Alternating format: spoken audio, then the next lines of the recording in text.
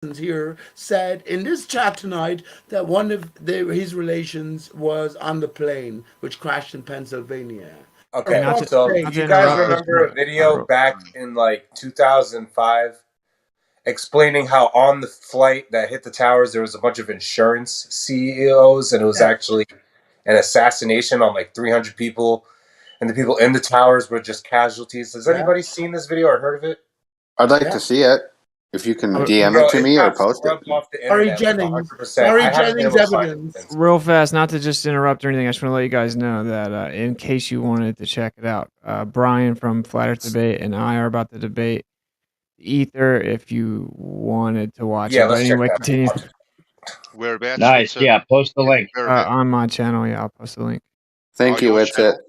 Thank you, Austin. Okay, cool. Thanks. Now I'm torn. Do I want to give talk us a shout 9/11 out with give Pete it, or watch this debate?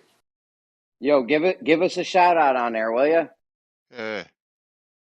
No, he's gone. You missed your Seeing chance. as how you probably just. You missed your chance to You missed your chance to shield. But yeah, the video I was talking about, it pretty much named all the people that worked for this insurance firm and how they had planned on they were going to assert control over some global firms, and then they were assassinated because they were all on the way to a meeting at the World Trade Center, and that plane was crashed into it. Yes, but I would love to watch that if you can ever find it. Dude, it got scrubbed off the internet. Like, I really try hard to find it over the Have you tried like Googling? When the Malaysian plane crashed or disappeared with 13 scientists on it. Same thing happened before with another 12 scientists with 17 people. The Kobe Bryant helicopter supposedly had some type of scientific, some type of other person with their. No, he was going to sue. No, he was going to sue the fight. He was going to sue Pfizer.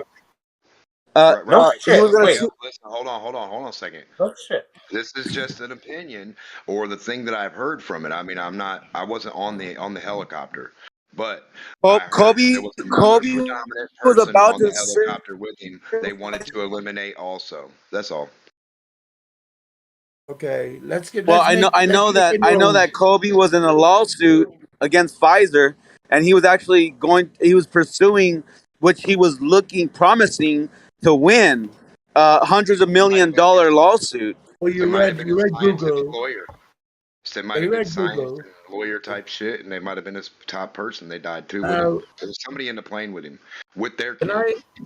Can I answer responsibly here, please, without all of the other childish fucking interjections? This is all a narrative demo, because you know well given to us, which encourages conspiracy. So these influential characters were killed because they had some secret or other.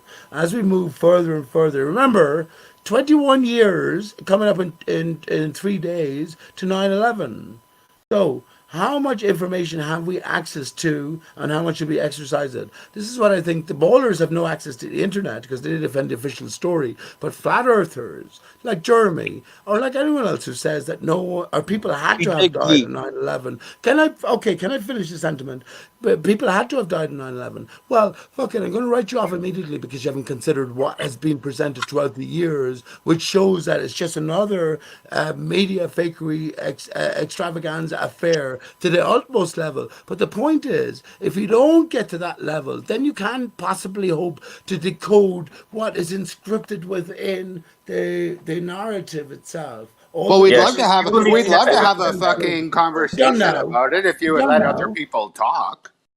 I know that. Well, I don't say it's impossible that no one could have died. You know, it's possible no one could have died. 11. Very unlikely, though. Highly unlikely. No, it's not. When I say things like Kid A was the soundtrack to 9/11, you're going to think I'm absolutely crazy, right? I already do. We know you're crazy, Pete. We don't think. That's right. He doesn't know. He already takes 9/11 as semi-serious. When I say Kid A is a soundtrack to 9/11, that's going to sound like language from a fucking crazy, wonky, fentanyl, heroin-addicted fucking homeless guy. Maybe. Can't even get heroin anymore. It's all fentanyl now. Coming to Australia, any of it. Yeah, that's the #1 killer right now. Why aren't you more serious, though? Why aren't you be more serious, Jeremy? But how I'm about this though? How about this? serious, Pete. How about this though? The 9/11. Go ahead. I'm sorry. Go ahead. Am I roboting? A little bit. No, my bad. Go ahead. Just came in at the same time. Listen, man, the chances that nobody died at 9/11 is like, it's super slim, bro. I wouldn't. You know how hard that would be? And like Gio said, imagine if no one knew anyone that died at 9/11. That'd be fucking crazy. You almost have if you set this up, you have to kill people. Jeremy, this is the point. Yeah. It was the greatest operation of our times. It's been prepared from Jeremy. Can I just say to you, like the greatest movie ever presented, they would have every cubbyhole and every alleyway catered for. Every question asked from the viewer would be catered for up to a certain point. I don't really see it as, I mean, they definitely pulled it off, but it wasn't really that great. I mean, it was a military operation with a media psyop attached to it, with a claim of wanting to go to war, and it was just basically a huge media event. But they did definitely take the towers down, and I'm sure people died. And they're not afraid to kill. They're not afraid to kill people. They start wars, and they kill people with all the medical stuff all the time. They're not. They don't kill people. Collateral damage. Collateral damage. Yeah, that's why their own didn't show up that day. Why? Well, who did show up then? Exactly. What about the falling man? Can we talk about that? Hang on, please. Can we expand upon this conversation because it's most pertinent, especially now? We're trying to. Who did die that day, Dan? The falling man. You remember the falling man image? He was working on the what is it? The top floor, the restaurant, the what is it? The world view of the world, or top of the world, what something? Top of the world tower, top of the world restaurant. That was the guy. All those unnecessary or lowercase people were brought into work. Gio. Wait, yeah, they let all the peons go to work, and all the top guys that knew about it fucking stayed home.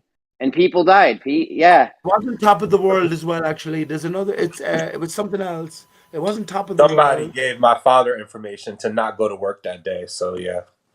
Right now, the whole point is here, Gio. We had two coming down, unbirthed and reinvigorated, revitalized, reborn as one, which is the tower we have at the minute. So in the symbolic layer, this is at least a potential, right? The ballers and all the literalists in the flat earth side will never be able to see beyond if there's a greater story in play. And of course, coming to flat earth, windows of the world. Windows of the world, it was called, Geo. So yes, they will never be able to see. Actually, it was called Windows on the World. Nature to all of this. I'm done now. Windows of the world. Always told me. You still getting it wrong. It's Windows let on E.T. the go. world. Oh, I made my. Been dying to get in. Go ahead, E.T. Nope. Now I don't even want to talk. Now I'm done. Let's let Pete keep going. No, I want to hear more from Pete. More from Pete. In the circles of the occult, the Twin Towers were referred to as the tuning fork of the world. And if you look at 9/11 as an inversion event, where they're just turning reality on its head, you got the top of the tuning fork, which is the two Twin Towers, and then they brought them down and they inverted it and brought the bottom of the tuning fork up, which is the new One World Trade Center, which also looks a lot like a needle.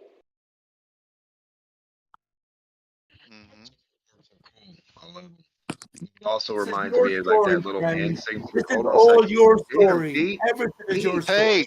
Pete, seriously, do you hear people? Go, Jim. Your fingers, when you hold them up and make that little sign like Obama and them and whoever likes to do, that reminds me of the Twin Tower tuning fork, little design too, like the Antonio Spurs thing. Like, like the little fingers, like. But they and the peace sign comes from an inversion of Christ on the cross. That's what the peace symbol actually is. It's a satanic symbol. I got a real fucked up Jesus joke. I don't think you guys can handle it, though.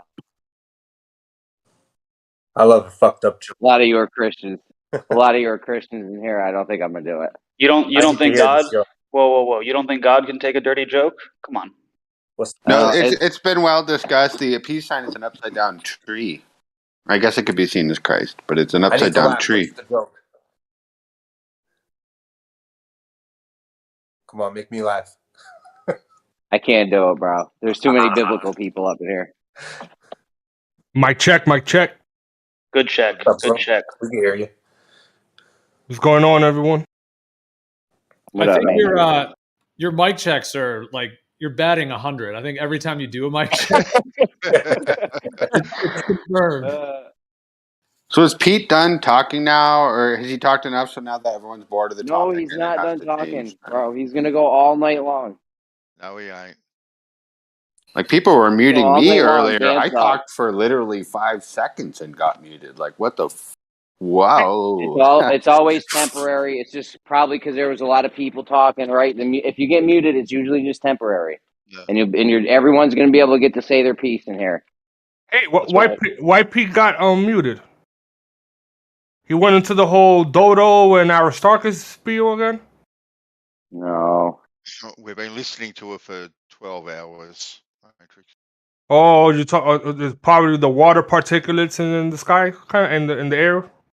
We just need a bit of a break. That's all. But go on. Nah, but Pete's cool. Pete's cool. Yeah, he is. I'm saying he's not. I think it's important moderation for all the levels of deception there was around 9/11, because they presented it as it was happening. They disillusioned a current event as it was happening. Mm-hmm. What do you guys? Matrix. Do you know anyone that died in 9/11? No, hell no, bro. I don't know anyone. Oh no. Just curious. Just curious.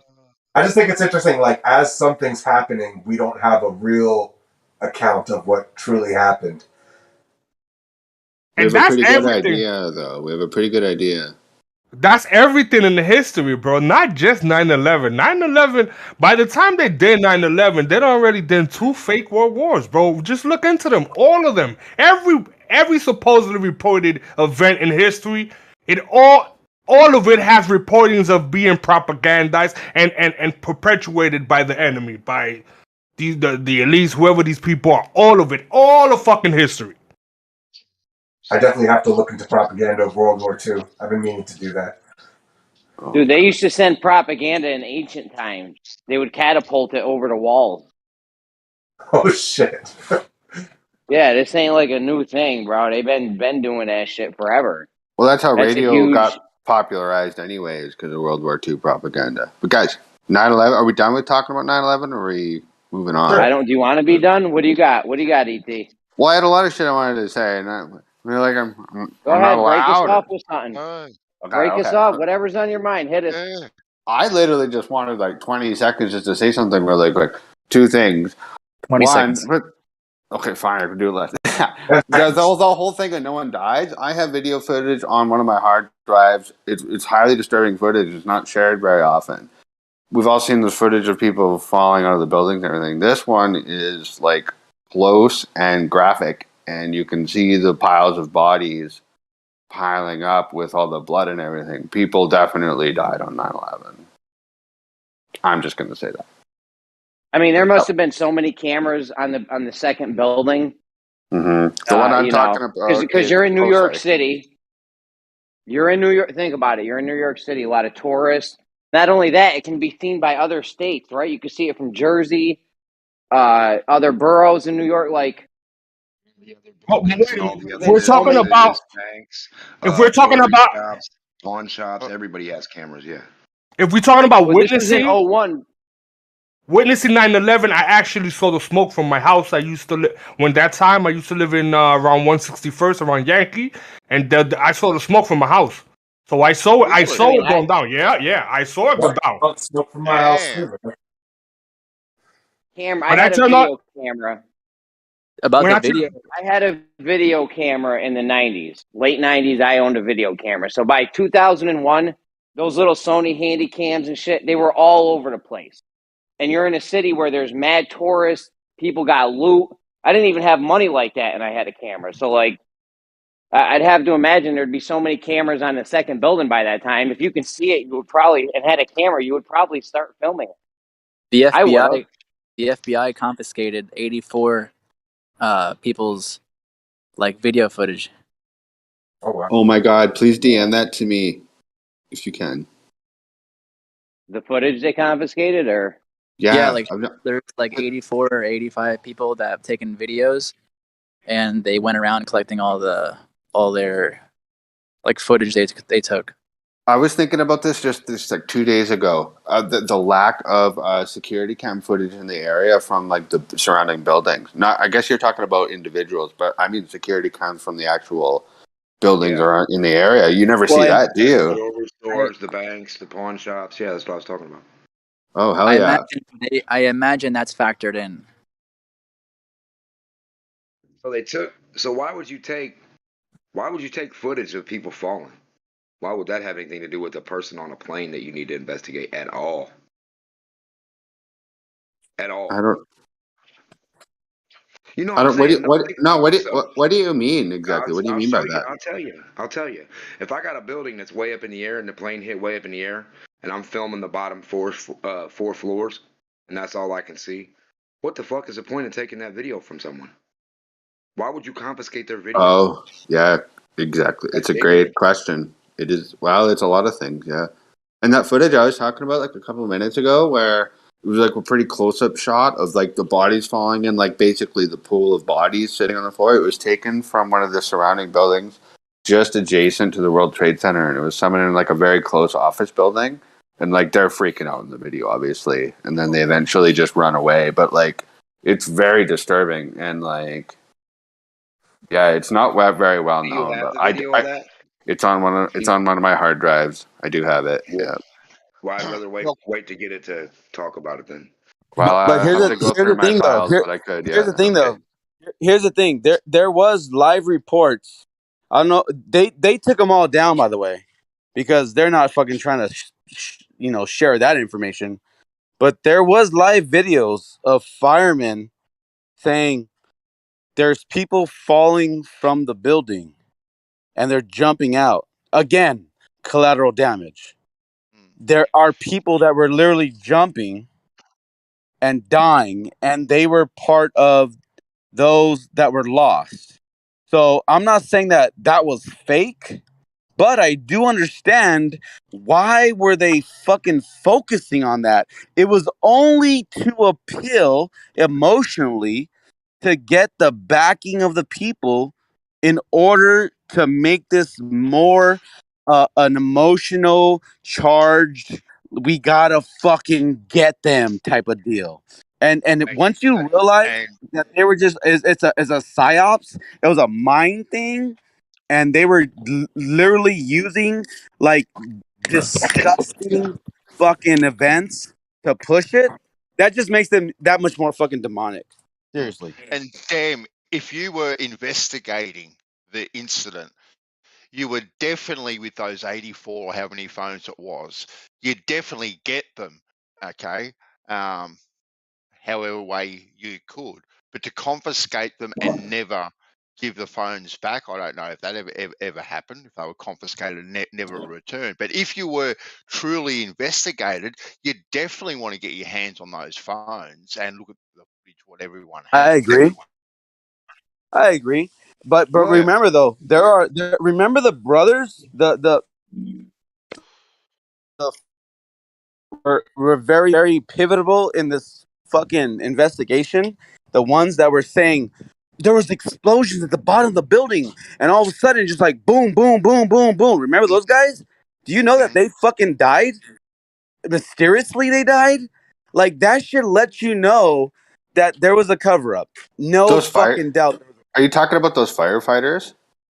Yeah, the firefighters. There's a group of dudes. There was a lot of people who filmed stuff.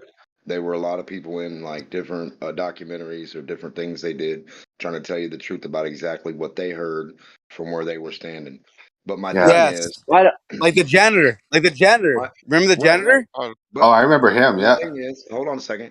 Now, okay, I understand what Bansall's saying. You want to get the most evidence you can get, but if like I got the video of the guy doing it and the guy sitting here doing it, I don't really then need a picture of the field across the street or down the way that he had when he was 11 years. You know, I mean, some stuff just really isn't usable evidence. So yeah, I'd take most of the stuff that made sense to take. But if it was a guy, if I'm looking at this footage and it's like okay, 2 minutes of showing the top two, floor 1, floor 2, and I don't see anything else. I don't see a person falling in it. I don't really see. I'm not gonna take that. I'm gonna let that person have that because that's gonna be more convincing of real stuff that you don't really need, and someone can actually have live footage on their own to show you too. Like, look what I got from that day. You know what I mean? Nobody took this. Actual. I'd leave something. We have to understand. We have to. We have. Just let me reply. Just let me reply to Dem there. Look, Dem. Look, I think you'd want to get all the footage and look at it. Regardless of what angle it was. What I think is a little bit fishy is if those phones and that footage was never returned to those people. That's what I ask questions about. Like that too. Okay. They don't get the right. Every time your stuff goes to a detective, most of it never comes back. There you go. Have you guys ever looked into that?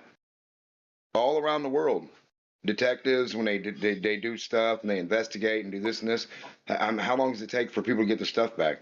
Oh yeah, no surprise there. It's almost expected, especially in an event like this. I'm trying to remember how, like the camera phone in 2001. I'm sure it was around, but did most people have camera phones by then?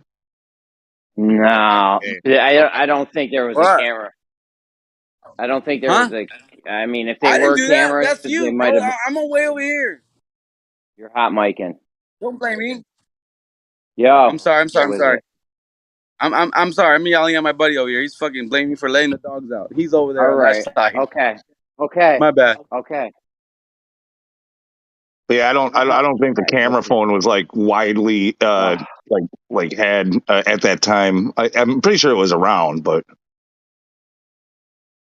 yeah, if it was around, a lot of people. Not necessarily because the first video that was posted was apparently a recording of them changing like fixing a gas line, and then that's when they saw the first plane hitting.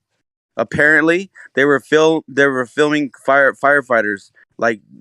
I don't take think care that's of like a gas. No, I know what you mean, apocryphone. I don't think that's necessarily exactly accurate. I think what was actually doing is they were filming a documentary on the firefighters in New York. Is about how I understand. I know, anyway. and they were like turning off valves for a gas line or something like that. Yeah, I know what you mean. The North Tower yeah. footage, yeah, but it wasn't a cell phone. It was they were filming a documentary, meaning that they had a nice camera at the time, as far as I understand it. Now, about that footage, wasn't that like doctored or something? Because doesn't he like go look up at a plane or something? Yeah. It is suspicious. Yeah, he had a damn good timing there. Got the shot perfectly. It's suspicious. Well, that's what I'm saying. They were filming these firefighters doing this like routine. Like I could have swore, maybe I'm wrong, but I thought they were turning off gas lines for some reason. I could be wrong, but nonetheless, they were filming firefighters doing this exercise, and then that's what I remember. I remember that vividly. The whole situation. I was up at 6 a.m. When the news was reporting, there was also people saying that they heard explosions in the basement. That again, these are things that make you say, "Wait, what the fuck?" Later, like hindsight's 2020. So if the janitor was the key fucking dude, because he came out on live TV, he always and he was like, "What was that?" My bad. Nothing. My bad. No, he was like, there was explosions in the basement. Now, how and why are there explosions? But the narrative was, well, the elevators were crashing down to the bottom floor because they like were blown up or whatever, so they were crashing. But the entirety of it was people reported multiple explosions after the plane hit, apparently. And this is why you cannot even, it's hard to find that video. If you do find it, kudos to you, but this is part of the conspiracy, if you will. Do you mean apocryphon of the janitor talking about it? because I can't remember the name off the top of his head, but he's went on stages and talked about his stories. You can still see those videos online. His testimony is like very well known and recorded now. Just in case you didn't know that. That story about who cares? Get out of here. Don't you find it funny they're filming a documentary at the same time with firefighters turning off gas valves? Wouldn't it be funny if those gas valves they were turning off was the gas to the buildings that they were getting ready to blow up? Who cares? Shut up. Well, the fact that the owner of the building, who always recordedly, he always went and had breakfast, and all of a sudden he doesn't. That's strange. Larry Silverstein, and his children didn't come into work that day either. They worked in the same towers too. Mm-hmm.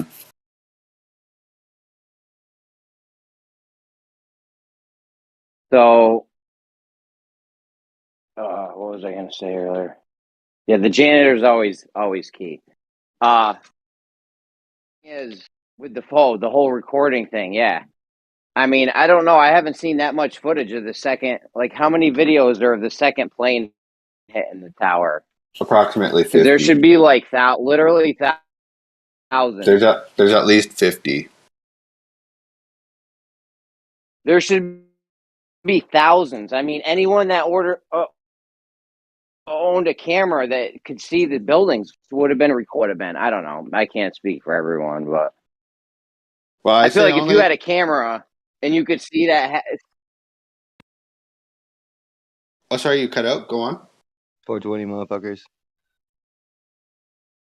No, I was gonna say, like, if you have a camera and you see the plane get hit the tower, I would start recording immediately, and then you would just see the other plane coming in while you're recording that. You know what I mean? Like, I don't know. Yeah, there should be thousands. You're in New York City. There's millions of people. You're in New York City. There's millions of people, right? At least a few of them. Go ahead. The famous video. The famous video is of those people like were in a condominium across from it, and they filmed the second plane hitting. That was the famous video of it for the second.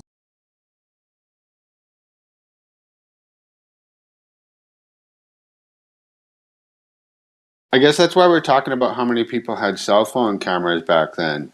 And I don't know about you guys, but I remember in 2005, because I was just graduating high school, I had like 2 friends who had cell phones and no one else did. And I don't even think those cell phones had cameras on them. And I was living in the States. Yeah, but I'm telling you, the Sony Handycam recorder, whatever that thing was called, there was little video recorders, tapes. Some of them used. There was like 2 different kinds of tapes. Yeah, that's a damn. I'm going to be done in 20 seconds. I'm going to be done in 20 seconds. You guys cool with that or what? I love to finish a sentence one time this week. Anyways, there was all kinds of little Handycam recorders, mini recorders. They were small. I had them in the 90s, and I didn't even have like a lot of money like that. So for some regular person to get a hold of one of these cameras was not crazy. And the amount of people that lived or were within the area of the Twin Towers, especially that being a tourist area, like I feel like there should be thousands upon thousands of recordings of the second plane hitting, because by the time the first plane hit, now you're recording. Now you know to record in this area, right? I'm done. Value your point a lot. What's up? Am I roboting? Did you guys hear me? I heard every word. Yeah, and I value everything you said. It's a damn good point. You'd think there'd be hundreds of them, and there's not. So check it out. My buddy / boss brings a good point. He says, "But what now? Who cares? Because we can go back to Marilyn Monroe getting killed. We could go back to John F. Kennedy getting killed. We could go back to Martin Luther King getting killed. All these things that have happened. But what are we going to do?" He brings up a good point. What does it do? What's the point? I don't think it's a good point at all, because those are events where one individual died Someone dies every 3 seconds in this world. This is an event which is highly conspiratorial, and 3,000 people died in less than an hour. I think they say it's two people a second now. I think they say it's 2 people die a second now. Yeah, we're talking about the government's ability to plan all and do all kinds of weird stuff. Do you sit by and let it happen every single time? Once it happens 80 million times, how much is enough is what he's asking, I think. He's saying, okay, you can say that 3,000 people dying is significant, but a president was assassinated. That's pretty significant. And what are we going to do when all these conspiracies are happening in our lifetime, in our eyes, in our remembrance? So what do we? Let me rewind that. I wasn't alive when JFK was killed, by the way. But because these things have happened, what do we do? Where do we go from here? That's a good argument. I would say that's actually a good point, because we know that the government fucks us over to the highest degree. Hey, January 6th, right, is a new fucking conspiracy theory. Them stealing the election, a new conspiracy theory, and it's there's evidence, and we know that they did this shit, but they keep doing it. They keep fucking the American people over. What are we going to do about it? That's the fucking story right there. Mm-hmm. Yeah.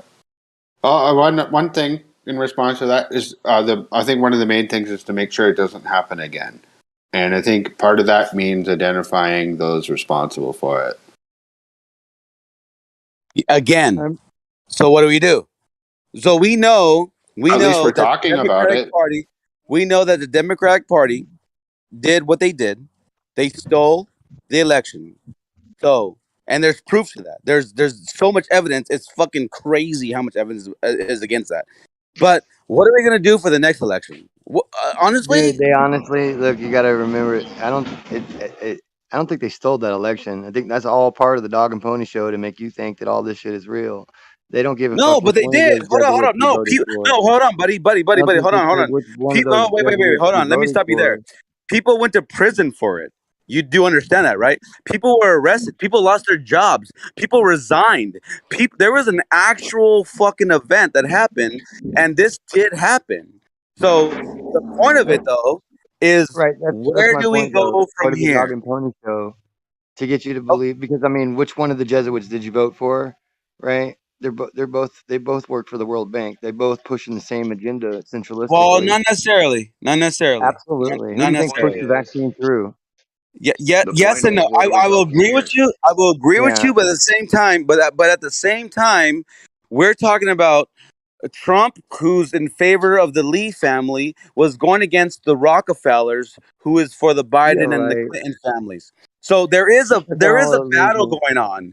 There is a battle that we don't know. True. But what do we do about that? Exactly. Regardless, the government always lies, whether it's medical, whether it's science, no matter what it is, you guys, you don't have to argue. They're lying what about they the lie infighting. about. Exactly. Cool. We got you. What do we do about it? How do we stop them from continuing to do this? Right. These Jesuits are playing their roles, and they're all on the same team centralistically. They might fight for the show, but they're not actually fighting. They're fighting for the show. But why don't we it's demand more than that, actual transparency in the government? Like, if you want to be a public person, you have to be transparent. I mean, 1,000,000%.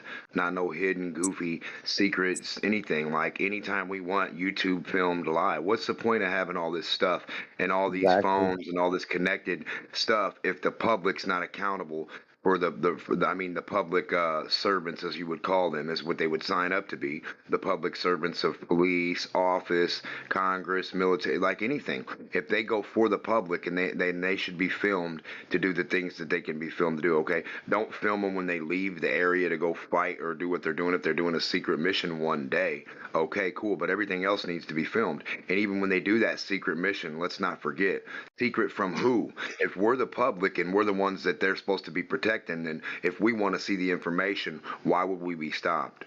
It's 2022. There's no Exactly. such thing as a spy. Hold on. There's no such thing as a spy from Russia or anything like that anymore because all they got to do is Google anything they want. Anybody. Mm-hmm. You're not going to change the parties that are in power, Dem. Right, the ones that are already in power, whether or not you're talking about Democrat, Republican, Liberal, or Labor, you're not going to change those at all. You can't get one or two people into these parties and change the government and change the world. What you've got to do is create your own new party and get people behind that, and then give people the option. You can either have the lie, or we're going to offer you the truth and transparency. But you are not going to change these parties like a little Can I, bit at a time. It's never going to happen. It's never can going I to happen. Oh, no, can I no. The take it? question is, what do we do? Yeah.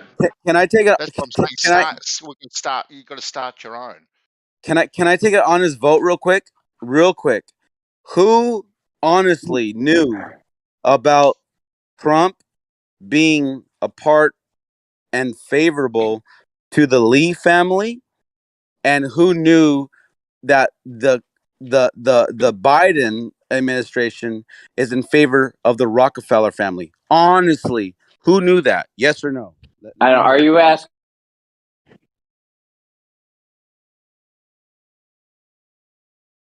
Hello? What's the Hello? suggestion, Apocryphon, that all these people are in bed together? No. There is a war. There's a war raging between families and the higher ups in this Yeah. Illuminati structure.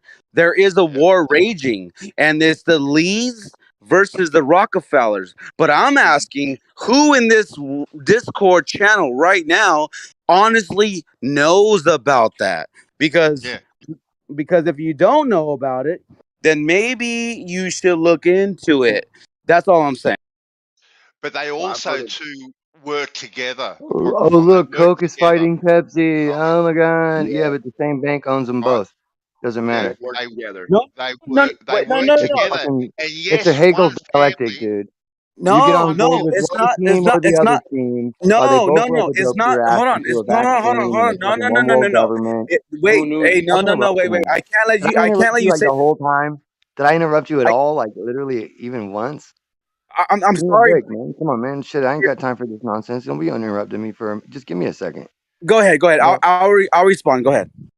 thanks. So I mean, this whole dog and pony show, it's like Coke and Pepsi telling you that they're arguing with each other, except for the same bank owns them both. And the same with this situation, that these secret societies are already the proxy. They are already connected through those secret societies, and then they pretend to be fighting so that you get involved with either one side or the other side of this argument, and then Yep. not realizing that both of them are centralistically going to lean into a one world government, and both of them want you to take mandatory experimental drugs, and both of them want to take a one world currency, and both of them. So I mean, you're really not winning by choosing one or the other because you fell for the old red or blue, right? Because the left wing and the right wing are both of the same bird. They're already there, Grim, with a one world government, right? We're under the illusion there are different governments, right? Exactly. They went through But they're proxy already already. there, right? But what they're going to do is keep us under the illusion of separate governments while there is a one world government, and they are going to wait for us to beg for the one world Beg government, for and it, then right? Let, they'll reveal themselves. You know who okay. told Okay. us that So 25 let me. years ago? David Icke with the All problem, right. reaction, solution. All right. So let me jump in real quick. David I Icke. agree with you guys, but the thing is that it's one bank trying to fight another bank. And you're right though, because ultimately both banks are owned by a higher power. So I agree with you on that.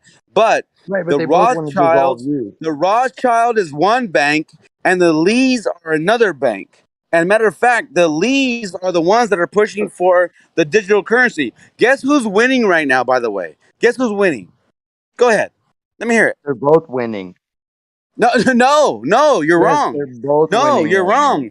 wrong. No, you're wrong. The Rothschilds are about to lose their position that they imagine this way: there's two gangs fighting.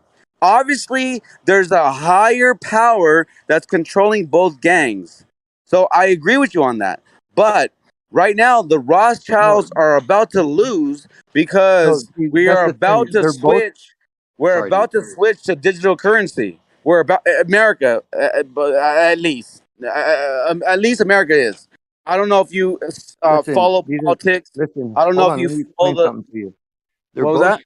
They're both proxies, right? Ran by the same central secret societies in the first Yes, place. yes. So You're right they're because not. there They're is the. not going to win or lose. They are dropping a proxy. They're just removing one spoke from their wheel. Is what Yeah, they're doing, so that they and can invoke a new system. It's not that these people are actually fighting. You got to understand that this is an illusion, so that you Hold believe up, that hold this up, is hold up. I want to correct you there. I want to correct you there organic. because no, there is a fight. You do know about people's families getting blown up and killed and assassinated? That is happening right now. That is realistically happening. It's no different than mafias going against each other. There is a war going on, but you're right. There is a power above the mafias that are controlling, wanting a position regardless. It doesn't matter who wins. This is the funny part. It doesn't matter who wins because the powers that be are winning regardless. It doesn't matter What who wins. I want to see this.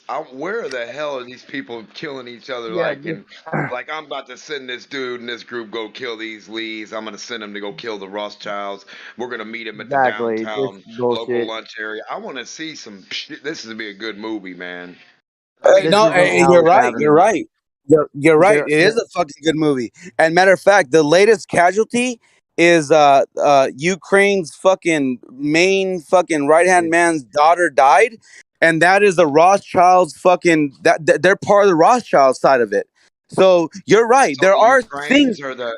Hold on, Ukraines are the Lees or the Rothschilds? Which one? No, Rothschilds. They're the Rothschilds. They're the Rothschild. Okay, hold on. And then what would be the Russians? the The other Rothschilds. Nazis. No, It's no, like no. which Nazis do Oh, you want so to the feel Russians. sorry Hold for? on. I'm just trying to get it straight. So the Russians and the Rothschilds are. I mean, the Russians and the Ukrainians are No, Rothschild. no. I'm sorry. I'm sorry. I misspoke. The Russians. President Putin is on the Lee's side of the family. That's why he's And attacking Ukraine. so Ukraine. I'm what? sorry, I misspoke. So Ukraine is the America Rothschild is house. under duress right now between the two groups, and Russia's already taken. No, they're all working together, Yeah, fucking giving and you. everybody the same bullshit technology vaccine, giving everybody the same nonsense. That's what I It's was trying to not. get at. Like, at the end of the day, if both banks can use credit to control the whole world, they don't have to use gold anymore, coins No, anymore, Yeah, or they don't need their dollars. laws and Then, you. to Yeah, then control why you. wouldn't that be better for them both? yeah, yeah, and you've already No, accepted. no. You have already accepted a digital currency. They've been training you for Yeah, Yep. years, right? Without you Yeah. even knowing it, they've been training you for years Yo, to. get Oh your no, I do fucking know. crypto up. Country. Very few people use cash these days. Everything's tap and go. Tap and go with your card or tap and go with your phone, right? They've been training you for years and years and years. It's already here. Listen, I had my phone. Sorry, my bad. Hot Mikey. That's what the incentives do. Whenever they give you incentives to do something earlier, better, more, be Yeah, weary. Just think of like your New check. Jack Like, oh, City. you can cash your check a day early. You get paid yeah. today, I work today through yeah, the I always credit think, yes. system. Yeah. Jimok, Guys, that's so true, guys. dude. I always think of New Jack City, like when you remember they give you your first hit of crack for free. Yes, Mm-hmm. yes, they fucking do. Yeah, But yes, Let guys, you get yes, Grim. $200 Yeah, if you go to but yeah. their bank. They give you $200 to but give you the but, first but hit of guess crack. what though? But guess what though? There's a struggle of power to who's going to get your money, and the Rothschilds are very, very adamant about trying to take money. There is a power struggle. Look at it this way: it's a Which power they want you to struggle to believe the it. Most High. Yo, real quick, Yes, real they quick. own the It's money. pretty safe to say. Real quick, it's pretty safe to say that there's more than one elite group. Am I robot? It's pretty safe to say there's more than one elite group vying for power I feel like if it just was one group, we would know about it. And not that they say they're enemies with each other or at war with each other, but they're probably in cahoots with a lot of stuff, you know?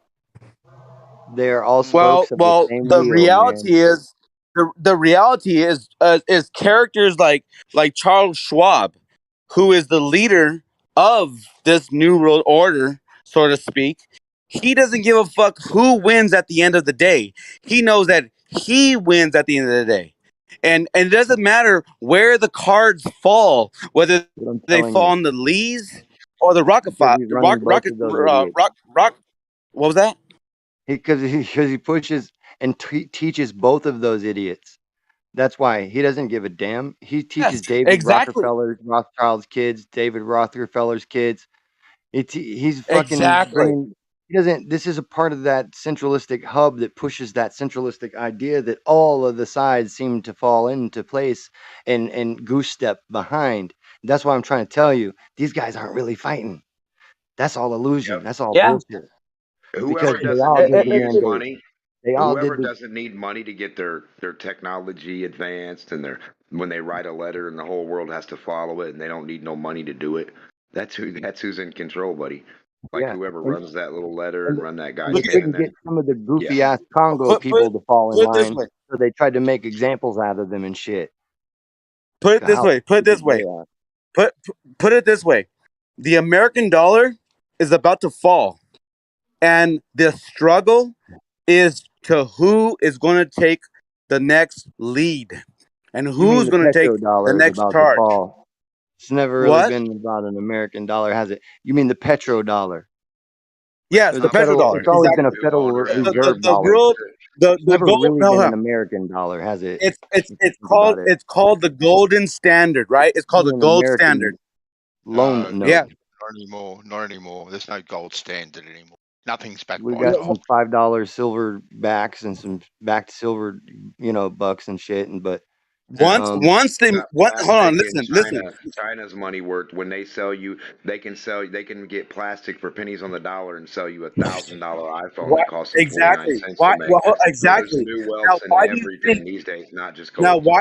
Exactly. Now why do you think that China and Russia have gone together? This was 2 months ago, and they're creating the new world standard. And they're trying to push out the American dollar because let me get. If you don't know, let me tell you. If you don't know, let me tell you. So the real standard is all on board, dude. They're all doing it too. Okay, check it out. Check it out. The real standard is this: the American dollar, when it comes to purchase of oil, every country has to convert their dollars, whether it be yen or rubies or fucking denari. They have to convert it to US dollars to buy petrol, to buy oil. Now, we all know this, dude. You're not. I know. But follow me. I know, but follow me though. Call it petrodollar. They're about to change the fucking rules on a petrodollar. That's all you got to say. This long way around it is like sitting on. Okay, so when they do, so now the Chinese and the Russians are getting together to take away that standard. Petrodollar. So yes, the petrodollar standard. It's called a standard, like literally by definition, it's called the world standard because every country has to follow it. The BRICS alliance has been going for the last dozen years. This is nothing new. The BRICS alliance, right, has been going for the last dozen years, and they've been working on it probably a little bit longer actually than last dozen, but it's been going for a minimum of a dozen years. So this ain't new news, all right, at all, not at all. Which brings him to his point, though. It shores up his point a little bit that they've been conditioning people to accept that this petrodollar is about to be gone for quite a long time now. Exactly. And once it falls, it's just another shift. And once it collapses, once it falls, then that power will be shifted. And this is the point of why people have been sounding the alarm, saying our fucking dollar's going to crash, bread is going to cost fucking $10 a fucking loaf, and the gas is going to be fucking $15 a gallon, And this is the whole point of why there's been people trying to like sound the alarm. Like, you guys better wake up. The shit's Well, why do shifting. you think The we told powers are everybody not to shifting. take the COVID loans and not to use the money to shut the goddamn country down?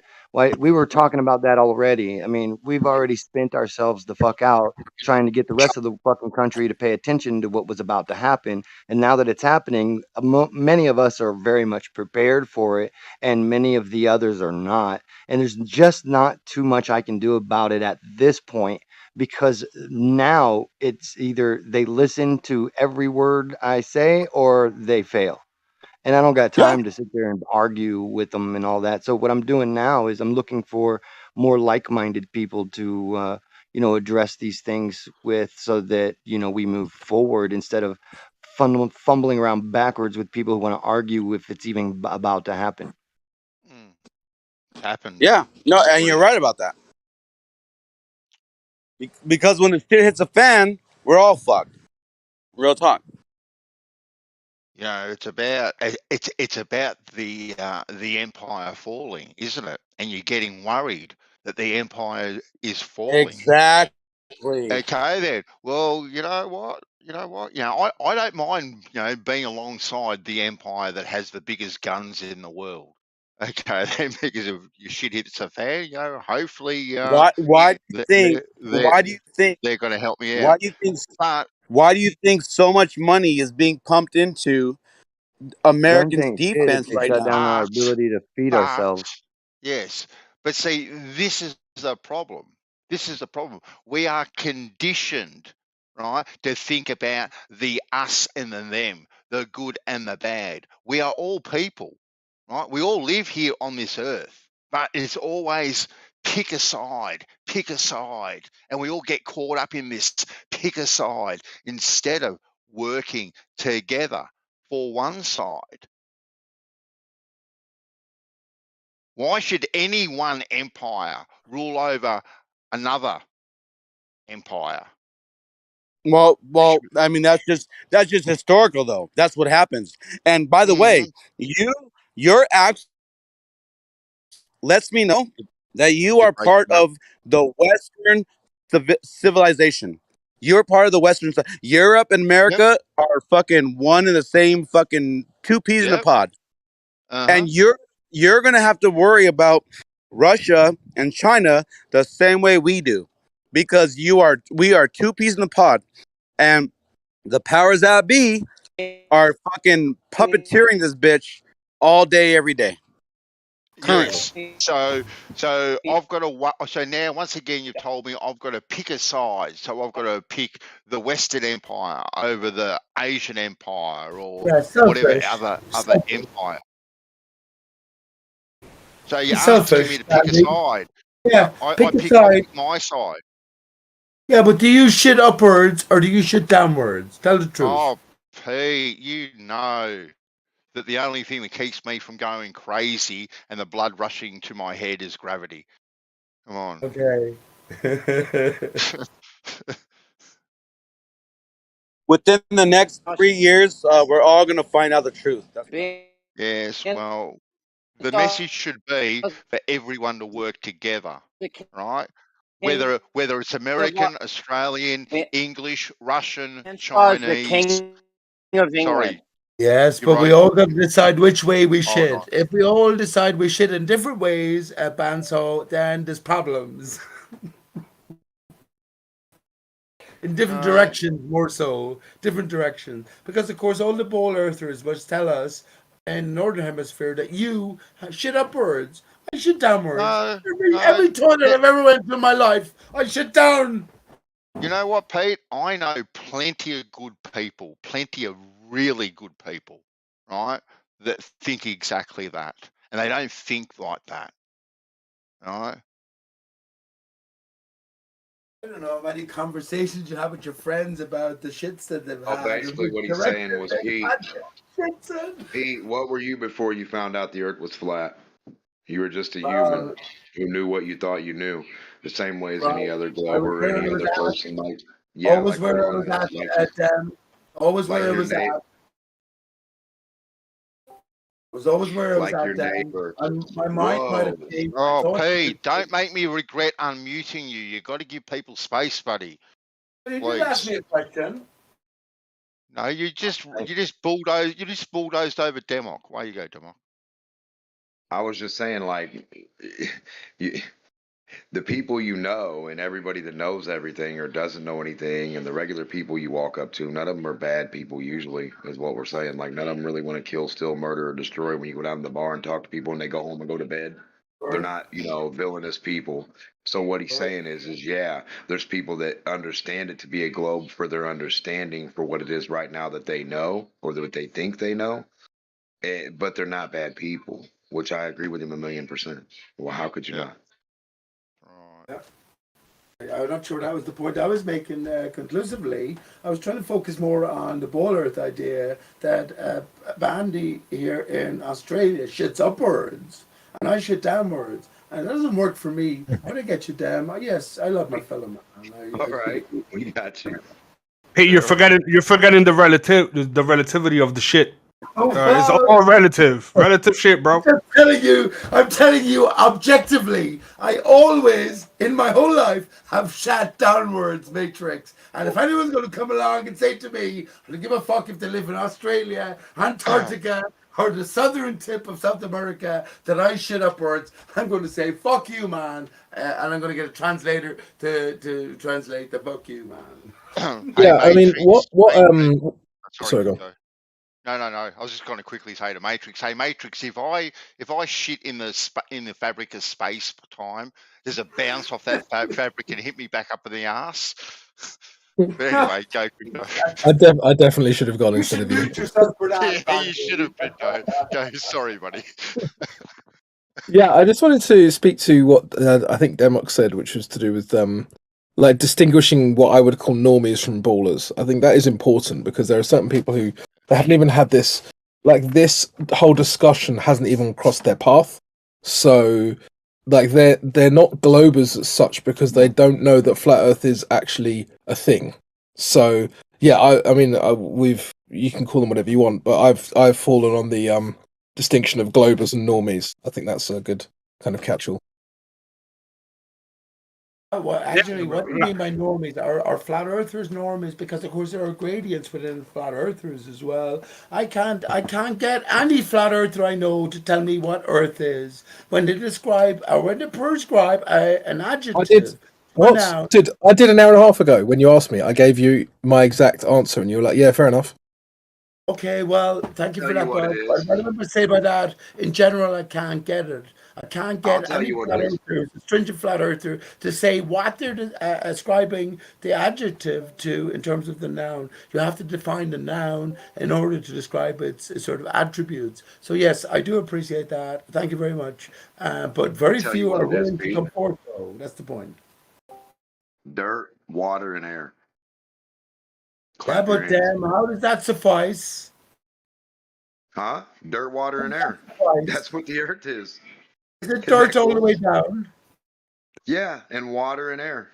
Yes, sir. There's a big pillar. There's air where there's air, and then there's dirt where there's dirt, and in between there's some water. It's awesome. And then under you're looking at your shit, closely examining it for astronautical significances again, damn. Do what? Hey, Pete, I could tell you what this place might be. It might be purgatory. Okay. Hey, I think it is. I think it's actually hell. Listen, between purgatory and hell, it would be my two options. I think so. I think we're actually in hell, and yes, we have. Yes, I do. I'm with you, Matrix. I'm with you. Hey, Dem, I've got a question for you, mate. I've been hearing you going on about this 120,000 feet and stars and all that sort of stuff. Now, do you think there is nothing above 120,000 feet? Like, can you explain exactly? I know you want to see footage from where to go.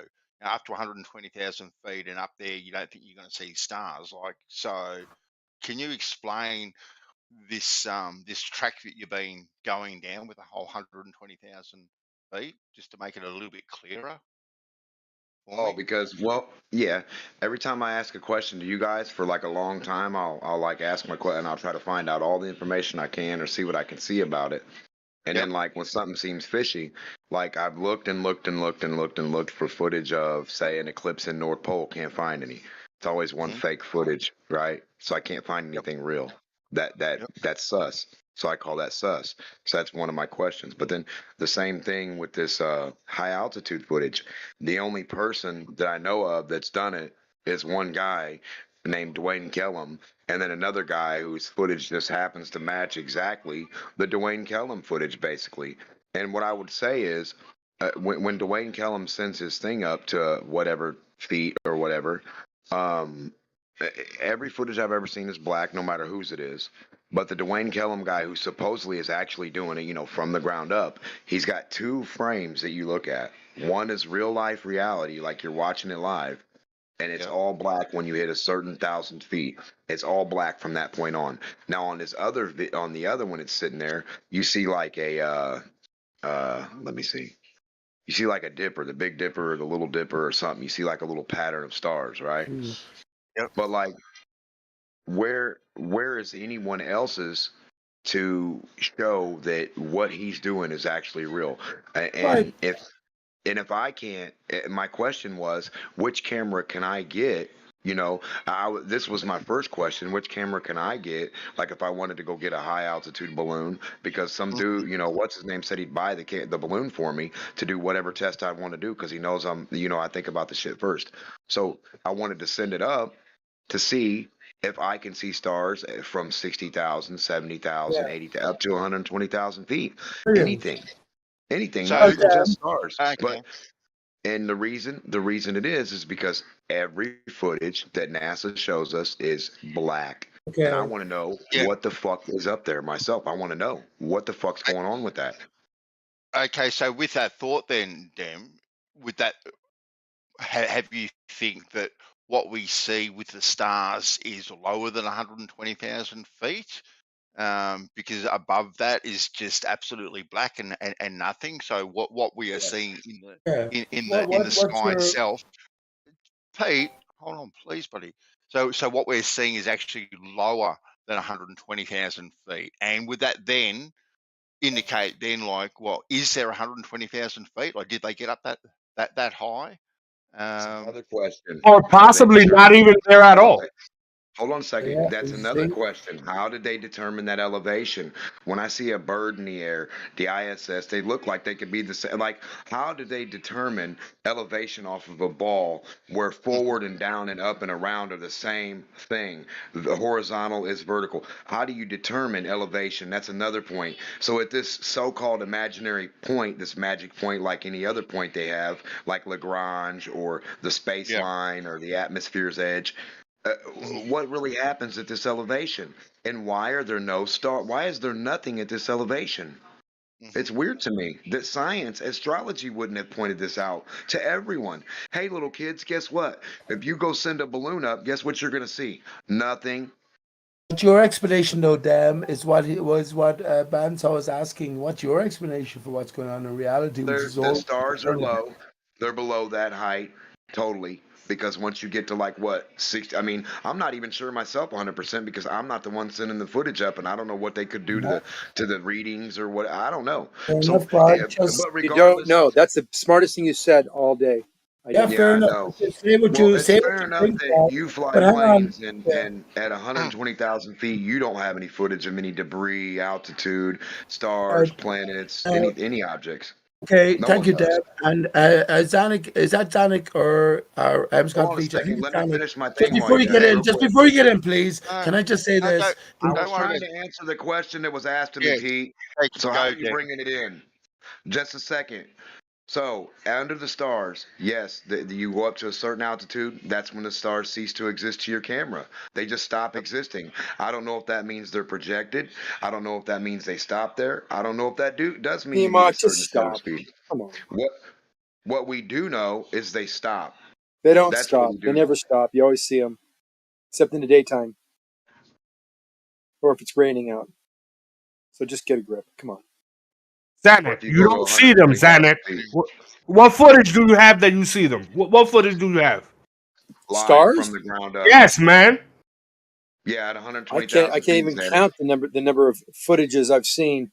You can see footages through telescopes of stars. I've seen my own eyes seen the stars through telescopes. I can see them on a starry night on a backpack. Amount of altitude, Watch dude. We're shooting not stars, talking about meteors, from the mid-trees, ground. If it's whatever. from And the there's ground, D-Mock just talking again right over who's ever speaking because that's all he can do.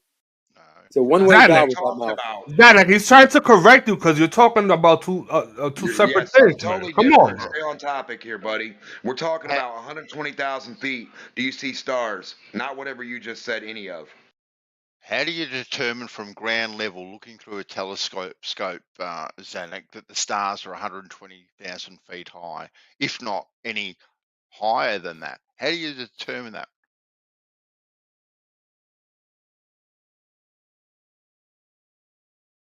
Hold on, let him do some quick Googling.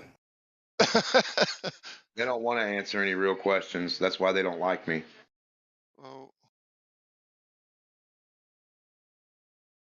They don't want to think outside the box. Nothing new. They just want to keep telling you they've done this thing over here that makes no sense for anything that you've asked ever. They've done this. Well, I've dug a hole.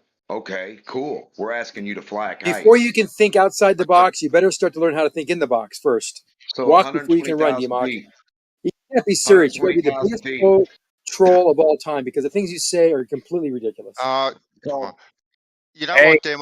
One day I made a fairy garden for my little girls, damn, and I got a bit of plywood, all right, and I drilled probably, I know it was close to 700 or 800 holes in it. Okay, painted the thing this midnight black blue color, and then I inserted all these little fairy lights in it, and it was the backdrop for this beautiful, gorgeous fairy garden that I built for my little girls. Anyway, turned it on, and they were all different colors. Now, if you stood back, right, or even fairly close, right, but if you were sitting back on the back porch and looking at this little fairy garden with all the little lights all twinkling, and they were all different brightnesses and whatnot, it gave the illusion of so much depth. Some of them looked closer, some of them looked further away, but it gave this beautiful kind of endless 3D kind of appearance to it, just through the luminosity of the lights that were all fixed on exactly the same piece of board. Right. Was that therefore you look at a flat area and the lights and everything else can be like a David Copperfield type illusion where you don't know the depth or precision of where each one could be located or position. That's why I hate the idea of the celestial sphere being mentioned ever, because how do you know it's a sphere or anything? It could be a flat portion of air carrying whatever reflected in the medium or whatever's lit up. That's the thing. At a certain, like, Zanuck keeps wanting to tell me, and all of them will keep telling me I'm dumb and I'm wrong. But everything I bring up, they don't have a rebuttal. I have a rebuttal everything you say, every single thing. So demonstrate. Every This single one's thing easy, you say, Zanuck. D-Mock, I had a rebuttal to, and you Okay, don't this listen one's though easy. because This while one's I'm talking, easy. you talk over me like I you're doing haven't right said now. one for you No. yet. Go, Dem. I was going to say this one's easy. On the ground, get you the big ball that represents whatever your model represents to you to scale, a little, in your backyard, like I did, and show me how what I demonstrated didn't make any sense with something out of your view, how you can see down in it like a soda cap. All right? Now you demonstrate to me how mine's wrong, or you see something different on your ball, or you got a different type of physics going on, and show how mine's wrong and It's not yours is physics, right. math. And show how mine's wrong and yours is right with real outside physics, natural physics, Math. looking and doing stuff, actually doing stuff. No. Math, trigonometry. And doing. No math needed for real physics. It's not physics we're talking about here. Math is a talking language that physics uses, but it's not physics. So when I look at your object in the sky, can you stop and listen for a second? Because you said I don't ever have a rebuttal because you never hear the rebuttal because you're always I didn't talking. even finish what I was saying yet. Get a ball in your backyard. And then get your ball and make it look different than mine somehow for your claim. You claim mine's wrong. Show me yours. I don't want to see numbers. That's not a shape. I want to see the shape and the ideology and the physics of how your stuff is going to look or react in my vision, right? And I did that. And I did that. And I did Where'd that. you do that at? In your backyard? No, at 40,000 feet. So you didn't do that. I did do that.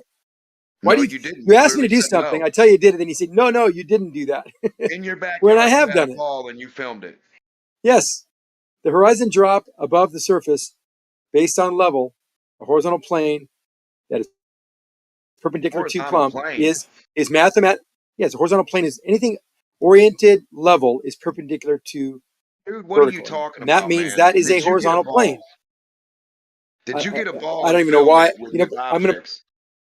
I'm about, DMOC, because I cannot speak to you. You're not like a human being. You can't talk to you. So I'm stopping just to save everybody the anxiety and the frustration and I think he's bullshitting you, D-Mock. He's winging it, bro. He's fucking with you. What he asked for Zanuck was, have you done this on ground level with a scaled down size and shown it practically? He's not talking about you being in an aeroplane looking at the horizon dipping down. He wants to see a practical demonstration. This showed practically real physics in your backyard with your dog problem. next to you. Okay, Yes. then cool. You've done So it. the surface. Well, let me tell you. So I'm a backyard. I look at an angle to the North Star, and then get someone 60 miles north of me, and they get an angle to that same star from their backyard, and it's 1 degree difference. Why is it 1 degree difference? Because there is a curve. You can't see. There we go. See how DMOC does it. I'm not going to talk to you, DMOC. I'll talk to Bandsaw or anybody else but you. You're not making any sense. We didn't ask you about stars. If anyone wants to talk to me, you can talk to me. Besides DMOC, and I'll answer anyone else but Bansaw's but DMOC's question. Have you done it with a ball in your backyard, not looking at a star over your head? Have you done a practical demonstration of any of these things with one of those big yoga balls or something? You blow them up or go get a yoga ball. Have you done this kind of demonstration like DMOC has done?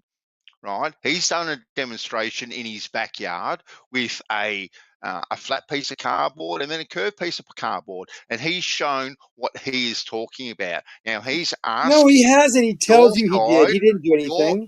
100% he did it. 100%. Where is it? Show us. Show me that. Show me it to me. And I'll 100%.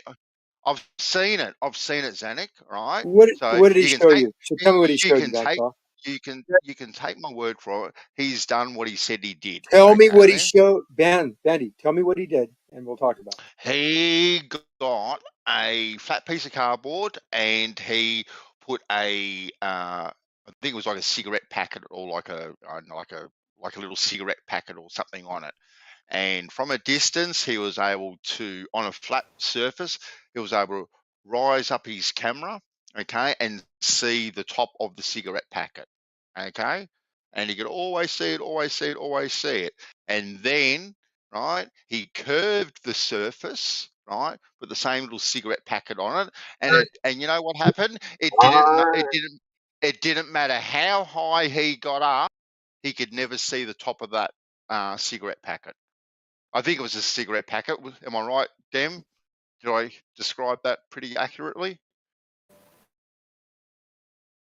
What? Hold on. What happened? He's gone. So if you go up from a curved surface, if you had a camera and you went up from a curved surface and you couldn't see the top of the cigarette pack ever? Nah, you couldn't see it at all. It was impossible to see. Didn't matter how high he went up, the thing was always tilting away from him. So you could see the front of it, but you could never see the top of it. Hey, can you guys hear me? Bandy? Yeah, Daddy. Yeah, we hear you. We hear really? you. Fuck, I'm sorry, guys. I thought you guys... How curved was it? I mean, if you raise up... Correct. Here we go. Not a pack of cigarettes. It's a box of raisins, but exactly the same. Hold on. It's a box of the same type of idea. It's a long box with a little square top. Same idea as a box of cigarettes, but just a smaller box. That's all. Yeah. It's a box of raisins. And no matter how high I get up, which would be 4 times the equivalent or 5 times or 7 times the equivalent of the space or the amount of that thing away from it, when I got up on a chair and up on something else and put my hand way up in the air, plus my height, which is 6 foot, so my 6 foot plus being on a 3 or 4 foot chair up and raising my hand up in the air, still couldn't see the top of that box on that ball. That means you'd have to be in 10 ISSs plus the moon. Like, I don't know, you'd have to be pretty far. See, a practical demonstration. That's kind of what we're asking for, Zanuck. I put another one in the chat if you want to look at it, Zanuck, if you're afraid of them. I mean, it's in there. I'll put more. Hey, in the meantime, for an explanation on Google as we speak.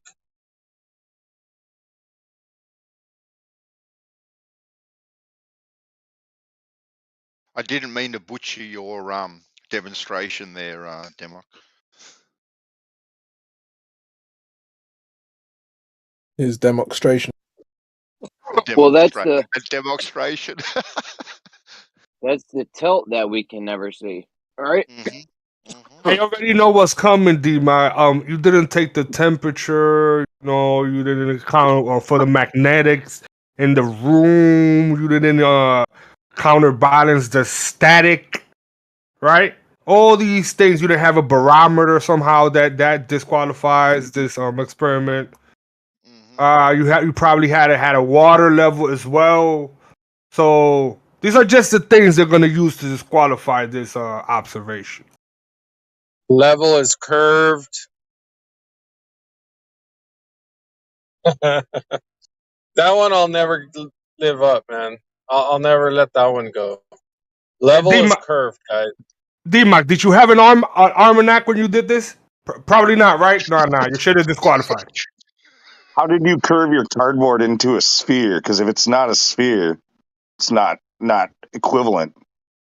Sextant, D-Mac? See, all these tools, bro, you should have had them at least in front of the camera, bro. If not, your shit is not valid. You're just saying nah, Matrix. That's all you're doing. No, what you mean? Nah. I think it's perfectly reasonable to have every tool available ever just to qualify, and every certificate and every PhD. That's perfectly reasonable. What are you talking about? Hey, listen, just real quick, guys. One of let's see, a really popular and well-known photographer up in San Francisco, Mila Zankova. She's been used a lot with refraction studies. She catches green flashes and all kinds of great shit. She has a sunset that she just caught, just published it right now. It's only a couple minutes old. I just put it up a couple minutes ago. Go and watch what she has caught in the sunset. I think it's pretty amazing. And leave her a comment in her on her channel. A unicorn? No, it's pretty amazing. Look at that. You gotta keep your eyes peeled. Rahu or Ketu? Neither. Pelicans.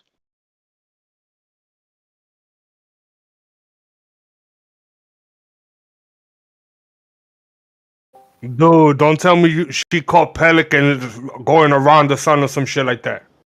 Going through it, bro. Holy shit, bro. Damn. No, but you know what? I can explain it, so I'm gonna disqualify your shit. It's refraction, bro. Yeah. Refraction. Did she had a solar filter? Nope. So that's it. No. That's the end of it. No. When you get to that place of the sunset in those situations right there, from what I remember, I don't think solar filters help.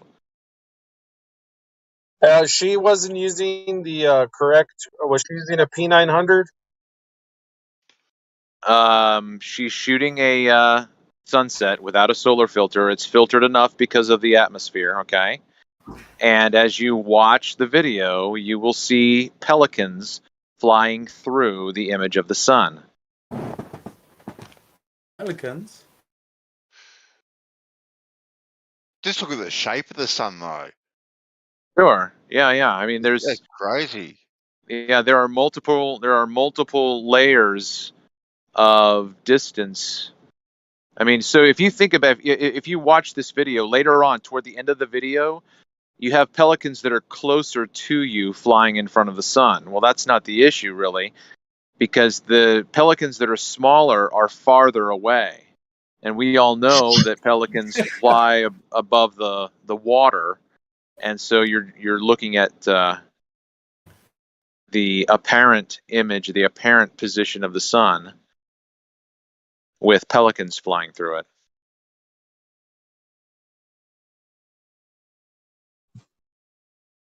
Travis, have you been smoking while you're being laid up and you can't get a parking spot for your, what is it, 16-wheeler rig? 18-wheeler. No, I can't smoke anything while I truck drive, unfortunately. Officially, that is. No, I have no idea how to get around getting drug tested. So, if you know, let me know. Well, you smoke, they can't hold it on you. You can say to them, I smoked last week, you get a false result here. No, so, yeah. no, they don't No? give a shit, man. They do not give a that. shit. Yeah, I guess you learned the hard way as well, bud, right? That's crazy footage, Travis. Yeah, it's pretty. I mean, whatever it is, right? It's pretty interesting. I think it should give every one of us, right? I think it should give every one of us pause to consider what's happening out there in the distance. I haven't seen that, Travis. I'd love to actually examine that. And actually, what you said, that these pelicans are far away. I've been looking up this clip from YouTube, and I'm sure you know it as well. So if you look in chat, you'll see it. These cows are far away, or these cows are small, which are near. But Yeah. Refraction and mirage. That's going to be the Glober's disqualifier. Hey, I was going to say, what is there to disqualify? You have the sun setting, and you have small little pelicans traveling. Okay, No, it was me. It was me. I said refraction and miraging. That's how they're going to disqualify that. There's no refraction that's doing anything to the pelicans, and there's nothing happening to the pelicans other than them being far away. We can't hear you, Demok. We can't hear you. Demok and Pete are talking at the same time. You can't hear me because Demok is talking. That's what you meant. Guys, here it comes. Here it comes. The pelicans are doing nothing other than what you normally expect them to do. There's nothing unusual about that at all. And what else is going on in the photo? What else in the video? The sun is heavily distorted in its shape. Its proportions are wider. What do you officially call distortion? Yeah, so Zanuck thinks he's looking at the actual image of the sun, everybody. It is the sun. It's been refracted slightly, but it's not nothing but the sun. It's been refracted. It has been distorted. There's some miraging going on. But those pelicans are very close to you. Oh, my fucking God. Are you kidding me? Don't you guys have any fucking shame at all? Called it. No, you don't have any shame. There's always an excuse for you, man. You can never say, wow, that's kind of funny. That's weird. Called it before you got here. We literally called it. You said exactly what I said you were going to say. There's nothing. I didn't say nothing. Nothing's happening other than the shape of the sun. Nothing but the shape of the sun. There's never any oddities to this. It's always well, gosh, you guys are the strangers. Why don't you tell me what's wrong with that photo? What's unusual about that photo? Go ahead. What's unusual about it? Okay, so Zanuck, when you say the pelicans are doing what we expect them to do, yes, the pelicans are flying. I would agree with you. So they're flying. They're doing exactly what I would think they would do. So what's your explanation for the appearance of them flying in and out of the sun? Is the brightness of the sun washing out the image somehow and distorting the image? Is that the explanation? Like, how are they flying in and out of the sun? They're not flying in and out of the sun. They're flying across the sun's image, and you're seeing them fly across the sun's image. When they disappear, it just means you can't see them because it's too small. Or they're in the area where the light is heavily refracted, where it's not able to be seen. There's nothing. Are you fucking kidding me? Why can't anybody? I swear to God, every time I talk, I say that at the end of every half sentence. Are you fucking kidding me? Why can't you let me talk? You're kidding. You got your explanation out. Now all right, Dodo, you're as bad as the rest. You're all a bunch of fuckwits. I'm gonna have to wait until there's some space. No, you got space. Go, Zanuck. You got space. I can use my indoor voice. So yeah, I'm just watching it right now. You see a pelican go across the right side, going across to the left side, all the way across, and off it goes. It's about the size of the ISS when it transits the sun angularly. So we know that pelican's got to be pretty far away from the viewer. None of these pelicans are doing anything other than what I expect them to do. Even the tiny little ones that are even further away, at the bottom near the most heavily refracted areas, you still see them crossing the sun at a much slower pace, though, because they're The further size away. of the ISS. Okay. So, Yeah, so the and the the angular ones size Zanik, of the ISS, yes.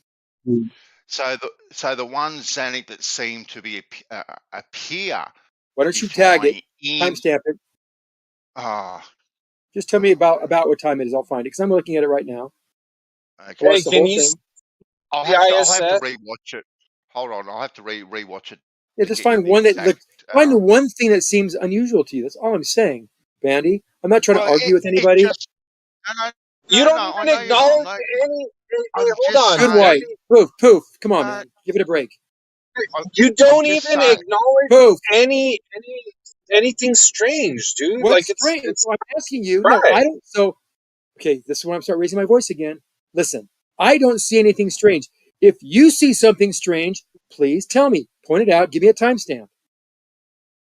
I'm looking for it now, Zanny, as Look we here, I just saw speak. a But pelican to cross the me, entire bottom of the sun. Nothing unusual has happened yet. Watch 5 okay, minutes of this video, and not one thing has happened that is unusual.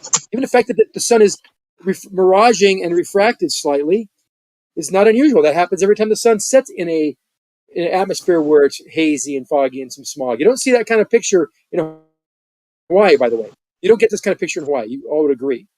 So I thought you got refraction when there was a difference between, say like near the surface, you got water which is cold and hotter air at the top, creating like that diffraction or the Diffraction or refraction. refraction? Yeah, Yeah, we're gonna have to. There is refraction. There's many types of effects of refraction. You can Oh have my light God! that Here we bends go. down, light bends up, Okay, but and then you can have miraging, which is also. Hold on. Yeah, we don't need a See, history here we go lesson. again. I'm not going to do it. I'm going to stop because I'm not going to raise my voice. let Zanny go. Let Zanny get it out.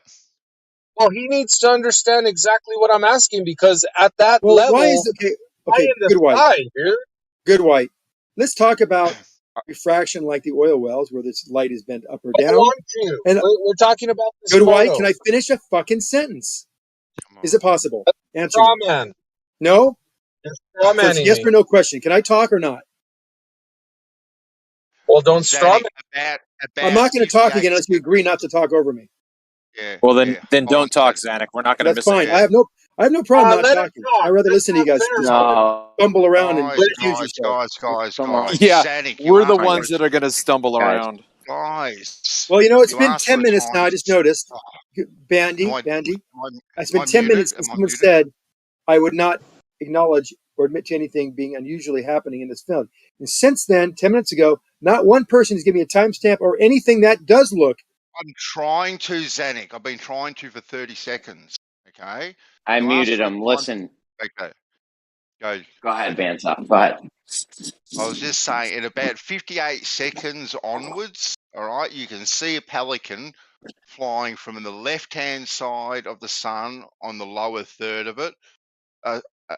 Sorry, from the right-hand side going to the left-hand side. And it seems, right, when you're looking at it, to be flying in and out of the sun. Now, I can possibly accept your angular sizing. Things pelicans have a huge wingspan, and perhaps it's just flapped its wings at the right time, right? And it's on the right angle where now that angular size is very, very small. I kind of hear what you're saying there a little bit, but it's at about 58 seconds onwards to about a minute. Thank you. I watch it as you said it because I respond and I do as you request always. I let you speak. You had free reign. No Oh, good stress. boy. It's a nice Good conversation. boy. So let me respond. So Hey, Jeremy. So there you go. See what Bandy is why I can't talk to you. Bro, Yeah, let They won't let me Zanuck talk. respond. They won't Go, let me. Zanuck. Go, Zanuck. No, you got the floor, buddy. Go. For Jeremy to jump into or somebody else. Okay, do I really have the floor? Okay, good. So I watched exactly what you asked me to watch, and I saw the wings flapping. Yes, as as its wings flapped and got to the neutral point, the total angular size of that object became much lower, and there wasn't enough light to reflect off it to see. And when the wings went downward, you saw the wing closer to you, and maybe you saw the opposing wing as well. So that's what happened in that particular situation, Bandy. I think you would agree that the angular size of those particular pelicans were about the size of a transit of the ISS. Yep. Yep, I can actually see that, Zanik. Okay, good. The angular So size. you and I are usually on the same page. I'm not worried that you didn't get it. I can kind of see that. So, but it kind of does give the illusion, if nothing else, that it is flying in and out of the sun. Well, I tend to, yeah, I would totally agree with you, because we have pictures of clouds and things that look like they're behind the sun, right? We see the videos of those, like in storms when the sun's moving around. And that's not an effect because because the light is so strong. The wispy clouds, which are not washed out on the edges, do get washed out in line with the sun. So, Bandy, that's the same thing. And I would agree with you. It's an illusion that the clouds are behind the sun, but they're.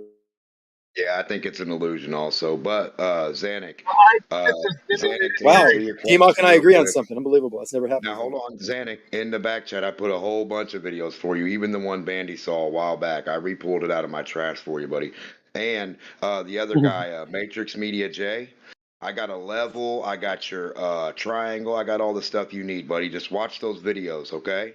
Everything you asked for is there except the windage. I didn't put my thumb out and stick my thumb in my mouth and go 48 degrees. That's the one thing I didn't do. I did get a triangle and put it on there. I did pull the level out and put it on there. So I got you covered, buddy.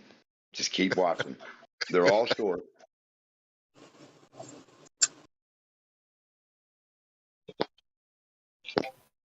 And guess what else I did that Zanik will never do? Side view. Did you make a stencil? Side view. I did a side view. I gave you the side view of what a globe looks like. Something you've never seen before in your life. Awesome. And a front view. That's dope. That's dope. Guys, let's not try to clip people and everyone's gonna get a chance to speak. Let's not try to silence anyone. Otherwise they're just not gonna come and then no one will be here. That's no fun. Okay, that was random, but sure. It wasn't random. It's just people have been clipping all day. Believe me. All day, 100%. So I'm gonna have to take a look at that video myself later on with my software, but I think that there's more to be said than just the knee-jerk response of how to explain this away. But I put up another video of mine that has a similar, well, not a similar effect with pelicans flying through it, but there is something that's interesting that happens below where it can't actually be the actual image of the sun that we're looking at. Rakias? Do you see No. Rakias where the boat goes into the sun? Yeah, I've seen that one before. It's amazing. What? Well, we're Jeremy? looking at the air. It's like a rainbow. It's not even the real position. It's like you're looking at a fucking, you're looking at a optical illusion in the medium, just in the distance, a mirror reflection coming out from the fucking sun, just the mirror brightness and stuff in that level right there is all messed up anyway, and it's squished. You can see it's all crazy. So what I would want to see is not a bird flying left to right. I'd want a side view of a bird flying through it that way.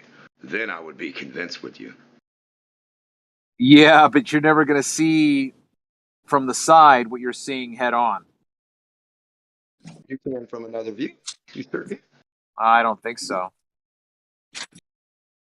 Travis, I had a bone to pick with you earlier. Oh yeah, what was it, Jeremy? You said you don't think light's bending and it's going in straight lines, right?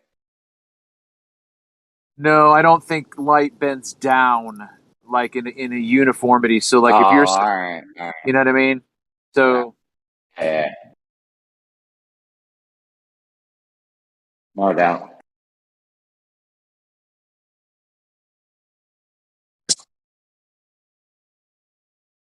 Yeah, it'll be interesting to look at this. Yeah, they can't prove. My bad. Go ahead. It'll be interesting to look at this sun when you can change the levels. If anybody has software, jump in there, put this video in, and mess with your levels. I think you're going to see the horizon higher than you think it is. So what was the answer, left or right to the horizon? Why we can't see the curvature of the horizon left to right? What is the distance from left to right of the horizon? Look, that should be exactly the same. That's a fantastic question, because whenever I've been on the beach looking left to right, I've come to the belief that when I look to the left, let's say I'm looking 20 degrees to the left, and then I look straight ahead of me at I'll say 90, and then 120 on the other side, right? So I'm trying to do the whole 3 points across from me. If I put a boat on each of those places where I think I'm looking, they are going to be at different distances from me, even though that's the same lateral. So he gave an answer. Yeah. He said 100. Yeah, the left to right. degrees. The left to right thing, that's not Earth curve right there, right? If you're seeing in the same direction, that's not gonna form like a great circle, whatever, around Earth. I mean, it should be curving, but I don't think it's supposed to curve at the expected rate of 8 inches per mile or something. I don't know. Yes, it should. But remember earlier You you were think talking so? to RC Meisty about it, and RC Meisty said it was 130 degrees, which is like 2,950 miles or some shit, like from left to right. So that amount versus 5 miles or 10 miles. What? That's what he said. A ball's gonna 120, curve 130 right. degrees. A degree is 69 miles, right? What am I missing? Okay, I gotcha. What am I missing here? I'm using baller math, baby. Anytime I can, I'm a cherry picker. Oh, you're missing common sense then if you're using baller math. That's right. 69 degrees, 130 degrees, right? 69 miles per degree. 69 times 130. There you go. So that time's looking. So you look 10 miles, and the object is gone and disappeared, and the whole object is dipped and tilted and bent and dropped and went down and around something. But when you look at a side view, there's no. You still see both of them sitting right there. Kind of odd, right? But from left to right, 2,000 miles versus 10. Come on. First of all, I don't think you're seeing 2,000 miles left to right. That doesn't sound right. Because just from what you can see, you can go out and see a building on your left and a building on your right and know approximately how far they are away from each other. That's a building close to you. You're talking about, hold on. You're talking about the horizon of the ocean being way far and all you see is ocean. Now, if they put cities there, maybe we could get a better idea. If they lined up 10 cities in a row, then you could be like, well, that's stupid. I don't see 10 cities that are 2,000 miles apart from each other. Democ, that's dumb. And I'd be like, well, you're right, because I guess we don't see these 10 cities lined up here, or we do. Like, we need that, right? We need something to go by. We can't just say, because that's what RC Meisty and them do. They looky-loo science and math. They say, looky-loo, 130 degrees, I call it. And just like you said, it's absurd as hell, because I could stand at a lake, and the lake can only be 2 miles, and that's all I can see in my view left to right. But when you talk about way in the distance, it's left to right greater versus close to me, like the triangle gets bigger and bigger and bigger and bigger and bigger. See, so 2,000 Yeah, miles. but it's not 2,000. That triangle's not 2,000 miles, dude. Well, you'd have to There's no demonstrate way. that. You could go to a lake. I'm going by RC's I know, but math. you He's could the go. rover. Well, RC's wrong because you can go to a lake that's not even that long. And if you're standing at the bottom, at ground level on the lake, you won't even see both sides of the lake. That's 100 miles long. Well, put that lake in your view and your horizon view and see how big it is to your horizon. If it's only a little piece, then I'm right. Okay. I'm just telling you, if you have the whole lake on your horizon, if you have the whole lake, say you go to a lake, it's 100 miles long. You can go to the lake, stand in the middle, get on a little boat, stand in the middle, and from left to right, you're not even going to see both shores. So you're definitely not going to see 2,000 miles. That's wrong. That's not what we're talking about. We're talking about in the distance on the beach, how much ocean can you see from left to right? So if you took that little lake you were just standing in the middle of and put it out in your horizon where you can't go and touch, and you're not standing in the middle of it, it's way out in your view, how much of that would cover up your whole view of your horizon? Would it all cover it like you're saying right now? I highly doubt it. It would be a little bitty portion. It would get smaller and smaller and smaller and smaller and smaller and smaller as it got away from you. I don't know what you're talking about right now. I don't know why We're talking about the same thing. We're talking about the same thing. We're talking about seeing from left to right. Okay, and I'm telling you, if you're on a lake, you're on a little boat in a lake, and you can see left to right, and the lake's 100 miles in diameter, you're not even going to see both the coastline. So you're definitely not going to see thousands of miles left to right. So you need to take a 100-mile marker and move it all the way to your horizon and put it somewhere and see if it covers your whole horizon or not to prove me wrong, I guess. Or you don't need to do that because we know that the What you're saying horizon's made no sense. 3 All we need miles. is a 100-mile marker to prove you wrong or right. We don't need a lake. We didn't need none of that. So in the distance from left to right in your view, if you take what declares 100 miles, like your thumb or anything else, a car or anything, and you sit it there versus what you can see, and you sit back and you sit the car there, and your car represents something, a distance, and you see your horizon from left to right, and you still have half your horizon left, then you at least see double that or more, and you would be slightly wrong, and I'd be slightly wrong. I would be saying a little too much, you would be saying a little too less. So I agree with you, but I disagree with you at the same time. So I mean, until you put the marker out on the horizon, we can't say it. We can't answer our question. We're both just stuck. All right. You don't need a marker because you can go to a lake that's 100 miles in diameter, and you can see that you can't see both the beaches on the lake. You won't be able to see both the edges at the lake, so we know you're not going to be able to see 2,000 miles left to right. That's fucking ridiculous. No, you don't know that because you Not if didn't you're at the take that bottom. and put it in your horizon. You have to put it way out of your view. You have to stand on the beach and say, take this 100-mile lake down there, and now let's see how big it looks from left to Where right. you go to the middle of the lake. If it covers my whole view way out there where the sun's supposed to be going over the curve, then okay, I agree with you. If not, then I don't agree with you. It's pretty simple. You don't understand this? You go to a lake. You go to a lake we're not that's in a 50 lake. or We're talking 100 about miles horizon in left to right, diameter. Jeremy, we're talking about I what know, the stop. horizon I is waited left to till you right. were done. Demok, I waited till you were done. Shut So up. what are you dancing? Time for you to stop talking and let somebody else talk. Makes I muted you 4 times today already. I never knew And you about got an any of them. official warning. And you That got didn't an even make official any warning. sense. Why don't you just relax? An So if you go to a official lake, warning. if you go to a official. So if you go to a lake that's like 50 or 100 miles in diameter, go out to the middle of it, the lake is going to be your whole horizon anywhere you look. You don't need to get us 3 cities or fucking whatever markers at the horizon. You know it's the lake, and you know that you're not seeing past it. I disagree The with shit you don't even make 100%. sense. The lake isn't my horizon. What we're talking about is the horizon. So what you said just didn't make any sense. You said 100 miles. So what we're going to do is take a 100-mile island from left to right, and 100-mile object that's dirt, right? An object. We're going to stand on the beach. We're going to take a 100-mile from left to right boat, and we're going to say, hey, boat, sail out that way. Keep sailing. Keep sailing. Oh, you disappeared. Come back a hair. Now we're going to look and say, from left to right, does that boat take up our whole horizon? We're talking about horizon, not you standing in the middle of a lake. I already brought up a close and local thumb is going to block everything, and your thumb's not 1,000 miles, is it? It's your damn thumb. It's only an inch. What you're saying makes no sense. You're arguing a mute point.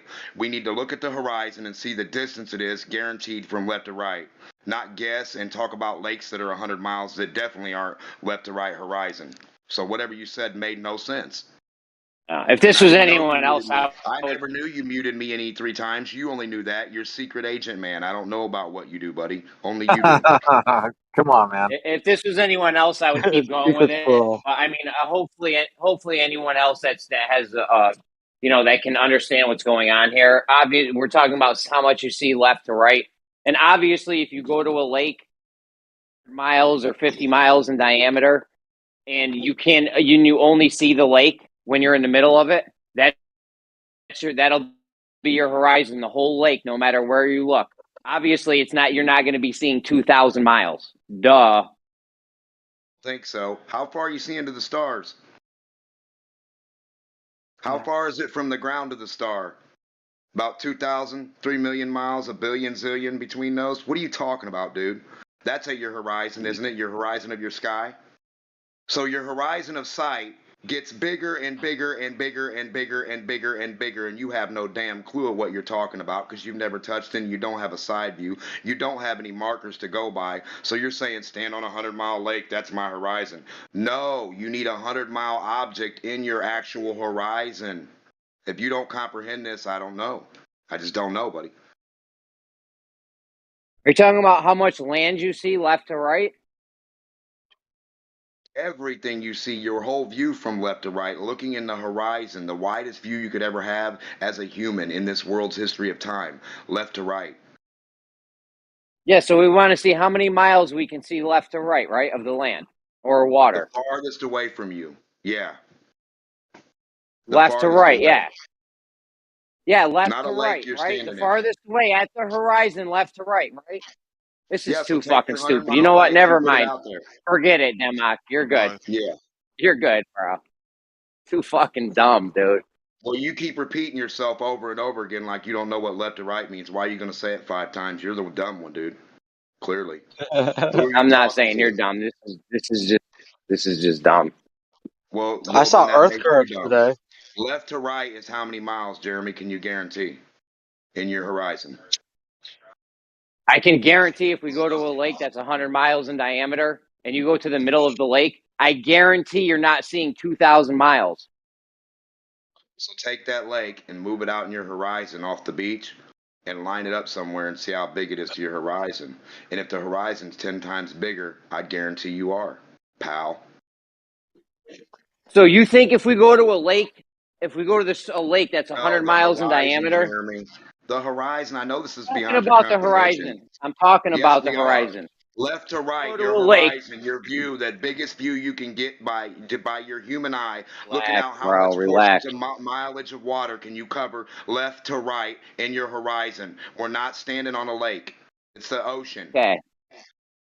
So in my example, I'm going to use a lake as my horizon. So we go to the middle of the lake. We're in a little boat in the middle of the lake.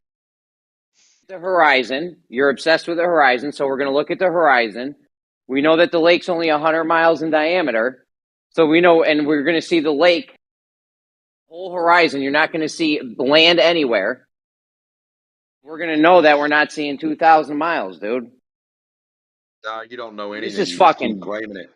You just keep I know. claiming Does anyone stuff. understand what I'm saying? Do you know Who how here to thinks? measure, or are you just going to keep claiming? Who here understands what's going on? Do you want to measure what's going on, or you just want to keep making phenomenal things that you don't understand? I understand you don't know what left to right horizon means. If we look stuck in a room and we look out a window, does that mean our horizon's only 15 centimeters because our window's only that big? What are you talking about? Stand on the horizon and take the object you claim is 100 miles, keep moving it till it looks like that invisible boat that disappeared. Then we'll see what you're talking about. We'll see your 100-mile marker line up against your real horizon. You want to see how much you want to see how much we can see, how far we can see left to right at the horizon, right? Yeah, of the ocean. Yeah, okay. Or we could use a lake. Why can't we use a lake? Because I want to see on the ocean, the bigger body of water, the one that can hold thousands of miles. Your lake's not big enough. That's what I'm trying to tell you, buddy. Thousands of miles. I can show you on the lake that you can't see. This is fucking dumb, dude. Whatever. 2,000 miles left to right on that lake? What are you talking about? No, you can't. You can't see 2,000 miles. I'm going to show you that you can't see. I'm going to show you on the lake. For yourself. On the lake that you can't see that far because we can get to the middle of the lake and you're not going to be able to see any of that lake, and you're going to see that you can't see that far because you're not going to be able to see any of the coast, anywhere, just lake. You done? I just told you I can. Left to right, 2,000 miles. Read it and weep. Prove me wrong. I don't know what to tell you, buddy. You're delusional then. So well, you're the delusional one. So do you think, Demok, when I go down fishing, because I'm going tomorrow morning, I'm going to go do some fishing, got to get my catch of salmon. Now, when I'm casting out my rod there, okay, then, and now I'm looking out at the horizon. Now, my peripheral vision from left to right, that distance there, okay, are you indicating that that's 2,000 miles on the horizon? The farthest you can ever get away from yourself is, yeah. The farthest thing you can see away from you, out in your distance, the farthest thing known to you in your vision that you can see out at the horizon that supposedly looks like it's getting ready to disappear or not be there anymore or shrink way away.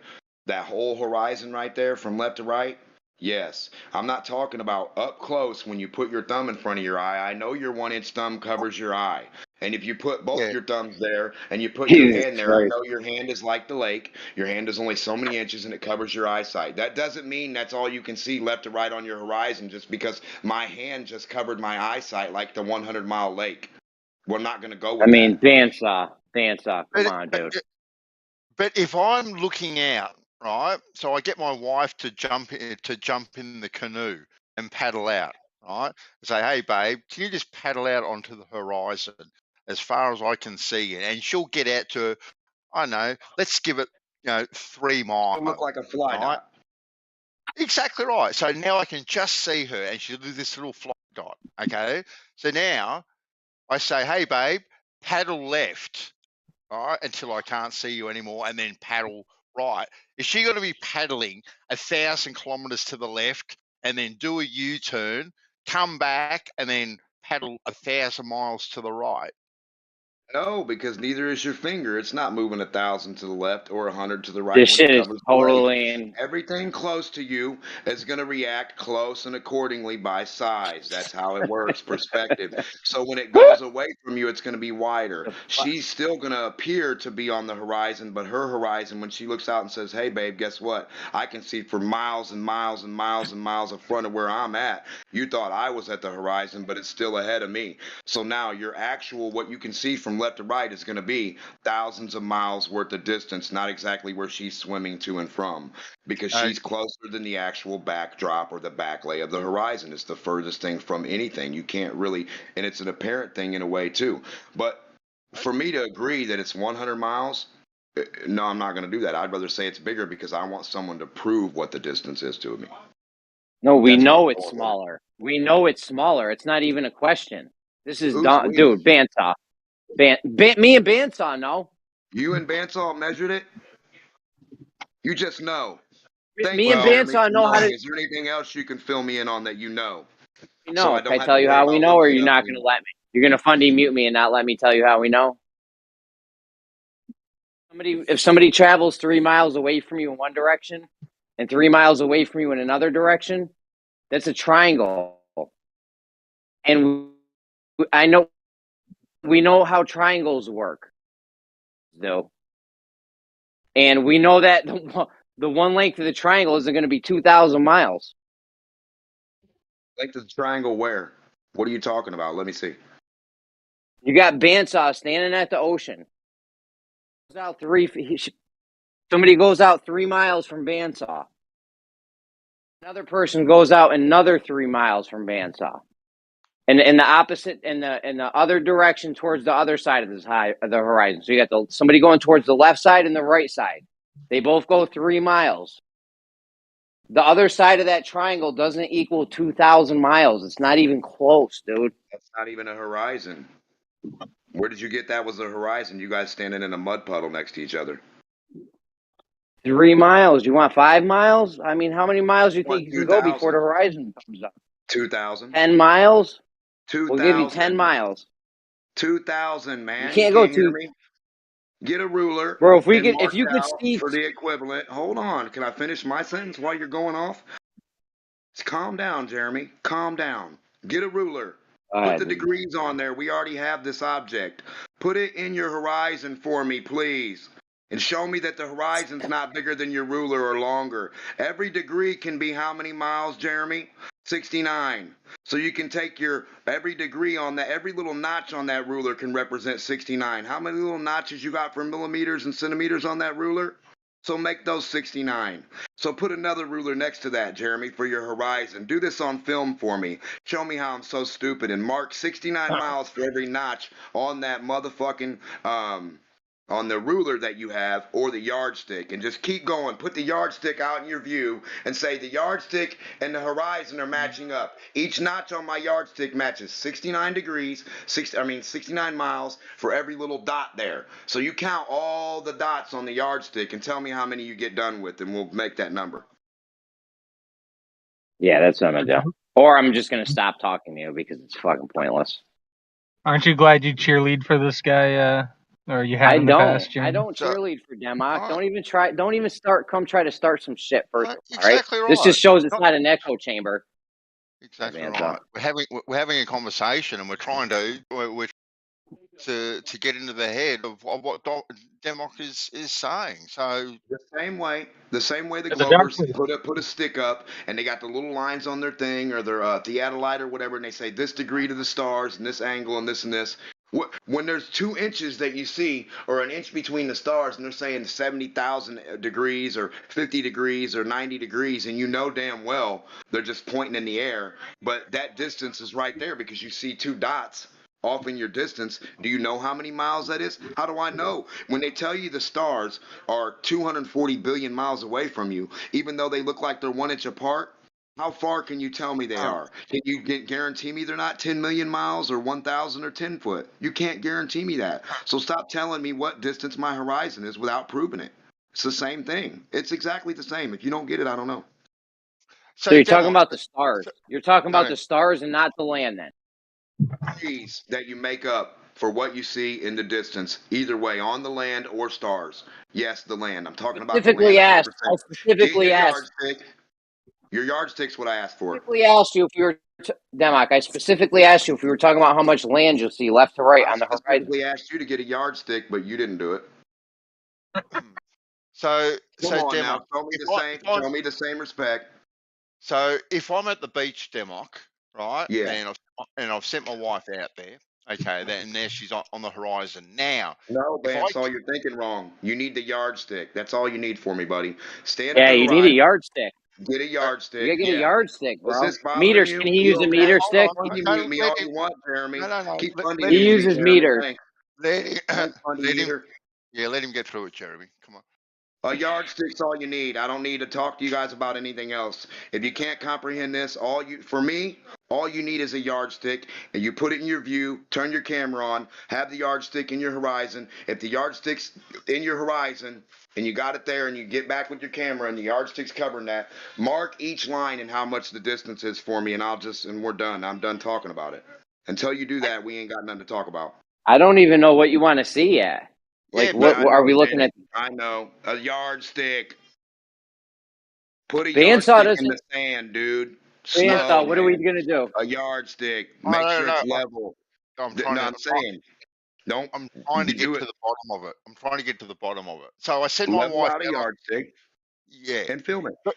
But the horizon is where the horizon is. Okay. Where's that at? Well, wherever it is, where it is, That's and I know now we're getting somewhere. we don't know exactly where it is, but all the horizon is a visual thing, isn't it? That's all it is. It's just a visual thing. That's what I'm pointing out about distance right now. So when you take your imaginary distances for all Globers or all anybody that wants to believe this bullshit about degrees and all this other shit looking out in the distance, you take the meter stick with the level, you level it out and you put it at 3 foot. You put your camera at 3 foot. You make sure your meter stick is lined up with the horizon. Mark each dot and whatever you think it is in distance. It's really simple, man. And when you come back, you see, and then we can all have a different answer. Everybody do this. I challenge you. A Glober is going to do a different distance than a flat earther, than Jeremy, than me, than you. We're all going to do different ideas of distances on each one of those marks. Who is right? What distance are we trying to? So the fact that my wife will disappear or a boat will disappear at the horizon, you're saying, or you're indicating that that's actually not the horizon. You think it's actually further away than that. Yes. Is that what you're saying? No one can ever get to the horizon ever. You'll never ever get to it, touch it, feel it, ever. Yep. So it's a visual thing once again, but the actual horizon, where it is, Who knows where it is? We can't measure it because it is only an measure the distance left to right. I'm not trying to jump on Jeremy. It really was for the ballers, but he's the one that wants to take their position. So I don't know what to do with this. No. I'm not taking their position. You said RC Meisty said it would be 2,000 miles. It's fucking ridiculous. I'm taking the opposite of that position because we know it's not good. Jeremy, I told you I agreed with you, remember? You don't remember when we first started, I said, Jeremy, I agree with you, buddy. Well, hold on, I'm not cutting you off. I agree with you. It's not cutting you off if I agree, is it, please? RC Mice, he's full of shit. That's what I was trying to get down to the bottom of. He said 130. I didn't, buddy. I was going by his. I did the math, and that's what it's saying. 2,000 something miles. I agree we don't know the fucking amount of miles. I agree if we sit in the lake that becomes your horizon because that's close to you. But I also disagree with all the math that he presented just like you do. So if we can get down to the bottom of it and somebody can take like a little yardstick ruler and put it there and represent their miles for us with an actual object or a city or some other stuff, you know what I mean? A little something to go with. It'd be pretty cool, wouldn't it? Was RC talking about if they were in a plane? Was RC talking about if they were on a plane or on ground level? Am I lagging? No. That's a big difference. Like if you're at ground level, there's no fucking way. But maybe if you're in a plane or I don't know something, obviously the math is different. Yeah. So if the horizon is an apparent position, Dan, right, where the sky appears to meet the sea, all right, and my wife will disappear right at that point, or a boat will disappear right at that point, and just say that point happens to be, I don't know, say approximately 3 miles away. So isn't that apparently where the horizon is visually? I will agree with you, yes.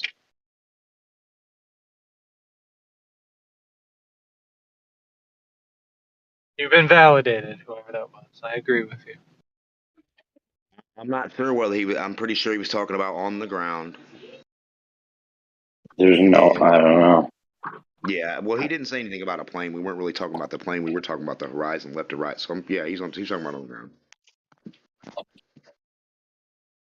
Because the other guy brought it up. He said left to right versus forward. What is it?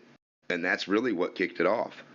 And when RC Mice Where's said another 130 or 120, I just went with it. Here's another thing that somebody disagreed with me on this earlier. When you are looking at the land of the horizon, the water or the land or whatever it is, and you look left to right, that's not a great circle route. No. Right, Nidhug? What's up? When you look out left to right, that's not a great circle route, right? Could be. The horizon you see, is that a great circle route? No, I'd say any horizon could be part of a great circle route. Why not? What's the definition of a great circle route? A great circle route is the shortest path on a non-Euclidean surface. So for dude, you realize that line's curving, right? When you look at the horizon, you realize that's a curved line. I'm talking curved left to right. You just ask me for the definition, Jeremy. Just calm your tits, man. So for a great circle route would be any route on the calm your tits. The great circle route on the Earth would be any route where if you drew an imaginary plane, it would bisect the Earth into a hemisphere. All right. Yeah. So in other words, okay, hold on. In other words, you can't. Hold on, Travis. Wait, Jeremy. Wait, man. Come on. Go ahead. For the Fine. definition, Go. bro. I just want some clarity. I'll try to be. Thank you. I'll try to be as brief as possible. I'll try to. We're not talking about latitude lines, Nidhug, right? Like the 45th latitude line isn't a great circle route, right? The only latitude line that's a great circle route would be the equator. Is the equator, right? So you can only have longitudinal great circle routes. You can't have latitudinals. No, that's not true either. The reason the equator is the only latitudinal great circle route is because it's the only one that bisects the Earth in half. All the others don't bisect the Earth in half. However, longitudinal lines run through the poles, so every longitudinal line bisects the Earth in half. There's nothing there's nothing inherently different about doing it west to east versus north to south, except that we do north to south based off of poles, and we do west to east. The only one that bisects the Earth west to east is the equator. There's nothing special about it, though. Right. So Travis, if I'm can I just wrap this up? Let me just wrap this up, bro. It'll be 2 minutes because he's wrong, and I got him. So I don't. Just let me finish it up, bro. I'll be 3 minutes if he cooperates. You and I won't just talk. yeah. Now you just wasted time. All right, listen, Nidhug. So you, given the definition you just gave of a great circle, the line, the path that you go can't deviate left to right. You have to be traveling in a straight line on the surface of Earth, right?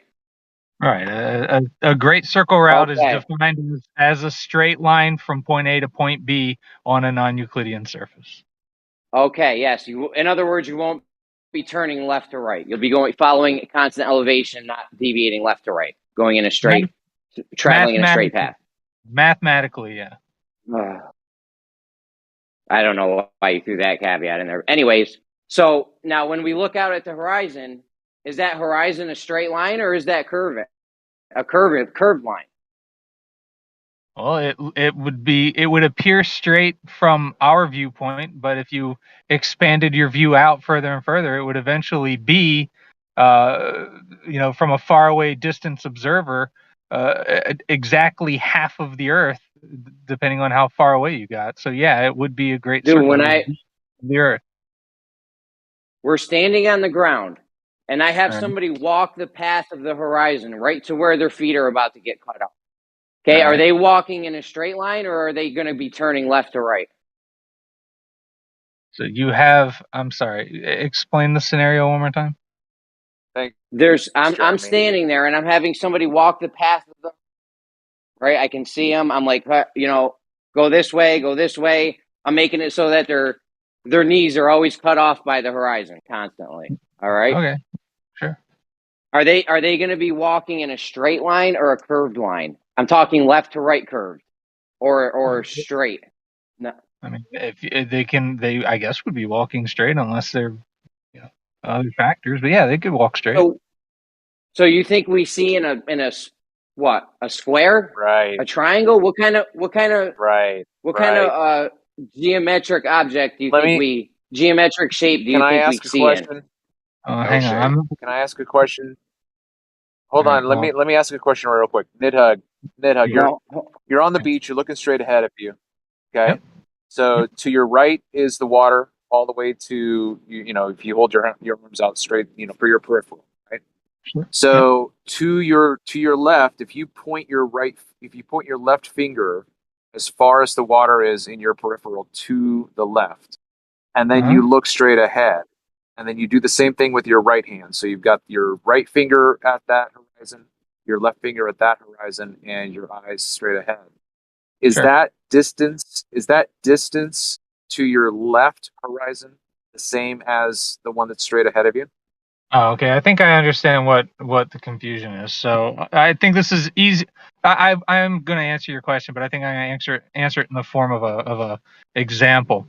So if you're looking top down on someone in this example that's at the beach and they point their arms to the left and right at the furthest they can see at the horizon where there's water, to the left and to the right. The actual degree and angles of what they're actually seeing of the Earth is very tiny. It's like less than a percentage, like 0.3% of the Earth. So that particular part of the horizon that you see, it can be a great circle route, but at the same point in time, like you can. Oh my God! Spin in a circle and you'll still make it right, and that's still your horizon. So it's a bit of a. No, you're not answering. Try this, Travis. Hold on, Travis. Maybe I'm not understanding your issue. Yeah, Nidhug. I get somebody to walk, standing at a point. I get somebody to walk in a full circle around me, so they cover the whole horizon as I turn around. They walk on the horizon everywhere I can see. Right.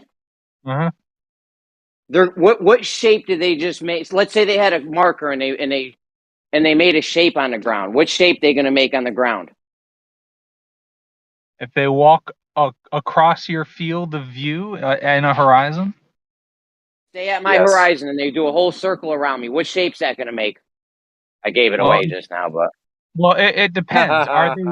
Well, no, I think this is exactly what I was talking about. Are they walking your literal 360-degree horizon, or are they walking the horizon out by the water and they'll eventually no longer be viewable by you? They're walking left to right in my horizon, the thing we've been trying to describe this whole time. That's your local 360-degree horizon. That's not a great circle. That's again like 0.3% of. Shit. Okay, that's what exactly. Your horizon's not a great circle. You won't admit you were wrong. You won't admit you were wrong.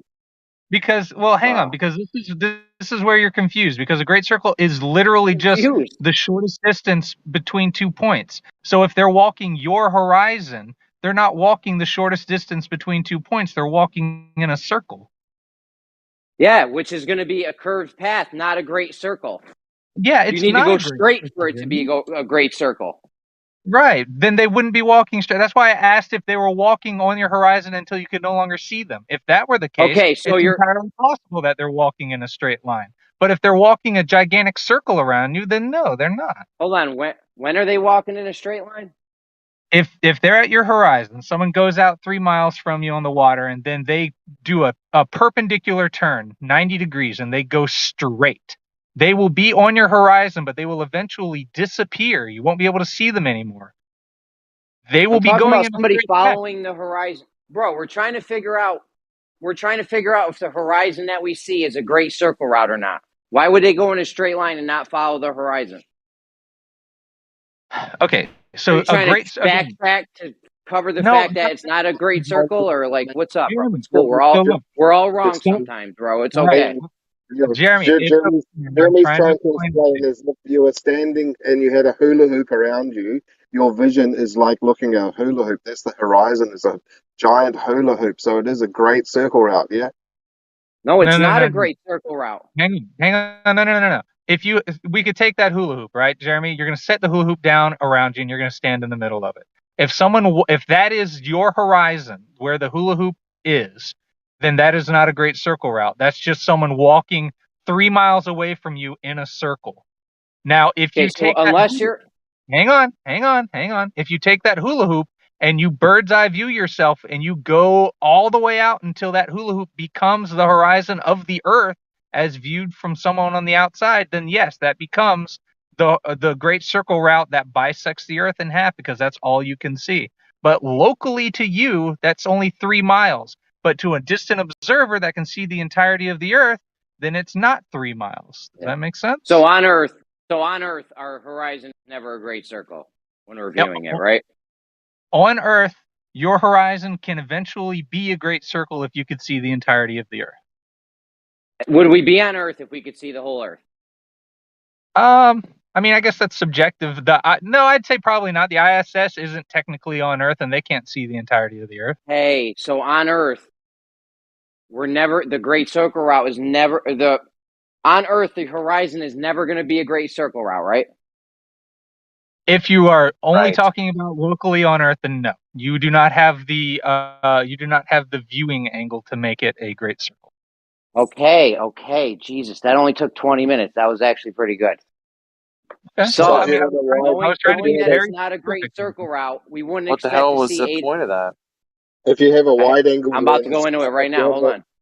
Hang on. If you have a wide angle lens and you take a photo of the horizon from left to right, there should be a fucking giant curve and a big hump in the middle of your photo. But you can bring a ruler up to your wide angle lens photo and you see it's dead flat. You've got miles from left to right of horizon in your photo. You've got at least, like, the distance from yourself straight ahead to the horizon, you could say 5 miles, but the distance from left to right in your view of the photo itself. Come on, bro, I'm gonna forget where I was How many at. miles are you? Okay, just hold on. We'll get to that in a second. I don't even know what you just said. I'm sorry. But so given that it's not going to be a great circle route, your horizon when we're on Earth ever, you have to leave Earth for the horizon to be a great circle route. So it's never going to be a great circle route on Earth. So knowing that, we're not going to expect 8 inches per mile, 8 inches per mile square drop, right? Well, first off, 8 inches per mile is a very loose parabola that only works within like a square mile. Don't. Why are you huffing and puffing? Why are you huffing and puffing? Bro, it's good for 250 miles, dude. We're not even. Okay. You'd never even observe anything where you would be able to make something out where that would even come into play. What are you talking about? Going up into an airplane. Why you do this goofy shit? Hundreds and hundreds of miles from an airplane. How many hundreds of miles? It depends on the altitude, Jeremy. I'm not trying to distract Jeremy from just real quick. You are roboting a little bit, Jeremy, and I'm not trying to distract from the back and forth. I just was going to ask, if you're saying it's a parabola and all that, what's the Earth curve calculation that you think is better, Nidhug? Because every time you guys say that, you don't ever have one to replace it with. Well, first off, I don't know the exact. I know there is one. I've heard of it before, but do I know it off the top of my head? No. The reason that they use it loosely is because for a very short, the very cap of the parabola, so to speak, can fit over a very tiny amount of the Earth before it's no longer a reliable measurement. Right, but if you look in the mainstream literature, they're going to claim the 8 inches per mile squared. So if they're all wrong, they're all putting out wrong information. Wouldn't be the first time Google's wrong. That's fine, but Nithug on Discord is going to bring us the real one. So is that what you're going to do? I mean, that's not really what I said, though. I said it's accurate up to a certain distance, right? So if you use 8 inches per mile squared within the tolerance where it's useful, then you'll make useful measurements. If you use 8 inches per mile squared over a 1,000-mile distance up in an airplane, it's not going to be so useful. Well, the 8 inches per mile squared is actually fairly accurate over thousands of kilometers. What is it? Yes, it is. Yes, it is. Okay. So which one is? What's the exact one that you use, Nidhug? Didn't Gio just ask you for which one you use, and you said you don't know. Now you have the correction ability to correct Bandsaw. Like, no, it's not. Yes, it is, Bandsaw. What are you talking about? What's the exact number that we need to go by so we can stop arguing about it with you? I mean, so I'm going to go out on a limb here and say you could probably look it up. I don't know it off the top of my head. It's the formula. It's the formula for a circle. It's the formula for a circle. Yeah, that's not. But the 8 inches per mile square is accurate for over thousands of kilometers. This point was brought up by Professor Dave. This whole parabola type of thing, right, to make whoever he was talking about seem like a complete and utter nutcase. And there was actually a professor or something that investigated it. And the video's out there. I don't have it on hand, but the video's out here. He actually looked into the mathematics of the 8 inches per square, and it is surprisingly accurate over thousands of kilometers. Thousands. Yes, multiple, 3,000 plus. Exactly. Cool. So the relative drop. The formula is an approximation until 550 kilometers or around 342 miles linearly. It has a 0.032% error margin. That increases exponentially once you get past 497 miles, and the error only grows exponentially beyond that. So 500. No. The error is fairly minimal over thousands of kilometers. So it's not increasing exponentially out of all proportion. It's actually pretty spot on the money, Nid. Pretty spot on. Listen, do you have the actual formula? Do you have the actual formula for it or no, Nid? I do not.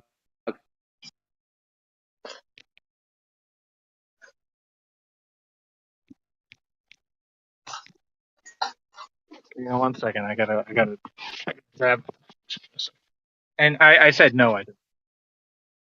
Yeah, but you said you linear. Don't. Fine. So until you come up with the right formula, we're just going to use 8 inches per mile squared. Yeah. Or What should we do? We're stuck now because you think it's the wrong one, even though we've been using it for years.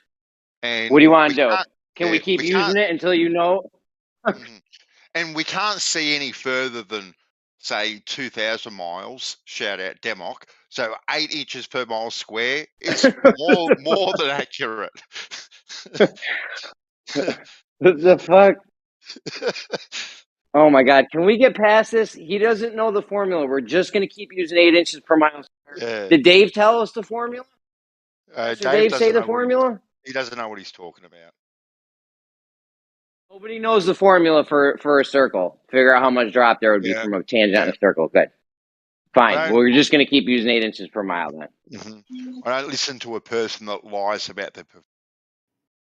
Well, here's one. This is from physicscalc.com. It says, let's see. This is to calculate. Yeah. Okay. So it's A equals the square root of r plus h squared minus r squared. You know what's really funny is I looked up the American Navigator charts, and it's the same. It's the same results they present when you're standing on the deck of the ship or when you're in a crow's nest. They work out to have the same. Sorry. Whoever cited the physics text, that is the thing I looked up a long time ago. It sounds like the right formula. Okay, cool. So whatever that formula is, since the horizon on Earth is always a curved path and not a great circle route, we wouldn't expect to see the same amount of drop left to right because that's your horizon going in a curved circle, not a curved line, not a great circle route. We wouldn't expect to see the same amount of curvature. Right? I'm sorry.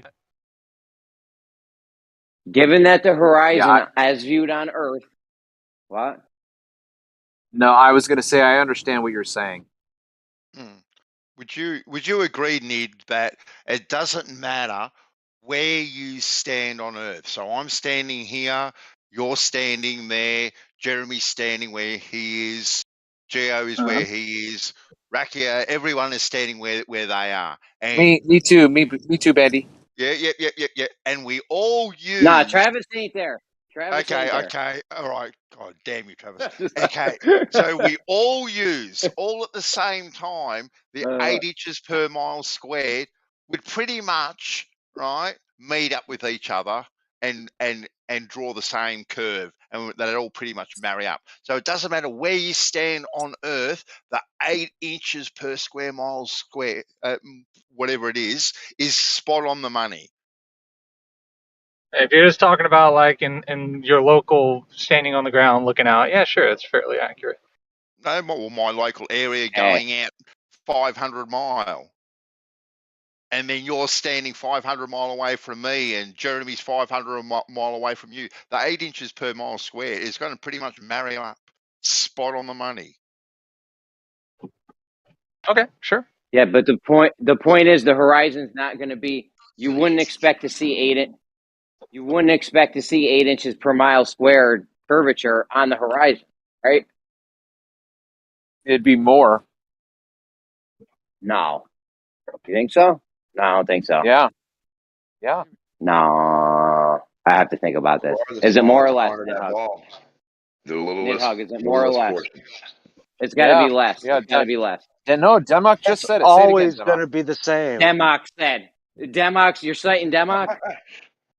Democ said. No, but say it again, No Democ. I don't think anybody heard you. Say it again. I said you're the smallest portion of the ball where you are. You're the little bitty, smallest little circular portion. There you go. That's what you're going with, Travis? That's what you're going with? That's the consequence of what. Yeah, listen. That's the consequence of what you're saying right now. Yeah, that's exactly what you're describing right now. And that's the why point it that should you're be making, more than 8 inches. Yeah, and you think that's left to right, yes. Because you're on the itty bittiest part of the ball. No, you're always on the very top of the ball. No matter where you're standing, you're on the very top of it. Right. Everything would be curved away equally. Okay, listen, hold on. But when you make a concentric circle away from you, it grows and grows and grows and grows. So the horizon is not going to be that far down the ball, so it's going to have a shorter distance left to right. Yeah, but it's What does that have to do with how much drop there would be? What? I don't even know what you just said. Okay, imagine where you're standing and you're going to put a small hula hoop around you, and then you have to keep putting a bigger hula hoop and a bigger hula hoop and a bigger hula hoop all the way until you get to the horizon. So, okay. So there you go. Well, yeah, but that hula hoop at that distance isn't, that's not going to be 8 inches per mile at that position on a ball. If you go to a ball, that's a concentric circle. Okay, just like you were saying before, you're going to do it. Say you do this hula hoop thing. I like where your head's at with this. We got a hula hoop, 3 miles, 3-mile radius hula hoop, and we could put it smack on the horizon, right? Yeah. Oh, the horizon's got to be curving. Never mind. I don't know. Forget it. Yeah, you run into an issue because your hula hoop is a planar section. So you're making a what's the name of the thing where you cut off the top of a section of it would show like a crown. It would show a little bubble over the top of the hula hoop. That'd be pretty cool. Hold on, couldn't you put a ring? Couldn't you put say you had a basketball and then a little teeny tiny hula hoop? Couldn't you just put a camera on the top of the basketball and put the hula hoop around the thing, and that would be like its horizon, or? Yeah, exactly. And a little piece of that ball would stick up above or at the same level as the top part of that hula hoop. Yeah, or that little ring you sat on there. Yeah. I don't know. I think it would be less curvature on the globe. Well, with that little ring idea, you would see, say, if you got the ring down to a certain point and you could see the edge of the bubble of the ball, you would see the flat ring and then the edge of the bubble of the ball go over the ring. So that'd be a good thing. That'd be pretty cool. I'm not gonna lie. So Jeremy, this is the way. So Jeremy, this is the way that it's sounding like to me. The 8 inches per mile only works on a great circle, and you just argued that the horizon isn't a great circle. Yeah, it's gonna be smaller. It's going to be less. So you'd expect less curve. No, less curve is going to be a bigger circle. If you have a bigger circle, it's going to curve less exponentially. It's going to be smaller, so it's going to curve faster. Nidhug, how do you not know this? You're letting us down. If Kosho was here, he would have been told us the number. Well, I'm telling you right now, the hula hoop thing, man. The only time the hula hoop's going to be the great circle route is if it's big enough to bisect the planet, man. We're past that. We're way past that, bro. Catch up. No, then what are you talking about then? If Kosho was here, he would have told us if there would be less or more curvature than the 8 inches per mile squared on the horizon circle. Jeremy, it's conceptually. You should be able to conceive it in your mind, man. Can't do it right now. I mean, I am doing it in my mind, and I'm coming up with less. It's a drop from a tangent, right? So it's. I'm not exactly sure why you're bringing up hula hoops fitting on top of a basketball. That's not going to show you drop. From forget the hula hoop. Forget about the hula hoop. That was a mistake. It's gone. That was a mistake. Okay. Yeah. We're looking at the horizon. We got 2 objects at the horizon. 2 objects at the horizon. We aborted We got two buildings. One all the way to the left you can see, and one all the way to the right you can see. Okay. They're on your local horizon. Those? Okay. Oh my goodness! Yes, we're always talking about on Earth, Nidhug. We're always on Earth. You've never left Earth. I've never left Earth. I'm never gonna leave Earth. You're never gonna leave Earth. Okay. I mean, I don't know. SpaceX gets a little more affordable. I might. I don't know. We're on Earth in a vacuum. Go, Jeremy. We're on Earth. We got 2 buildings. One's all the way to the left. One's all the way to the right. Are those buildings going to drop according to each other at 8 inches per mile? Well, we know it's not going to be 8 inches per mile squared. Is there going to be more drop than that or less drop than that? I mean, you using arbitrary distances, Jeremy. I have no idea. Compared to each other, yeah, there's a drop. It depends on how far away they are from each other. No, we're doing it. We got a concentric circle. Kosho would have the answer. I swear to God, we got to get some better globers. Right. I'm so sorry, Jeremy, that I don't have the answer. Where's Snack at? We need Snack. Oh shit, yeah, dude. I haven't heard from Snack in like a year. That's your body double. He was here the other day. Oh, was he? Was Shit. he? Are you sure it wasn't just me calling Nidhug snack? Yeah, No, I think. no. It was him. So when I'm standing at the beach, Nid, right, and I'm looking out at the horizon, okay, Yeah. way out there. What does 1 degree of my vision equate to? What does 1 degree of your vision? Yeah. From left to right, what does 1 degree of my vision equate to? What's 1 degree of a? Yeah, in So miles. in miles? Kilometers, preferably, because we're in the new age here. But I'll take miles. Get out of here! Don't use kilometers. So your horizon is your? You need to know a distance. Is it 3 miles away? Oh, yeah, 3 miles. Yeah, we'll go 3 miles. Yep, we'll go 3. Yeah. We'll do 10. Do 10 miles. We'll do a black swan thing. 10 miles. Okay, we'll go 10. Horizon's 10 mile. You got a 10-mile horizon. You have 360 degrees in your vision around you. So each degree would be what? 3.6, right?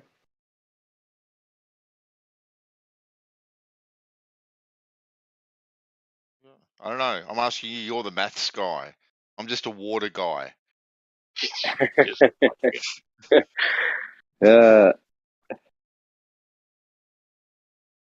I think that's right. I don't know. I'd have to math it out. I'm sure that I think you have to include pi in there somewhere. So, and again, I'm driving right now, so I can't do mental math like that. Hey, Jeremy, whip out a calculator.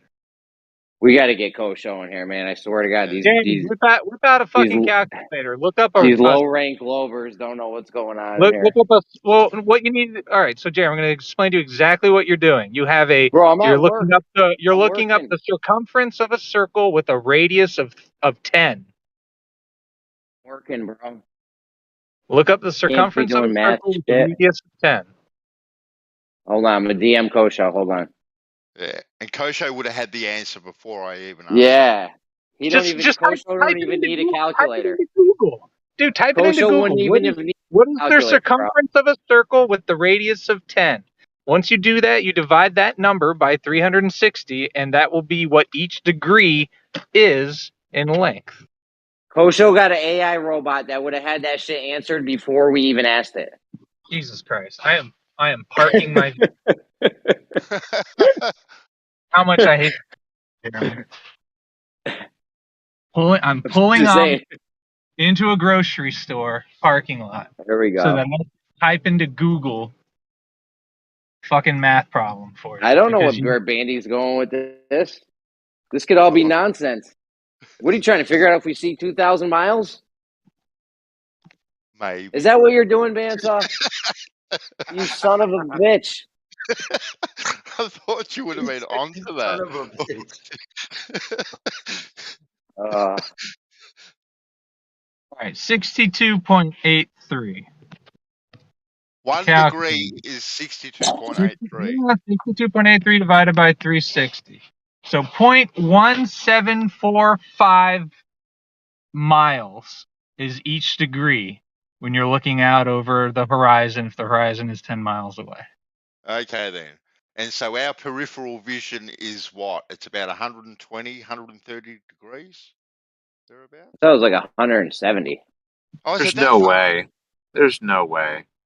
No, it's about 130 tops. No, I got one eye. So I have. No, you're like 100. I mean, you can fucking Google this too. God damn it!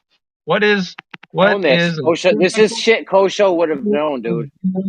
For a human eye. Human eye has a horizontal field of view of about 135 degrees and a vertical field of view of just over 180 degrees.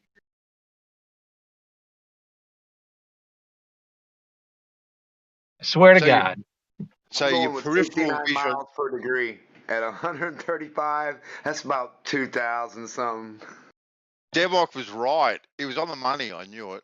He was on the money. Dude, he said 0.1 miles per degree. He said 0.1 miles per degree. What are you guys talking about? No, it's 69 miles per degree on the Earth, buddy. What are you talking about? You can Degree see is 69 miles to me. I know what he's imagining, we're and doing nobody's ever Bandsaws proven it. math. How You can can we see prove it? 23 miles across the horizon using Bandsaws math with 135-degree field of view. That's a 10-mile horizon too, bud. That's black swan shit right there. That's a good horizon for you. That was in your favor. No, We could I have want gave you a 50-mile. We could give you a fucking 50-mile. Credit that I did math for you, Jeremy. Well, the You're 130 one of my degrees math is guys right. now. The 130 degrees was right. Yeah. I just decided to pick a number to times it by, other than the number they gave us, because the number they always give me for every fucking degree. Every time I tell them, they say 69 degrees per mile. So that's what I'm using. I mean, I know it. I don't give a fuck if it's right or wrong or not. How That's can we prove it? a different calculation. 69 nautical That's what you miles, keep 1 saying, but degree. prove it. Anyways, Go, I'm home. go sit something Guys, in the distance, 1,000 miles long or 2,000 miles long on the horizon. Show us we can't see it left to right, and you guys will be done. We'll be done with it. All right. We're finished with the calculations, and you can start driving it. Bush League, Nidhogg. I can't Bush believe League. Kosho would know all these shit. Kosho would have known all this shit off the top of his head.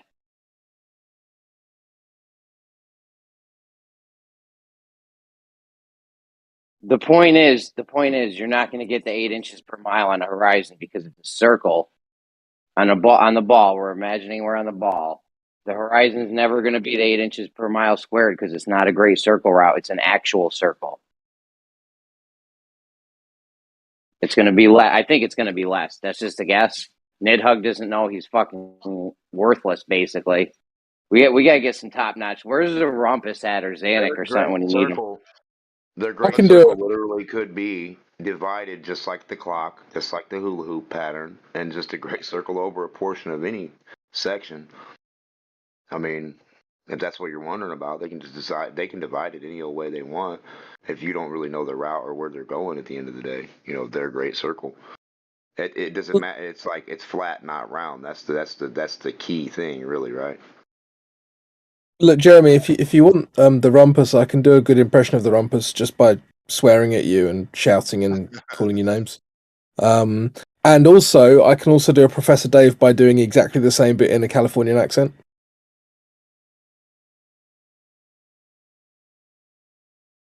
I'm trying to help you out there, Mike. I just asked my wife. Tomorrow when I go fishing, she paddled out to the horizon.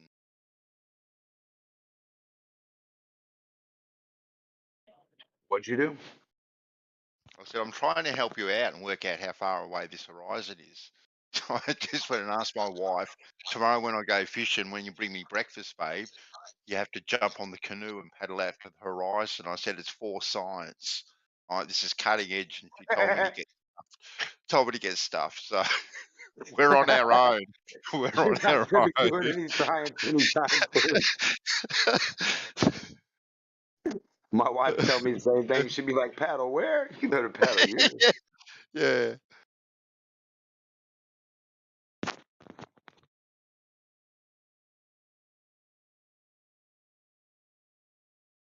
No, I just always, I just put something in my view and I look out past it. I get these little things, these little notches on here, right? I got like hundreds of notches on a stick, and I mean, each notch can represent something, but these notches are so close. I mean, they're like dots. They're like closer than like a millimeter or so.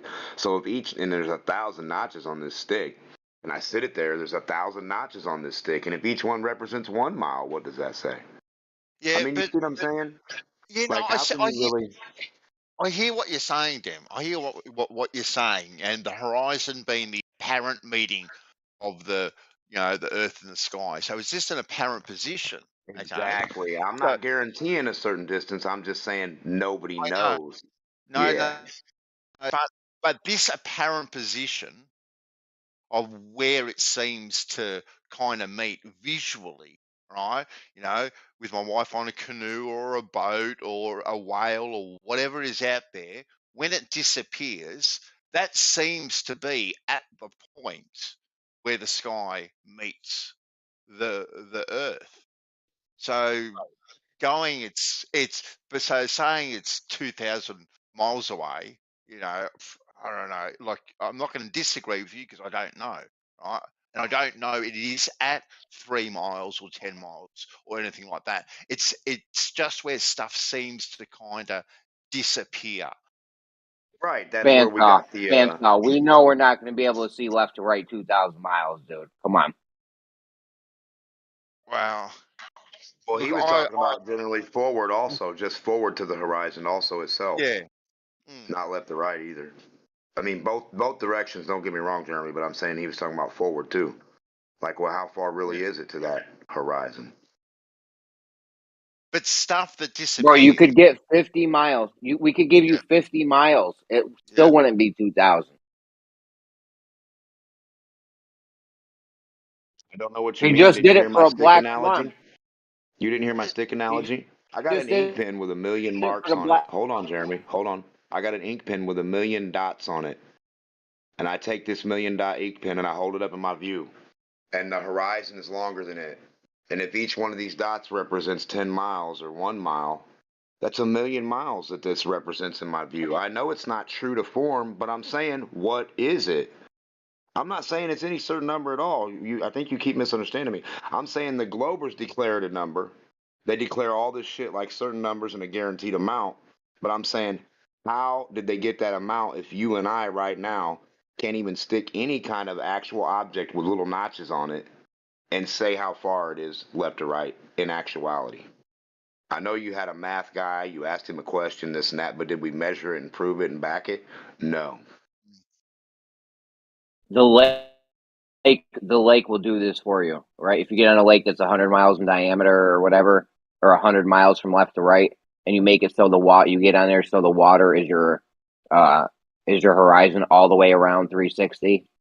We know that's not going to be 2,000 miles because we can't see the shore, and the lake's not even close to 2,000 miles long. The lake's like 50 or 100 miles. No, I don't know. I know what the lake is 100 miles. That's a good marker. We can go with that. Yeah. So, but we know if we get in the middle of that lake and we're in a little dinghy in the middle of that lake, we're not ever going to see the beach, right? No, I want to put the lake out in our horizon. I want to put a 100-mile marker, whatever you think is 100 miles from left to right. Take that object and keep going out to my horizon. And then when you come back to me, we'll see how big it looks, and then we'll be done with our discussion. So what you're saying there, Denmark, like when I'm looking out straight in front of me, and then from left to right, I'm looking at half the width of Australia, 2,000 miles. Yes, sir. That's Probably more than that. Depending on how far Australia is from you, Australia can be a dot, a little bitty dot to you. So if that little dot in your view is 1,000 miles, if you put 1,000,000 of those dots next to each other, then what are we looking at? I mean, I'm asking, like, where's the demonstration of proof of this? I know we can do ifs. So I got Australia, and it looks like a dot, like a bird. It looks like a fucking dot, like literally like a little fly sitting on the horizon. And then you line up more and more and more and more next to it. If Australia's 1,000, and I'm looking at this horizon, and you lined up a whole bunch of these 1,000-mile things, then how big is that horizon? Clearly bigger than a couple thousand, then right? Yeah. Right? I mean, what are we talking about?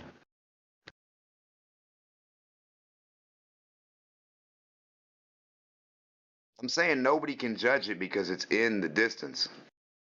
It's in the distance like I a literally fly. have no idea what we're talking about anymore. If a fly flies close to you, or you sit Bandsaw's Island that looks like a dot fly on the thing, how do you know which one's bigger than what? Until you actually go up and measure them.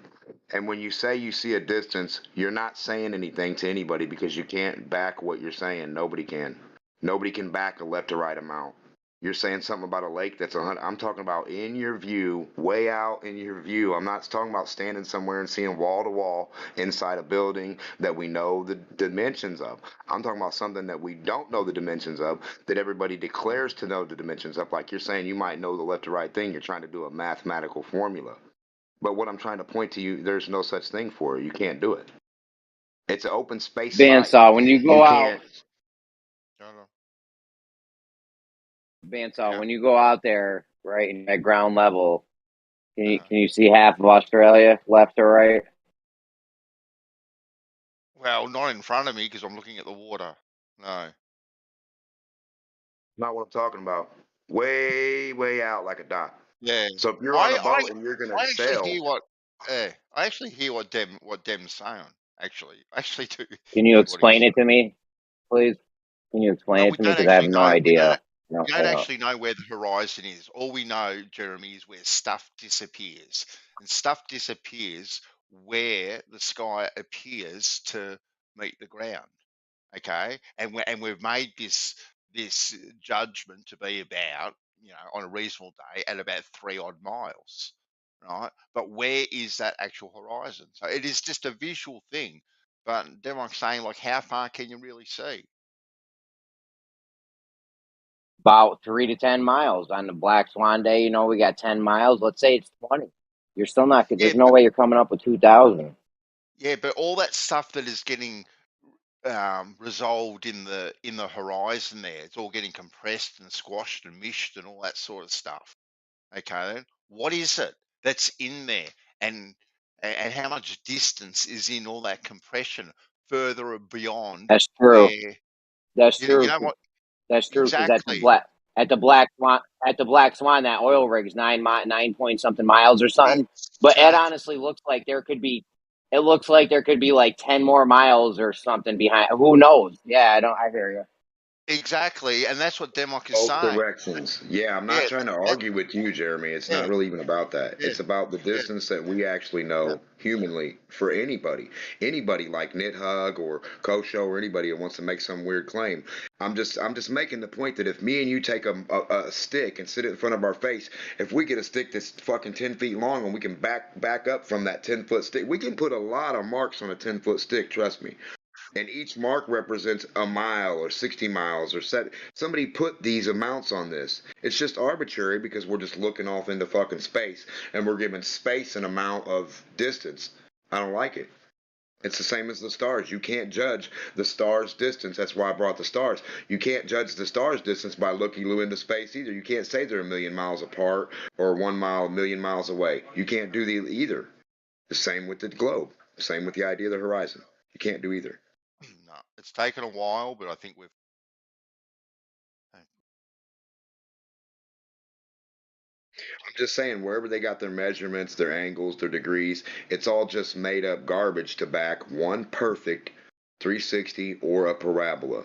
It doesn't Yeah. have anything to do with reality. It doesn't have nothing to do with physics. Of course, we all know this. But I'm just pointing out, like, when we look, you can put any stick you want and put a number of marks on it and say, okay, I see 5 of these. That's 5 miles to Mach. You were wrong. Another guy can come up, put a stick 5 times bigger with 5 more marks and say, I was right.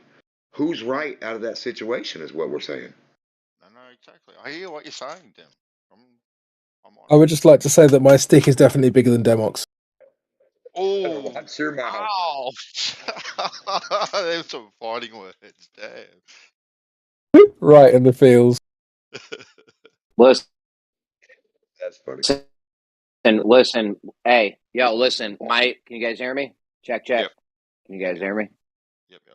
Listen, my dick was in the Guinness Book of World Records once. All right, and then the librarian told me to take it out. Yeah, good.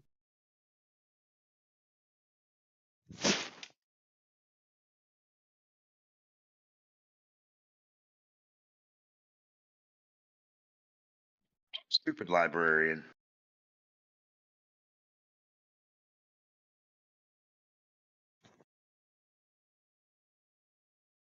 Which record were you looking at? It was in the micro section. How to judge that dang horizon is what I would have been reading. I'd have been like, we're left to right. What's the degree? No, I'm just being funny. Wait a minute. D-Mock, come on. You can't go over that joke. Say it again, Bandy.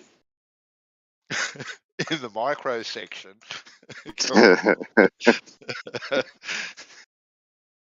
I'm sorry. I thought you guys heard it good. I didn't know you guys missed a little. What's the furthest away you've seen a light when you're out there in the middle of nowhere, Rikia? Like another boat, like another ship or whatever. What's the furthest that you've seen one? Yes. Okay. I don't know, shit. Fair enough. Oh, I thought you might have known because of your radar-y sort of stuff or communication. Yeah, I'll pay attention to that more. I know that one last, I had gotten into the discussion about a year ago about the radar, and I went out and we were 10 knotting at night a long distance, and my radar goes up to 70 miles, and I clocked that. Had a bunch of oil rigs on it. One of them was 70 miles that we were headed right towards, and then when I got to it, I took a picture of it just to verify that that was what was on the. I kept it on the radar the whole time, and then get next to it, there it is. Yeah. But you can see lights for a long way out there. Yeah. But they're just saying it's curving.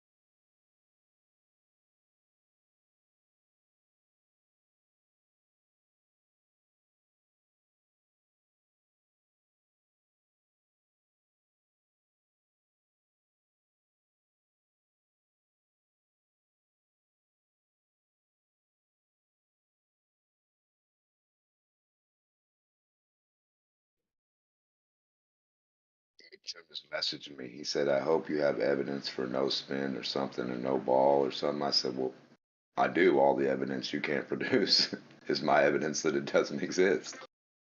I mean, it's pretty simple. So I don't believe in spin and balls. How am I going to have evidence of anything to do with that? That's weird.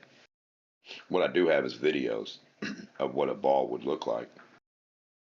So hopefully he'll go over my videos and we can talk about it.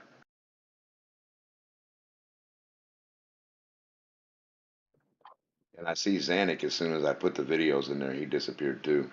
I thought he was supposed to go over my videos and then show me his ball, how his was different than mine and how mine was all wrong. How my demonstration and my visuals don't match anything in, the real ball idea. Like, I'm waiting for this. He actually said he'd already done it, a real life demonstration. Yeah, he said he's done a lot of things, but Yeah. He also says, look at the stars with a telescope when I say we need to see them at 120,000 feet. Mm-hmm. Every one of them have done that so far for like the last, I don't know, ever since I brought up the 120,000 feet. Every one of them keeps saying, go look up, go look up. I'm like, dude, do you not hear what I'm telling you right now, bro? All of your globe science, none of them have any footage of 120,000 feet, meteor showers, debris, comets, Halley's Comet, anything, nothing. That doesn't make that makes sense to you? To be science or National Geographics or a Glober at all, or a military or Globe, whatever, Globe Force, Space Force, they don't have none of this footage? Pretty weird. You literally would think before they ever sent a rocket up ever, they would have had all kinds of footage of up in the sky, high altitude hot balloons in the 50s and 60s and 40s and whatever. Where is that at? Where's the, whenever the camera popped out and it got perfected or could go that high? What's his name? Picard, when he went up, where's the rest? Where's the live video? I don't get why you would keep a live video from people of science. I just don't understand.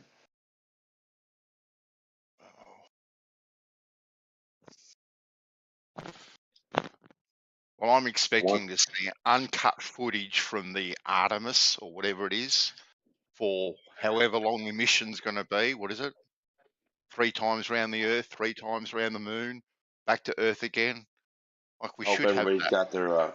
I hope everybody's got their high altitude cameras focused on it and watching it with their Yeah. drones and everything at top of mountains and everything. Anybody who's close to that, I repeat, Try to watch that. Keep it in frame as much as you can. Everybody put their eyes in the sky on that mug and try to see it go around 3 times. Not like the ISS either, because we already see that. And we should be able to get a few transit shots of the rocket going in front of the moon too. Shouldn't at least 3 times as it goes around. Sun or moon, yes sir. Yeah. And high altitude footage of it going above the 120,000 feet. At 120,000 feet, we should see this rocket 3 times. 3 times. Go past. At 120,000 feet, but we'll never see it.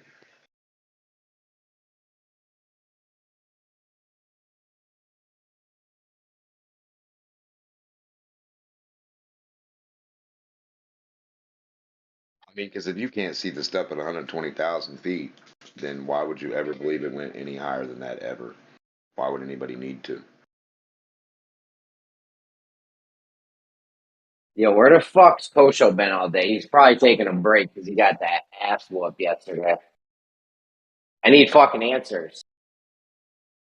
Kosho, wherever you are, I'll go on mute. I won't ask you no questions. I won't be hard. I'll go ahead, Kosho. Come back. He's not Devin. He's probably out banging dudes or something. He's under doing the light something of, weird. Under the light of the ISS. Have you counted how many times that I ask him stuff he tells me I'm correct? I've counted them. It was like a lot. I'm like, why do you keep just saying you're correct, Amok? That's like all he says and he whispers it, and then he keeps on talking.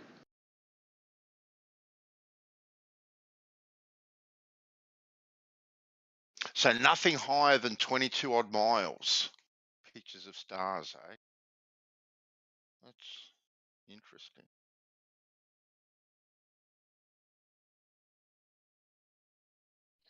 Probably before that too. I'm just saying at that rate, I know that I.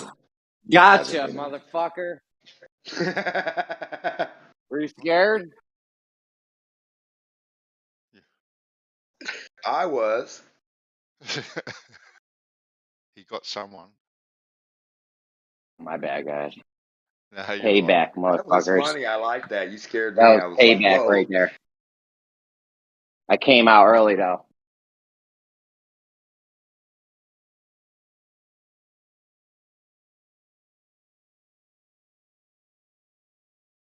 I jumped out too early on him. Motherfuckers.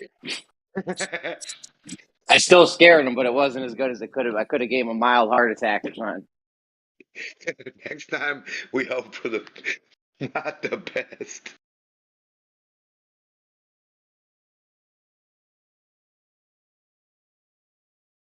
Jeremy's like, yes, next year I'm going to give Mr. Ted that heart attack we always wanted.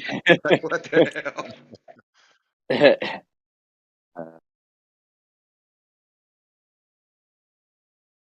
They're gonna be like, Jeremy, what happened to Mr. Ted? He's like, I'm just wiping this blackboard, man. I don't know nothing about. Oh, Mr. Ted, no. So what are we going to do about sand piracy, peoples? How are we going to solve that problem? About what? Sand piracy. Stealing all the sand piracy? Sand piracy. Wait, what's going? Yes, Jeremy. Sand piracy. I don't know what you're saying.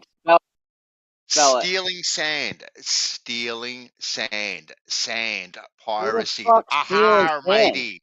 Aha, matey. We're stealing Everybody sand. does. Everything's made out of it. Every piece of cement, plastic, all the stuff. Sand, sand, sand, baby. Glass, everything. Yeah, but who's stealing it though, and from where? Everyone. Sand piracy From where? listen, sand piracy is the organized crime outfit in India alone, let alone all over the world. This is a huge problem, Jeremy. Absolutely huge. And because you can't see it, because it's in the ocean, no one notices it. No one notices it. But what you do notice, What are we saying? People are Banta, stealing what do you, sand. We're in water world and they're diving down and getting the sand on the bottom of the ocean? Yes. Fracking. So what? Fracking. What do you mean, so what? It's a huge problem. All the Why do you? beaches are shrinking. We're not going to have That's any right. sand and no islands and no beaches. It's all going to It's be Rock actually City. it's actually true. That's exactly why we're getting this erosion around our coastline because of the sand piracy that is happening. That's exactly why it's happening. Are you guys fucking with me right now? No, No. Jeremy. Jeremy, this No, is it's a true. real thing. Yeah, It's it's a real huge. thing. So they're sand pirates, and they go around and they steal sand from in the ocean. By Why the wouldn't you just tons take and it right tons off the and beach? tons. Because They because see the 'em. beaches that they can get access to, right? All the sand's gone. So they go out in little boats. The Indians do it in little boats. Right? You'll have a little tinny, and they'll put 700 Indians on the tinny. They'll paddle out, and they're all jumping off with their little Hessian bags and buckets, diving down to the bottom, scooping up the sand everywhere, and it's huge. The dredging, the illegal dredging that goes on is massive, Jeremy. It's huge. What do you do with the sand? You use it in your roads, in your concrete, in your building, in your plastic, in your glass, in your silicon chips, in absolutely every part of your life. Sand is used. It's incredible. So what do they like? Sell it to China or something? They sell it to New the people companies. the companies that need the sand to, whether it's building companies, glass companies, silicon chip companies, Yeah. you name All it, right. companies, everything. This sounds It's like, huge. and it's You a know problem because why it's though? eroding. Why in the ocean? Yes, because the ocean sand is different to the desert sand, right? For construction purposes, right, the ocean sand is vital. It's different to desert sand. The desert It's the sand is like cement. marbles. Yeah, it's like marbles. It's got no structural integrity to it. Whereas the ocean sand, because it gets smashed together all the time, it's like little volcanic rocks, and it kind Yep, of a little meshes harder together. pieces of different. Yeah. Yeah, and it meshes together, and it's got structural integrity to it. Whereas desert sand in the middle of the Sahara is absolutely useless for construction. It's useless. Yeah, this is for real. I thought So it was bullshit when I No, it's first heard it, real. but this is for real. Yeah, yeah. Yeah. wouldn't it be cheaper for these? I mean, you're talking about big corporations are buying big places are buying probably millions of tons worth of this shit a year, right? So why aren't they just sending a ship out They with do. like a They do. They do. And they have a quota, Jeremy, and they break these quotas all the time because they need more. The demand is so high for it. What the quota that they get and the licenses that they buy, they fill those quotas so quickly. And the size of these sand dredges, they're monstrous. They are absolutely monstrous. Yeah, apparently they displace Cable whole carriers. coastal areas. They Yep. screw up. Yeah. Yeah.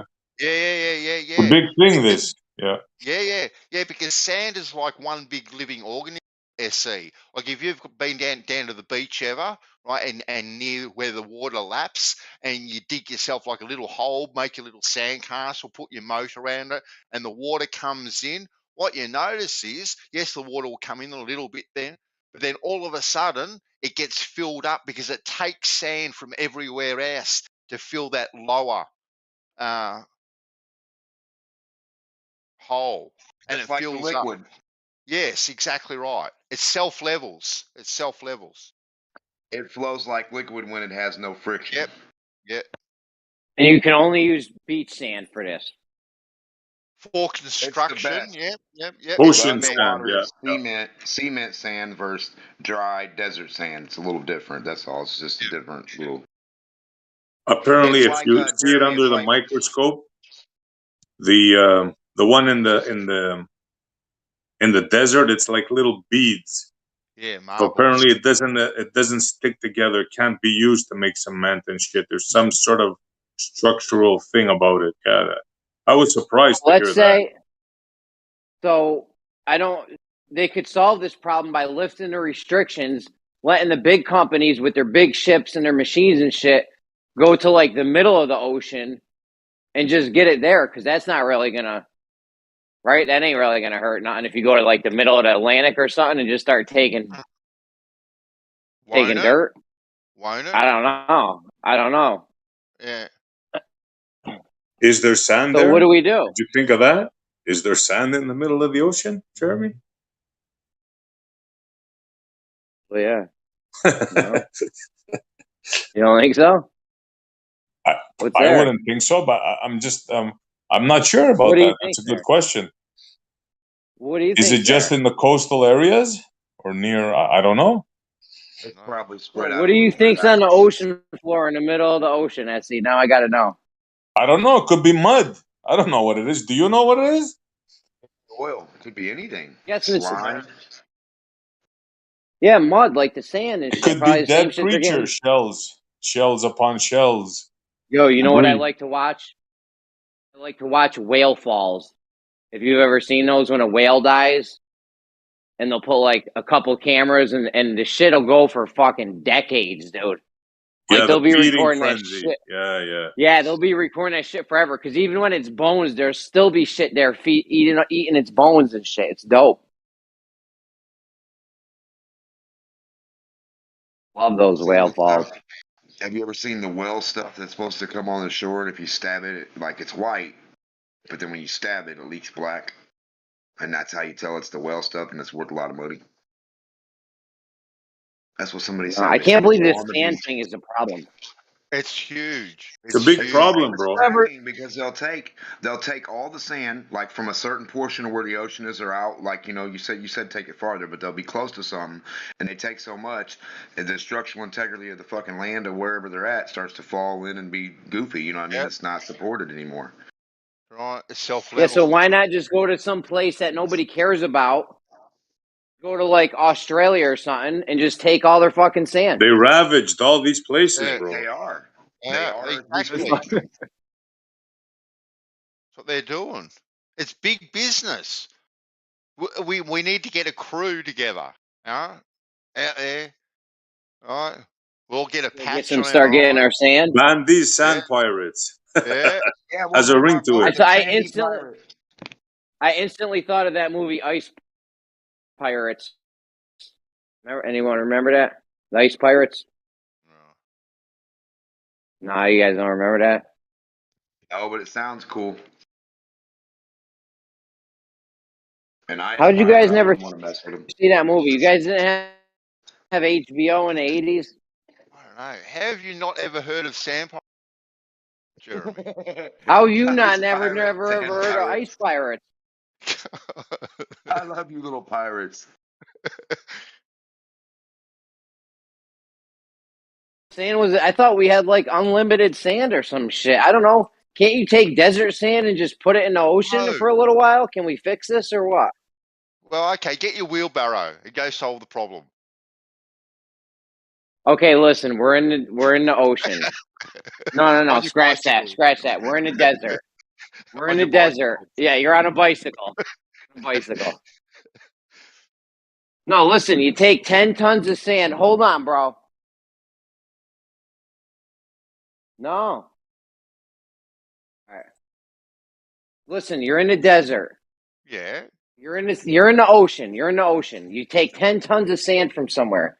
You just go to the desert, get 10 tons of sand, and just dump it. Yeah. Who gives a fuck what that sand is, right? No, exactly. And it'll probably turn into the right sort of sand. I agree with you. But you know the cost involved in doing that. Who's going to pay for that?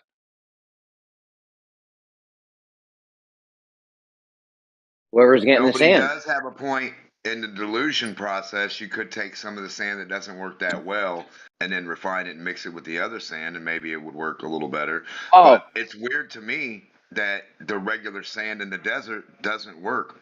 That is a weird. That's weird. It wasn't me, homie. I got all my windows shut. Listen, here's my new idea.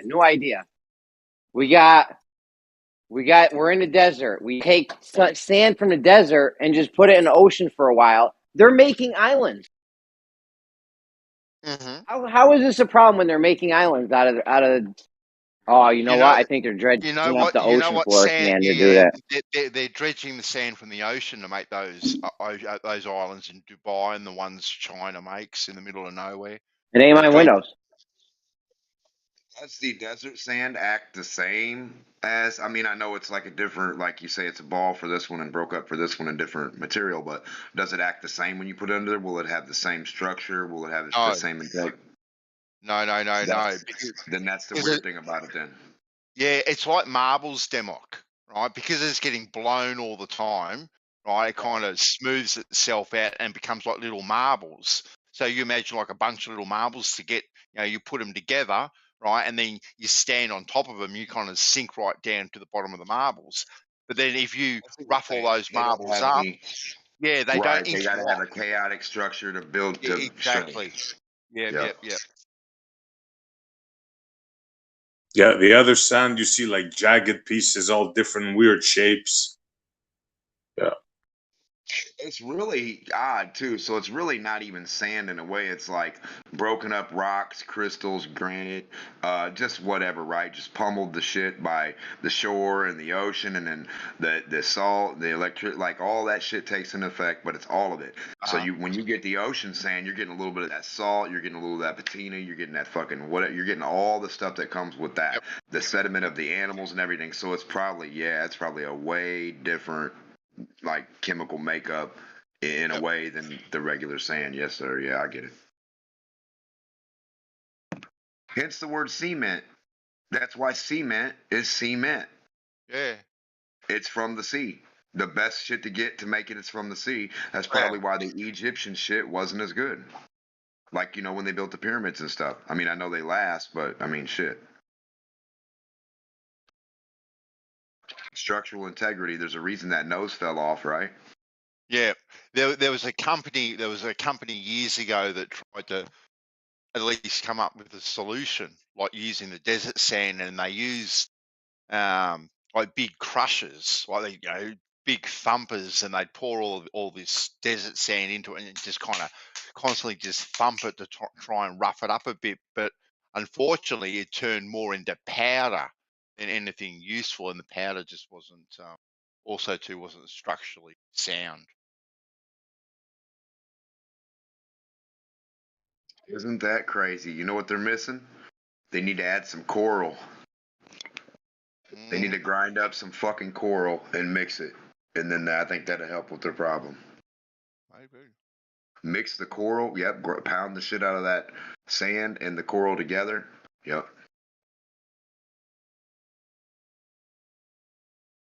I mean, what's the coral buildup?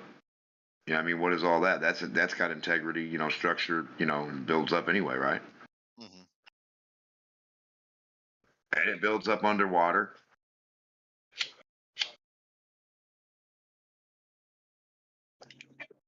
Coral, cement, coral. That is a weird word.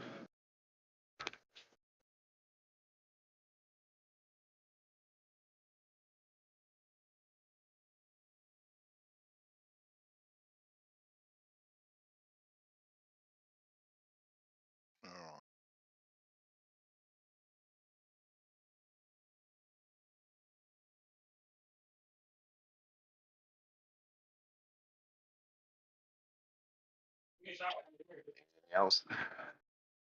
What about the orbit that we don't need 18,000 miles to reach? That still bothers me. NASA and other space agencies mourn the passing of QE2. QE? Yeah, Queen Elizabeth. Oh. NASA is mourning.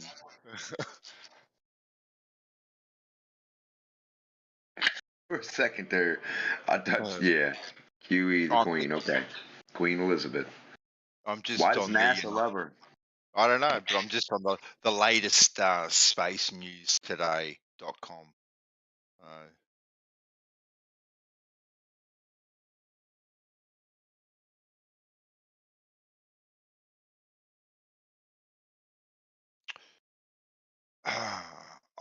The latest episode of the podcast This Week in Space.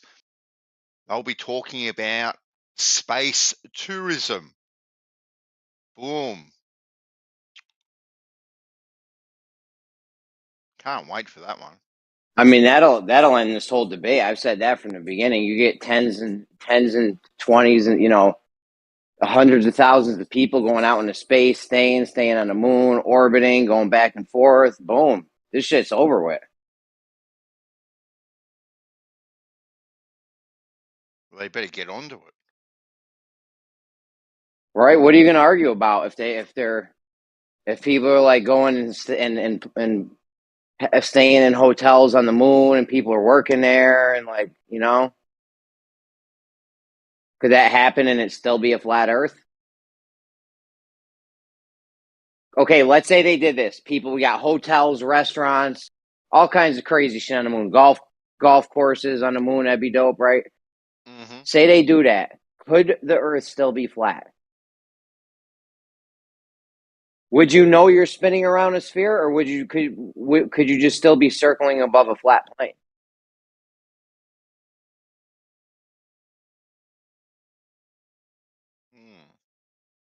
You know what I'm saying? Like, how would you even know at that point? Maybe you would see a. Well, if you're on the moon, Jeremy, right, and just say you're on this face of the moon, okay, and you go up there, I don't know, you go up there for a day, right? So it's just an overnighter, like a B&B, right? You just go there for a day, all right? So you'd be able to circle the whole of the Earth, wouldn't you? So you'd be able to get a P900, put it on the Earth, and just watch it rotate under you, basically. Yep. Well, you would rotate around the Earth, wouldn't you? But to you on the moon, it would look like the Earth is just rotating. Yeah. Rotating above you or whatever. Yeah, one or the other. Yeah, that's something. Yeah, the debate would be over, I think. It would be. It would be. Yeah, because that's what I always use when they say, I'm coming. I'm not just fucking breathing heavy. Because that's what they always say when they say, oh, do you believe China exists? You've never been there. It's like, well, that's a different story. We got hundreds of thousands of people going back and forth every day. People live there. So, like, if you had the same thing going on with the moon, it'd be pretty hard to, to work around that. But they can't even fill a fucking fuel tank up, though, to get there now. Nah. So, I mean. No. They need to get MacGyver and his gaffer tape to go out and fix leaks and what. So I find it surprising every time I ask a Glover that comes in here, give me one good reason why we shouldn't get total coverage from Artemis going up, right, all the way, uncut, the whole mission, going around the Earth 3 times, going around the moon times, coming back, uncut, unfiltered, and whatnot, and all the way back here from about 72 different angles. Why shouldn't we be able to get that footage? Right? I don't know. I don't even like that because I don't think there's anything they can't fake. I like the idea of leaving a light on the moon. Leave a light on the moon that's bright enough for us to see. A green light, a blue light, a red light. Like, leave a little marker there. Be like, oh, look, yeah, there's the light from we dropped that on the moon. We stuck that to the moon right there. That would do something at least. It's asking a bit much. It's asking a bit much because we've got to get to the moon. But we can get to the ISS, so we can put a candle on one of the solar panels. That was a bit ridiculous earlier. Yeah, you know what I'm saying? What imagine you look up at the moon every night and you could like just visibly see a little red dot on the moon. Yeah. Like, oh yeah, or a blue dot or a green dot or something. Like, oh yeah, look, we stuck that to the moon, obviously, because it wasn't there before. So I mean, or could they shoot a laser at it? Who even knows? I don't know. I don't fucking know. Just have it blinking. Just have a strobe light up there. They could be. What if they're blinking a laser at it? Hold on, I got you guys. You can send an object, right? This object can do a number of things, just like they have their little thing, their little Roomba that rolls around and does whatever. You send a square, and the square, no matter which side it flops on, it'll correct itself as soon as it hits and lands, and like it stops moving for like so long, it'll be like, okay, I'm orientated. And then it'll flop over, do its thing, right? and then it'll open up and it can do smoke of colors. It can shoot out streamers, fire, rockets. It'll do some stuff. Blow a big bomb of itself. It'll just explode into pink powder. It'll start driving left and right like a Roomba. I mean, it can do whatever you design it to do. So it'll get a little package with wheels on it, and it can drive back and forth. That's all it's made to do is drive back and forth while it puts on this light show. And while the light show's done, it just drives back and forth to a certain distance. And when it's done, we'll see the line forming as we watch it being drawn by the Roomba. I've thought of that. Line until we can see it.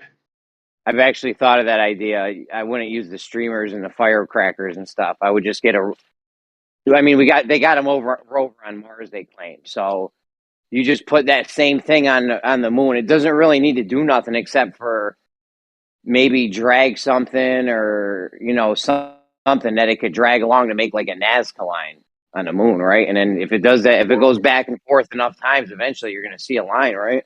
I got a comment, Jeremy. Any design you program into it, yes, sir. I'd be happy with a line. About putting something in the moon that can be visible from the Earth.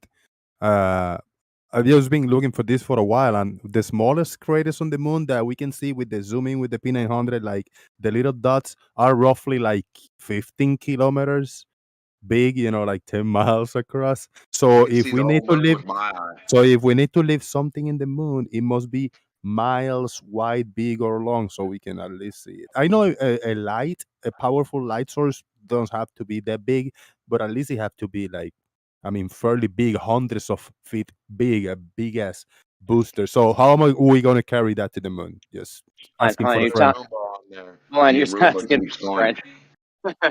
You're telling me that when we zoom in with like a P900 or whatever, the smallest like 1 pixel is like 15 miles or something. That might seem like 10 miles. Yeah, that may seem right. I mean, we're making a Nazca line with the Roomba, or you got the light idea, which doesn't, you could have a little tiny thing with the light, but you make a Nazca line with a little robot, right? How long the Nazca lines are? I don't think they're a few miles big. I think they're hundreds of feet. I think there's less than a mile, the longest one. The longest one's less than a mile? Oh, all right. Yeah. I'm not sure. I'm not sure, but I know they're not the biggest. What's the diameter of the pyramid? I'm sorry, flip flop. What's the diameter of the pyramid? Because you can see the pyramids from space. So if you can see those and they're not 50 miles, then all we just need a line. If the Roomba keeps going 25 miles one way, 25 miles the other way, and just keeps doing that, we're going to see a 50-mile wild line. And we're going to see it with our eyeball. It's going to be long. Oh, we'll yeah. See it. That size, hell yeah. You just need a solar-powered torch up there. Just leave it up there. Easy. Not hard.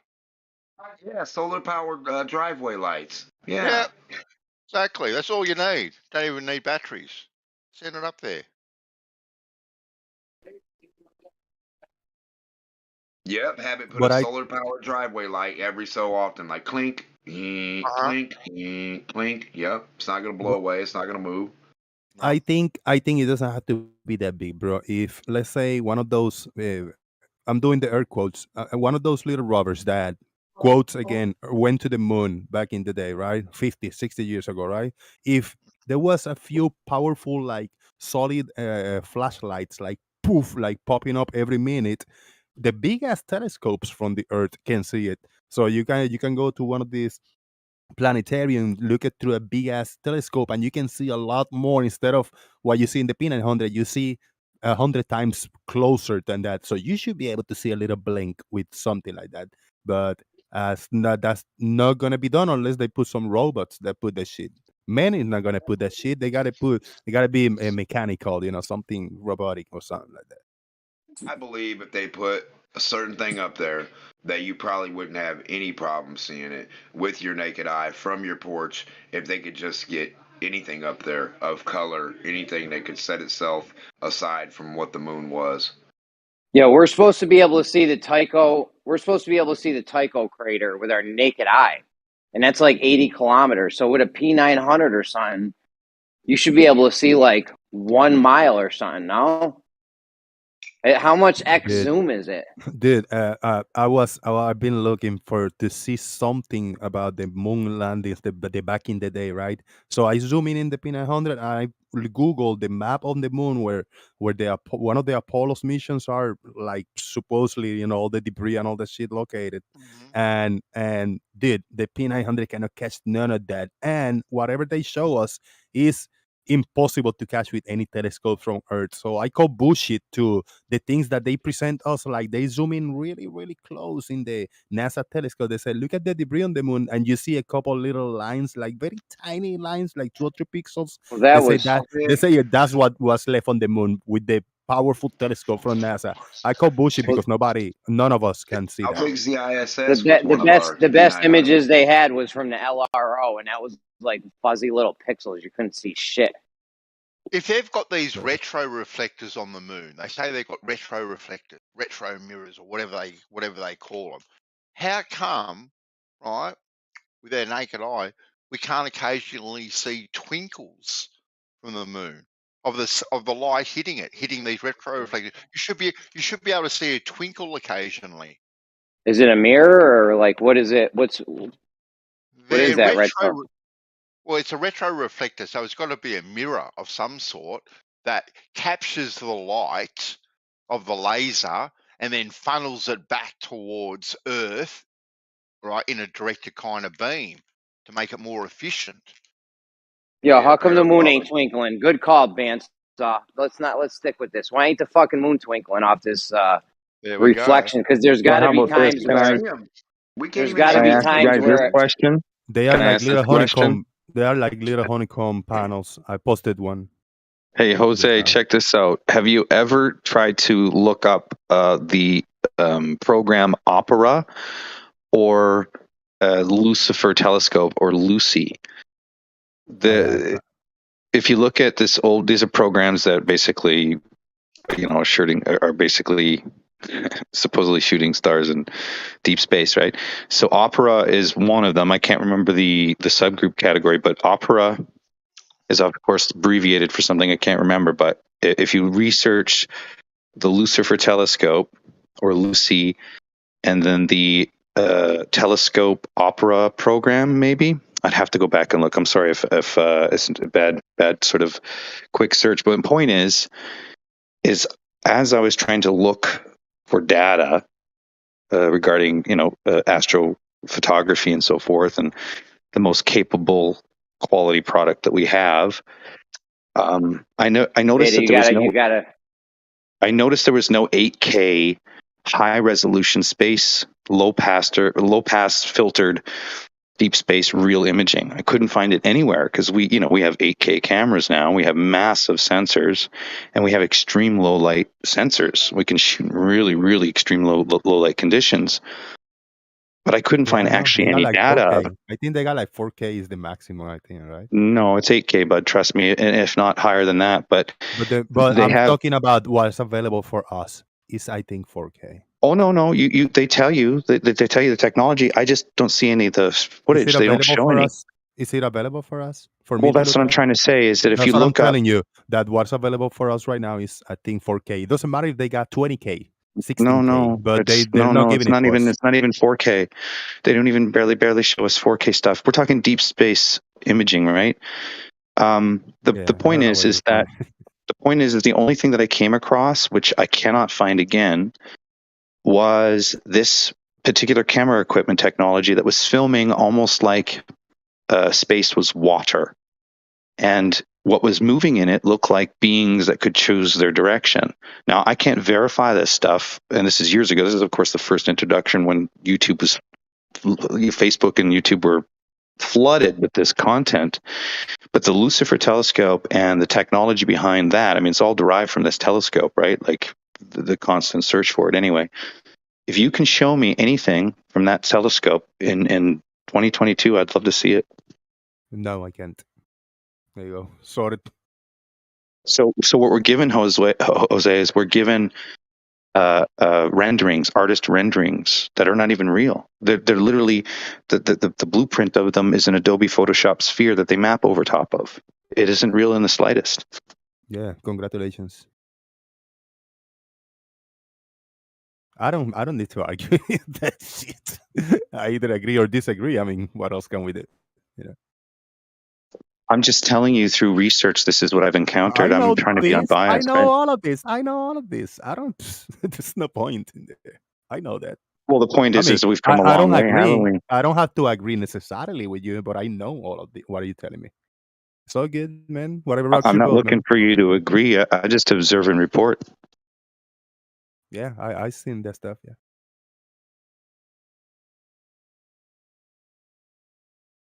Jeremy hates me. Jeremy, you like that approach? Like, whatever rocks your boat, man. Fuck it. Like, I don't care. What do you think What's about? that? Banso likes me like that. Shout out to Banso. What's up? Hey, Jose. What do you think about sand piracy, Jose? I think about what? Sand piracy. Sand piracy. Really? Are they still in sand and like distributing around the Yes, globe? The globe? yes, yes. Well, Damn. okay. Yeah. But I got you. but yeah, what do you think of that? That's crazy, man. Hey, hustle, bro. You gotta Hey, hustle some money out of nowhere. okay, a fun fact for you, Jose. Sand piracy is the #1 organized crime syndicate in India alone. I'm not even talking about the world. This is just in India. It's the #1 organized crime. That's hot, man. I mean, that's Man, crazy, bro. it Sand. Who is would have thought, crazy. right? You think I know. petroleum or whatever oil, something. I Yeah. don't know. Even salt, like salt or some shit like Uh-huh. that. No. That's good, man. We gotta Listen to me. find I'm worried something to about this. sell. Sorry. I'm worried about the sand thing, but more importantly, can we get a light on the moon or something, Jose? How do you feel about that? Oh, I would Twinkles. love that. I would love that shit to happen, man. So I can, dude. I'm happy. I'm jumping in one leg because this All right. Artemis bullshit is not gonna happen. I keep saying now, if they launch this first one rocket, Artemis one, okay, hooray! Hey, they launch another rocket to the moon. No people in it. There's no issues with me. I mean, people have never been on the moon. That's my opinion. And I know. if they Why? launch the Hold second on. one, let's say 5 years from now, they launch the second one. Yeah, we're closer to the moon. Men on the moon will never ever happen in our lifetime. I feel Not you. I feel you. never. Why isn't the moon twinkling from this should the moon be twinkling from this retro reflector thing? Like, shouldn't the light be catching it at just the right angle once in a while for us to get a glint of light off it, or no? Yeah, man. You Google those and they look. This is like the picture that I put earlier. It's like a little sideways, but they're like honeycomb. And I don't think they're that big. I think they're maybe 2 feet by 2 feet or some shit like that. It's too small for us to. Jose, we can shoot a laser off these things, bounce it off them all the way back Yeah, to I Earth. know. Oh, yeah, that's good. But signal is a little different than seeing. Than optics. Like you can perceive something by sound, for example, better than seeing it or some shit like that. Yeah, but we're talking about sending light to the moon, bouncing it off the moon, okay, and seeing it again, right? Light. And We're not talking about. reading the whatever receiving, not seeing it, but receiving the whatever signal. So they say. So they say. I don't Yeah. completely believe in it, but if yeah. The whatever mission, whatever rockets they launched 50 years ago, if they went to the moon and they landed on the moon, it didn't have to be people on it. It could have been just mechanical or whatever, like I remote believe control. you. And they land and they throw some garbage out there, and they claim that they can bounce signaling whatever. I don't have to disbelieve it completely because it's still don't don't trump that there was no people ever been people on the moon. That's my my fury because they insist that people been on the moon. I don't buy that shit. I mean, you've seen the moon landing. Have you ever watched all the moon missions through and through? Dude, all of them, a few times slow mo. I mean, documentaries and all that kind of shit for years. Yeah, since I mean, before I bro, it's was kind of in all this it's topic. Yeah, that's my kind of jam. ridiculous. Some of the shit. I mean, the LEM taking off. That shit looked like a firecracker. I know they got their excuses for it, but some of the shit looks like stop animation.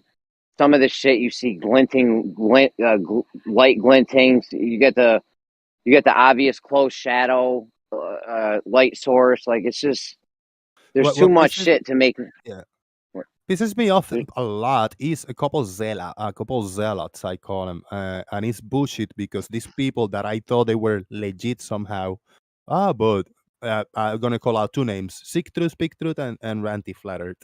You think that Six Truth, ex Flat Earth guy, went back because he was taught a lesson on the moon and bullshit and shown something about the moon? Bullshit. Now he come the next day, yeah. Welcome to the globe, everybody, and the moon. People went to the moon, and I'm gonna show you everything about the moon land. It's bullshit. I call fuck that. And then Ranty went the same route. Oh yes, 100%. Yeah, men on the moon in the 60s and 70s. Bullshit. Those are zealots. I don't know why they do it. They're not keeping it real. Whatever the fuck belief I got on the globe and all of that shit, I'm gonna change my ways. I'm skeptic in all of that shit, and in this one, I'm not skeptic. I call bullshit of fucking all of that shit. Men never been on the moon. Fuck that.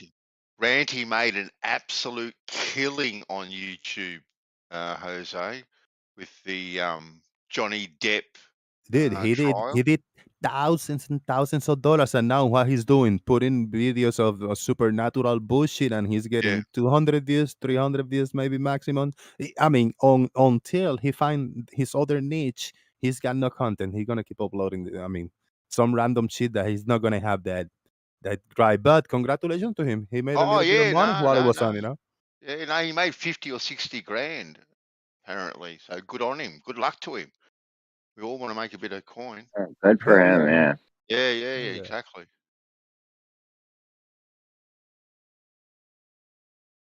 But yeah, I don't get the people that are very defenders on the moon. When I talk to the people over there in my corner and about the moon, you know, a lot of them don't want to engage with me because they know how I am. So you know what? Fuck this. I'm gonna deal with you. I said, well, they go away.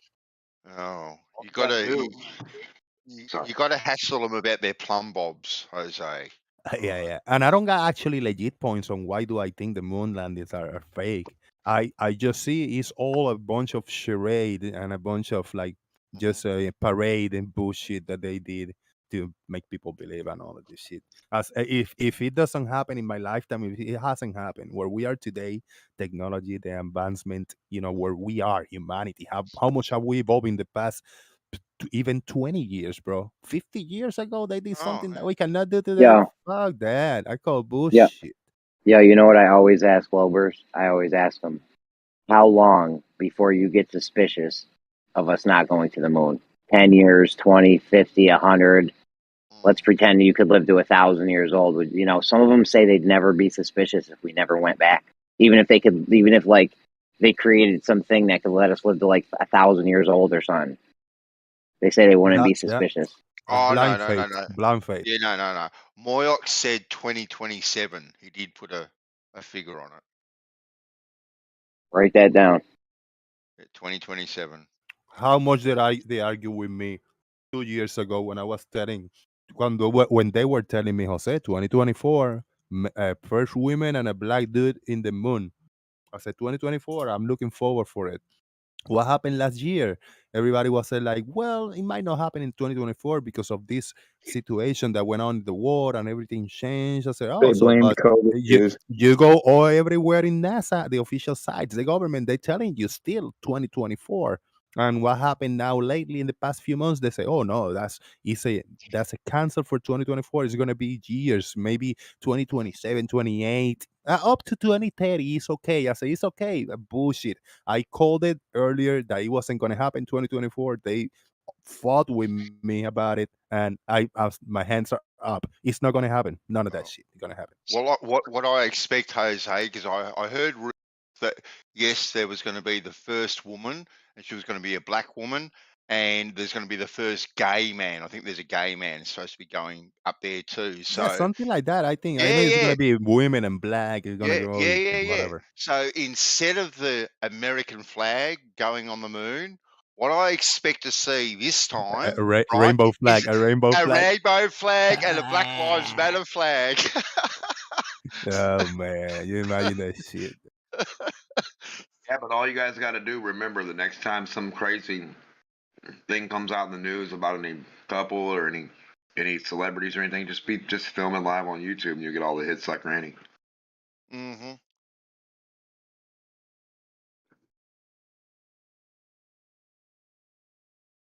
Yeah, but yeah, there's some people like that, and yeah, he was lucky. He got a little break there, but yeah, not my style. I mean, He if had good we had videos, kept change.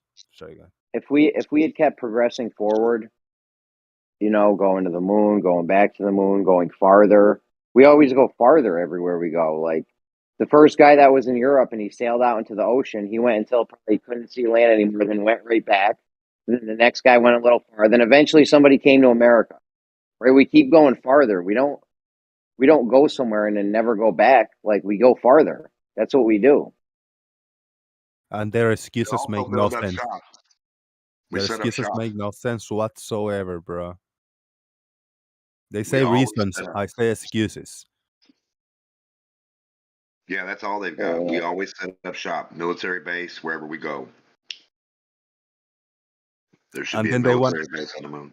I Then mean, they this want to this throw the whole analogy. Then they want to throw the analogy like, oh, so you never been in Africa, or you never been in the depths of the ocean in the Mariana Trench, or you never been to whatever Canada or Hawaii, China. I said, dude, I mean, really, you're doing that when anybody at any moment can go to those places. Maybe not to the bottom of the ocean, the Mariana Trench. Okay, well, it's just fake. Okay, let's just leave it at that. But can you, me, or anybody, any of us can go to space, can go to the moon, to a Never. place like the moon? Never. They go like, well, if you know, Yeah. they try Yeah. to tell me that I Yeah. can. Dude, what the fuck, man? So Well, Makes if no you sense. go to school, if you do the training, you too can go to the moon. Yeah, right. Yeah, So yeah, I know. flip flop. So you're saying because we can't go to the moon, it doesn't exist? When did he say that? He If, never said yeah, that. yeah, that's It's what I not. say, Branch. Yeah, the I moon know is that's fake. not what Yeah, you Branch. said, but that's going along the lines of what you're getting to, isn't it? Yeah, the moon is Go fake, Branch. doesn't exist. Yes, you're right. So just because we can't go to the moon, that means it Yes, doesn't exist? yes, No, yes, that means correct. going to the moon doesn't exist. Well, I think Man's so good. I think that, you know, given enough time, we will be able to go to the moon. Then Yeah, what? yeah. Maybe our grandsons and grandkids will see it there happening. How much time, Branch? I mean, it's not that far, is it? How much time, Branch? You said given time. How much? I would say in about 30 years, people will be going to Art, the moon, your which is microphone is within not our working, Art. lifetimes. I mean, I assume none of us are 80 years old. Like I would say 30 years. We've all got about 30 years left, don't we? Bandsaws. So you is say, about 87. yeah, exactly. So I'll just get to see it. You get to send your fucking son up. Oh. He's clicking his Zippo. Your son's gonna be the first bandsaw on the moon. Mm-hmm. He did something one day. I gave him a good kick up the arse. I nearly sent him to the moon myself. I can tell you that right now. Bro, we didn't need to know that. So if we're not on the moon by the time I'm 80, then what? Then the Earth's flat, obviously. No, then Bandsaw gets to boot you right Well, nuts. Jeremy, 30 years from now, I'm gonna meet you back. This time, this place. I'm setting an alarm. All right. I'm a reminder. And then what if we're not back on I'll the moon suck by your then? dick. Then what? I'll suck your dick. Come on, Branch. Hey, Branch, you just made Jeremy blush. That doesn't sweeten. The Jeremy deal, doesn't know how to respond. Fuck it. bro. That just doesn't entice me to meet you back. If anything, now I'm canceling that alarm. Cancel the bet. Cancel the bet. We don't want to win this one. That's why I love you, Jeremy. You keep. I now hope we do go back to the moon. I hope we do go back to the moon in 30 years. I don't have to suck. Okay. Branch, would you go? Would you go to the moon? Would you, if there was like tickets in 15 years from now to go to the moon, would you do it? And it was like $5,000. Fuck yeah. Yeah. Oh, that should be a dope ass vacation. Hell yeah! I'm gonna go play golf. I'm gonna go play golf. Who the Golf on fuck the will moon. How say far could you hit no? that? No, dude.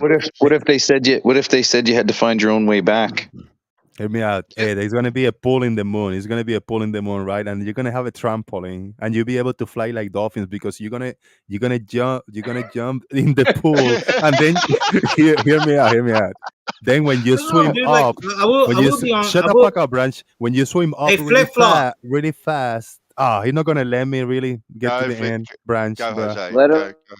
go. Let him get it off. So you jump in the trampoline, right? And you're falling very slow to the water.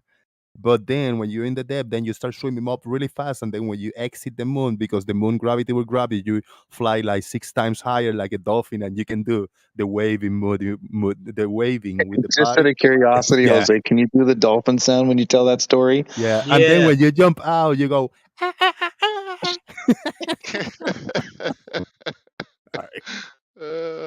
God damn, flip flop! I want to fuck you already. We're gonna start calling you Flipper. Flip flop. I don't think I need to wait. We're gonna start I don't calling think I you want to Flipper wait Flop. 30. I don't want to wait 30 years.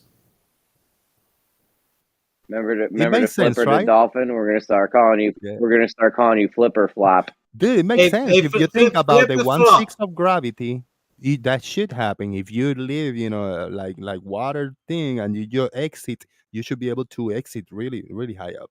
I don't know. Yeah, like Jar. I feel like I'd be Jar able to Binks. jump out of the water. Have you guys ever seen? Exactly. Have you guys ever seen Completely Jar out of the Jar water, Binks? like 20 foot up in the air, bro.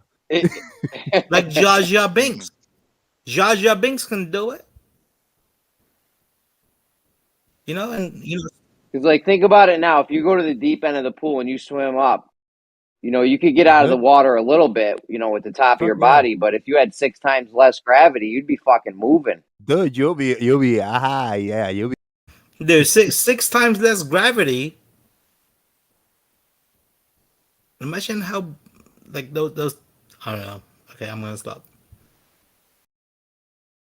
So I think I mentioned this over there to the Glovers, and they say no, it will be the same when you exit the water. It'll be the same, the water, because of the resistance or some shit like that. I say, yeah, dude, the resistance is exactly the same. But if when you exit and you grab the air, your body, you can go up maybe to waist, to the waist if you go straight up really high.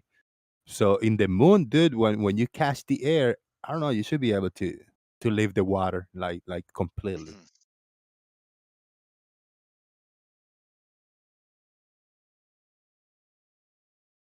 Well, if the same do force, some math. Sorry. If the same force is applied, but the let's say the gravity is less, then yeah, you should be able to go higher, right?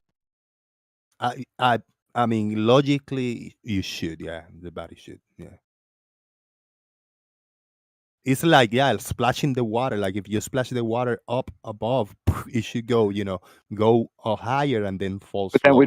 that would mean that the water itself that you would be in would have a different viscosity as well, right? So it wouldn't have the same. You would have to apply more pressure to use it as resistance. That might be true. They didn't consider that. No, even if you're the behavior of the water in that type of gravity, maybe the connection of the molecules or whatever, it might be slightly different. So the physics might slightly change. Well, actually, bro, the buoyancy force is so much greater than the gravitational force. So let's say you're on the moon and the gravitational force is 1/10 less. The buoyancy force from moving up in that water is so much greater than the gravity that it probably won't make any difference. Yeah, but in this case, you're actually swimming up, right? You go down to the deep end and then you swim up. So it's not like you're just like floating up and you like pop out of the water. You're actually swimming up faster than it would. You have to do is you definitely pop up. Look at the tires, how they rotated. A little bit higher. They rotated. Branch, look at the tires, how they rotated through the sand, man. I'm just saying, you definitely pop up a little bit higher, but you won't be like flying and shit. Well, look at the tires as they rotate through the sand. You can actually see how the sand goes over the tire just like it normally do here on Earth. Yeah, that's a great fucking point. If you have less force upon the sand, when you kicking that shit up, you would kick that shit up in big bundles. Yep. Like those videos that you see with the sand kicking up with the little rubbers, you know what that looks like? Like if it was like styrofoam, the way they behave, the way they go up and fall. Like if it was very crumbled, small particles of styrofoam, I don't know. That could be a way that they could have recorded that shit. Right, like these people, they didn't have CGI, so they had to use styrofoam. Yeah, but see, the thing is, this styrofoam, it would still fall at the normal rate here. You might be able to project it farther, but it would still fall at a consistent rate. That's why they probably use it, for the fact that it resembles reality, right? The point is that the way it spreads out when you see it rotate around the sand. Absolutely, bro. Like the rest of the CGI that was needed to pull this off, that aside from the fact that they needed CGI from that, they probably needed styrofoam to be able to fake this. That makes a lot of sense. With All right, guys and gals, I'm out of here. I'll catch you next time. That's basically Banksel saying you're on your last fucking legs. You're about to get fucking muted. Yeah, well, I'm not gonna be here to save your branch. I know. That's Banksel backing out. Like, I ain't gonna save him. I'm out.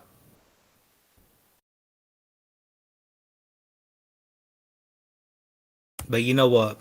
I do apologize for bringing bullshit into the conversation. Please continue. And I don't care about the bullshit you bring. I care about the way you jump in the middle of the sentences of everybody just to interrupt.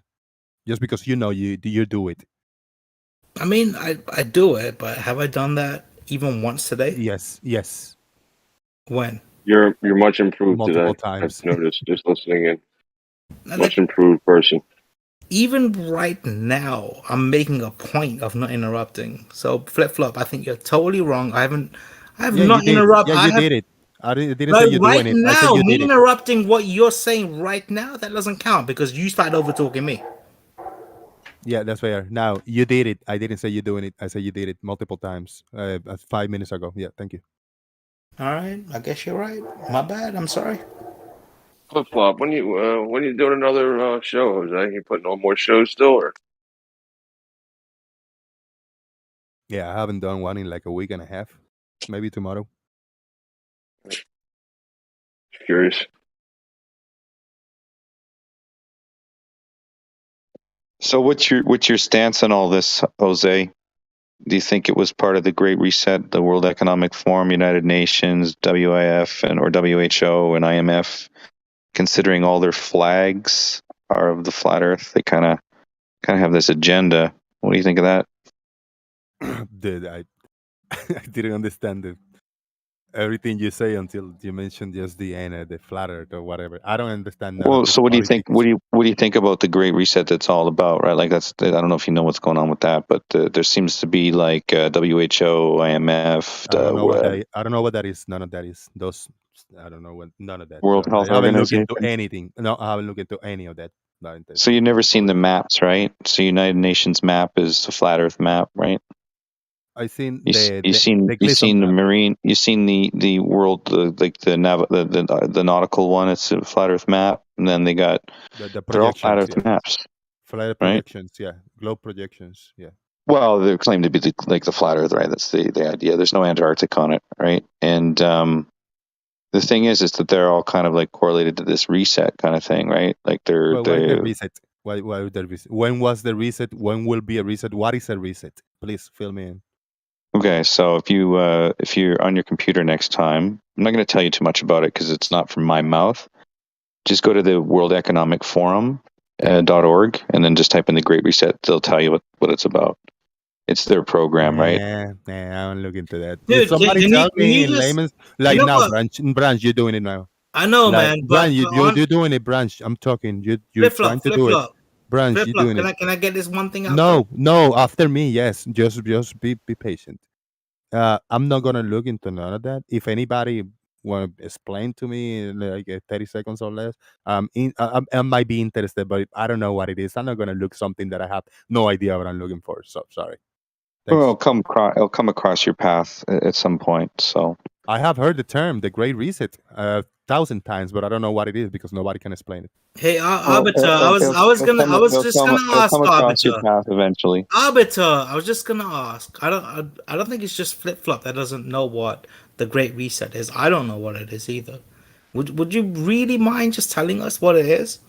Yeah, so why don't you just go into your computer and go to World Economic Forum? We could do that, but You could, right? in And you order should for do that. everyone in the room to You understand. could do that, and you should do that because that's coming from them, right? Bro, So but here's the I thing: would be if he doesn't know, what it is, if he doesn't know what it is, and I don't know what it is, whether or not there's you a do good it, chance whether a you're lot of not, people in the room don't either. whether or not you do it, I Arbiter, can you don't. just tell us what it Listen is, carefully, please? bud. Whether or not, I don't care if you look it up. It'll eventually come across your path, whether you like it or not. I have heard, yeah, you have come to my path 1,000 times, but I don't know what it is, so I don't look into it. Hey, you don't know what it is. You know what? I don't have to explain it to you because eventually you'll figure it out. Arbiter, you don't have to But you explain asked to me, anyone. you kind of asked me what did I think about it, and that was my comments. I have no idea what it is. Right, So you don't brought want to it explain up. to me. I don't need to go any Please further, tell right? us what it That's is. perfect. Yeah, I appreciate that. Yeah, you're looking at it. Seriously, bro, you brought it up. You asked him. What do So you think you got this is? you got a And computer, bro, nobody right? knows what it is except you. Awesome. If you think so, eh?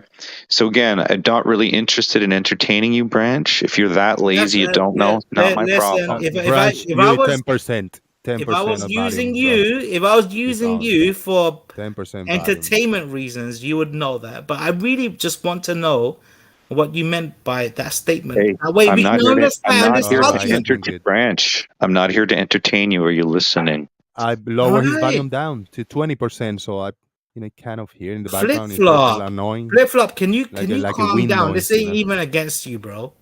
I'm not sure why you're getting so flip flop about it.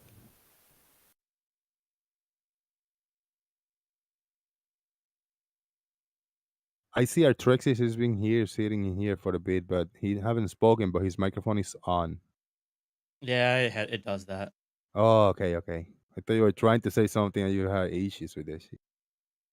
You must be digging that warm weather down there, though, eh? Everything's peachy keen there. Down the way of what? Like the whole of America is getting warm weather. Why does If the anything, that's Livestream California shows that's one getting fucked right notification? now. Not in the If Livestream anywhere in text, but in America the Livestream voice. Why does is it do getting that? warm weather, it's California. Strange, man. Clearwater is one of the Bro, best places. haven't you been watching the news about what's going on in California right now? Clearwater, what? See, again, Branch, I don't care about California at all. None of it. I'm just saying, if you talk about hot weather, like I'm from Texas, we get the hottest weather always, right? But when we talk about hot weather, right now California is the problem. Clearwater, Florida, you say? Oh, I love Clearwater, dude. I'm You blown been here? away. Oh yeah, dude, I got family lives out there. I live 10 And, minutes. I live there for many years. This is my area right here. I live in Largo right now. It's 10 minutes from Nice. Clearwater. I can go in a Yeah. bicycle, It's it's just awesome. That's I'm trying to make my way up there in the next few years. I'm seeing if my potentially my uncle will sponsor me. We'll see. It's a cool area, man. I've been in here for, let me see, 15 years, but 13 years in the Clearwater area, and 2 years in the East Coast, in Palm Bay and Melbourne. The East Coast Yeah, of see, Florida. you've never experienced the real shitty fucking Canadian winters, man. No, 2 years. maybe 2 he years has. in Cleveland, Ohio. Like very in the heart of in the west side in Cleveland, Ohio. So I was like 15 minutes from the big lake area. So I You I got tested. some of it then. Yeah, Flip-flop, I got do 2 you mind if winters in I ask, there. I Flip-flop? didn't love it, bro. That's Flip why I flop. came Do you down mind here. if I ask where you was 15, like I guess 16 years ago, before you moved to the States? Where was you from? Is it quiet now? No, I'm just wondering, like, you're making out like where you live now is so great. But I think the only reason you think it's great is because of the amount of fucking dinero you get from it. Whereas, honestly, where you was originally from was probably a lot better.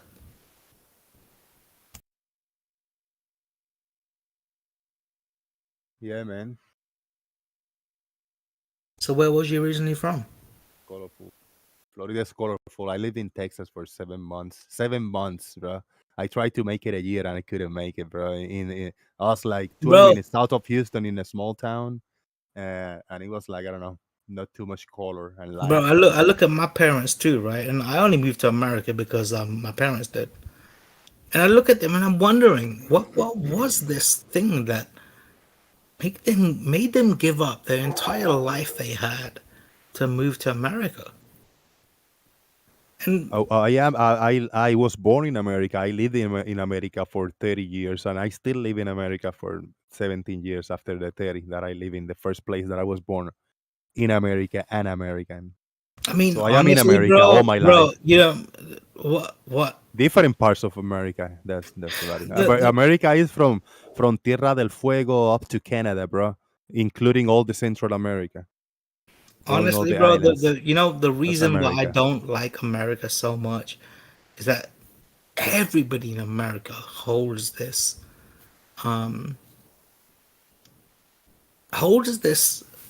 thing within them and gives off a personality that they assume to be American, and that internal thing they hold is themselves instead of letting themselves speak. Is there a different way for people that is born in the United States when one asks what is your nationality? They say American, right? Most of the people. I don't know, man. It feels I'm like. not asking you. Shut the fuck up. Anybody else? Fuck's sakes. I'm fucking out here. All right, This is the only one, you know. Fuck that. Flip flop. I'm shutting muting up. you all the way down. Fuck that. You don't need to. Like I said, I'm shutting up.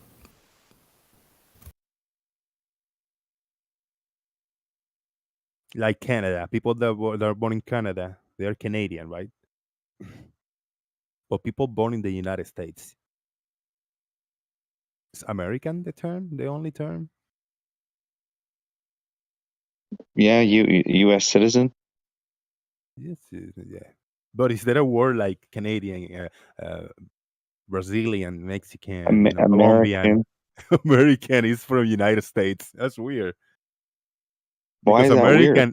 Because America includes everything from down the tip down from Argentina, Tierra del Fuego, all the way up to all the Central America, look South at the America, United States. North America, up to Canada. You know. Yeah, look at the United States, though. That's all a mix. That's all it is there. It's a very diverse group of people live in the States, right?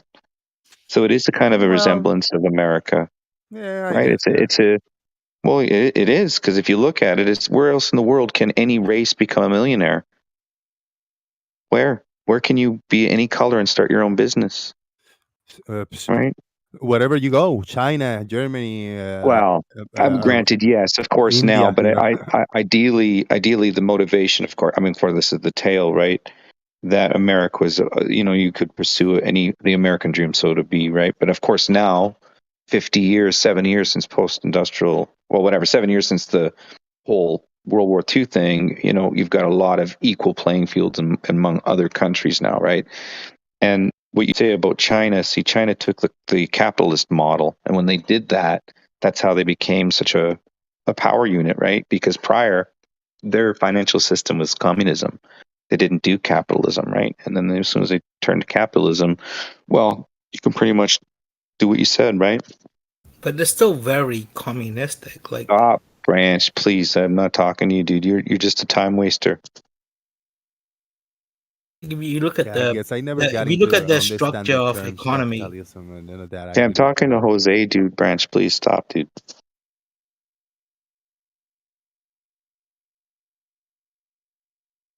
like the terms capitalism and communism and all of that shit. I don't know none of that. Call me ignorant, and a lot of people All do, good, but it's dude. just a part of my brain that I just shut down for life, like related to all these type of things.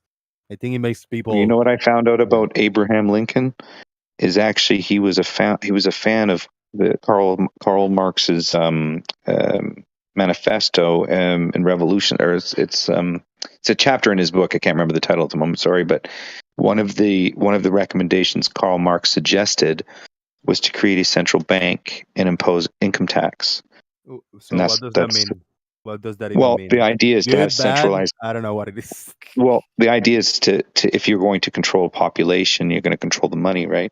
And the only way to do that is to make a state central bank. Anyway, the point is that this was his ideology. Back in his days, though, Branch, stop, Branch. Lincoln. I'm just saying though, back in his days, he needed to create infrastructure within America. I got branched down to 10%, so I'm not even here. He had to create infrastructure. 10%. He So had I'm not saying it's bad. I'm just saying that this is what I learned recently. The bad comes what happened afterwards. The whole point was the state financing, 1913, the Fed, all that stuff was birthed out of the idea of having a centralized bank and income tax.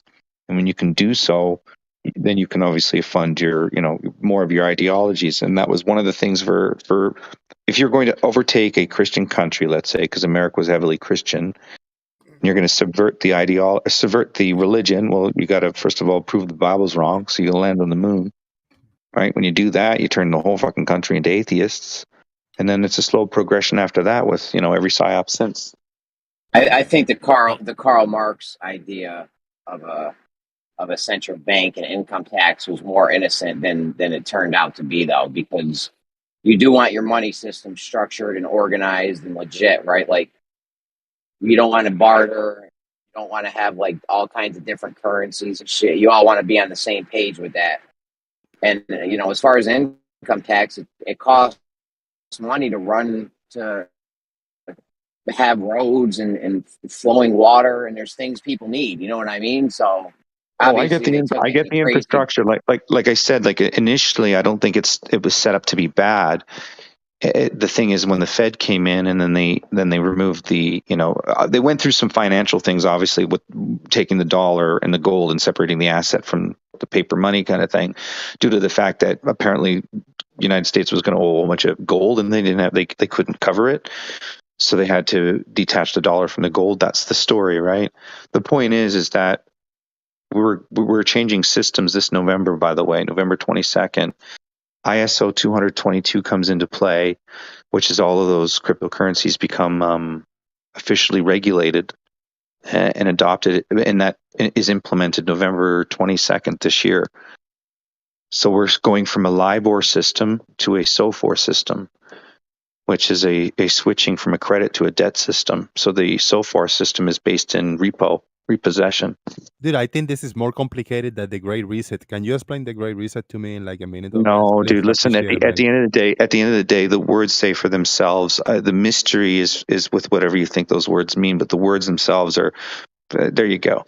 You can just get the gist of it. And if you look you're trying to explain the banks and all that. If you look at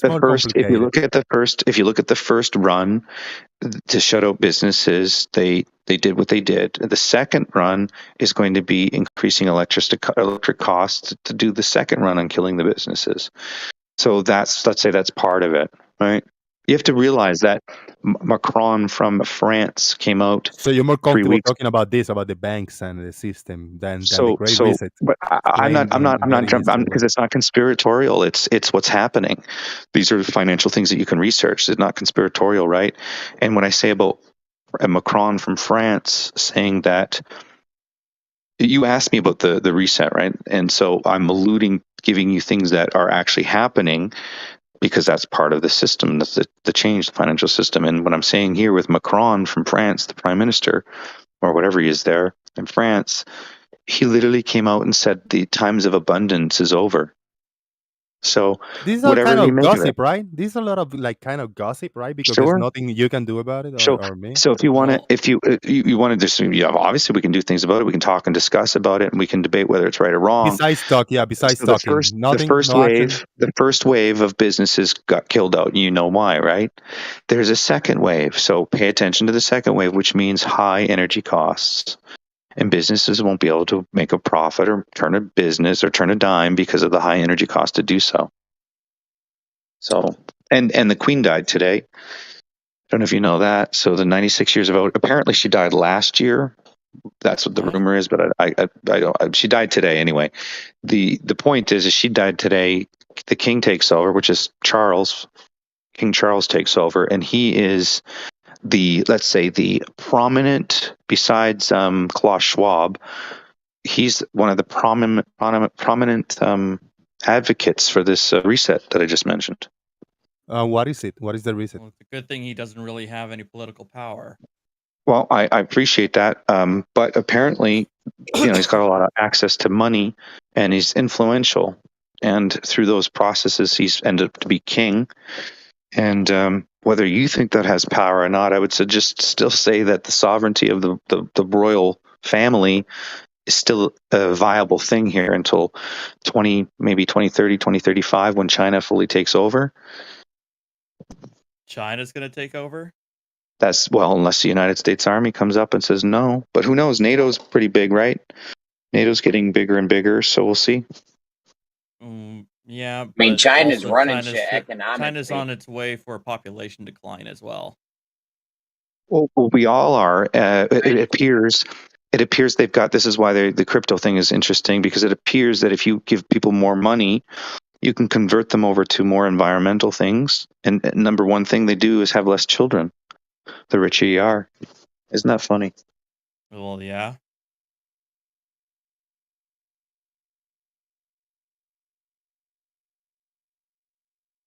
I mean, I don't know I don't know the context of what you quoted Macron of saying about the time of abundance is over, but given That's what he did. That's what he said. Just type that in and go fact check it. That's what he said. But, So. well, let me assume. I mean, Can I I'll give go you an ahead and fact example check. of what he was I'm going to complying assume that to? what you said is right. That he said at the time. Can I give you an example of what it's for? I'm going to give you an example of what it's for. So you know this planned obsolescence that we've been programmed for, right? And how we go through a cell phone in terms of my cell phone, yeah, I know all about that. Right. So planned obsolescence is the idea of it's not ESG friendly.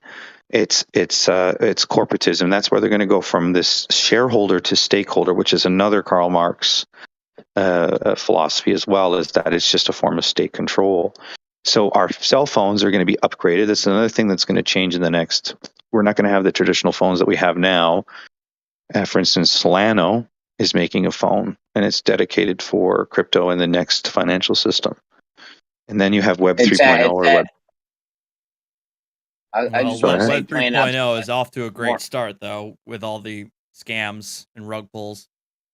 Web 3.0 has got a lot of scams, a lot of rug pulls. Yeah. Go ahead, Jeremy. I wanted to just say, going back to your point about Macron, I mean, assuming what you said is true, excuse me, that could it not be that currently Europe is dealing with an energy crisis due to the fact that Russia contributed a lot of its natural gas to Europe?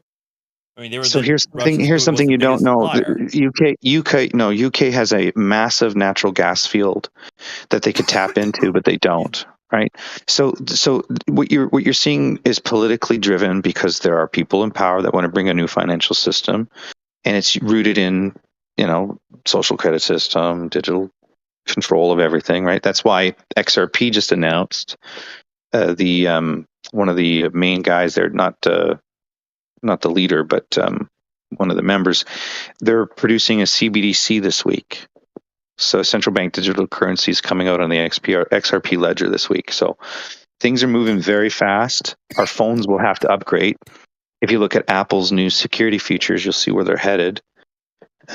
You're looking at 0. What's it called? It's a way for biometric and checking you and stuff. Like for right now, if you want to access Web 3.0 technology, they want to biometrically check you, right? Like for instance, internet center internet protocol or ICP internet computer. They have a 3.0 web platform that requires biometrics, and what you can do is build your own smart contracts on it through canisters or whatever. So they're definitely, if you're a programmer, you should probably become very wealthy.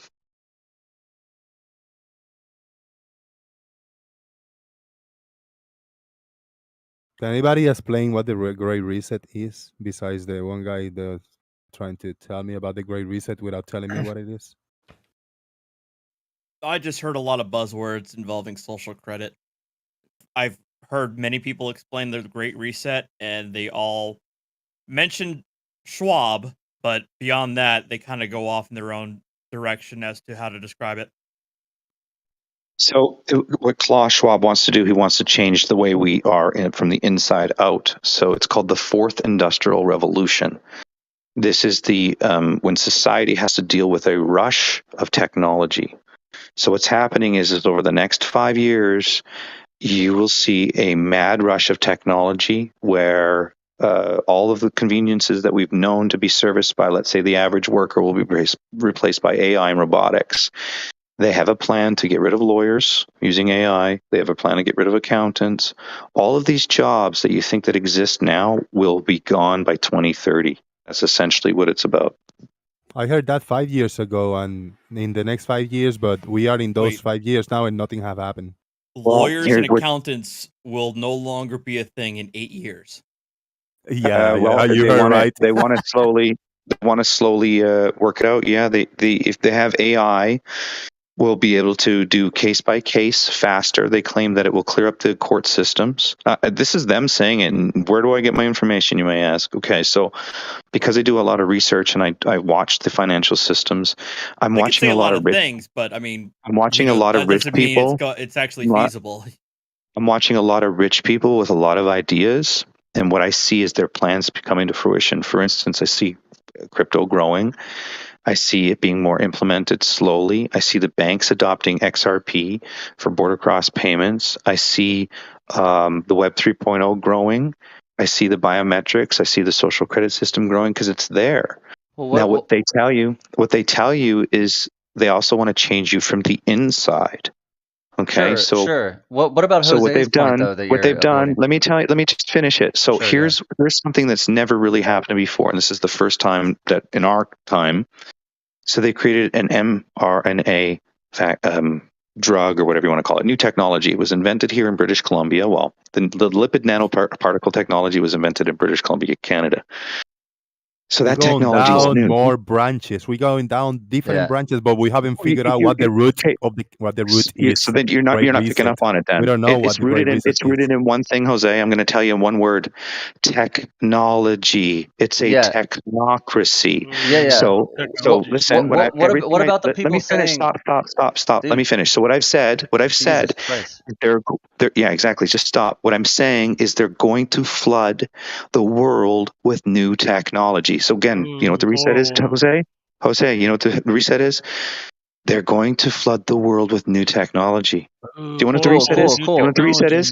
You know what the reset is? They're going to flood the world with new technology. There you go. Dude. You know What about the people? What about the people saying that 5 years ago about today? Nothing is different. Yeah. So who are we to trust? Who are we to trust? I bet those guys sitting around the fire said, "Ooh, this fire thing's going to ruin everything." Okay, you spoke for an hour. Yeah, nothing has changed. What? Yeah. So in the restaurants, give already, other people a chance to speak. For a bit, My God. In the restaurants, they already have robot buskers in the restaurants. Almost worse than branch. Cool, dude. Take a breath. Take a breath. Guys. All right. But let him respond, Data. Let him respond. Thank you, Jeremy. So again, how am I to trust someone saying this stuff who is repeating and uttering the same exact statements 5 years ago about the future 5 years from now? Nothing's happened. Nothing major has changed. The same exact people were saying the same thing in 2020. The end of civilization is coming. COVID is ending civilization. I never said end of civilization, buddy. I'm not pointing to you at all. You just said that. I'm saying these I never said that. You're Of making course you straw didn't. mans up. Of course you didn't. Here again, it's just a flood of So technology. Okay, again, it's just a flood of technology, bud. how is That's it. anything that these people are saying, not you, what you're saying could be very reliable, but these people who are saying very similar things to you have been just embarrassingly wrong. Yeah. How So are we to try? How is anything they say cars showed reliable up. at all? There's an EV rush to make electric Yes, vehicles a zero thing. reliability is my So point. again, listen, doesn't matter. It's new. It's flooding the market with new technology. Yes. Do you have a problem with that? Because Doomsday that's what's is always happening. 5 years away. So In Solana Oh my is God, making Chronic, shut up. Solana is changing. Too. Fucking dad has been droning on for the past 10 minutes. My point is, the doomsday is always 5 years away. It's not doomsday. always I never said 5 years anything away. about doomsday. It's always I 5 never years said away. anything about doomsday, dude. Zero. 5 You years did. happens. Oh, it's 5 So years. You've got to wait you are 5 more thinking years. doomsday. I'm saying they're going to flood 5 new more years. technology. And do you know what they have a big concern over?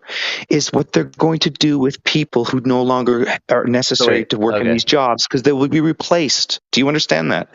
And that's what's happening slowly. You walk into Walmart, they got more digital machines, less workers at the till, and more digital machines. That was big. You're Guess what devolving else what you're happened? saying Guess what down else to happened? Guess what else new happened? Guess technology what will else be happened? developed. Okay, Guess what else boring. happened? What a Skip the boring dishes statement. New popped up. technology gets developed. Skip Like dishes popped up. Skip the dishes popped up, and you Data, had you people gotta relax, deliver more Data. food. Data, you gotta Uber relax, popped up. man. You know, Uber the thing popped is, up. like, I remember Again, when more self-checkout. technology is being implemented. Is Oh my my point. God! Oh no! Not I was told. self-checkout Here's the lines. thing. Are you an old you know, boomer how long grandpa? is self-check How So do I checkout work been a again, thing, this right? cell phone? first of all, it's doomsday. First of all, it's doomsday because I mentioned it. Now it's what are you, a boomer?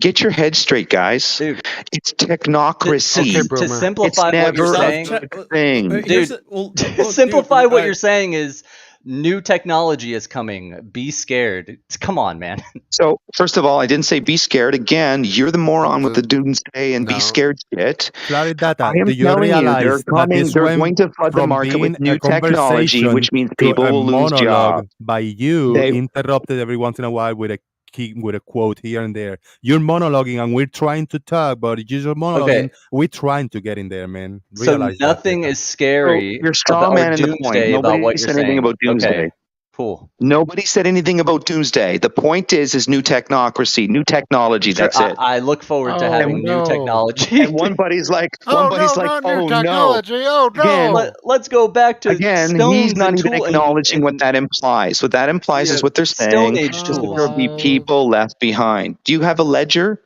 Do you guys have any of you have ledgers?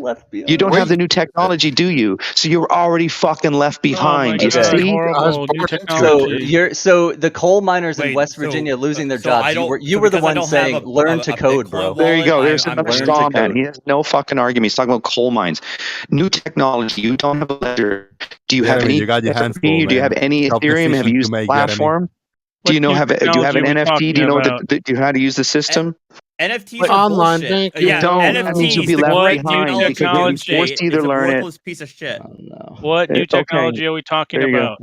NFTs are the biggest joke. Oh, just in on general? the face of this planet. In and general, In that's what general, we're just supposed to be something scared new. of? You don't know what it is. It'll just be something new. So when it happens, you'll say, "Oh, look, new technology." Okay. Do you know what ISO 222 is? Yes. Okay, I'm not asking you. I'm asking PNS here. I don't know anybody named PNS here, so. Yeah, that's you, bud. So if you don't know what the ISO 222 is, go look it up because that's what's happening this November. Standardization for financial standards. It's new technology. Oh So no, this not guy standardization. this guy says there's no oh no, right? So this is what it means, okay? Just so you know, oh no guy.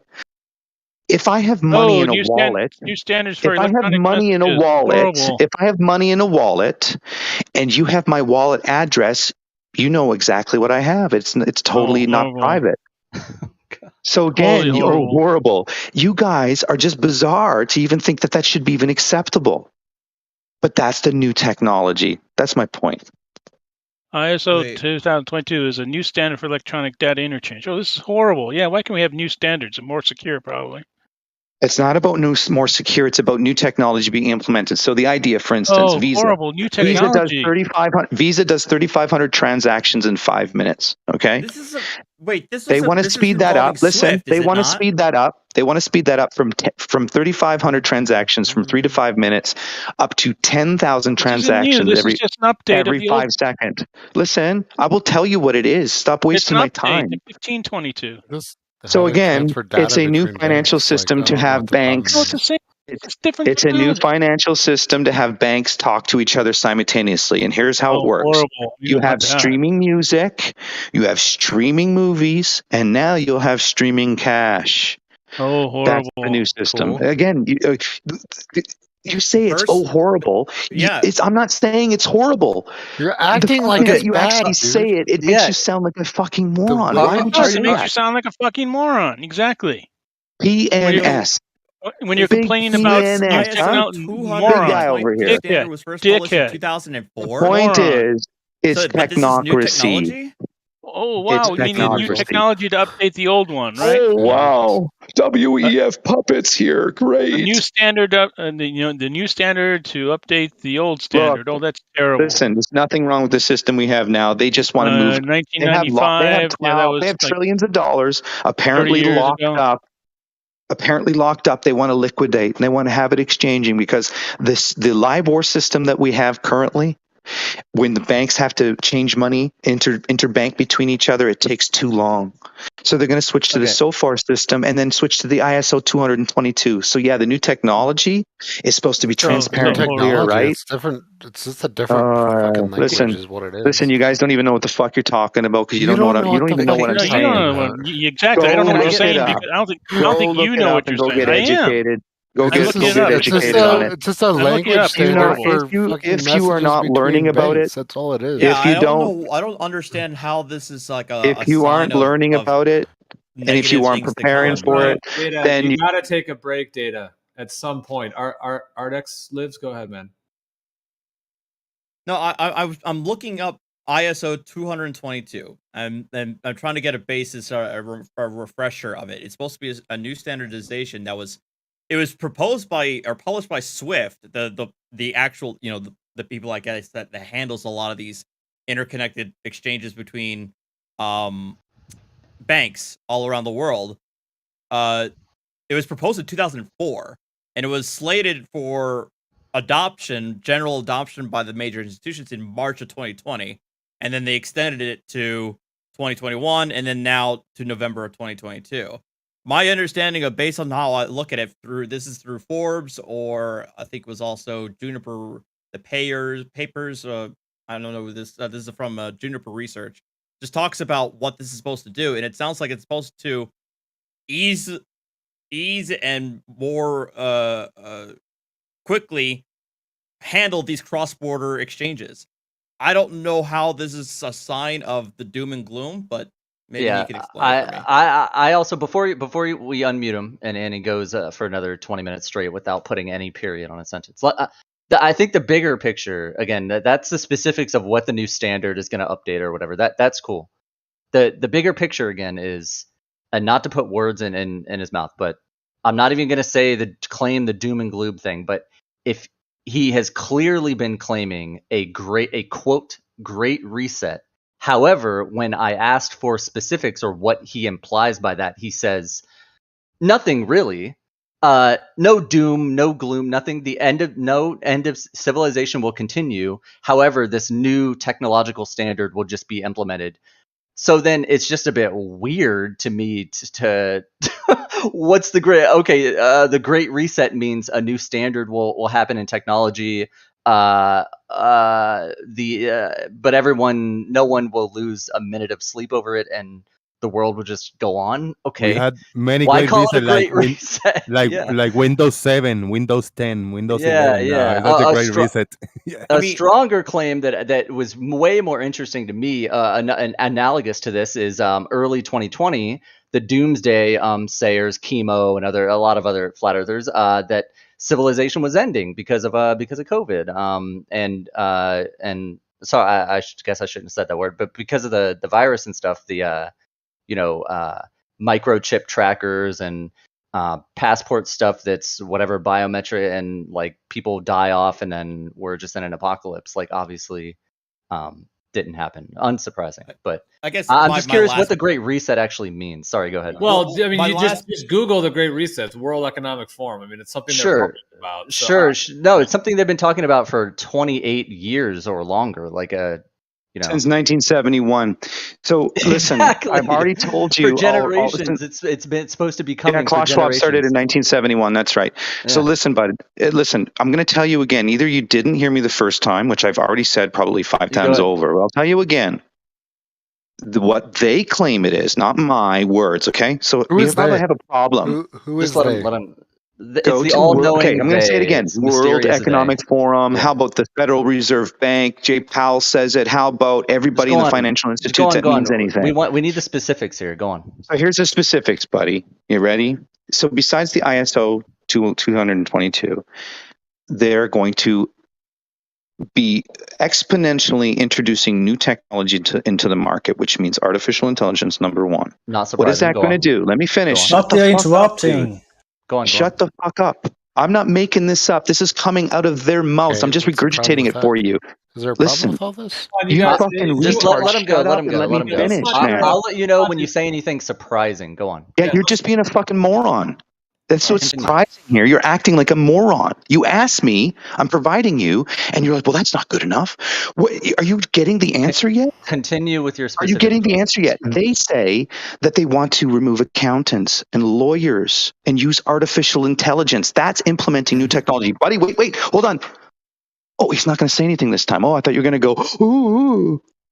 Dude, Huh? it's not I me said saying it, I'll it's go them. ooh when something surprises me that you say. No, the other Continue, buddy, is like, what's wrong with that? So, okay, so it's not about surprising you, huh, moron? It's about telling you what they're going to do, Tell us so you understand something what we the don't reset know. means. That's what we want you to do. Oh, so you don't know the lawyer thing? AI replacing man. lawyers? You already knew that, You said right? it 10 You already minutes knew that, ago. right? Like you're acting Yeah. like we Okay, so aren't this guy listening here, to you. this cookie here, You're buddy, just go on sit repeat in a again, corner dude. and eat a cookie and listen and make it a digestive cookie. Please Take out your continue. dentures, have a digestive cookie, and Please just continue. listen. Please continue.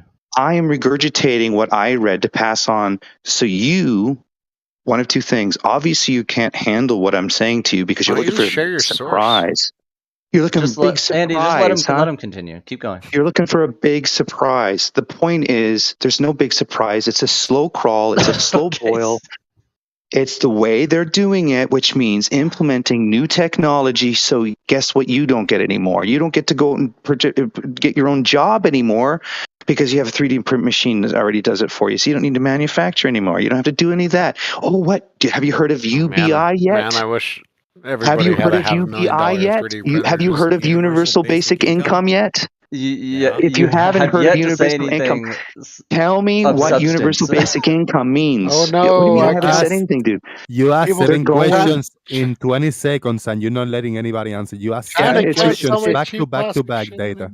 The thing is, it's not about getting a response from them. The questions, they're sort of rhetorical questions. They know the answer. Universal basic income is So you part don't of want to having have a robots. conversation. You don't want to talk to people. You just want to talk to the people. You Yeah, don't want he to wants talk to to talk. people. He wants to How do talk I get all at this? people. How do I get all this Yeah. information out when I keep getting interrupted? Just try to make. I know you have been getting interrupted, but just try to make a point and then pass the mic so someone can respond, so we can hear. Yeah, but here, Gio, the thing is, I've repeated it, but I've tried to repeat it concisely to the point where I tried to get the message. The point is they're going to flood the market with new technology.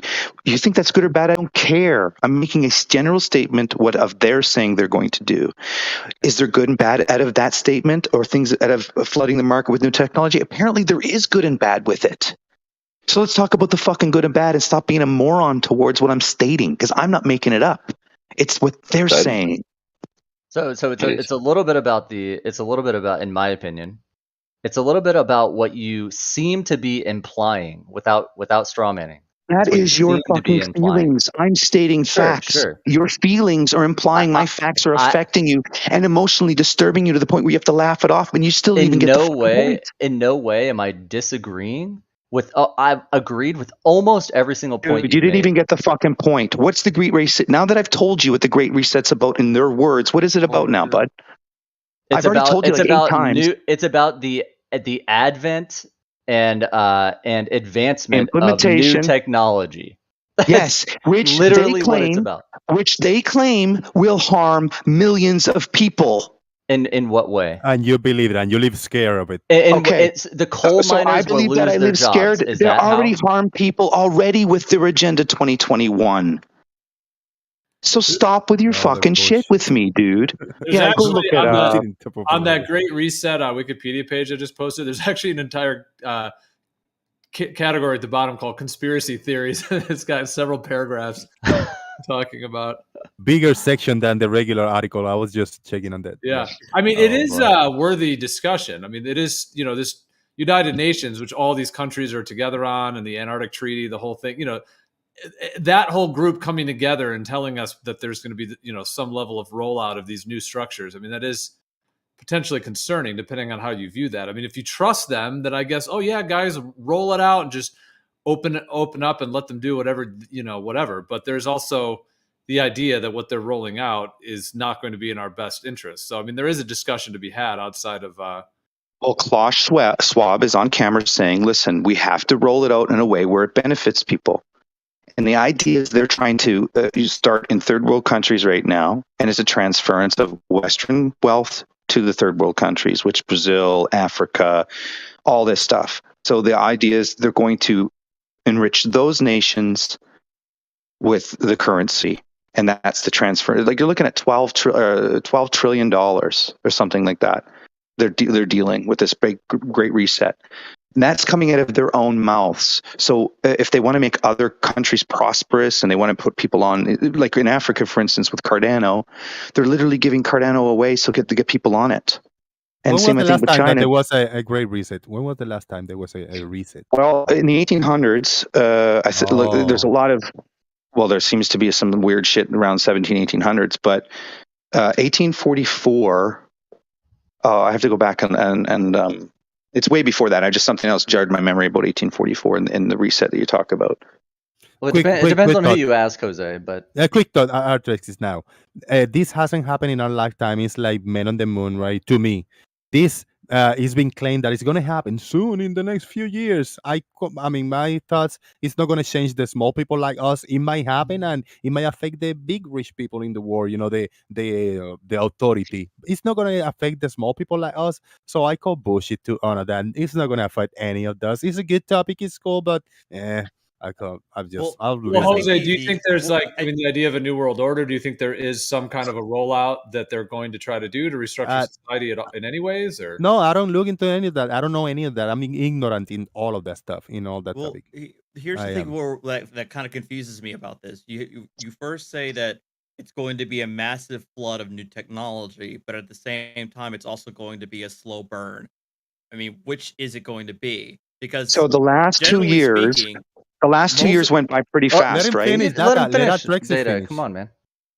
Because I'm only looking at this, and again, this could be a very singular and very too narrow of a look. I see technology, and I'm in terms of like, let's say, hardware like cell phones or what have you. Foldable LCD screens were prototyped in 2010, but we never really saw the first real mass market foldable screen until like 2018. And we saw self-checkouts come out into play. I feel like we've had it for a very long time now, but we still have cashiers in our grocery store. So I don't know if this massive flood of technology is really actually going to happen. I think it's more likely that it's going to be a continuation of a slow adoption of new things, right? And then evolution. But we're still going to be able to adjust. Jose said the word. There you go. Yeah. So here, normal evolution. It's already happened. The adoption is crazy fast to the point where ISO fully gets implemented this November, which means by 2023 the CBDCs will be out, which means central bank digital currencies will run on the XRP ledger. That's just happening now as we speak. So the central bank digital currencies will roll out by 2023. They'll probably be in everybody's wallet by 2025 or 2027. Anybody who deals, we already deal with online banking as it is. The negativity with that is the lack of privacy. So nobody knows how you spend a $100 bill. but the banks will know. So a lot of people who have nothing to hide, they don't care. I don't care, but it's the point. I have nothing to hide. So the point is that if they're going to do it, a lot of people won't catch up to that system. There are already people right now that are left behind the current system that we're in. They acknowledge this, right? And in fact, I hate to say this, but apparently one of the people in that board considers people like that useless eaters. And what he says how to deal with them is we just feed them. We give them universal basic income, and we give them weed or drugs, and we give them video games. That's literally what he said. Because there will be a group of people that will not do these jobs anymore. And currently in the workforce as it is. Do you live in the daily basis? I mean, like, as a looking behind lawyer, your that back, sounds like fucking awesome to me. Do you live behind your back I every day? understand. Listen, it sounds good. I understand. Video games to sit on my ass because I lost my job to a robot as a lawyer. Sign me up. So I hear you. I get it. There's no purpose there that way, right? But the thing is a lot of these ideologies and a lot of these things that we implement, we don't know the outcomes yet. One of the things we do know is that the richer nations are having less children, that's why they always bring in more immigrants, right, to help with the offset of that, because obviously they can't keep the GPD, they can't keep the numbers up, right? The point is that also the young are supposed to be providing here's how it is. For the elderly. It started in 1970, right? And it's at our doorstep now. They're claiming with the advent of the processing power, UK has one of the largest supercomputers in all of the world, right? And it really comes down to how fast they can process the data coming in. And of course, they're getting more data they can handle, obviously, right? So, do you want to take that call so we can talk a little bit amongst ourselves? Quantum computing is also. I'm still 30 minutes in. 30 minutes in. I'm hearing every single thing Data is saying. But what is the Great Reset? Yeah, what is the Great Reset? Yeah, man, I'm waiting for that. What is it? I want specifics would be good. Again, Atrexis made a very good point. It cannot be a slow burn and a fire hose, an immediate thing, a waterfall at the same time. I'm still so confused about what it is. Well, it's a different way of describing technological evolution. I think that's the best understanding I have. It's a different way of describing. When you think people should sit at home and smoke weed all day and play video games and that's a good life, and then give money for free, then maybe you should look at the human psychology and purpose and what it means for actually somebody to get up and have purpose to do something. You aren't going to change the world, man. You are not going to change the world, Dad. I don't know why you're bringing weed. I mean, cannabis is a medicinal plant that has various. It's all good. It's all good. I'm not dissing weed. I'm just saying that weed is like Dave Grohl said, if you end up smoking weed, you'll end up sitting on the couch eating potato chips watching Oprah. That's why he doesn't smoke it, right? Yes. So, that's pretty ridiculous to just make that blanket claim. That's what David Grohl says. He says you'll end up eating potato chips on a couch watching Oprah. It's weird. Because it's weird to just said that. Virtually every musician in the history of the world has used cannabis to help with making awesome music. So. Not David Grohl. I think that's something. I also, I mean, I look at. And Jeff Buckley made amazing music, but he wasn't a part of it either. Somebody was talking. Atrexis was talking. Well, I want to, because you often emphasize this point about the massive flood of technology and how it's going to completely rapidly change. I agree that we can look at history and see when new advent of technology has rapidly changed how we function as a society. The two biggest ones I can think of in my lifetime: personal computer and the mass adoption in the 90s, and as well as the advent of the internet, absolutely made a rapid change in our society as we see it today. And also the cell phone, more particularly the smartphone, with the first iPhone coming out in 2007. But look at where we're at now in 2022. The PC, as we all understand it today, is basically the same as it was back then. Mouse, keyboard, monitor, box. The candy bar cell phone is still around. They just introduced the iPhone 14. It looks like the same as it ever was 5 years ago or 6 years ago. So yes, there's mass adoption, but that doesn't mean. But this idea that we're going to see a massive flood of new technology all at once or within a span of a couple of years, I don't know about that. It's going to take a while. I'll give you an example of things that are going to come, right? And yet it is a fast because it's exponential. If you look at how many years it took to create and how many years it's going to come to fruition, it's going to be a span of 10 years that will increase exponentially because of what they want to do. And what they're doing is the infrastructure is being built now. And the problem is why they can't roll it out as fast is because the infrastructure isn't there. And the infrastructure happens to be the 5G, 6G, whatever grid you want, which is going to be these transponders next everywhere. So when you have you'll notice when it will kick out, the first indicator will be when they take long trucking haul jobs and they're ran by AI. That's going to be your first indicator. And then right after that first indicator, there's going to be exponential rollout after that, because once they're confident to do the long haul truck under AI and 5G, whatever, 5G, 6G, 8G, whatever they have, they're using at this point to communicate. Sure. That's what it is. So once you see that, this is my prediction, because it's not doomsday, but people are going to lose their jobs. And what it is they can do the long hauls. They can't right now. They can do the long hauls. They just haven't implemented it wide scale, but they plan on to, because they need to set up the grid system first, which is the 5G towers, right? These long haul jobs are going to be gone, and then they're going to work on consistent, steady route jobs locally. It's what they have problems with now is they can't do deliveries with random chaos, like through a city street, because it's not consistent. But these long hauls tend to be these consistent, predictable patterns, right? Can I ask you a quick? So I understand. I'm not even disagreeing. I agree with you.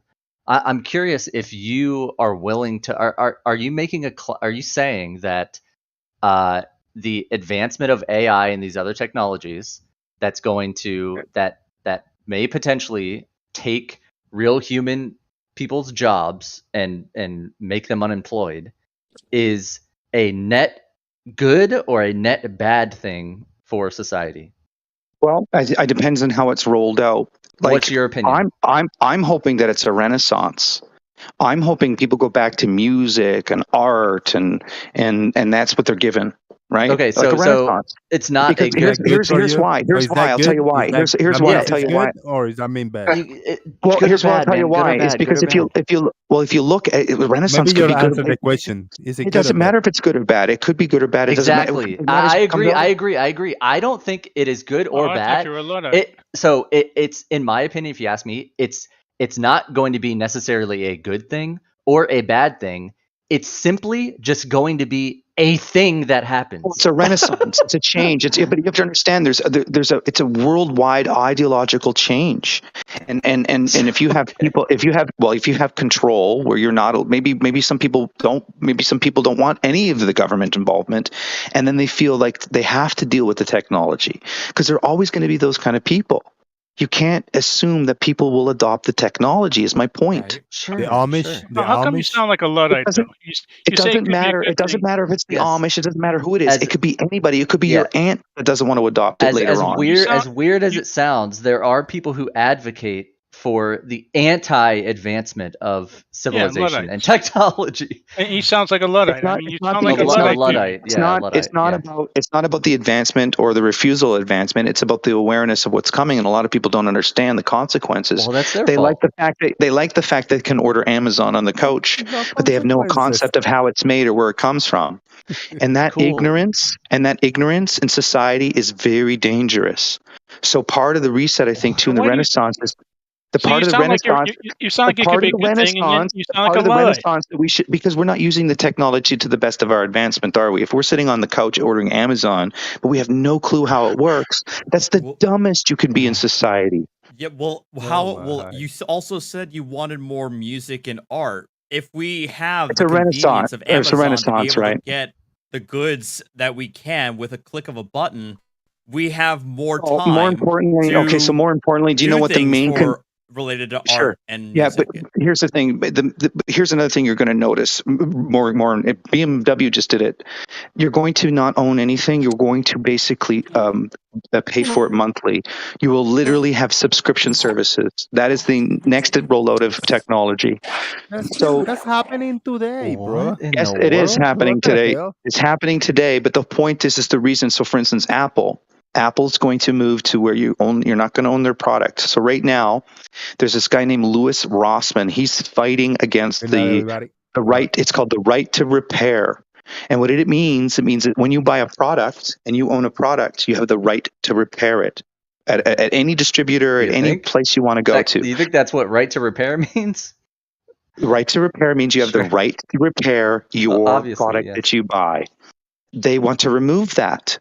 Apple and many other companies now, including Samsung. Samsung's probably one of the better ones, but they're saying that in the future, because when they go to the new phones, they're going to say that they can't do that anymore because it's a privacy issue, a security privacy issue with technology. You see, because again, not surprising exactly, at right? all in a capitalistic. Yeah, I understand. I'm just observing reporting, right? And it's not about doomsday. It's because I'm actually really curious to know what they're doing. Because if I'm not up to, I think what's going on, then maybe I can't see what's coming. Which I believe that there will be nefarious purposes used for this technology, because that's usually what ends up happening when it's widespread. It's widespread and controlled by a central agency. Once it's controlled by a central agency, it becomes dangerous, right? So that's which is the central agency? I don't know. I don't know who that is. All I'm saying is that whoever centralized power is never good in a society. It's in democratic society, especially. Right, but I mean, you do know that Apple has come to blows with the feds for not allowing them a back door to their iPhone. Yeah, that's same with BlackBerry. So BlackBerry is one of the leading software antivirus. BlackBerry's leading the future for Internet of Things. So there are software antivirus, or what do you call it, AI.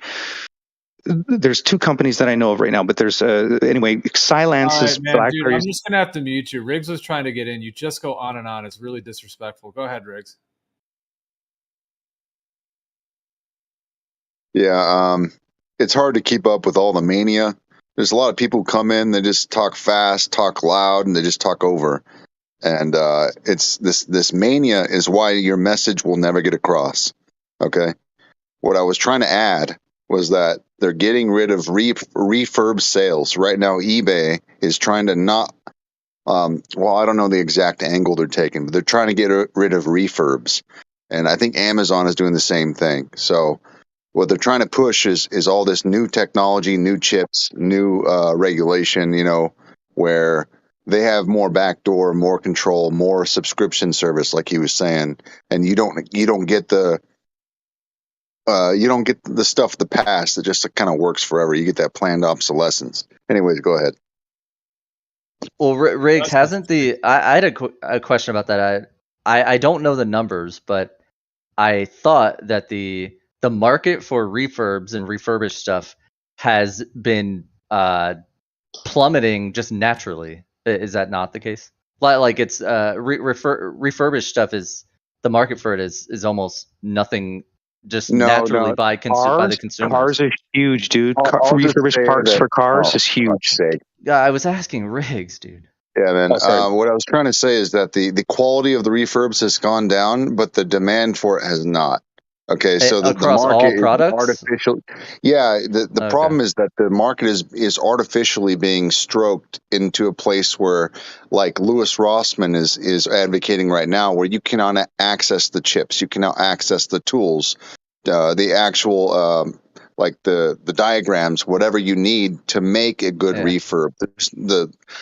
Their products are being made in such a way that they're unrefurbishable in kind of a way. Now, some things, yeah, you can kind of like manage it, and then you put it like a 30-day warranty instead of a 90 or something. But overall, there is a huge demand for refurb. A lot of people don't give a fuck about iPhone, 10 even, but they're being pushed in a direction where if you're just trying to buy something, like the lowest quality one probably doesn't have the most basic things that you need, and they get pushed into the high tier or mid tier. Yeah.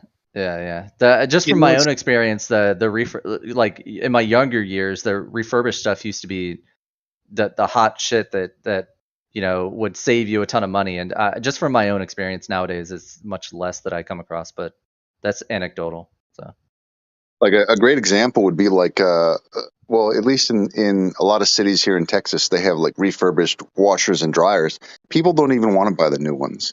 You know, they're spending $1,500 for what, a side loading, mold growing plastic transmission pulling fucking with the warranty that sucks and all this stuff. You know, for $1,500, but then you can go buy for $100 a refurbished one from 20 years ago, has a steel belt transmission, you know, and it'll just run forever. Yeah, it makes a little noise, but it doesn't grow mold because it's got a top loading, but you can't buy those anymore. So they're buying 20-year-old models, you know, refurbs with parts they have to get from China because these bigger companies won't make the parts anymore. Yeah. You know, and they're pushing everyone to a direction of disposability, obviously, and then now this technocracy, which you know, our manic friend is trying to warn us about. Yeah. I prefer my my smart laundry machines that they'll intake all my clothes automatically. They'll wash dry them. They'll swap between washer dryer without me doing anything. They'll fold my clothes on their own after. That's my shit.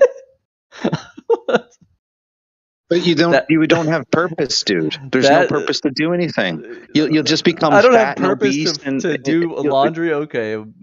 Well, if you have a machine do it, right, you have no purpose to do things. So if you get rid of everything that you did, what are you going to do? You don't even know the consequences of that. I'm gonna love life more than when okay. So then you will like it. Then you will like. Okay. So check it out. So check it out. They have it even better for you then. So part of World Economic Forum's theme and thesis is that you will own nothing and be happy. In fact, there's like a little lovely article you can read, and it describes what your future is going to be like in 2030. You'll rent your pants and your shirt. How do you feel about that? You'll never have to dry clean again. You can't seriously be arguing for the labor of doing your own laundry. Absolutely. There's something to take care of your own shit. Hell? Take care of your own shit. You're a different type of person. No, man. There's a reason, you know, I don't know what you believe in, but there's a reason God had us have hands and feet, and we're supposed to do things manually. There's lessons to life that you learn from manual labor. Period. Well, you can come over and do my laundry. With the world. Do my laundry for me in perpetuity, please. Right. Well, we'd have to make a contract, right? You're paying me for my labor and services. I come do your laundry, but you'd pay me for it. And I would use my labor, my time to earn some money. So if you're willing to pay somebody to do your laundry, then you never have to do your laundry again. Well, so the idea that a robot does it means that somebody still had to manufacture the robot. Somebody has to maintain the robot. And somebody has to still pay for the electricity to run that robot. So that's you. So you still have to work to pay. You'll have to work to pay. Listen, you'll have to work to pay the robot. And guess what the robot will use? The robot will use either Ethereum or Bitcoin to run on. That's the new system. Yeah, they're going to be I make a one-time payment for this smart laundry machine. No, they won't do that. You'll have to pay. I pay for electricity. Oh no, the last 200 years of human civilization paying for electricity. Well, I'm just saying you'll have to pay for the service, right? It won't be free. So you might not own anything, but you just pay for everything then. And then you'll be happy because your pair of shoes you won't own, and you'll never have to repair them. You'll never have to replace them again or do anything with them. All you do is return them. Subscription service for folding. You just attack the argument for a moment. Just attack the argument for me. Just tell me that you do not, agree or believe that physical labor is a way to acquire lessons of value and character and substance to a person. Sorry, I missed that. Sorry, Riggs. I missed that. I was distracted. What I'm saying is, are you attacking the point that I made, which is physical labor is character building and it has lessons? No, not at all. No, I agree. It is. No, it is. Then you're not really arguing against what I'm saying. You just have a preference. Your general statement, your general statement about that, I agree with. And we don't disagree. You just, prefer some conveniences, which, a lot of people. Of course, yeah. You know, I get a little bit of satisfaction at telling me you don't like doing your laundry. Now, every time I hear your voice, I get a little smile on my face, imagining you doing laundry and just hating it. Okay. Well, if that gives you a smile, then. Well, it's funny, right? Because it's something you'll never escape unless you pay somebody to do it.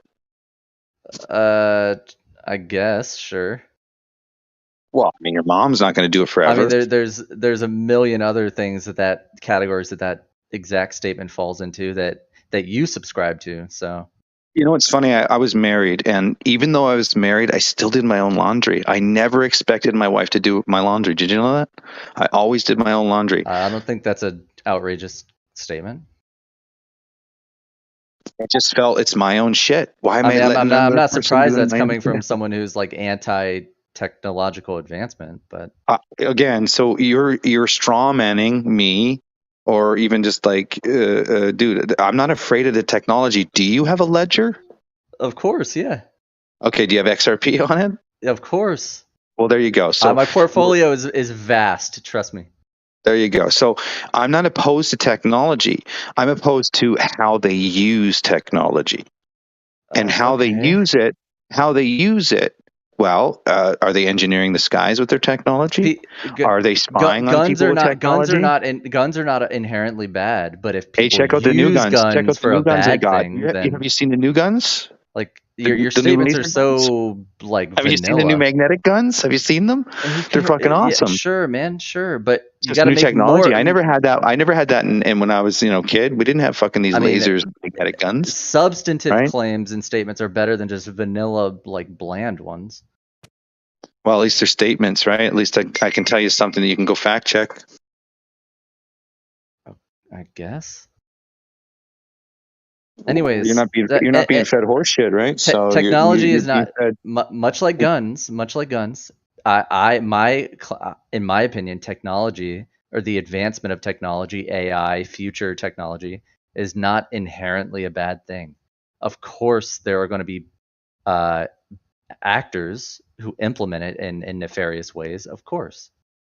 So we're actually not disagreeing on. No, nothing technology is good. Like for instance, my gasoline car, if you put another filtration system to where it would absorb the carbon for like, let's say $1,500 as be an attachment, that's part of technology that would actually make my car even more environmental. And it would be like a little adapter, a little attachment. Technology is neutral. I would go. Technology is neutral. You can no, implement it in good or bad ways. Yeah, but you have to think too, once technology has been sort of, let's say a level playing field, like for instance, a lot of open source code has been given. Well, that means you can have a lot of people take that source code and obviously do other things with it. Yeah. What's coming, I think, is a 2-class system.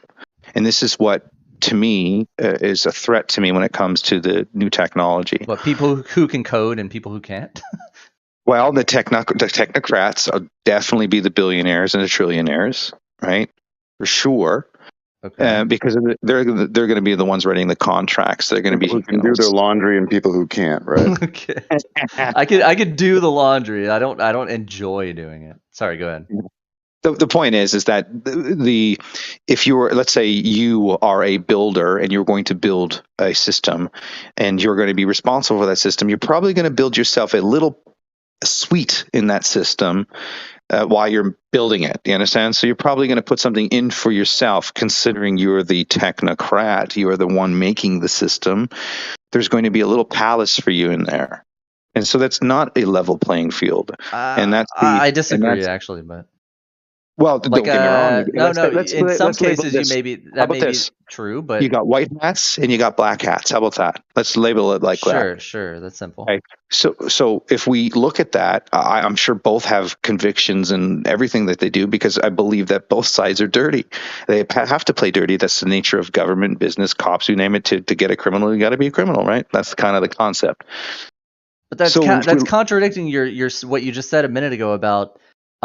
Some people who create programs, write codes, they will release everything open source and for the public.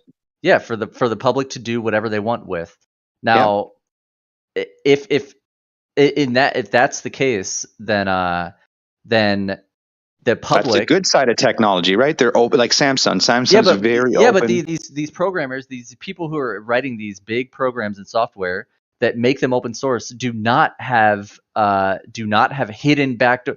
That's the definition that it's open source means people can look at every single review the code for sure. But we're just at the beginning stages. So can they add code in later?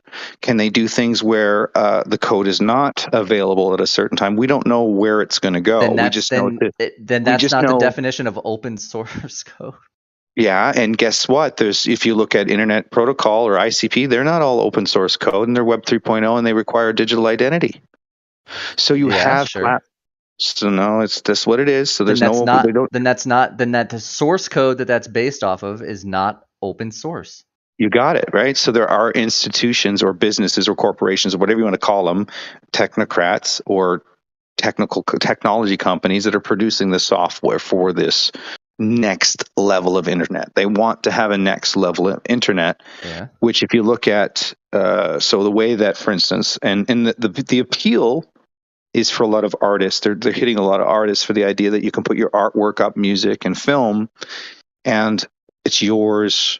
You own everything, and then you can put a royalty to it, so that if it doesn't get sold and it gets transferred from person to person to person, you get a cut of a royalty. So they're kind of inspiring the artist side, which I really dig because I've accessed that avenue of it and looked at the platform. So the idea that it's more artist controlled over their own artwork, and you leave out let's say the record companies, that's a really good thing for the Web 3.0 because it's your art, you own it, you will get the residuals for it, you'll get the royalties for it, yada, yada, yada. So those things are good. But what happens when there's another element added to it, let's say another chain? Because they're always going to be forking or chaining or upgrading. You're staying pretty close to the like crypto NFT side. Are you making statements broadly? No, because tokenization is what they want, right? Sure, okay. That's what it sounds like, yeah. Yeah, so the new system of tokenization is literally you can upload, like for instance, your car or car insurance will be a tokenization. It's not going to be this paperwork that you carry; it'll be all tokenized. Anyway, the point is that that's where it's headed. They're doing those blueprints for, let's say, your house for your deed for your house. It'll be a tokenization like XRP. They already have that platform for tokenization. They already have it for insurance. They already have it for everything. Like you go to buy a TV, you're going to have the TV will be an asset, a tokenized asset. Everything that you own will be tokenized, and then you can borrow against that asset. And that's just a thing, right? You're not claiming it's a good or bad thing. That's just a thing. It's what's happening, which is a new system. So what comes out of that system, I have no idea. I'm learning as I go. A lot of cool stuff, I would claim, but. Well, I hope so, because if it's really driven to be decentralized, and that's the premise, and that it allows artists okay. So here's the thing: ideally, it's about this ESG, this environmental climate thing. They need to create a new economy because they don't want people traveling and doing all this stuff. They want reduction of it, right, due to climate change. So if they can make a group of people and artists and have a revenue. Something that works within a community, Bill Gates calls it the greater fool syndrome, which you create something with the idea that somebody's going to pay more for it, right? That's kind of the concept. So I don't see how it generates cash long term. The concept is great, but I don't see how it generates cash. So it's the same argument for making software and codes open source. It's more philanthropic. You're giving away the. Well, I don't know the outcome. I'm just observing, reporting what's happening. I don't know the outcome of it. I don't know if it's good or bad. That's what I'm claiming. Well, I'm not claiming a good or bad thing. I'm saying if you're talking about monetizing stuff, then that's the thing. You can only monetize it by usage. So if you have a song, obviously people more use the song, they're going to do it, right? You can get money that way, but you already have big companies like Spotify that take over that streaming part of things, that streaming side. That won't go anywhere. Spotify is not going to go anywhere. They already have the technology. They already have the platform. It's the individual artists using this Web 3.0 and this blockchain node that you become, right? Sure. Well, that's essentially what it is. Instead of an IP address, you become a blockchain node, and then you always live within that node. Based on your biometrics. Sure. This was a riveting conversation. I'm going to watch the new episode of Rings of Power. It starts in 1 minute. So heard that's terrible, dude. I heard it's like good show. Good show. Why is it so many bad reviews? A bunch of haters. I don't know. Maybe you reviewed it. I didn't review it at all. I haven't watched it. I like the series, but I just heard it was just awful. It's just like it's like woke or something. Yeah, maybe you wouldn't like it. I'm not sure, but I'm gonna go catch it. So I'll catch you later. Later, dude. Hold your laundry.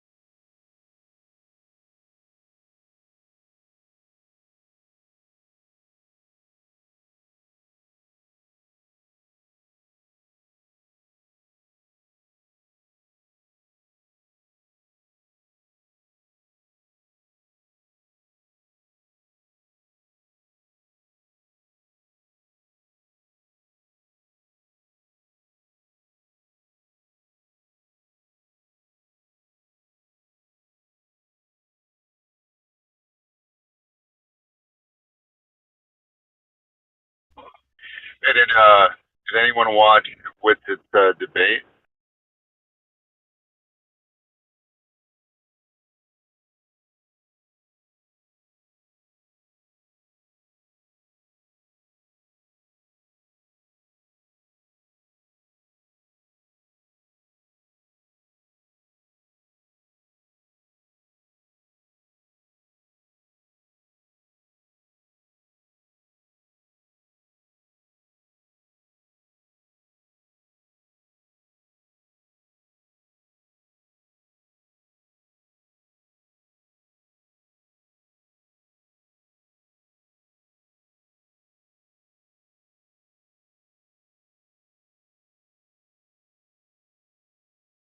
You talking about the debate with Oakley he had?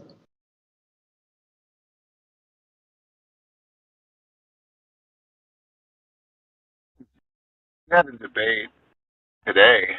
I think it just finished about 20 minutes ago or something. Oh, who did he debate?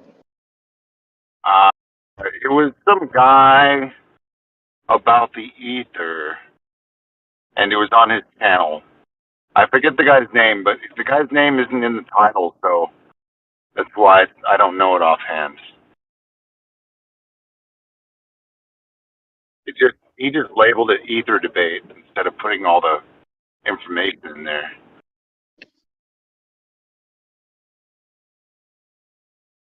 So, what do you think? There's you think there's ether? I think his name was Brian. Well, I'm not a believer in nothing. I think that there's definitely something. So, whether it's an ether or something else, I think that some property fills all space, at least to the point where all space is filled. So, Well, you know what I was watching? I was watching the other day, and I'm sure you've probably seen it, but it was the it's when you're using the Tesla coil and you take a syringe, and as you can literally suck up the plasma into the syringe, like you make a vacuum pressure with the syringe, and it'll go from you won't see anything till you see plasma, right? So I was thinking, right. I was thinking, I call it a field array because space time is a field, ether as a field, and what I mean by field array is that the way I describe the field is that it has these particular attributes, and those attributes would be like magnetism, light, sound, and then of course the non-manifested, which is the let's say what you would call like virtual particle, right? Like the things that they claim that they can't detect them, but they're there. You know what I mean?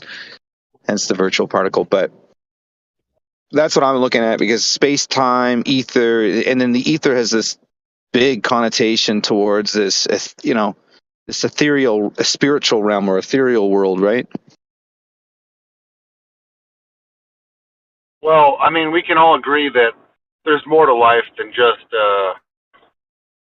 physical things, right? There's clearly some kind of metaphysical thing that is behind, the puppet of material. Well, they like the subconscious, if you will, right? There's a thing. There's that. This book I read, they talked about the ether being 5, like the senses, right? Sound, because when you hear things in your ears, it draws these memories in your mind, right? Like from the ether, if you will. And then if you hear you see something with your eyes, you touch something with your hands, it gives all these memory senses. And this book is called The Great Psychic, and it kind of breaks down the ether as this form of thought telepathy. In other words, when you hear a sound or taste something, you literally have this thought in your mind. An image is drawn up, a memory is drawn up, a feeling is drawn up, so forth, right? You know what blows my mind is that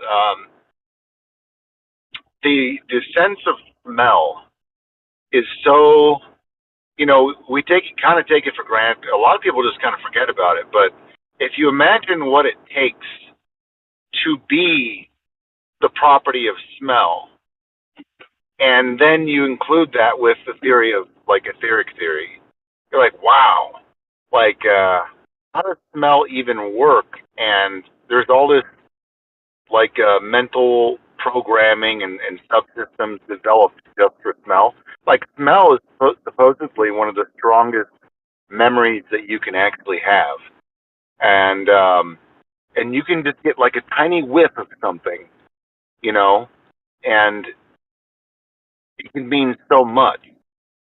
Well, some people call that experience the ether. In other words, it exists within that realm only until you experience it, and kind of how it manifests itself in quantum mechanics the same way. It's kind of interesting how you brought up smell that way, because it reminds me of that book. I'm going to go back and read that chapter about smell, because it does have this this weird, I don't want to say spiritual thing to it. But it's also it's also extremely analog. Like even the process of smell is extremely analog. You can get a little bit, or you can get a lot. You can have like just a scent, just a spritz, or you can have an overwhelming aroma.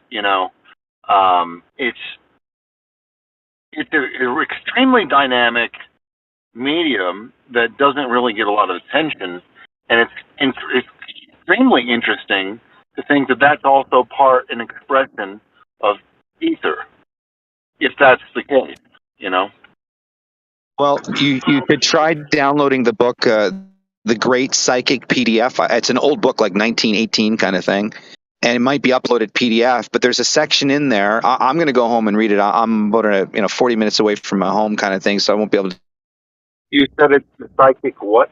To give you the little details on it. Literally associates sound, sight, smell, touch with the ether, and it's this telepathic connection that you have. You said the anyway, it's a really great psychic what? The Great Psychic, it's called. It's an ancient book, like over 100 years old, or close to 100 years anyway.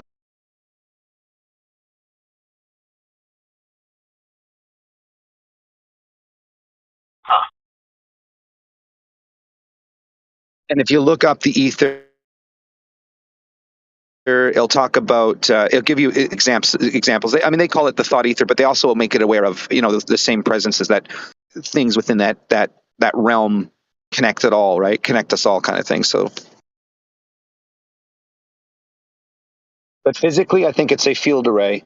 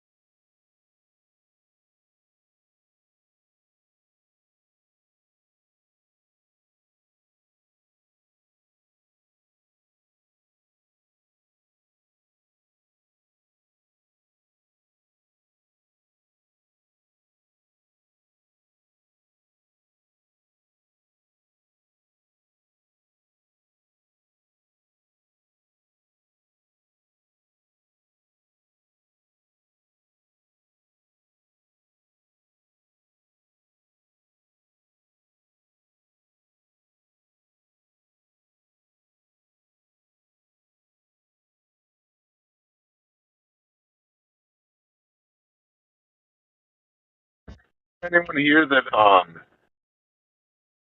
thinks that the idea of the ether is kind of bullshit or whatever?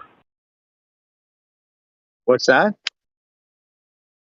I wonder if I wanted to hear from somebody who maybe doesn't think that the ether is a real thing. What do you mean? I'm looking for an opposing opinion, my friend. Oh, like it's space time. It's not ether. Well, I mean, just whatever they believe. I just want to know what they think. Because I mean, I've always kind of assumed through my own deductions that the concept of nothing doesn't really exist, and therefore, whether it is an ether or whatever else, something fills all space. And this is my own personal deduction, but I'd love to hear from somebody who maybe thinks it's possible to have space without stuff, and I just don't think that's possible. Well, I think they're both the same thing. Space time and ether are exactly the same thing. They're just philosophies. Right. Okay. Except for I don't think space time really explains magnetism that well, or even quantum mechanics. That. I guess the problem with space time is that you allow the concept of warping, which I don't agree with at all.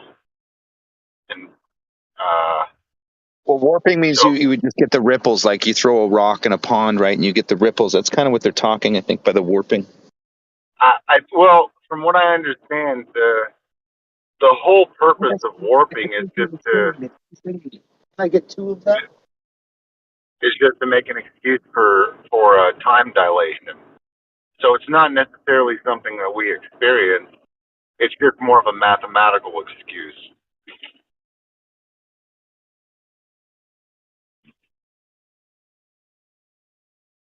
Yeah, and I'm not as versed as Witsit in the whole space time arena. I just got basic knowledge in it, but I notice a lot of patterns, and the main one is can't prove any of it. It's just philosophy and observations.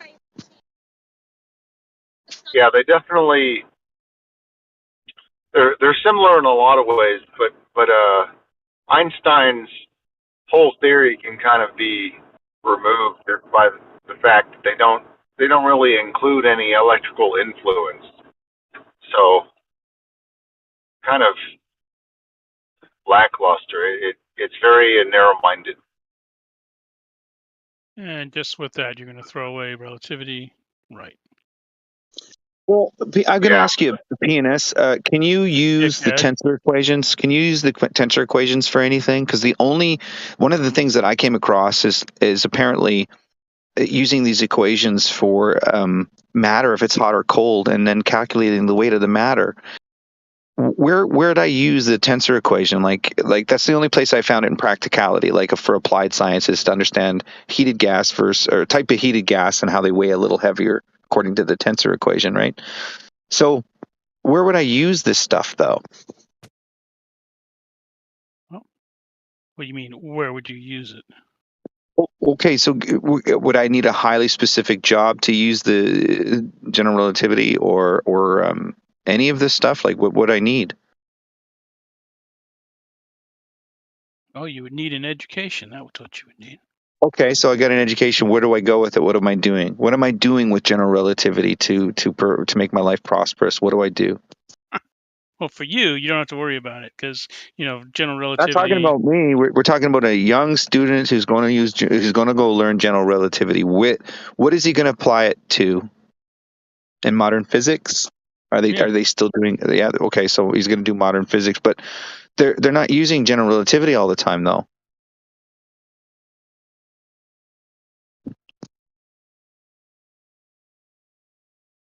Yeah, what is the most useful scale of general relativity that somebody can apply it?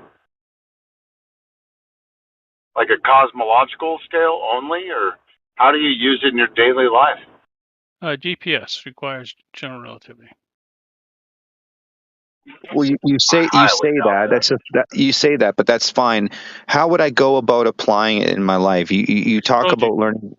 GPS Yeah, but you say requires general relativity. you say that. You use Say the that. It's GPS. fine. Do you use the GPS system? Yeah, so for when you program you don't actually use general relativity, Yeah, dude. do. They You use get a general relativity. calibration. You get a calibration code, dude. That's the calibrations from the towers Yeah, but nowadays. you see actually it's from the satellites. When do you That's actually? why you There's no satellites or ground satellites, buddy. no, they're not. They're satellites Yeah, because you they're don't. ground Because satellites. no, they're not ground satellites because you can get a They're Garmin ground system. satellites. You can get a Garmin system and take it out in Ground the middle of the satellites. ocean. No, they're no Yeah, ground satellites. ground No, satellites. Yeah. Nope. You're wrong.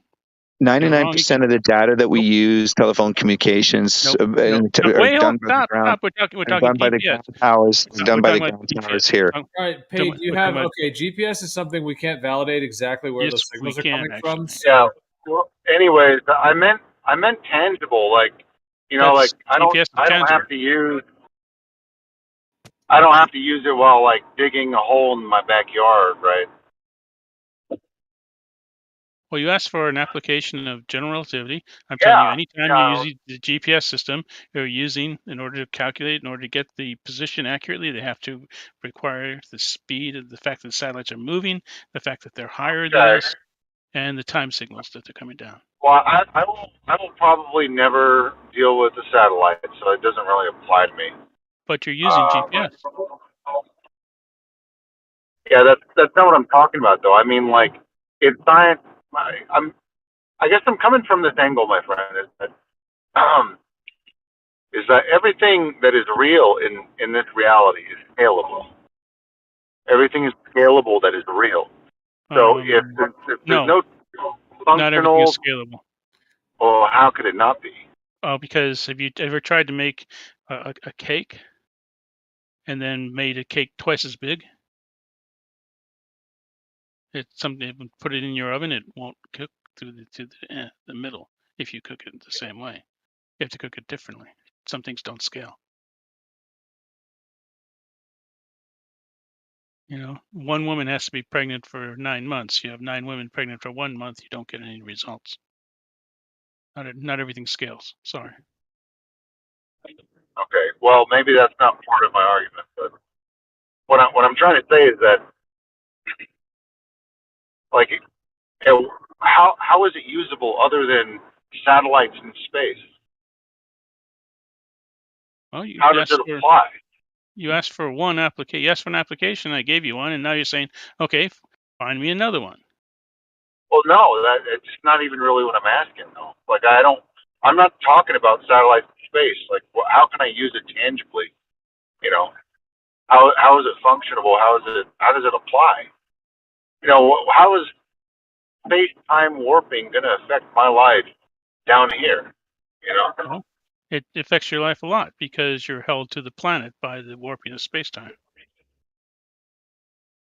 Ground is rising up 9.8 meters per second towards me. Then, Yeah, for the ground from the ground's so perspective. the Earth is constantly expanding upward.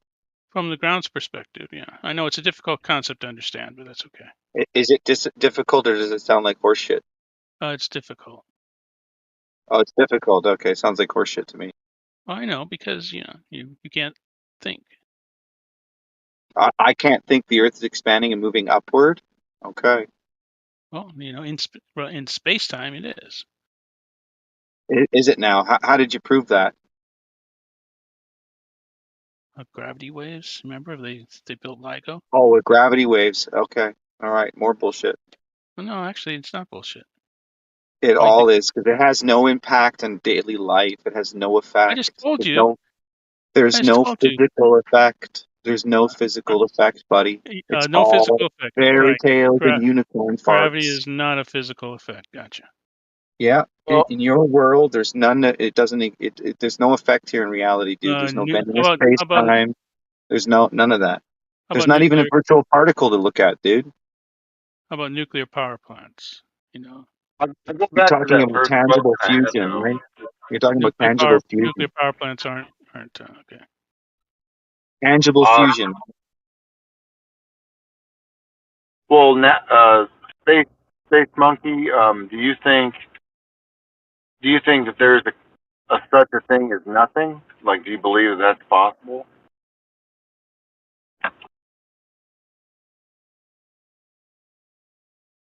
Talking to NASA still. Sorry, I just. Oh wait, hold on. We're talking about relativity. We're talking about relativity. Yeah, now you're going philosophical on me. No, that was actually my first question before. I'm not I guess interested. before you came in.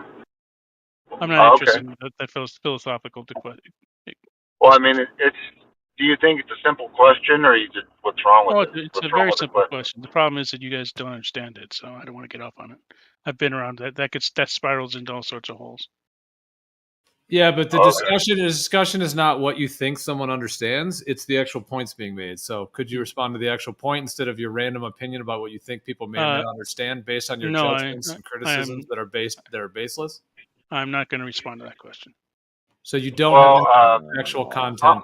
I'll just stay with what I think. I mean, what I said earlier is that I think that there's clearly something that fills all space. Like, I don't think that there's such a thing as the concept of nothing is kind of a nonsense. It's like a conceptual kind of thing. It's not a real thing. Like, there's always something, and I don't think that you can have space without something. That's my opinion, though.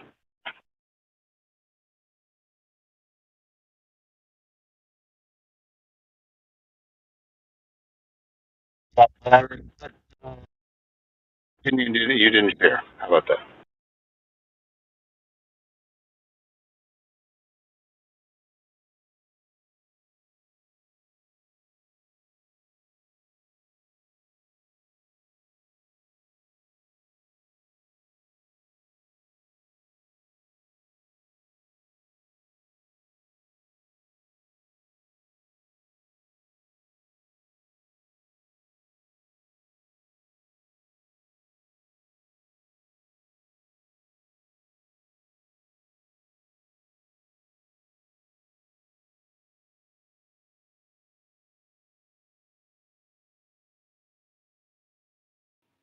Hey, do you think that relativity is going to last the test of time? Like, do you think humans in 100 years, 500 years, etc., are going to be telling the narrative or continuing to be talking about this? Or, like, do you think it's going to really be a long-standing thing? Or Well, it's lasted 100 years of intense scrutiny, so I don't know, unless somebody comes up with a better idea.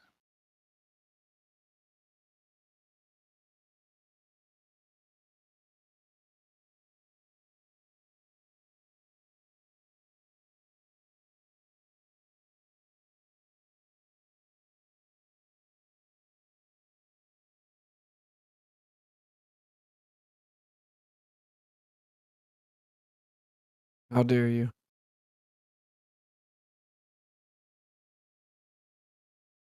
what's up, Austin? What up, brother? Yo. We were just talking about the lack of practicality of relativity, that it has no actual tangible practicality to it. Yeah, it was insane beginning to end, bro. Wait, I was interested to come back to the talk and hear that general relativity is now being claimed to be used in GPS. Is that what you're saying, Mr. Skypush? Special relativity. Oh, special. Yeah. Skypush, you want me to teach you exactly what you're trying to say? Or you think you got it? All right, I'll say it. I was interested to hear. I've never heard a sentence like that. So. It's all based on the speed of light. And so they use that thing we don't know. Yeah, they use the convention of the speed of light for the signals from quote unquote satellites. So like if you read Einstein talking about this, he'll say, well, we're just choosing this convention in which we assume that the speed of light is identical to a certain location and back. And because of the way that relativity claims that time is always changing relative to motion, you could never synchronize two clocks and then get it apart enough that you could measure the light one way. So we just choose this convention that we assume it's the same two ways, there and back. And then that speed of light convention is applied to satellites, quote unquote. Well, it's more to that than Witz. It is also the fact that the satellite is moving, and therefore you have a time. You have the time. Oh, here we go. Yeah. Take it away, Scott. Wait. Go ahead. Let him say it. You take that into account too. The fact satellite moves in what? Satellite moves in space time, and the time travels slower. Time travels slower, or the light. Time travels slower. They have clocks on board that are slightly slower than the ones on the ground. Okay, but do the signals of light travel the same speed? I'm not interested in your two-way speed of light bullshit today. Well, that's literally what the claim is about relativity being involved with GPS. And actually, it has more to do with the time compression because of the traveling. The time compression is about the speed of light, though. It's related. Yeah, intrinsically. But what you're talking about is the light traveling from the satellite to the ground is another, as you see it, problem, but it's not really. No. The way they determine that the clocks are accurate or inaccurate are based on the light. Literally. Anyway, so they have to account for the fact that the clocks are and the fact that they're slightly higher in the gravity wall of Earth also causes them to have an influence. So what? There's actually a vortex of an ether. You didn't know that? You have no evidence of this ether, despite what you say. Except literally all evidence ever. Except that you have none, and otherwise yes. you'd be. Yeah, we do. How come you're not like name isn't up there with Einstein then? If you have this proof of ether. Dude, I'm heavily censored on YouTube, man. I'm just some college dropout. What do you? Yeah, you're a college dropout who doesn't understand what he's talking about. Well, I understand it more than you, though. I mean, I'm not claiming to know all things, not but really. Not really. Well, no. Yeah, one piece of evidence for the ether is the Sagnac effect. No, that's not the ether. You're just saying no. That's not. That's not. Well, you're saying it is ether, and I'm telling you it's not the ether. Well, that's what the guy that discovered it said. Well, the guy who discovered it, who was that? Sagnac. Yeah, and when was that? Well, that was a while back. Yeah, a while back when they thought there was ether. Okay, so the person that discovered the effect called the Sagnac effect said it was due to the vortex in the ether. We use this effect for gyroscopes. And now we know there's no ether. This is where I get into the redundant conversation with you about Michelson Morley. Yeah, which proved there was no ether. It doesn't prove there's no ether. Actually, it proves that either the ether is not stationary or that the Earth is not moving. That's what the it Earth proves. is moving. We know that, and we also know that the Earth that we've gone back to the Michelson-Morley experiment, done it with better and better equipment, and now we're down to like 2.5 centimeters per second on the error bars versus like what 8 or 10 kilometers was the Michelson-Morley error bars. Non sequitur, though. No, it actually is a sequitur because we should. No. If there was ether, we should be able to detect 2.5 centimeters of it. No. We detect the drift of the ether with the Michelson-Gell-Pearson, which is the Sagnac effect. Duh. We get our sidereal rotation within 98% accuracy every single time. So that's the ether moving. Like what you get in the Michelson-Morley is just a slight, let's just call it a spillover of that.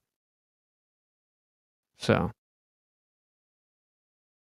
well, we were supposed to get way more shift in Michelson-Morley if there was an orbit in the ether. So they just threw the ether out because they. But this is the point when you say we know the Earth is moving. It's like you're just going against relativity because like the current framework of physics within your paradigm doesn't allow you to exclude geocentrism as an option. Like that's what relativity says by definition.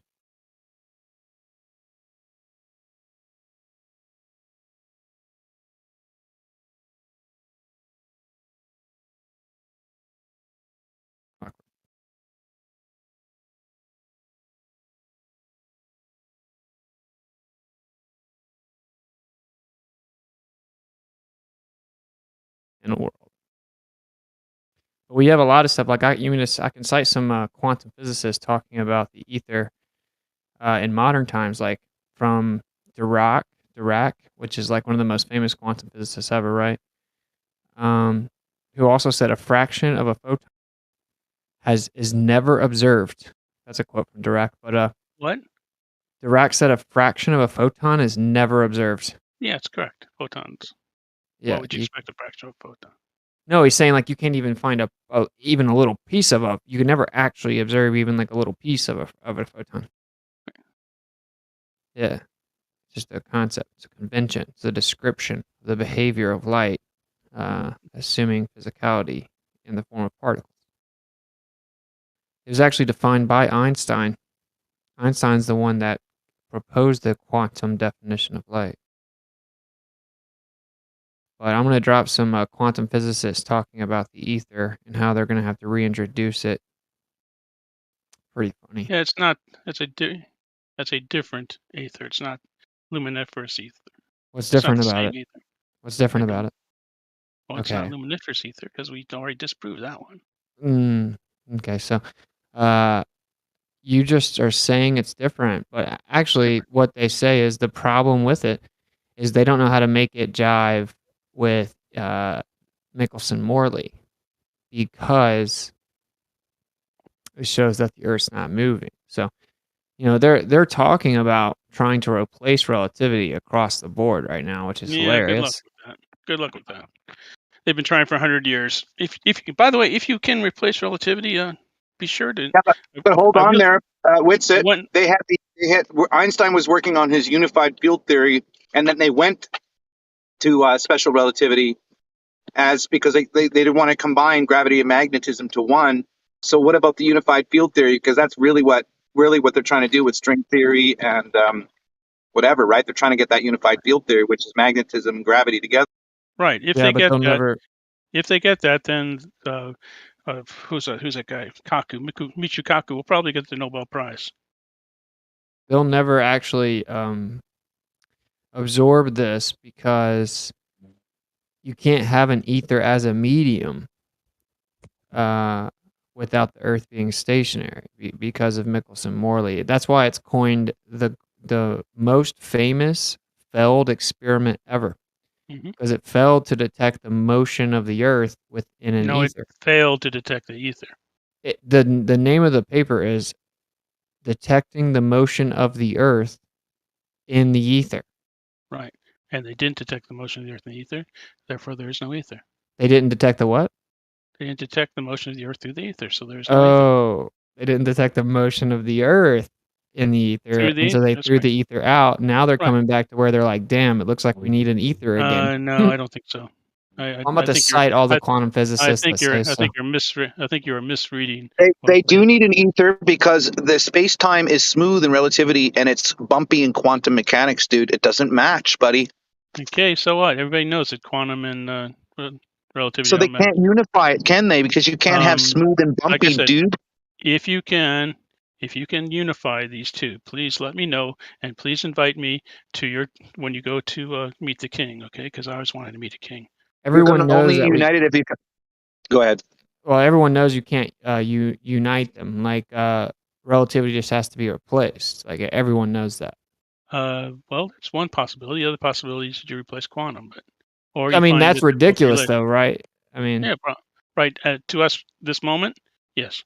because it's way more precise and like quantum. I disagree with all the interpretations, but I do not disagree with all the phenomena observed. It's very, very precise. The plate shit they got going, dude. Shut up and calculate. Yeah. Did you know that it's creepy. experimentation trumps calculation and conversation? But all the predictions of quantum come true. Shut up and And calculate. none of the predictions of relativity come true. Here's the thing: when you say it becomes true, I'd like to know what becomes true. What prediction? Give me a prediction that has come true, because they never land at that prediction. It's a working through to get that prediction through many succession of errors. Dude, they admit they don't understand quantum at all. Like, basically, an accurate layman definition of quantum is it's just a process of us figuring out what all we don't know within the current framework of relativistic physics. Well, Witsit, correct me if I'm wrong, but when I look at what they're bare bones admitting to, they're trying to find the tiniest part of matter that does not reflect light, but it moves like it acts like it, and it has energy like it. What are you talking about? Well, yeah, they want to isolate dark matter. That's essentially what the whole. Well, that's what ether is. That's what the space time is that absence reflection of light, but yet has the energy, momentum, and magnetism of it.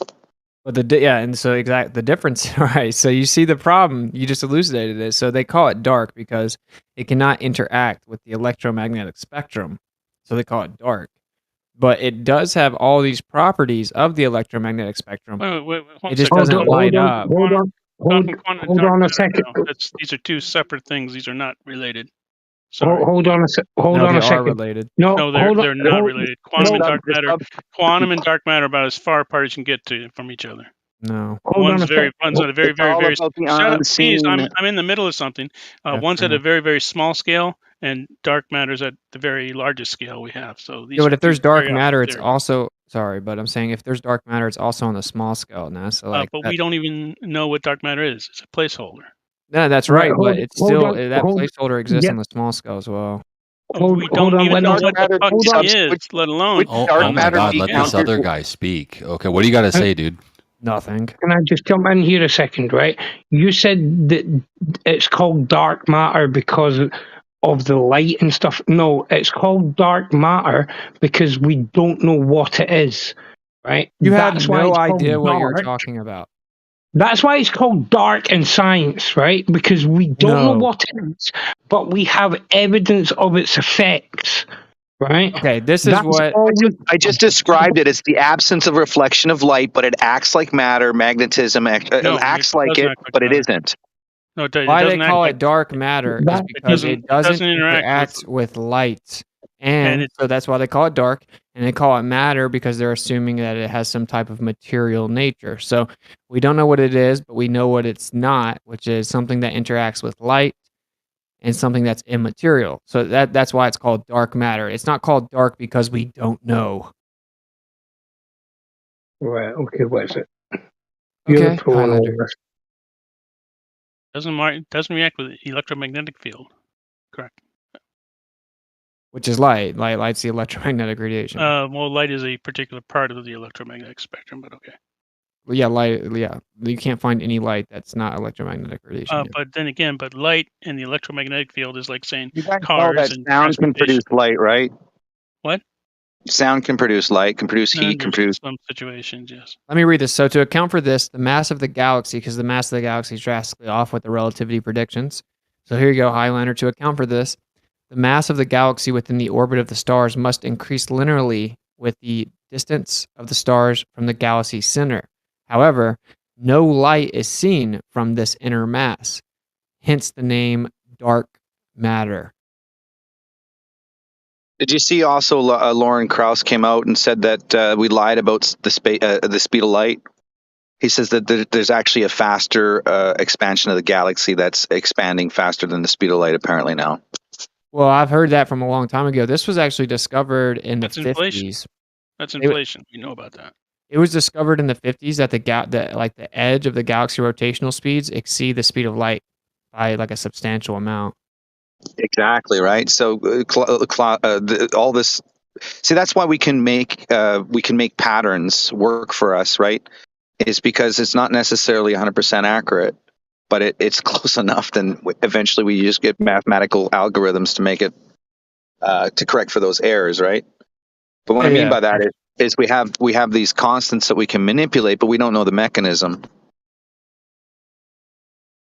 Yep. Now, so like this is why quantum and cosmological scale isn't like completely separated. Like, sure, in a way, it is, but not really, because they're now proposing a theory to explain the stuff we see on the quantum scale to combine with what we see on the cosmological scale. Meaning, whenever they say they're proposing a new quantum ether, it is to acknowledge the problem of dark matter and dark energy simultaneously, as all the quantum effects as well. So they're trying to find a GUT, a grand unified theory, which if any theory is accurate, it would have to be accurate on all scales. Dark fluid is the combination of dark matter and dark energy, right? So isn't that the latest theory that they're working with is dark fluid? Yeah, dark fluid, quantum fluid, which is just another name for the ether, yeah. But the reason they haven't fully that's how you get the expansion. That's how you get the expansion and contraction. Apparently, is it has to be in that body. Like an expanding, contracting body has to have liquid properties. Well, the reason they haven't fully proposed this and like it's been mainstream or anything is because no one's figured out a way to reconcile it with Michelson-Morley. Right, so no one's found a way to propose this ether that acts as a medium back into physics, which quantum is necessitating, but also simultaneously explain Michelson-Morley without removing the Earth's orbit. So that's why it's kind of hush-hush. It's the elephant in the room. It would render their LIGO detector really moot, wouldn't it? Yeah, of course. Why? Because you're just looking at effects within the background medium. But we know we've seen the cause it well. We can point to the cause of the effect. How? You think by temperature, but even their model with temperature doesn't make sense because it's pointing to a central location. So what are you talking about? If the central location is in the middle from all those hot and cold sources and the Earth is the axis of evil, what are you talking about? You're not going to get anything outside of that center fixed position. To be fair, they just say things. I have no idea what he just said. Yeah. The axis of evil is surrounding by hot and cold temperatures, right? The radiation back, the Planck satellite, the microwave background radiation. Yeah. You get the hot and cold all around us, and we're at the center location of it all. So what are you talking about the origin? The origin is literally us. If we're at the center of the hot and cold is all around us, it doesn't make sense, man. So that's not what I really said. Well, you said you're at a central location. What I said was we can, if so there's two of the detectors, and if one of them gets it, one of them detects the waves, the LIGO, and then the other one detects the waves, then you can kind of figure out the general area of the sky that the waves came from based on the how they detect them, and then they can point telescopes and they can see if it, depending on what caused it, they can see the remnants. They don't know what caused it. They can tell. Really? Can you cite it? They don't know the mechanism, my friend. They don't. Well, admittedly so. So, like, this is the thing, right? Like, people just say things when they defend the global internet. They can just say whatever they want. Here's a quote to destroy all this nonsense. The ether, invented by Isaac Newton, reinvented by James Clerk Maxwell. This is the stuff that fills up the empty space of the universe, discredited and discarded by Einstein. The ether is now making a Nixonian comeback. It's really the vacuum, but burdened by theoretical ghostly particles. Leon Lederman, God particle. If the universe is the answer, what is the question? 2006. They've actually even kind of recorded the sound that the black holes make when they collide. Holy sh! You just you don't even read like accredited stuff. You're just reading like science.com where they play the sound of the black hole. Yes. Admittedly. Yeah. But that's not like real. It's not like you really like looked up and heard it. Oh no. I mean it's I mean there's no sound in space obviously, but there's a signal generated and then they can sort of overlay the sound to that signal. Yeah, if they do it like they have to like overlay like many times to try to make a sound. So, and it's stupid. Yeah, we have a spectrum of frequency. Yeah, frequency is a mathematical construct to try to quantify oscillation or vibration. Yeah. Anyway, you didn't like my quote, bro? Are you talking to me? Yeah, you didn't like the quote? I completely ignored it. Oh, okay. You want some more ether quotes? No, I will ignore those too. Because it makes you uncomfortable? No, because I don't care. I think it makes you uncomfortable. Yes, that's exactly what it does. Well, you realize if there's an ether, it debunks heliocentrism, right? Doesn't matter because there's not an ether. Okay, you disagree with all these quantum physicists. So, Nobel Prize in Physics, 1988. The Nobel Prize you in Physics. disagree with all these quantum physicists too. What's it? Actually, I agree with the ones that acknowledge there has to be a background medium. I think that makes sense. So every single one of those quantum physicists believes that the Earth is not flat. So you disagree with them.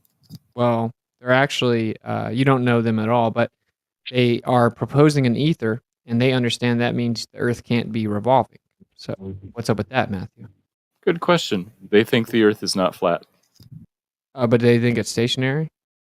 No. I don't know. But I guarantee they don't think it's flat. So they're wrong about the shape, but they're right about this other stuff. Well, you know, the difference, Matthew, is I don't claim to believe them, but you guys appeal to the authority of these type of people. That's the ironic part. Yeah. So I'm just pointing out that you like some of their stuff. You cherry pick some of their quotes and say, "Oh, they say this about the ether, but they're wrong about the shape of the Earth." So I don't even think they're entirely right about the ether. They're just honestly acknowledging the need for it. So it's like a hostile witness. It's like I can sit in here with a Glober who just lies about hearing black holes all day because he watched science.com video, or I can cite the top level people that admit that there has to be an ether, just like I cite the top level people that admit you can't actually prove that the Earth is moving because they'll claim that you do. That's why NASA left. Sure, that's fine. As long as you don't mind if I cite each and every one of those single people about their opinion about the shape of the Earth. But there's a difference. You're claiming the heliocentric model, and then when you go to defend it, you defend it improperly when you claim things like we can prove the Earth is moving.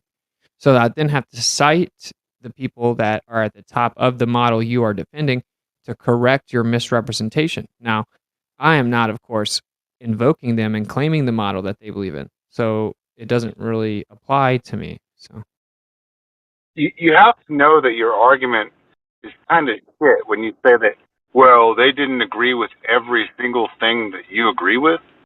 I mean, come on. By the way, the guy I quoted won a Nobel Prize in physics. So I mean, Richard Feynman. no, this is Leon Lederman, the guy that said there was an ether. Have you deep dived in how many clergymen were behind all these Christians who created all these formulas? I have not, but I know that modern Christianity is beyond corrupt. Corrupt would be an understatement. When I say modern, I mean like the Western world's birthing of what we call Danny Christianity. Faulkner, you mean? It's been Danny Faulknered. He's a good example. Let's see what else we can pull out here to destroy your guys' narratives.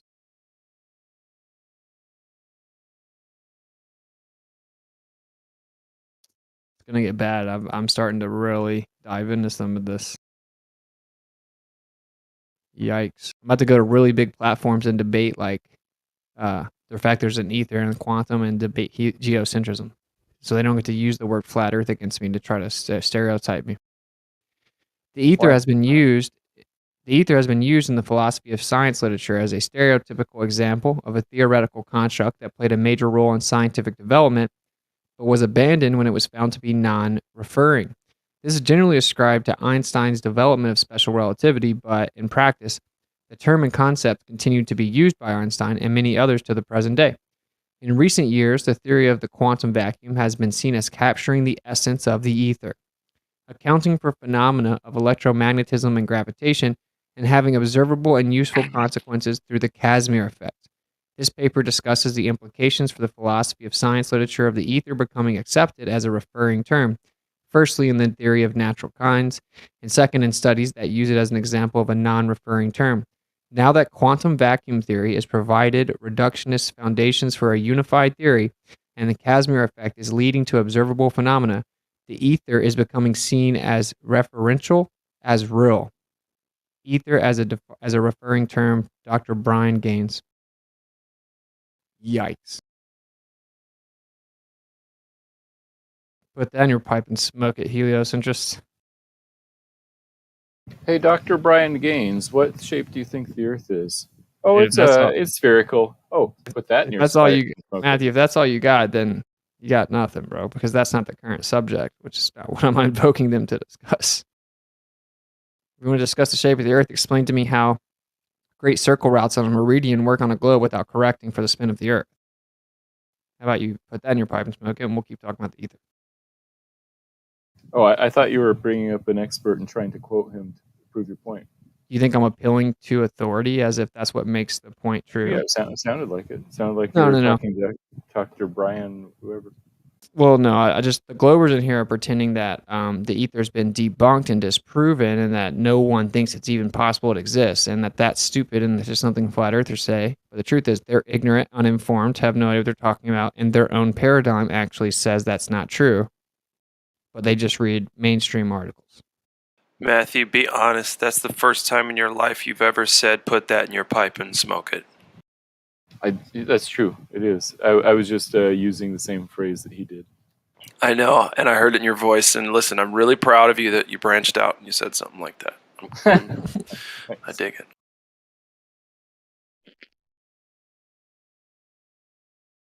How dare you? The thing is, Matthew, is that the entire field of all this, the relativity and Einstein and all of that all came out of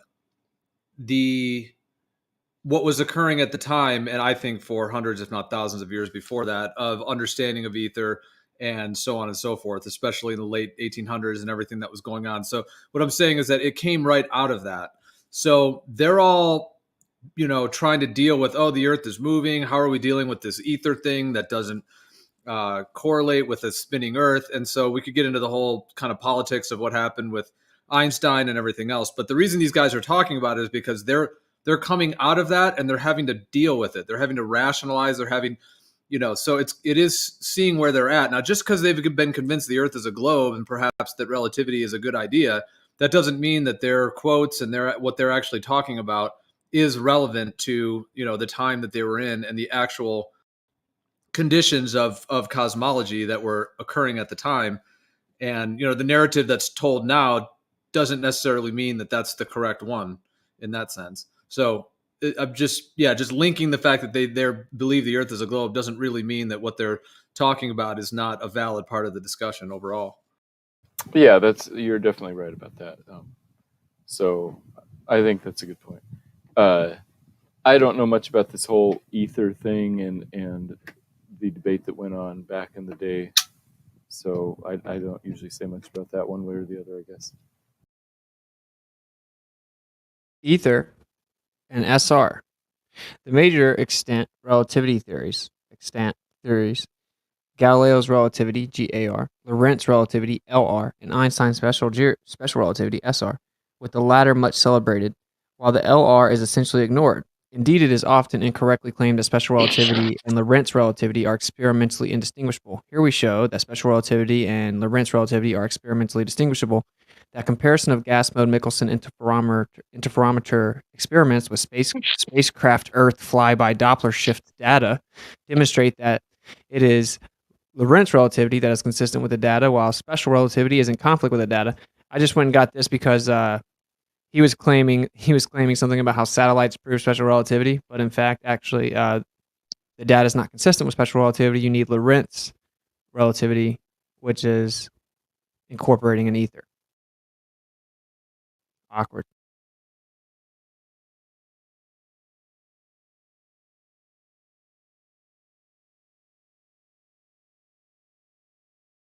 All right, I'll stop boring you guys, but I think it's pretty funny. Well, the thing is that it's complex. That if you do not reread it, unless you've absorbed it quite well, for me, I'd have to keep rereading it to understand how it's applied. And the fact in my pragmatic life or whatever, I have no reason to apply this stuff. So while you might fuck around with the equations and looking at how to make them, the understanding of how they're equalized, or what's the word, balanced, or I can't remember the word they use now. See what I mean? You forget, but it's fascinating, the idea that they're trying to quantify the unseen. And what I find really mind-blowing is that they were discussing this same stuff thousands of years ago the same way. That's what blows me, especially quantum mechanics, according to the Kabbalah anyway, or the Kabbalah. Yeah. Quantum mechanics built upon Democritus. But Well, you know the Kabbalah itself. If you go look up the book, they claim to be the originators of the quantum mechanics. They take claim to their. They call them.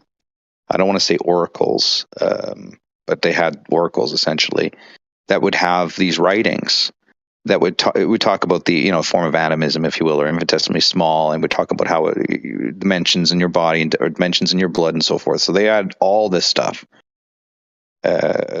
pre-written.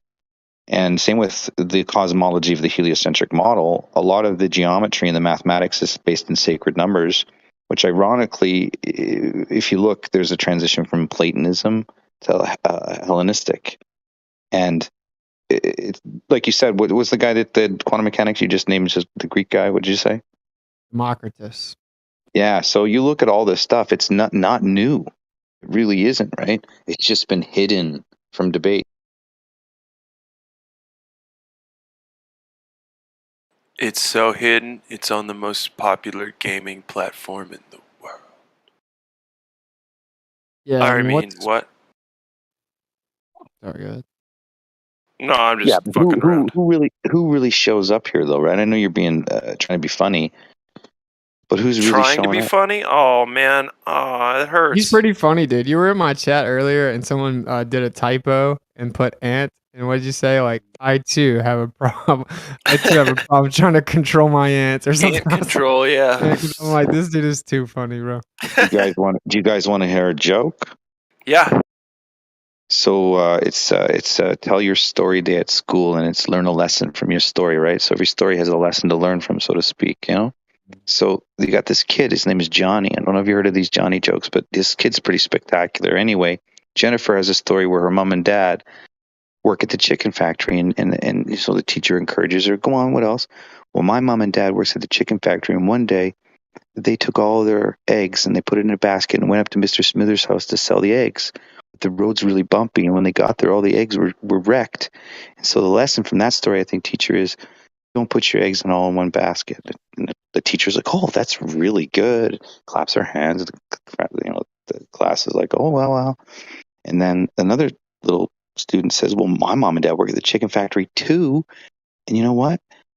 They took their chickens and their eggs up to Mr. Smithers' house. And when they got there, the road was bumpy too, just like her story. And the eggs were not good, but the chickens are fine. And so I guess the story is, don't count all your chickens before they're hatched. And the teacher's like, oh, that's really, really, really good, right?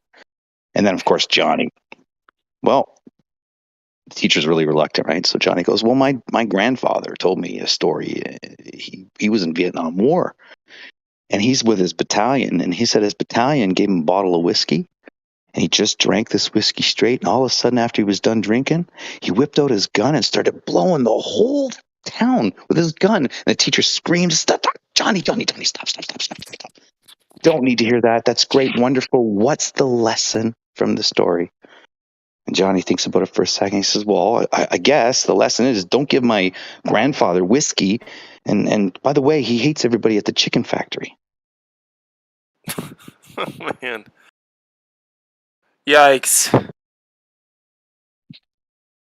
That's what I have to say is yikes. That's a great joke, dude. I've made so many people laugh today with that joke.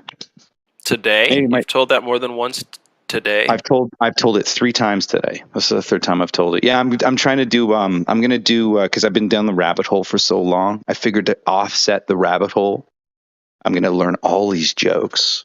And that's not my joke. I got one of. Did you hear about the moth that flew into the podiatrist office? And he says to the podiatrist, fuck, I'm gonna kill myself. The moth says, I'm gonna shoot my fucking head off with that shotgun I see every time I come home. My wife hates me. My son's a loser. The podiatrist is like, whoa. What? No, I'm a podiatrist. You need to go see a psychiatrist or a psychologist. Why the fuck are you here? The moth says, well, the light was on. Bro, you're 0 for 2. Dude, those are great jokes. You're just not feeling it. I don't not understand them. I just got done watching Jim Gaffigan. You know what a moth is, right? Well, it depends. If it's funny, you can try to explain what a moth is, but... well, you know what a moth is? He's attracted to light, right? So the idea is that so the joke, Norm Macdonald delivers it. It comes from Super Dave. It's a fantastic joke. Oh, Norm, yeah, I miss him.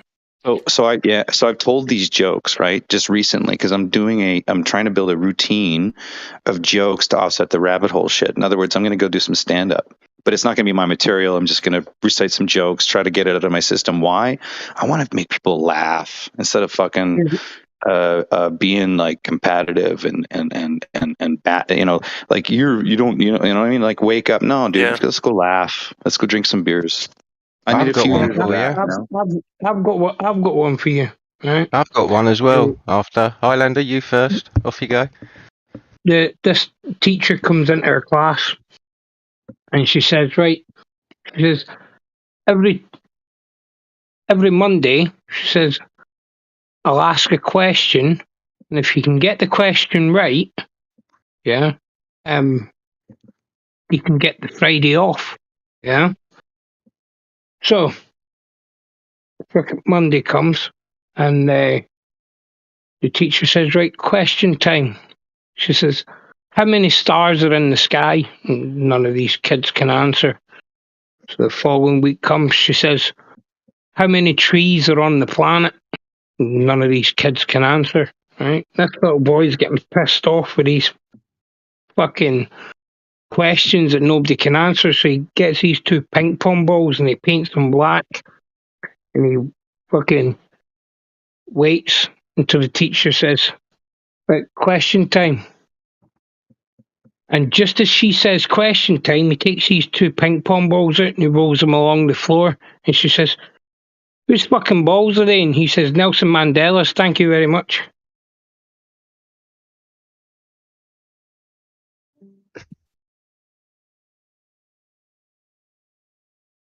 I guess you don't get that one.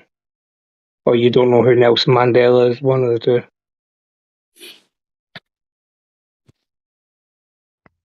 It must be too early in the morning here for me. That went straight over my head. Sorry, Highlander. I feel a bit inadequate now because my joke's only 2 lines long. Who wants to hear it? Yeah, go on then. Did you hear about the dyslexic terrorist? No. No. Yeah, he broke into the zoo and took 6 ostriches. Yeah, it's like have you ever been to Ostrich Town? You don't see a thing.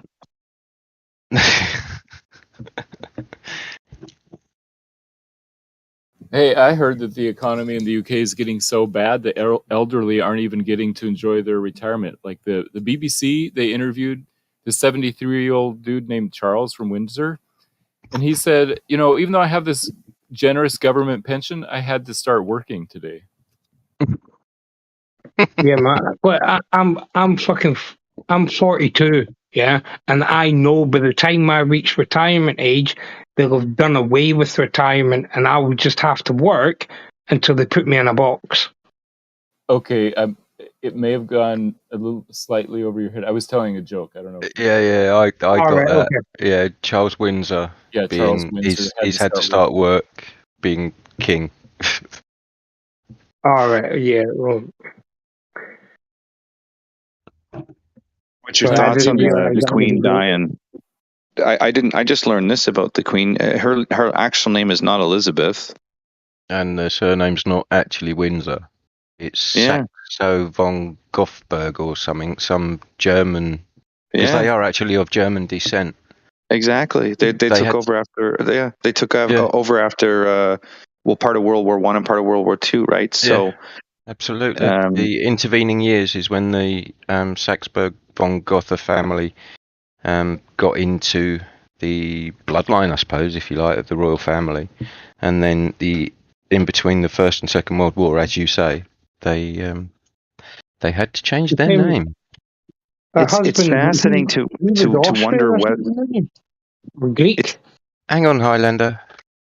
It's fascinating to wonder of what we're going to be revealed. What's going to be revealed as true, because when you mention that, right, I see that out there, but of course the majority don't see that, and of course there's an honoring system, I suppose, a gentleman's club, if you will, or honor among gentlemen in that level, right? So I think there's a form of family respect, but at the end of the day, there's still that chess piece to be played, right? I don't know if it's gotten to that now, because it seemed like back then, but what it seems like is back then, that's when the real struggle began between good and bad, let's say. And now you see the fruits of that, so to speak. And you wonder,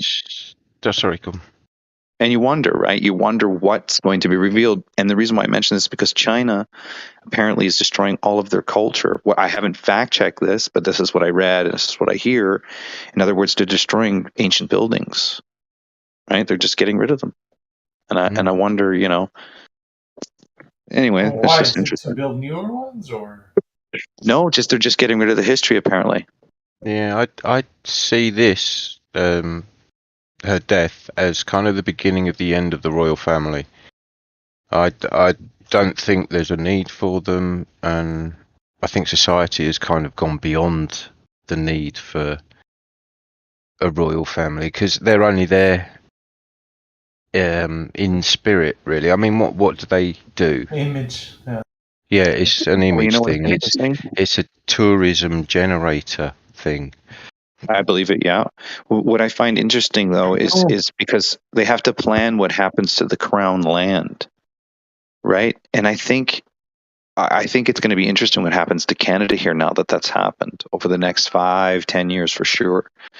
Because I know they're trying to pass bills to procure some of the resources here in Canada, let's say, right? So we'll see what happens, but I think once the Queen dies here, there's going to be a breakup of Canada. There has to be, I think, some sort of map change, because every historical governmental power change or whatever, or it's called world order change, there's always been a map change, right? Well, they're going from the Commonwealth, which was essentially the British Empire, because the British Empire got bad press, for want of a better word.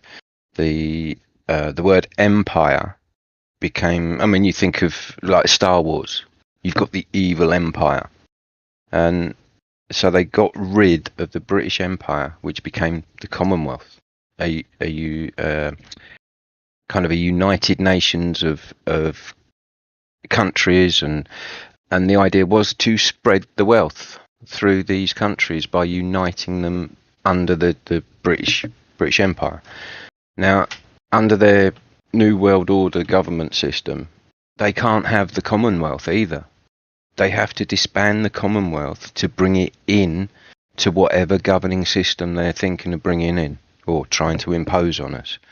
So you're right in one sense that Canada and the rest of the Commonwealth will be disbanded from the Commonwealth, but we will all be brought together under this one governing financial body.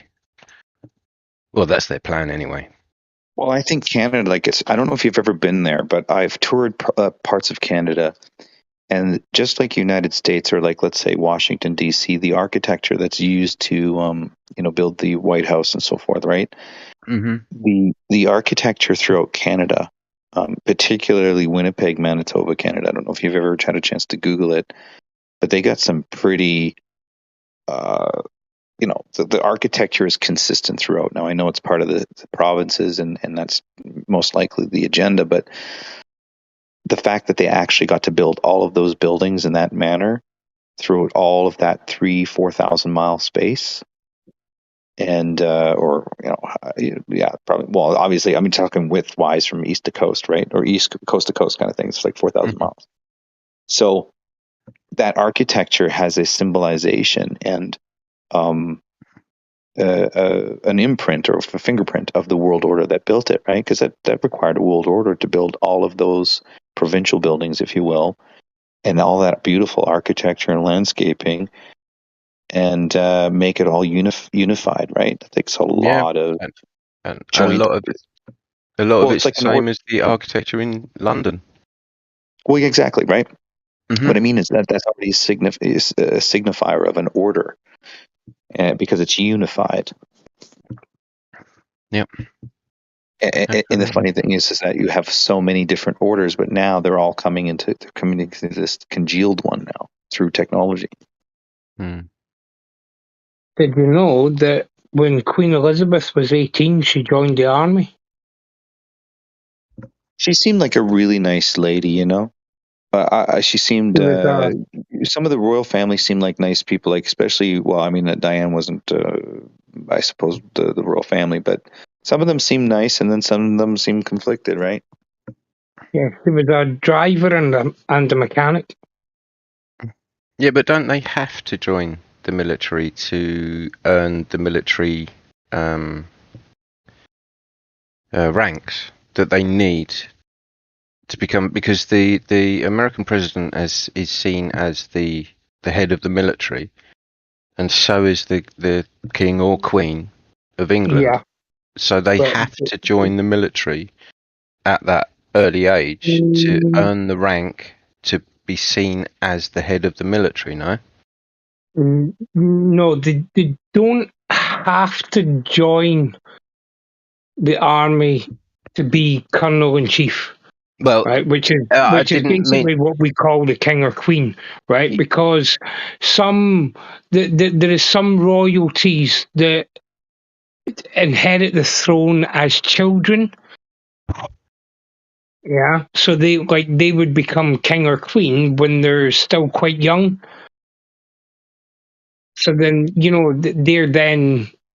they don't have to do any military service, but they are still colonel in chief.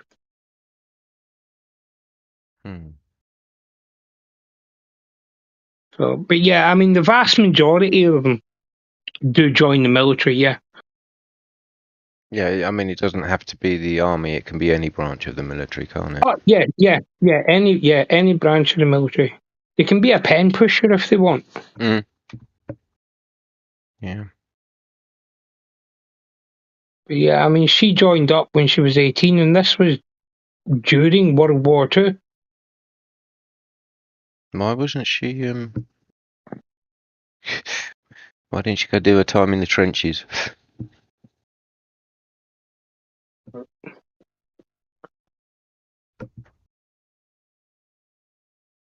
I mean, I thought fair play to her, you know, in the middle of World War, and she signed up. I take it you're a royalist then, Highlander. You support No, the royal family.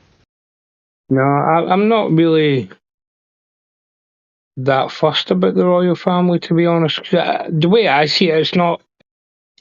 It's she was the Queen of England, yeah. Mm-hmm. My country hasn't had royalty for a very long time. You're Scottish, yeah. Yeah. Yeah. Kind of a I mean, United Kingdom, isn't it? So she is the head of state of the was the head of state of the United Kingdom. So that includes Northern Ireland, Wales, Scotland, and us. Her official title is Queen of England. Sorry? Her official title is Queen of England. Okay, so who's the head of state in Scotland then?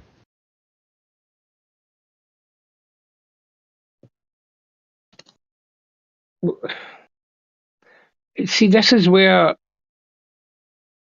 Parliament and royal families it gets kind of confusing sometimes, right? Because if you ask us who's the head of state, we would say, whoever our prime minister is, yeah.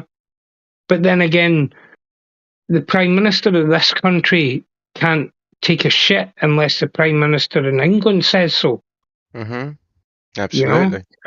It's like, do you? I know your currency is slightly different as well. Do you still have the Queen's head on your currency, on your paper currency? I say paper; it's plastic now. Actually, you'll find that it's our currency. It's the English notes that are actually illegal. A lot of people don't know this. Yeah, but you can use Scottish notes. If you go in somewhere, Scottish notes in the UK. You can use Scottish notes anywhere.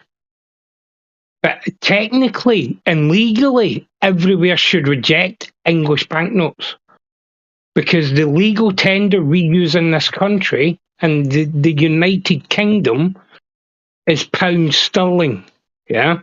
And if you go into places, especially in southern England, where they'll accept euros and other currencies, they'll have like a display on the wall and it will tell you the legal tenders that we accept will be pound sterling, euros, and whatever else. Yeah.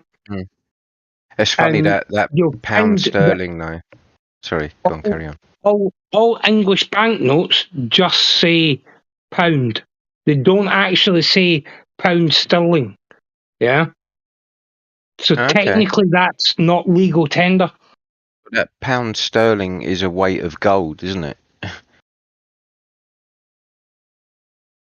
No, that's the currency we use. No. That pound sterling is the original weight of gold that currency note was valued at.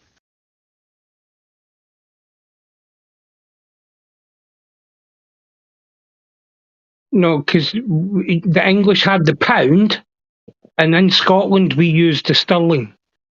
Yeah, and then the currencies combined to make pound sterling. You sure about that? Yeah. I'd look into that. Yeah. Yeah, but it doesn't change the fact that currency is fiat. It's. I mean, it makes no doubt. I mean, all this currency is going to go disappear anyway. It's all going to go digital, isn't it? Yeah, which is even more fiat than the currency we're using at the moment. There's no value in the plastic money. There's no. I was in here yesterday, and they were talking about this, so I don't want to go through it for the second day. because I'm sure Geo doesn't want to put this Discord server on a repeat pattern. Yeah, but just basically all paper money is fiat currency, so it has no actual physical value. No. And that just gets worse the deeper they push it into the digital. So apparently they're going to have a basket of currencies together and be represented by gold. They'll create a new gold standard here. In Canada? Well, I believe the crypto world, to give validity to it, they're claiming that the banks will have assets like gold attached to the crypto, the digital CBDCs.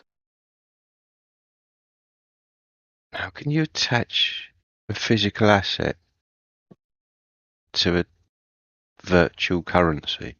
It's the same thing as a paper dollar bill. Yeah, but I was that just has going to say that has no actual If you physical attach, value. if you attach and you have a standard to it, then you give an asset value to it. That's what they claim anyway. And then when all these basket of currencies get revalued, gold. I mean, this is pure speculation, of course, but when when the new financial system comes, they'll basket all of the currencies under one, and then gold will be set at a price. And they're claiming gold will be at $50,000 an ounce to compensate all the world's currencies.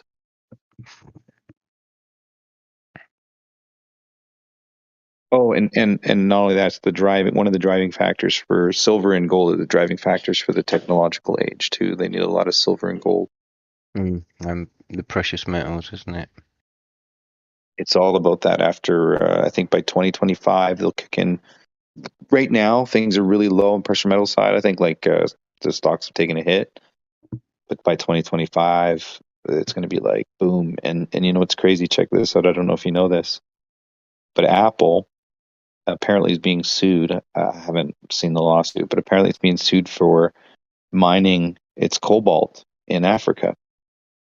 And so what's happening is they're looking for ethical mining, like because of the new ESG, the carbon thing, and they're going to go ethical mining, right? The woke. And apparently there's a mine in North America, in I think part of Ontario in the United States, in that area. The government of Canada have actually paid money into to start being a processor of batteries and all this other stuff for the EV movement. And I think the stock is like $5, and it's Emerald battery, I think. And yeah, it's apparently with the facility, it only required $60 million to get it up and running, and so it's like hardly nothing for an investment, but can facilitate the whole EV movement in Canada and North America. I love how you said only 60 million. Like that's not a lot of money. I was like, 60 well, that's million? what they said. I'm regurgitating. I'm just regurgitating what they said. They are the ones who said it only cost $60 million. Yeah, and I think they're looking at the investment versus return. So if you're looking at an investment of 60 million and you're getting back a return of like 600 million, then it is only 60 million, isn't it? Well, you look at some of the marijuana companies here, they got $100 million investment and they're broke still. They're still waiting to build the network. But yet banks put up $100 million into them, right? So. Yeah, but did legalizing marijuana not crush that industry? What industry? Like here's the thing. Of it. I'll tell you this. I'll tell you this right now. So apparently, here in Canada, there's a strike. There's a strike on liquor and weed. So none of the stores, because it's legal here, none of the stores have a. Well, I think it's better now, but apparently, yeah, they stores were running out. Of course, what happens when the stores run out? What do? Well, there's the black market that still exists, and it's a totally fine black market. There's enough for everybody, the stores and the black market.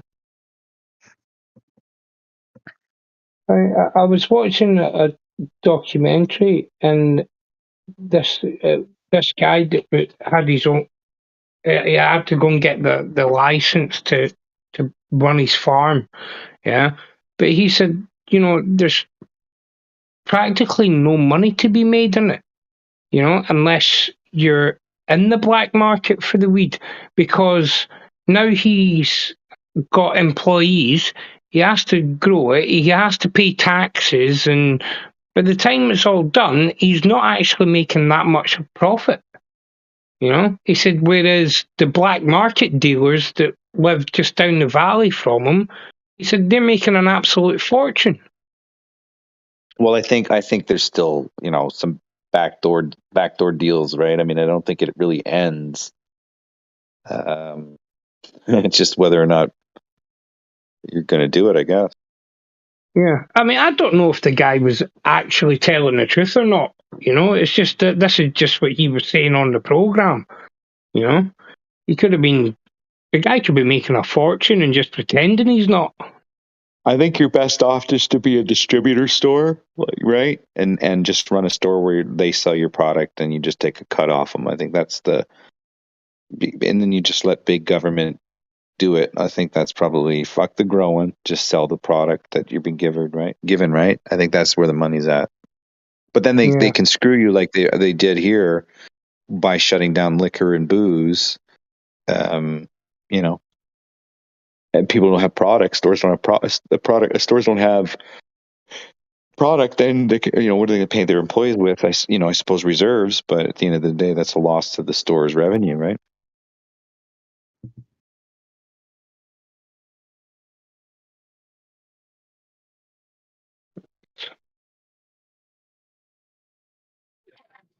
Came back from McToon's.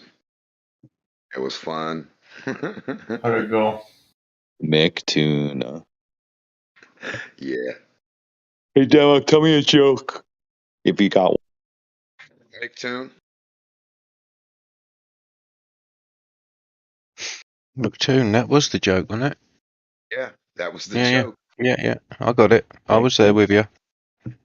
Do you know what I find weird about that guy is okay, so you want to be an actor, that's fine. But he did literally film himself driving around in a car pretending to be a flat earther for comic relief. What? Hold on a minute. What'd you just say? McToon drove around his car pretending to be a flat earther on camera. Didn't you know that? No. Why would he do that? Well, I just started. I prefaced the statement with, everybody wants to be an actor, I guess. Right.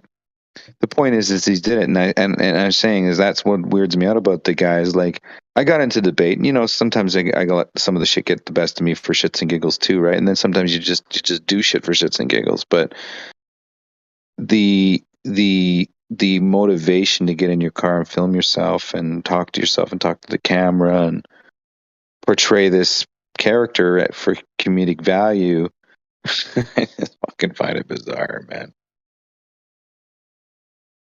It is. I mean, I kind of gave him a couple cents. I told McToon off and FTFE basically. I just went on there because of the ridicule and the way they treat other people, especially like when they do Dave, like and what's his name, Professor Dave, how they did Dave, the other Dave, deep inside the rabbit hole, Dirt or whatever. He's the male version of Mary Poppins, dude. Every time I fucking think of that, God, I know. He looks like a fucking magic mop. Yep, male version of Mary Poppins. Well, on McToons, I said I challenge you too, Dave. You fucking walking round earth mop. You look like a fucking upside down mop. Somebody needs to turn you around and mop the floor with your ass. I think if I ever do debate that guy, I'll just introduce I'll be like, hey, Mr. fucking male, male version. Oh man, Mary Poppins, male version of Mary Poppins. Baby Poppins. Yeah, it's weird. I mean, I didn't really have much. Every time I go on there, like he'll say, "Come on, make a time to come on my show," something. I'll be like, "Okay," and then he tells his people that I was like coming on with all this evidence and shit. And I'm like, what? You asked me to come on your show for the longest time. So then I said, okay, I'll come on, but you got to demonstrate what a ball is. And he's like, okay, whatever you need and this and that. Then when I get on his show, he's like, all right, demonstrate your claim. I'm like, what the fuck are you talking about? I said, clearly, dude, we talked in messages like we've been talking like, and I sent you all the messages. I said, I have my stuff videoed. My claim is this ball doesn't work that I'm showing you and it doesn't match reality. My claim is I thought we were on the ball, but we're fucking not. Right? So the alternative would be flat or horizontal or a plane or a realm, you know, the earth that we live on. And he has nothing. He had nothing the whole time. Then he's telling me what water is and what H2 and all this other shit. And I'm like, well, show me. Get some air and some high, whatever the fuck. Get the two gases and show me you make water. Oh, I can't do that. Something. Well, I know you can't. That's my whole point of asking you. Anything that I ask you, I already know ahead of time you can't fucking do. Right? I said, you're allergic to touching a ball. Like literally. I said, you and every Glober I know, I think a ball is like kryptonite to you guys, but you're ballers. The weirdest thing in the world, right? Just so weird. It's entertainment.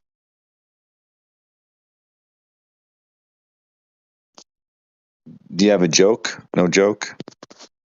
I have a joke for you. Want to hear a joke? Sure. So there's this convention, about 500 miles, and this guy is like,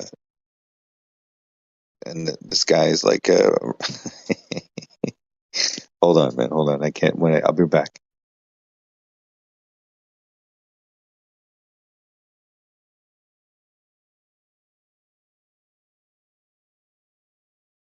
Hold on. What did you say the joke already, or did you tell me to wait a minute? Did I miss it? No, I didn't tell you the joke, man. No. I was gonna tell it, and then I was like, nah, it's a pretty harsh joke. And then I got like, I was gonna tell that other one, and then I got distracted, and then I got to be right back. That's a good joke.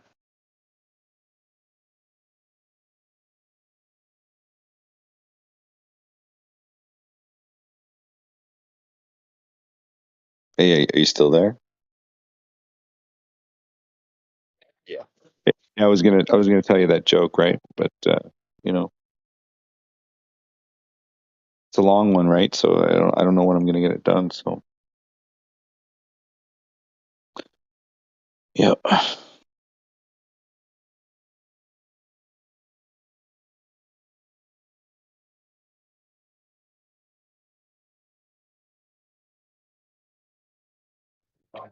I had a joke, but it was so short I forgot it.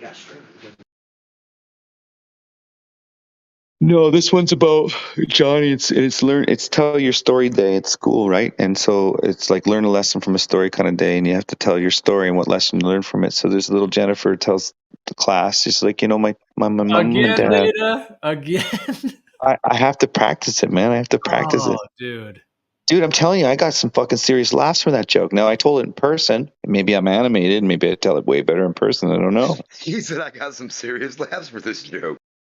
I do. I've been practicing. I'm trying to. I don't know if this is good logic, but I just because my brain is full of rabbit hole stuff, I figured, you know what?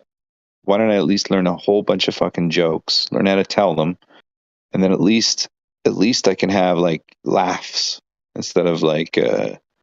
But that's for me anyway. That's for me to go out and I'm having like a midlife crisis, right? So Do you think maybe you just look funny? I do. That's possibly as well too, right? You know, Yeah, and that's it's the whole what I package. play up. What I play up to is the idea that if I do come across funny and I have funny jokes, then it's even funnier and I get better laughs and I get like that therapy I'm looking for. Not a So bad usually plan. when you're when you're a comedian, I always wanted to be a comedian anyway, man. Like it was a secret dream. Either that or be an Air Force pilot, one of the two. I missed the joke. Do you want to tell it? Yeah, so apparently it's tell the story, learn a lesson day. I learned a lesson from the story day, and so little Jenny goes, you know, my mom and dad, they work at the chicken factory, and one day they took all their eggs and they took it up to Smithers' house, and because the road was bumpy, they broke, and I guess the lesson from the story, she says to the class, she goes, the lesson from the story is don't put all your eggs in one basket, right? So the teacher's like, no, that's very good. That's a great one. And she goes to another student. She's like, you know what? My mom and dad work at the chicken factory too, and they took their chickens and their eggs and they went up to Mr. Smithers to sell them. And because the road's bumpy, of course, the eggs were all broken, but the chickens were remaining. And I guess the moral of that story is don't put all your eggs in one, or don't count on chickens before they get hatched, right? And so comes this Johnny kid, right? And I don't know if you're familiar with Ron Johnny, but so he's got a story. And he's been the whole class waving his hand up in the air, teacher, I want to tell the story. And the teacher's like, okay, Johnny, go ahead. So Johnny says, well, my grandfather, he told me one time a story of being in Vietnam, and his battalion gave him a bottle of whiskey. And he drank the whole bottle of whiskey, and all of a sudden he just opened up and he started shooting the women, the children. And the teacher screamed at the top of her lungs, Johnny, stop. What's the point of the story? What's the moral of the story? What did you learn from your grandfather telling you this? And Johnny thinks about it for a second. He says, well, never get my grandfather drunk, and I guess he hates everybody from the chicken factory.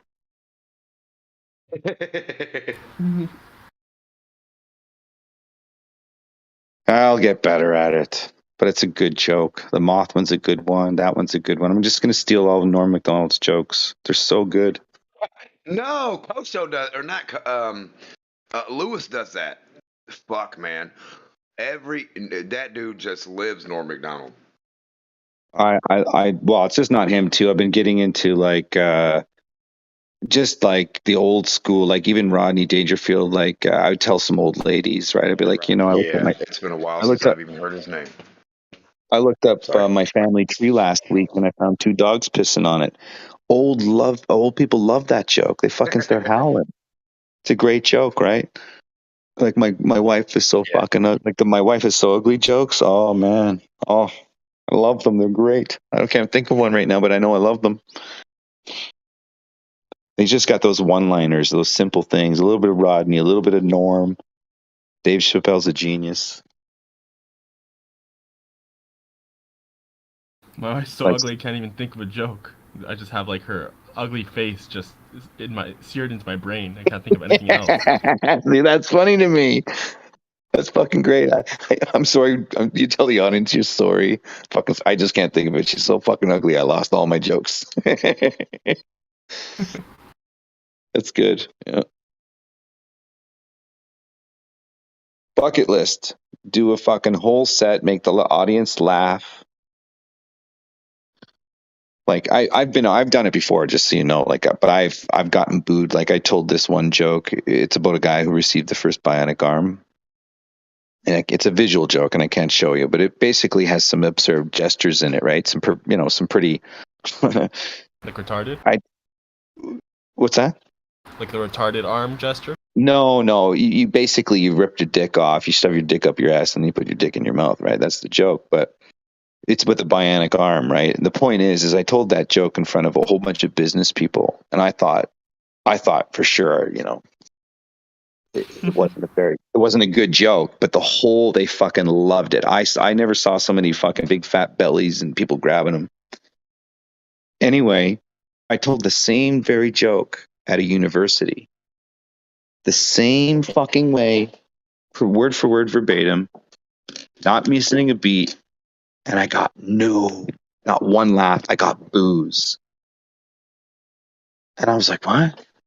This joke's fucking hilarious. But I got booed. And then when I got booed, I told another joke that I knew I'd get booed because I was like, they didn't like that one? Oh, fuck, I'm going to wait till I tell them this one. And then I just kept going until I got totally booed off stage and then I left.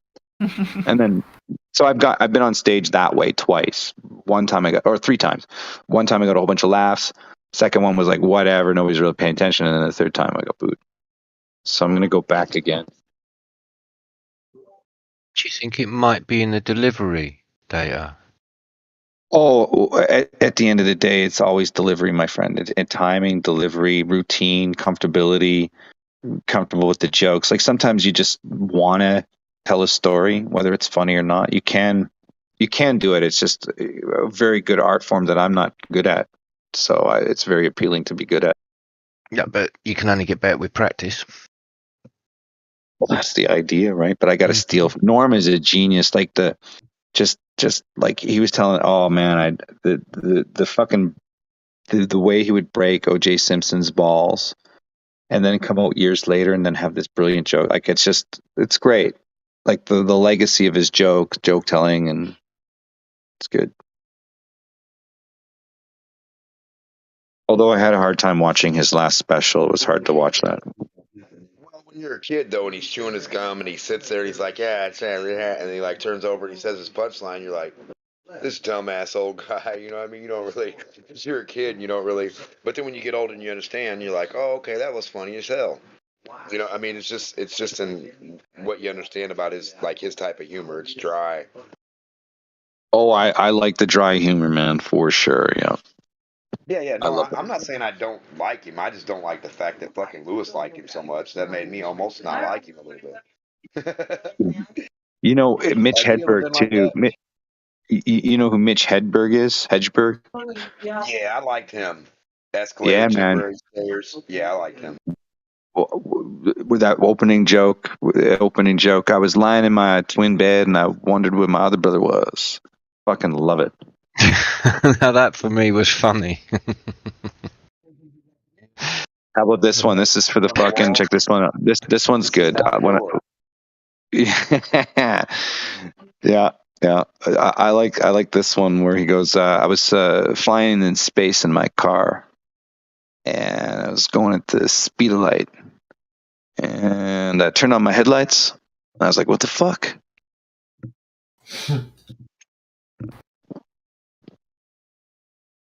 Come on, that's a good joke, dude. Where's the punchline, Data? It's really not.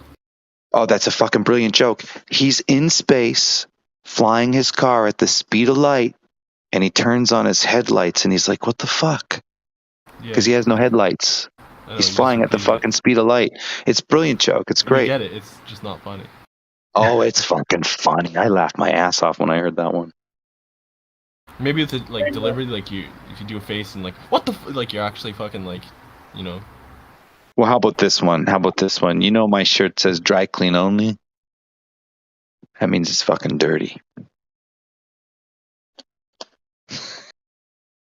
Come on, that's a good joke.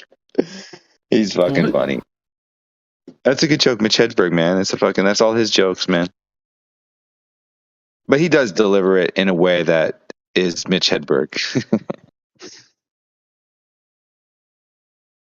The club sandwich. How do I get into the sandwich club?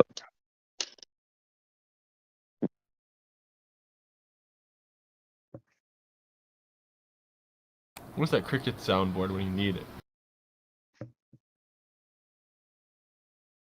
Well, you could have just made a cricket sound. It would have been just fine.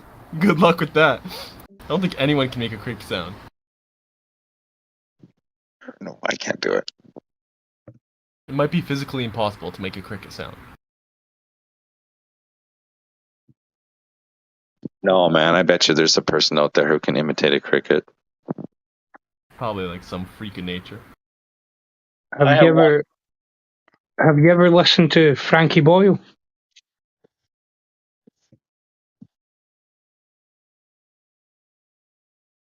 No. No. He's fucking brutal. But yeah, Here's a cricket. Cricket. If you want to learn how to deal with hecklers, watch Frankie Boyle. Oh, is he the Scottish guy? The long gray hair?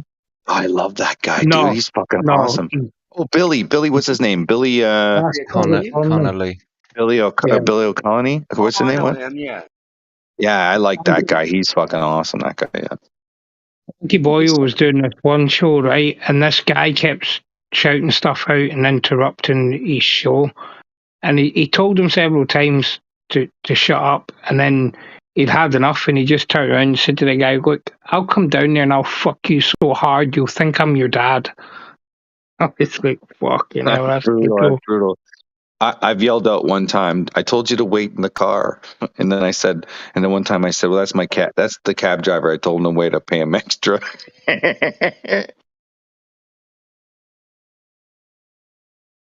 That's my cab driver. That gets them riled up. Don't worry about it. That's my cab driver. I'm not your fucking cab driver. I say a name. What's that? Like if you like make it out to be your wife. Yeah, well, Honey, I told you that. wait in the car. No, I don't do that. That's my cab driver. Basically, when you say I told him to wait in the car, you go, that's my cousin. He's married 3 times over. It's one of those special cousins, when you get married 3 times over.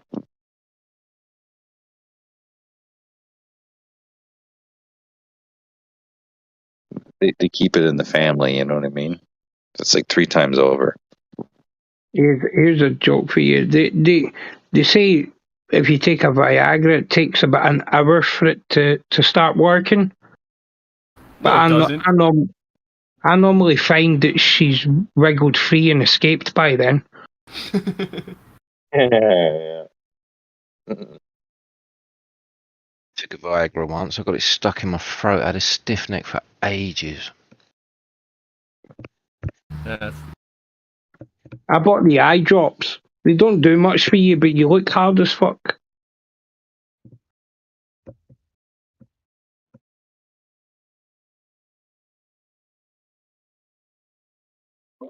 I applied for to be an astronaut to NASA, but they answered to me that there is no space. That's a good one. That's a good globe flat Earth debate joke, Karen. Yeah, it's an old one, but it has some thing in there. Another thing is that if you live on the equator or nearby the equator, the Earth is spinning faster than the speed of the sound. So basically, you cannot speak to each other. Otherwise, if you are in a correct position, so if you are in a beside of your friend, you cannot speak because the sound will leave behind. Yeah, you got to work on that one. I'm gonna change the subject question. Percentage. I got a question for you. Do you have a little globe at your house and a protractor? No. Oh, okay. Because I've been wanting to see if anybody would do this, but I've tried to ask Ruhif. I've tried to ask Rumpus. You'd think these guys, since they do models all the time, they'd actually do something physical or demonstrate it, right? For 10 years, I've been asking any Glober to do a physical ball like I did in my backyard. None of them, they're allergic to it. They're allergic. Well, maybe if you have a ball, check this out. Here's a proof that I found that's irrefutable when it comes to the toy model, and I can prove it, right? So you take a protractor, you line up to the geographical north at 0 position, and you go to Australia in the January months. Whatever your toy model. So you're just going to have the Tropic of, is it the Capricorn that you're on? And you're going to have the light at that level, and you're going to have a gnomon in Perth. And what time and date says in Perth, in those months, January, February, December, January, February, whatever, that you get a sunrise southeast at 118 degrees. Right? When you do the toy model, it comes in at 140 degrees. So it's off by 22 degrees. And what I tried to explain to these guys before, because I actually did a model in Blender, that you would have to tilt the Earth higher or lower to get the southeast direction. All they did was just... Did you see what Fundy did the other day when he had the zodiac thing and he added the 15 degrees and the 15 degrees on each side or whatever? So like he did a circle like a clock for the zodiac, but he said they were off by like so many degrees, the 23-degree tilt of the Earth or whatever.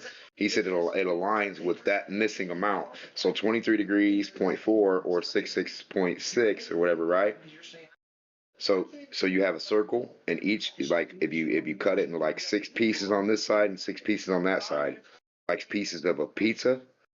The 2 are the missing pieces. The first 2 sections where it starts with the missing pieces, and then it rides along like what it's supposed to do. Is that what you're talking about, like in the missing like degrees?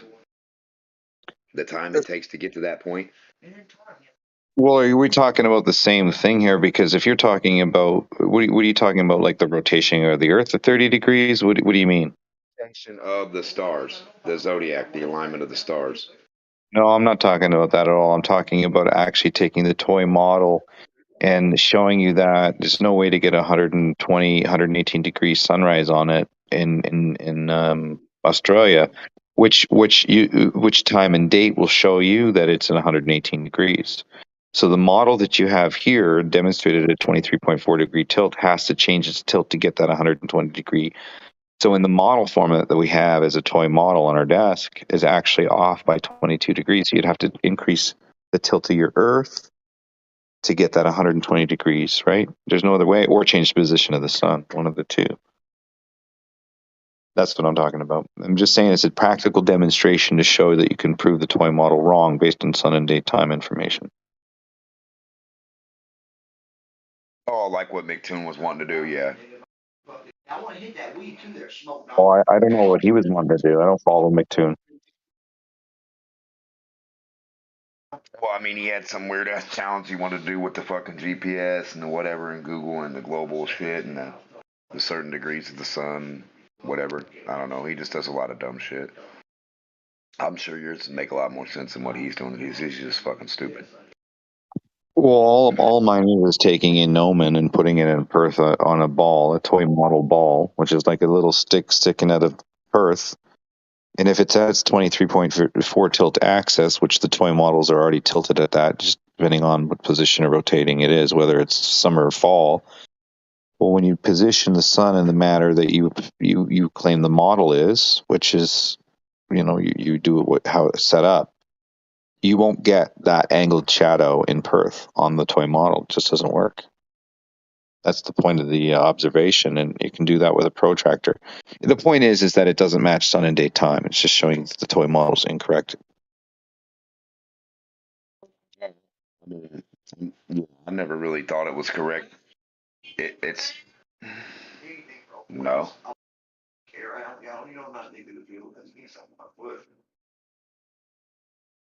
Regular Tylenol, 500. All right, hold on a second.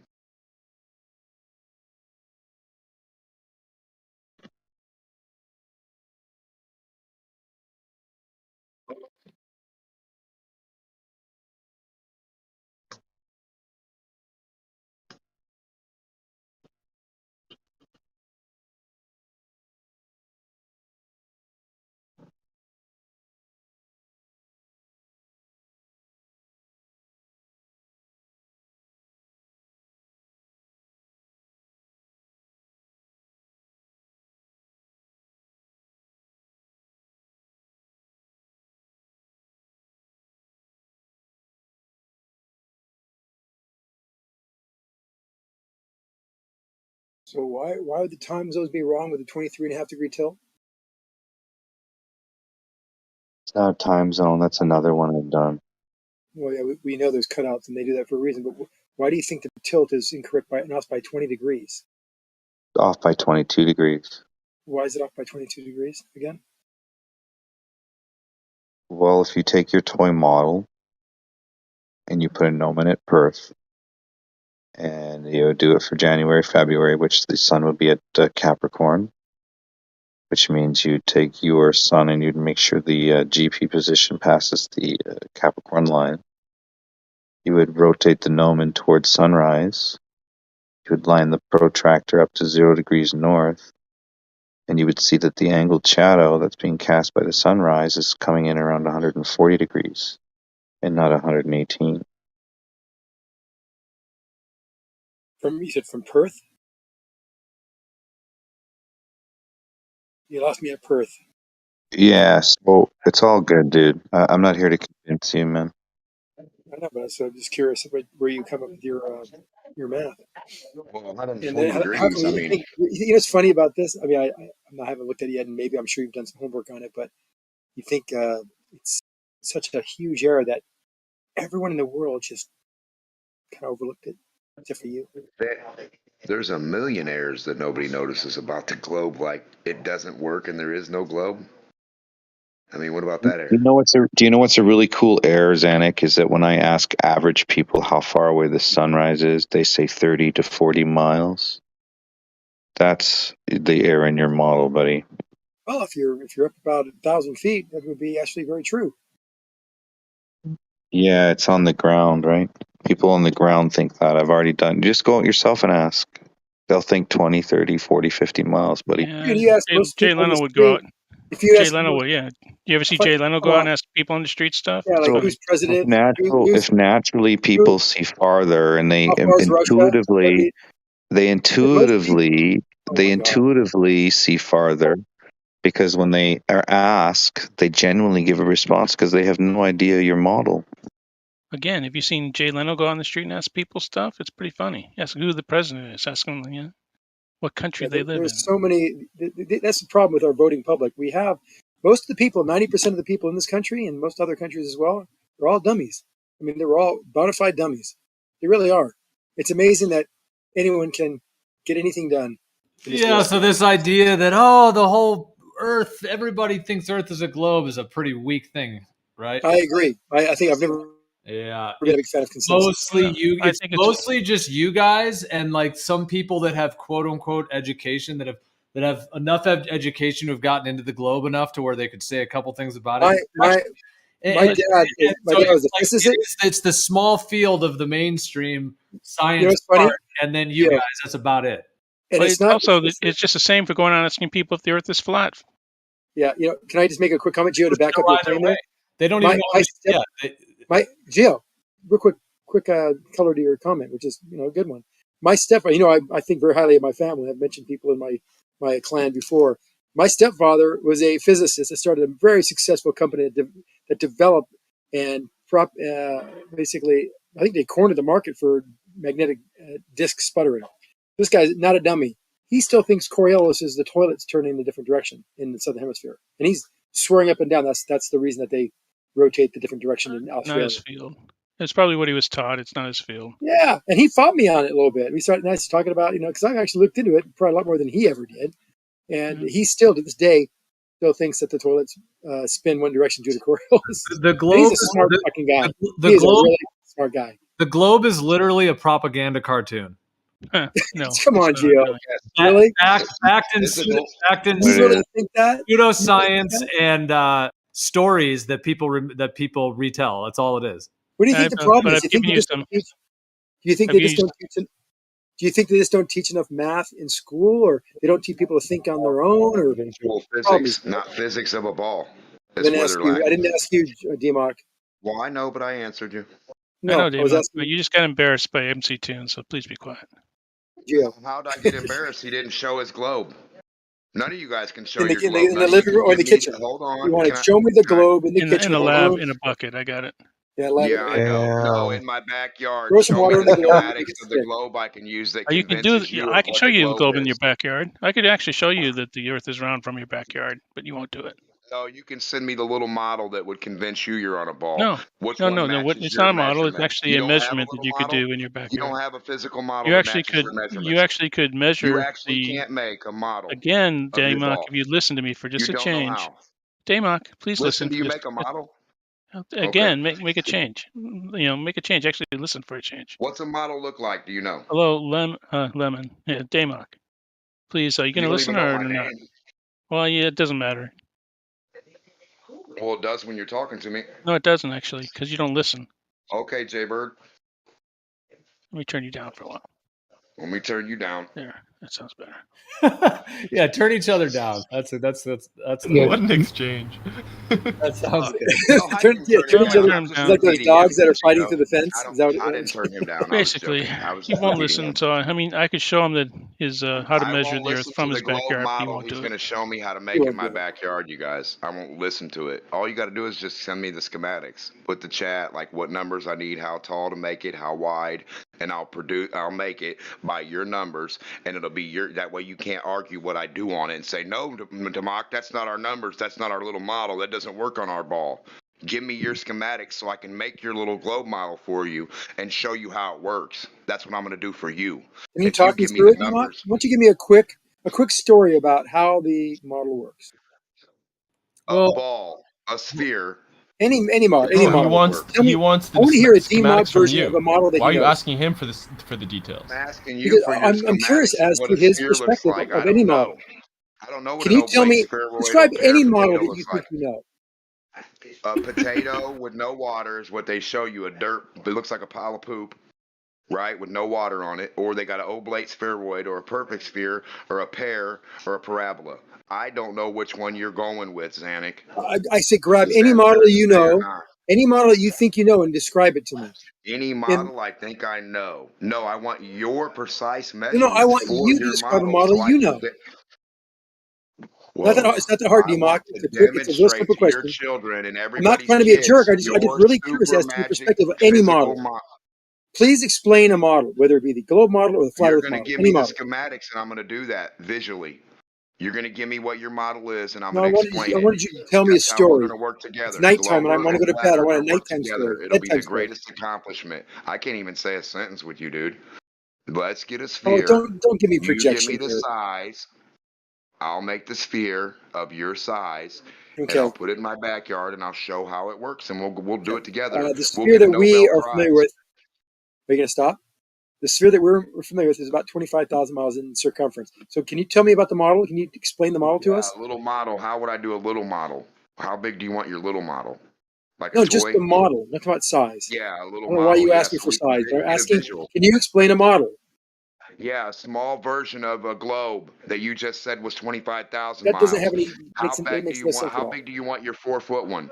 Your That's not the 6-foot one or model. your 8? The model has nothing to do with dimensions. So how size do you make it? It doesn't have anything to I do mean, with it. So I can usually make it. models are smaller than the original. Okay, say it's a 1 millionth size model. Okay, Tell me so about when the I put model it in my in words. backyard, Use your words, Democ. Tell me use words to a show model. you the Any model you number. think you know about. Give me the explanation of a model. 24,901 little marks on any object that's a sphere, any little dots you can put on there. You can put 24,901 dots from one point to the Maybe you next don't know point what on the a word ball. model means. That matches your model. That's your radius, and then you do What is the model? 3959. Democ, what is the model? A sphere. No, I'm that's not what asking you what it I'm is, not and you're asking the not telling shape. me. I'm You're asking the asking me model. what your globe is. Is it a He thinks we're potato? looking at a Revell Is it a model. potato? It comes in a box. You got to pull it out and paint it. What's it? Is it a potato or a sphere or a banana? What Okay, is let it? me give you an example. I'll give you an example of the flat Earth model. How about that? Then you can try to match it with the Earth model. How about I give you an example of a model? What the fuck, Zan? I know you can do it. You have this guy, okay? He goes to work. He holds down a steady job. He has a wife and kids. He goes to work, makes money, pays his taxes. Whenever he gets into the car, he puts on his seatbelt. He stops completely at stop sign. He never goes on red. Everything by the book. That's a model citizen. No, that's not the context we're using the word model in at all. Yeah, there's Quiet citizen. There's a couple models in the new swimsuit edition too, I'm sure. Yeah, exactly. But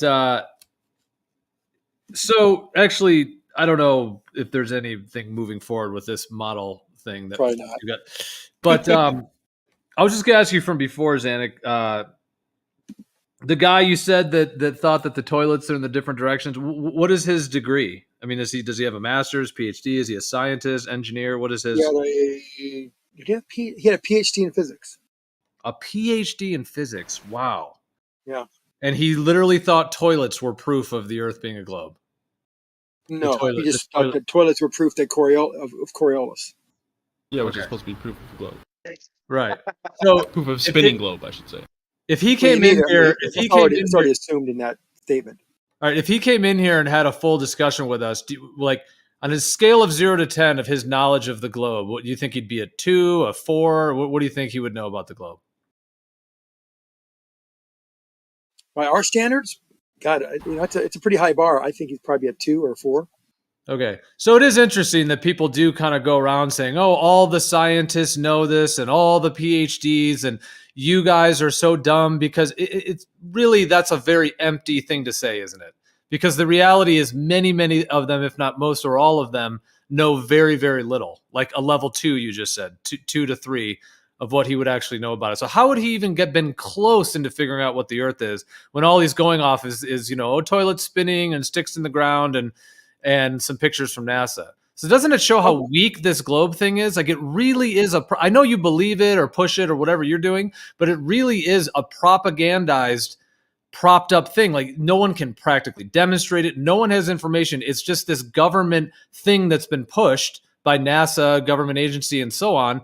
And I mean, I know NASA's not the originator of the globe model, but they are the fortifier of it, from when they were after World War II, essentially. But I mean, don't you see that as such a weak thing when people try to claim that, that we're the minority and we're just so stupid because we question it, when the reality is that even the PhD physicists you just said would be about a level 2 coming into here. You know what I'm going to do for you, Brigio? Next time we have a dinner, we just had dinner the other night. And he's getting older, but that's part of the problem. I wouldn't throw him to the wolves here. But I might say something. I'm going to make it hypothetical, make it kind of fun. Say, you know what? Say we met a flat Earth person that believed the Earth is flat. What would be the best proofs in your mind, or how would you go about proving even to yourself without using consensus or things written in books, just with your own tools and own knowledge? How would you prove to yourself or anybody else, or show evidence for, that the Earth is round? And I'm going to see what he says. I bet he won't come up with very much. Right, it'll probably be like the top. Interesting nonetheless. And he's very he's one of the smartest men. Now, like I said, he's getting older now, but he's one of the smartest men I've ever met. He is so brilliant. I mean, it would probably be the 2 or 3 things. It would be sticks in the ground, pictures from NASA, and maybe if he knows a little more, it could be Coriolis or whatever. But you're right. That's probably it. It's like a first grade understanding. I'm not criticizing him. That's how the schooling system works with the globe. That's how this is. There's no other really demonstrations. There is no other. If he's old, he'll probably be like, "I was alive when they went to the moon." Well, I've heard a lot of people say stuff like that too, and then like the grandpa or whatever, and said, "No, we heard it on the radio. We didn't even see it on TV." And then they're like, "Oh yeah, shit, you're right."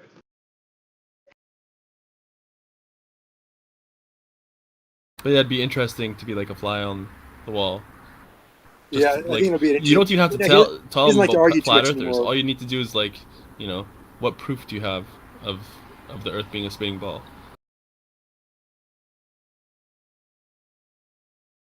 But maybe you'll have to say flat earthers and stuff just as a preamble to know that for him to know that it's not coming from absolute nowhere, just getting blindsided with it. It's just strange that they've programmed people with this kind of higher than mighty attitude of scoffing at other people that would question the globe or ridiculing, quote unquote flat earthers and all this stuff. When in reality, it's like a massive just belief, like they're just going off what they're told and they have virtually nothing to back it up. Yeah, Zach, you didn't answer his question about, isn't it weird to you that the huge majority of people don't actually know any information and they're just propagandized to believe it?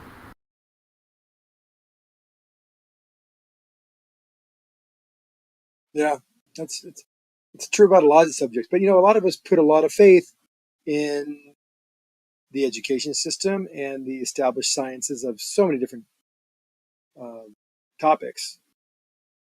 So I don't think it's nothing wrong with that, because a lot of these topics have never been shown to be anything less than truthful and correct.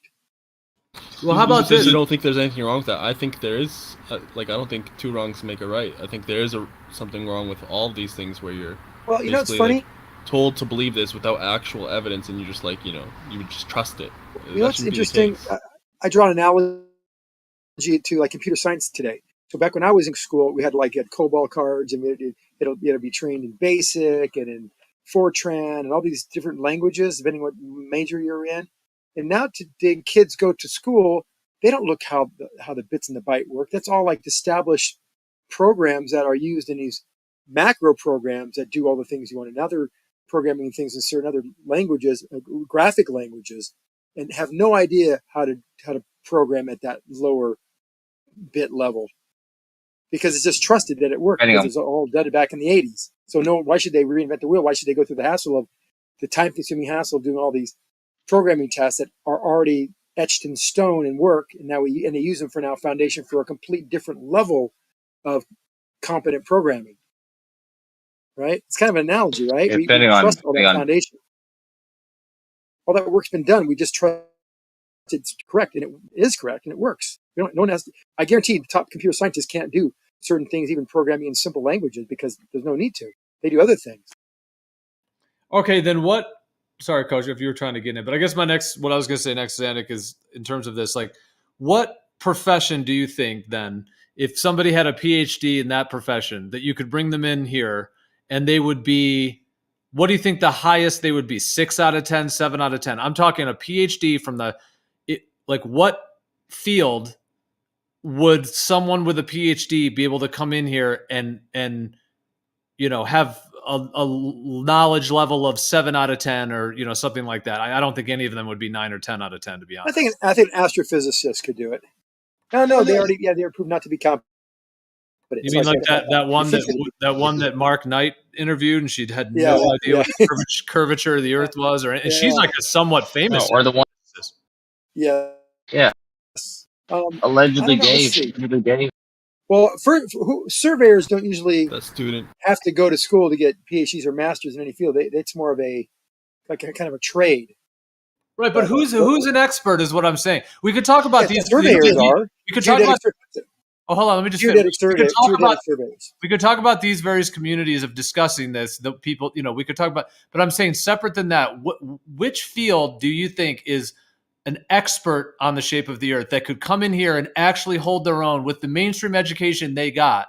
Geodetic survey, is that okay? Go ahead. Is geodetic survey? Maybe an aeronautical engineer, a PhD or a master's in aeronautical engineering probably would have that'd give you a tough run for your money for sure. Because you have to know how gyros work. They have to know about the motion of the Earth. They have to know about Coriolis. They have to know about. They have to know about flat Earth. That's it, dude. And I mean, geodetic. An astronaut. An astronaut. An astronaut. There we go. That's a good one. An actor. Well, is that an astronaut or an astronaut? Actor. Even allegedly Dave went up against that astrophysicist, and it doesn't matter. It doesn't matter that the astrophysicist knows it fits him more than Dave, because they're not familiar with these questions. There's a lot of these questions that get asked in this community are questions that no one's ever even come across ever, because some of the questions are strange, what you never would have even thought of. Well, they're pretty. Your mic is really. You got to do something about your mic, Kosho. It's bad. But I think I heard what you said. I mean, you talk about when Mark Knight interviewed that astrophysicist, he didn't ask her strange questions. It was very basic questions about the movement of the Earth and curvature, very basic stuff. And she thought butterflies flew because they were buoyant. She was pretty inept in our area. No. Allegedly Dave debated a astrophysicist. No, I know. Kosho was talking about the gal that was introduced by Mark. But I know. But I'm saying I will. Okay, I hear what you're saying. So, you guys, Kosho's mic's so bad we have to not interrupt him so we can try to. I know it's go ahead, Kosho. What are you doing, Kosho? Are you underwater? Oh, that's even better. Okay, you're not talking about Mark now. You're talking about allegedly Dave. Okay, go ahead. Yeah. I'm saying even in that debate, he asked him almost half the questions he asked him. The guy was. But allegedly, Dave was talking about, besides drinking his own urine, he was talking about like jumping up in the air or flying somewhere in the Earth that should be rotating under you. And I mean, and then the horizons, if they curve down, do we live on a big McDonald's, M signature because it's down and it keeps on going M no matter where you go around the 360-degree radius? I mean, just really silly. He made really silly comments. You mentioned geodetic surveyors, but I mean, geodetic surveyors are not measuring the globe. They're using planar surveying devices to measure planar surveying sections and then doing calculations to calculate them into a model that they're given to map it onto the larger, for lack of a better term, matrix of the coordinate system of Earth, so that they can, whether it's roads or highways and cities and stuff. So they're not out there like independently verifying anything about a globe. They're using. They are actually. So not the ones that are sitting there on the ground, but there's some on airplanes with. Wow, what's that? Is that your pocket? Is that your phone in your pocket? No, there's actually geodetic surveyors that actually in planes with very sensitive gravitational sensing instruments that can actually sense these gravitational variations as they fly over certain areas. They're mapping out so they know about, they're mapping the curvature and the geodetic characteristics of the equipotential characteristics of the surface beneath them. Could you do me a favour there, Zanik? Zanik, could you do me a favour there? Could you get hold of a point cloud, that a data point cloud that illustrates what you have just spoken about? What is a cloud? A point cloud. It's a way of storing data. Anything that would show what you just talked about. A point cloud is a way of storing data? Yeah. You ever heard of LiDAR? Oh yeah, I know LiDAR, yes. Yeah, LiDAR is stored as a point cloud. It's a cloud of points, as the name suggests, which are given a location in 3D space. So if you can get a point cloud of the claim you have just made. LiDAR, as is used to see through fog and through clouds, to see distances. It doesn't matter. It doesn't matter how it's used or what LiDAR, it's used for. It's the point cloud. I think of LiDAR. It's the point cloud I'm after, Zanik. Okay, the point cloud. Yeah, if you can get a point cloud that supports the claim you have just made. That what? That the surveyors are up in planes surveying the curve from an aeroplane, which is the claim you just made. Correct. And they're using this surveying equipment. LiDAR is part of this surveying equipment. No, excuse me. No, LiDAR is not. Yes, it is. Yes, it is. LiDAR. LiDAR is standard survey equipment these days. No, but they're not using LiDAR as the primary purpose of mapping the Earth's standard survey equipment. You can't hear if you're talking. Just let me speak, and I'll let you speak. I promise. Zanik, you're just polite to you. No, come on. I asked you very nicely. Just let me speak for a second. So LiDAR can be used to accurately determine the airplane's height above the surface. The ellipsoid. That's 2D LiDAR. Well, hold on. I'm talking about 3D point cloud LiDAR. You can't let me just take that one sentence and say it without you interrupting me. Seriously? You're a grown man. 2D LiDAR is Gio, a can you please mute for a range second? finder.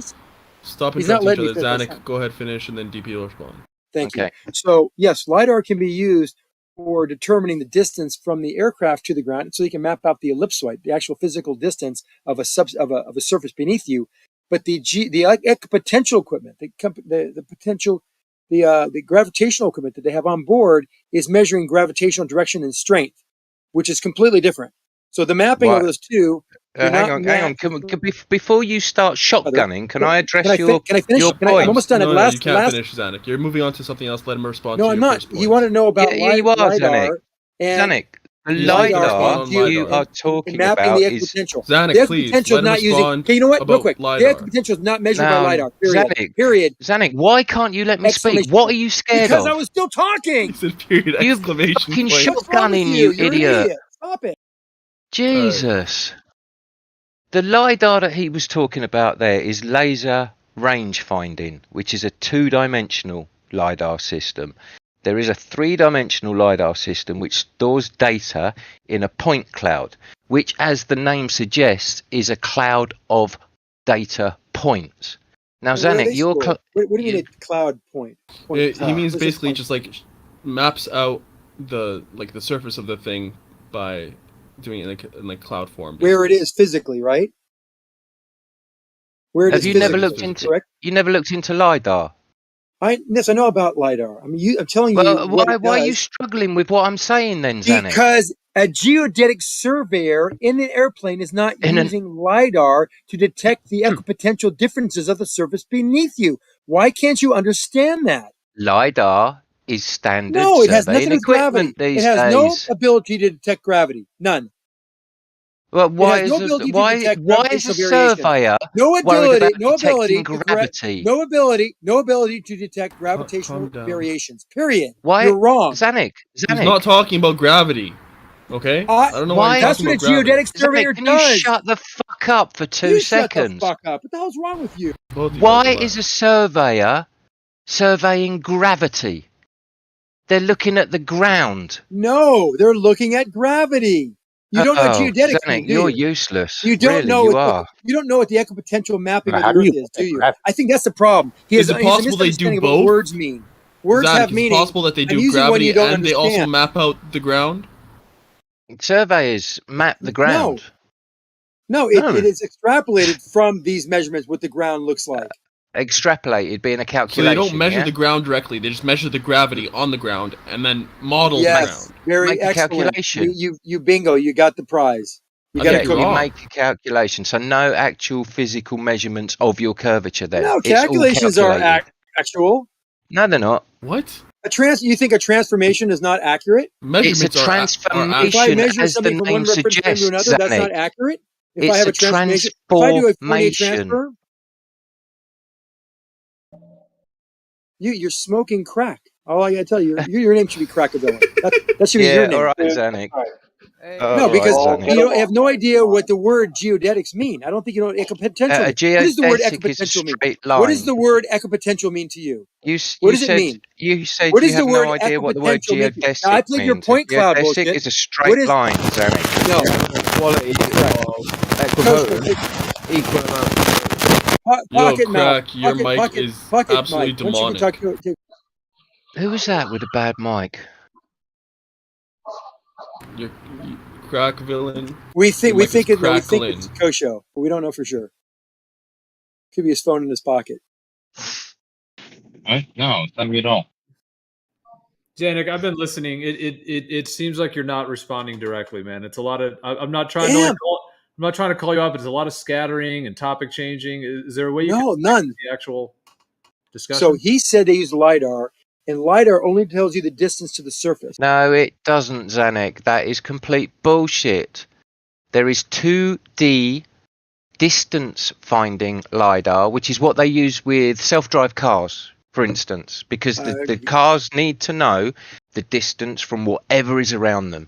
So they have this spinning thing on top of the car. That is a laser distance finder. This is LiDAR.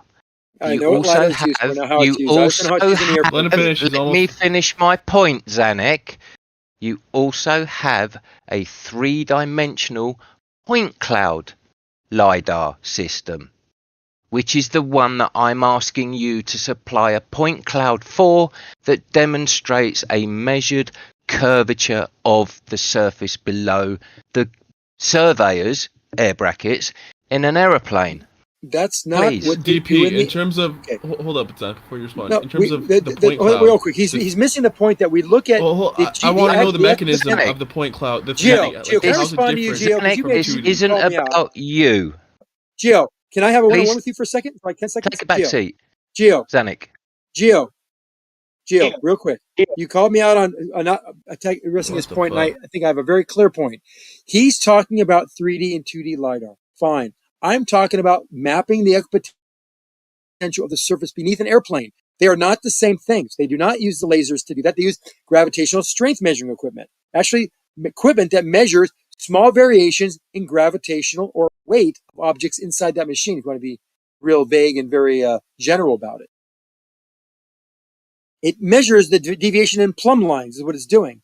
That can determine the shape geodetically and equipotentially of the surface. You measure the deviation in plumb lines from an aeroplane. Yes. Are you mental, Zanuck? Does anybody else understand what I'm saying and understand that that is how to do it? Yes. Percentage. So, you don't. I'm mental because you're too stupid to know what I'm talking about. Yo, Zanuck. Okay, so I had a question. Zanuck, chill your tits a minute, mate. Call me mental. I'm calling him stupid. What's the difference? Okay. So I had a question. I was very clear. Zanuck, relax, man. I'm trying to say chill something. your tits, for fuck's sake. Percent, is this better? That's very much better, yeah.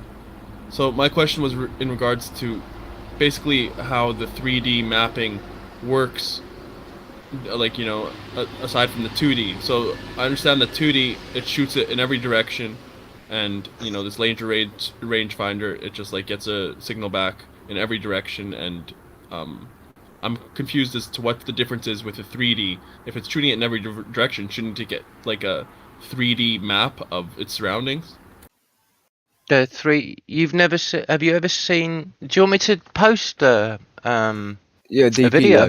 That's what you should Yeah. do. Is post a video because Zanuck and Kosha are referring to a different system altogether. Absolutely are. Absolutely No, are. they don't. The 2D. You have the 2D LiDAR and Hang on, 3D can I clarify this, please? Please do. Yeah. The 2D is like a laser beam. Yeah, just a single beam shoots out, comes back, gives a distance measurement. Yeah. The 3D is 200,000 beams a second. That So still the 2D beams, but it just every direction basically. Yeah, they work exactly the same way. They're just bouncing off different things. Like I don't know who's talking about just measuring the 2D surface of the ground, but you can use LiDAR to measure all sorts of things, like even parts of the air, aerosols. You can also measure the ground with it, correct? Yes. If you save that data, you can go and collect it from different points of views and get a 3D model. Yeah, so I just wasn't sure if it was the same technology, because I thought like it sounded like it was a different technology, but it makes sense if it's just the same technology, but instead of shooting it in one direction, you're shooting it everywhere, and you get a 3D map of your surroundings. It's the very system that they say that they use on satellites in order to build up data points using infrared light in order to detect, like, let's say, the altitude of different mountains, crevasses, ravines on Mars, and then map that out so that the planet appears to be an image. Yeah. That's how they make composite images. I've just dropped a video in live stream text there. That is a point cloud, LiDAR point cloud generated there. And as you can see, the detail is phenomenal. Now this can be used to scan the inside of a room, scan the inside of a cupboard, scan the inside of a house, the outside of the house, and it will give you a 3-dimensional model of that room, the inside of the house, the outside of the house, and this can then become a walk-through model inside your computer. Can I ask you a quick question? Are you talking about how using this data cloud in an airplane and getting a 3-dimensional mapping of the Earth? So seeing the curvature as the plane's moving, get this 3D curvature of the Earth beneath you. Is that what you're insinuating or asking for? Because that's something totally different than what I'm talking about. But that makes sense if that's how you're trying to use it, to map the Earth curvature from an airplane above the surface with 3D LiDAR. That's clearly what he was talking about from the beginning. That was very clear from the beginning, Panic. Well, if that's what he's talking about, no, that's not what the geodetic surveyors use. But in asking me for a picture of that, I would say just the horizon drop at altitude is enough to show you that curvature. Horizon drop at altitude. Yeah, because you keep it the same level. The horizon stays at the same position level, and as you progress across the Earth, staying level, that horizon being below eye level is constantly moving, constantly outdistancing you. The data points on the ground are constantly coming toward you, and those angles comport with a curved surface, not a flat surface, because that's also very clear as well. But I don't know whether that's ever been done or it is done with a 3-dimensional LiDAR system. But what we do know is that, yes, the plumb line variance, to make it very general, is what the gravitational instruments do on the airplane. They measure the variance in gravitational strength as they travel across the surface. That gives them a very accurate plot of what the actual Earth looks like gravitationally, equipotentially. That's why I asked you if you knew what the word equipotential meant, because that's what they do. Zanuck, do you want some dressing with that word salad? That's not a word salad, because you don't know what the words mean. It's like looking at a salad and I don't know what those little things are. I'm going to eat them anyway. Is that a raisin? I don't know. Just eat it. Is that a cashew? I don't know. The bottom line is those words have meaning. Those words have meaning, and you don't know what they mean, and that's okay. That's your assumption, Zanuck. But what's the reason that it changes from what does equipotential mean? Meters a second? Having equal potential, Zanuck. Equal potential. Fuck Okay, off, you so, idiot. no, it doesn't Stop mean it. asking me what fucking It doesn't words mean mean, that. you That twat. doesn't mean. That's not what it means. Having equal potential. No. Potential. Yeah, like So you're when I say potentially what is the gay and equipotential ugly. shape of the Earth? What would that mean to you? When I say what is the equipotential shape of the Earth? Where's the cricket sounds? Yeah, Equipotential is we're talking about like a force and like where the where the force is going to have the Zanik. equal magnitude. What shape? Yes. Zanik, would you say another word for equipotential could be equilibrium? No. Well, no, it's strictly talking about a force, though, like pressure. Well, or geodetics is more closely related. Geodetic is synonymous with equipotential. You don't know this. That's why it sounds so foreign. I mean, all these names like I'm mental because you don't understand what those words mean, and that's okay. You're so weak, you can laugh. Zanik. Claiming somebody else doesn't laugh tells me understand. everything. It's okay. Claiming somebody else doesn't understand is a weak defense, Zanik. Very, DP, very, let me help you very out here weak. a second. DP, let me help you out here a second, right? Because Zanik, what you just did then was a little bit of like a good trick, right? You No, asked, it's not a trick. what He does, said that Wait equipotential there, is the same thing I'm not finished. as I'm not finished. has equilibrium. It's not Zanik, equilibrium. He's wrong. why can you not let anybody talk? Go ahead. Go ahead, Craig.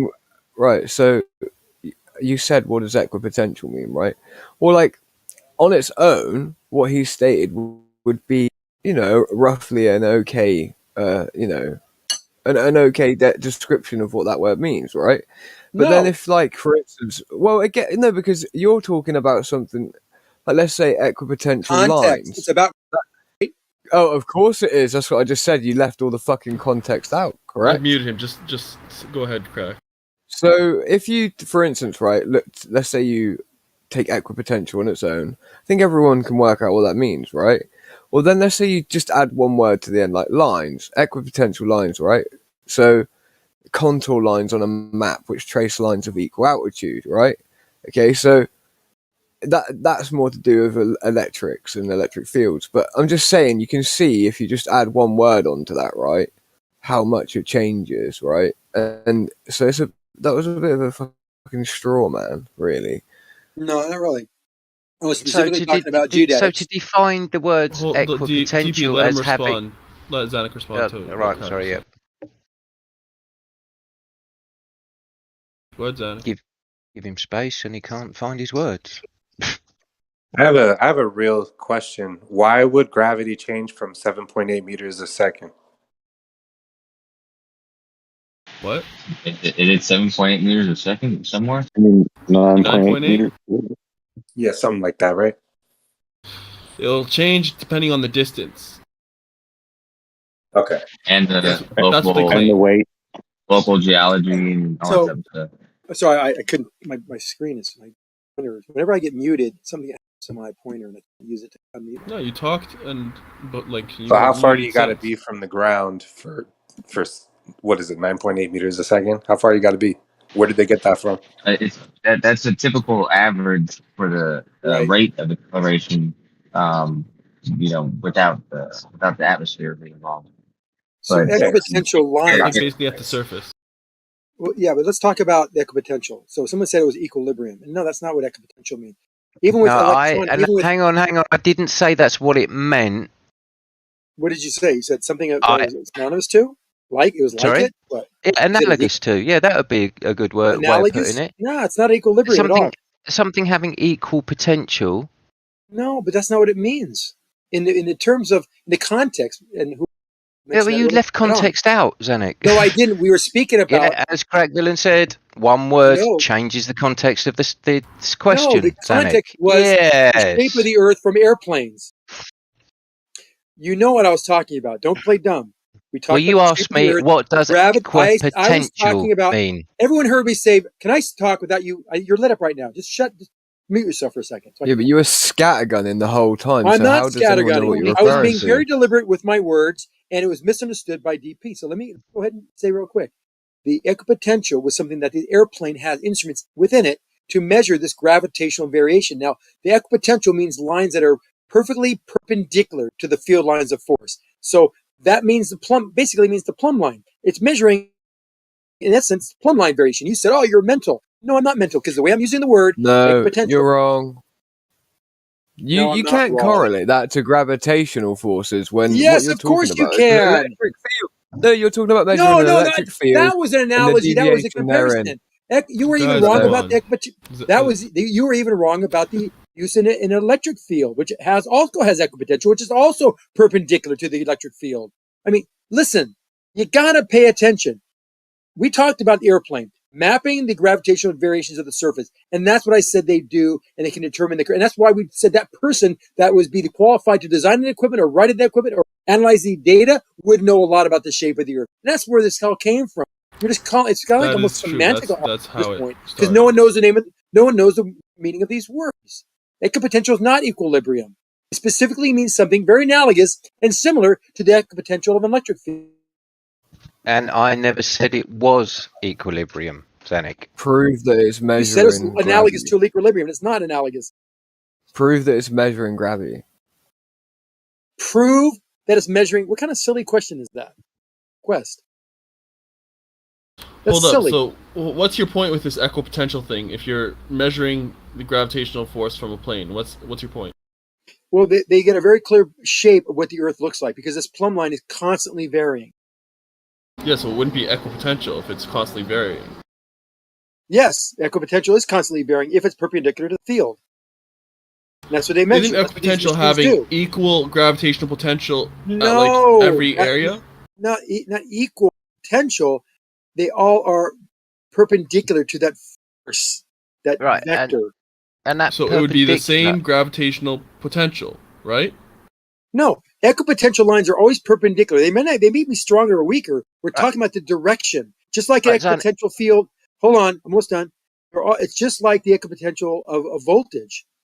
Zanik, so you're claiming they're always perpendicular to the it's electric perpendicular. field. The lines are always perpendicular to the electric field. That's very synonymous and equivalent to gravitational field lines of force. So you're saying the vector is the same, the magnitude not need be the same.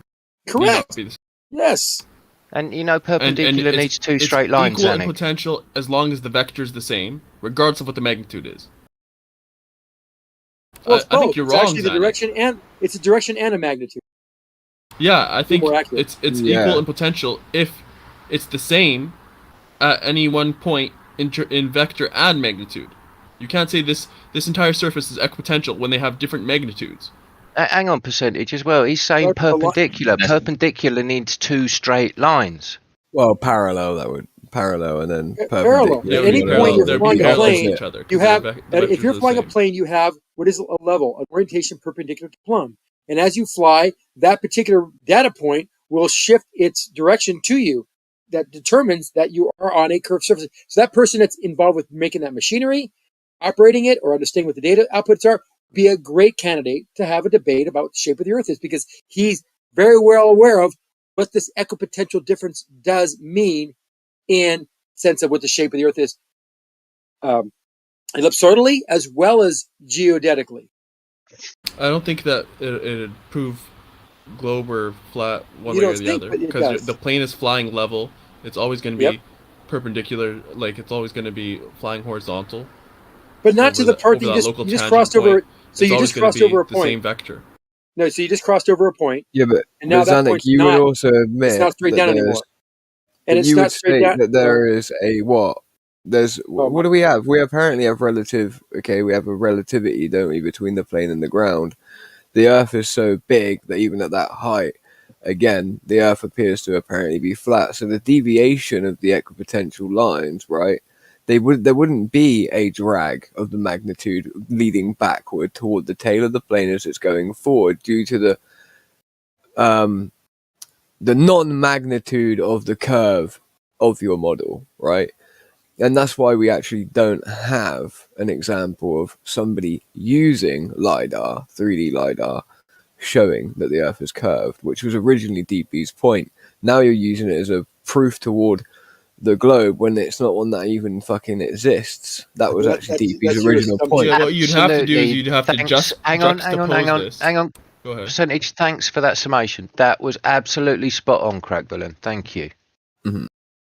Okay, I was just gonna say you'd have to juxtapose this with, like a gyroscopic data, to show that the plane is indeed changing in its orientation, and thus going over a ball. But if that's the case, then you don't need these gravitational things in the first place. Just have the gyroscopic data only, and it'll show you that it's going around a ball. That's it.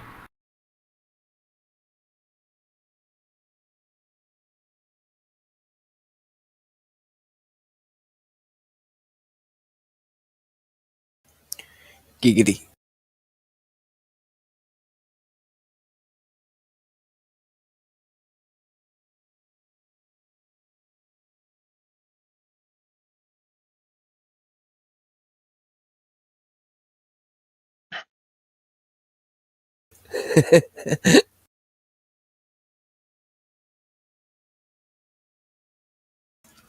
Did my mic sound really demonic? Did it percent? Like it sounded demonic, man. Bro, I don't know what's wrong with this microphone, bro. Like it's got its like local mute on it, right? If I use it, it does something to my microphone, and then it's like I have to like weirdly like tap the headset in like several different places with like about 2 pounds of force per square inch, and then shake it a little bit, then move the wire a little bit, and then eventually it sorts itself out. It's bro, it's very weird.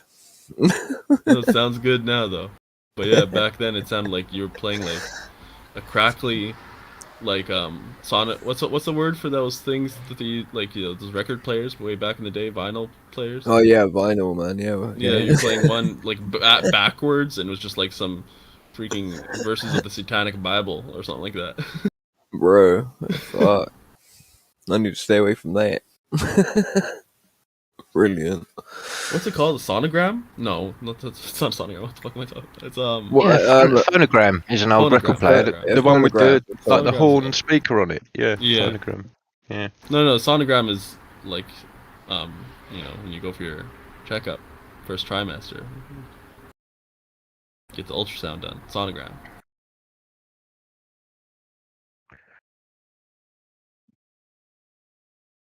They don't make things like they used to. You used to be able to just undo stuff and put the wire back and put the PK screw back in and fixed. But now they make everything enclosed with glue. I'll be honest, this thing's actually made pretty well, right? It's made okay, but it's just it is all glued in, like you said. That's literally what I'm doing right now. It's trying to convert a USB to USB-C. Yeah. What? Wait, you're trying to convert a what is it? A USB or USB to USB-C, yeah. Okay. I can use this mic on this laptop. You can go to the dollar store and buy the little attachment to change it to USB-C. Yeah, but then the other thing would have to work. No. The thing that you would plug the USB-C into would need to work, wouldn't it? For the attachment.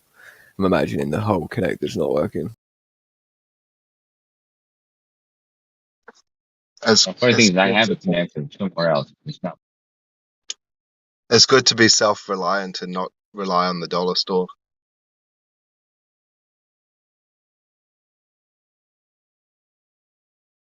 Recycle, reuse. There's more. What are the other R's? Resell.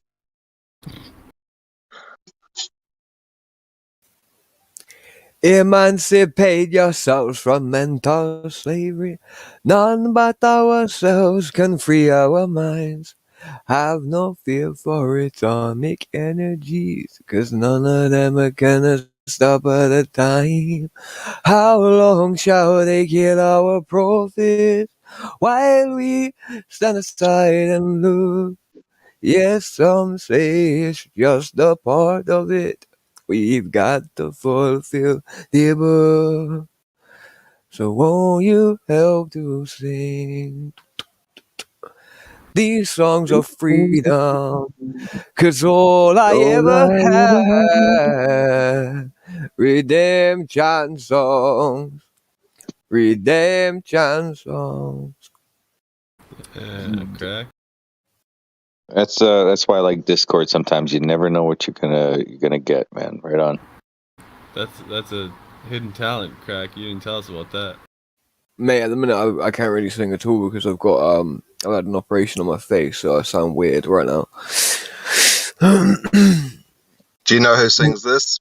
Back in Black, hit the sack. I've been to know, glad to be back, and I'm getting loose from the noose that's kept me hanging about. And I'm looking at the sky, it's just getting me high.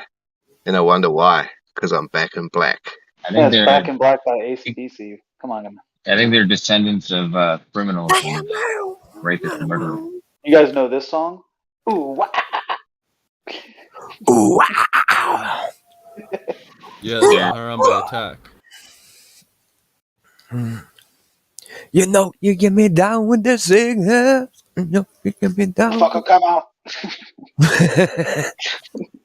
I think that part in the song is so weird. Where he's like, "No, mommy, please, mom, don't do it again, mommy." Oh yeah, the ending of the song I Hey, always David, have the to music- turn off. It's super creepy.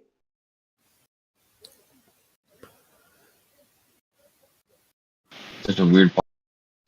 Do you guys know Yeah, what a that shit is bogan weird. is? In America, have you heard the term bogan? What? Bungin? Yeah, I know what a bungin is. Bogan. Oh, they Bogan. said bungin. Like an Aussie, mate. You know what I mean? Like a fucking Aussie Like a jargon. Bougainville? Out on the streets, they call it murder. Welcome to Jamdom, where people are dead at random. Politically violent stardom, get blown by stardom. And if you don't get blown by stardom, then you don't know the real at all. That's why you're not political, you them with them back pocket, with them extra magazine in them back pocket, with them pin file down with them street locket. Your Rastafari stands alone. It's Yo, all I did really you know? want to know, boy. That Junior gone. Yo, did you know that Damian Marley got a flat Earth bar in a song with Nas? Did you know that? Yeah.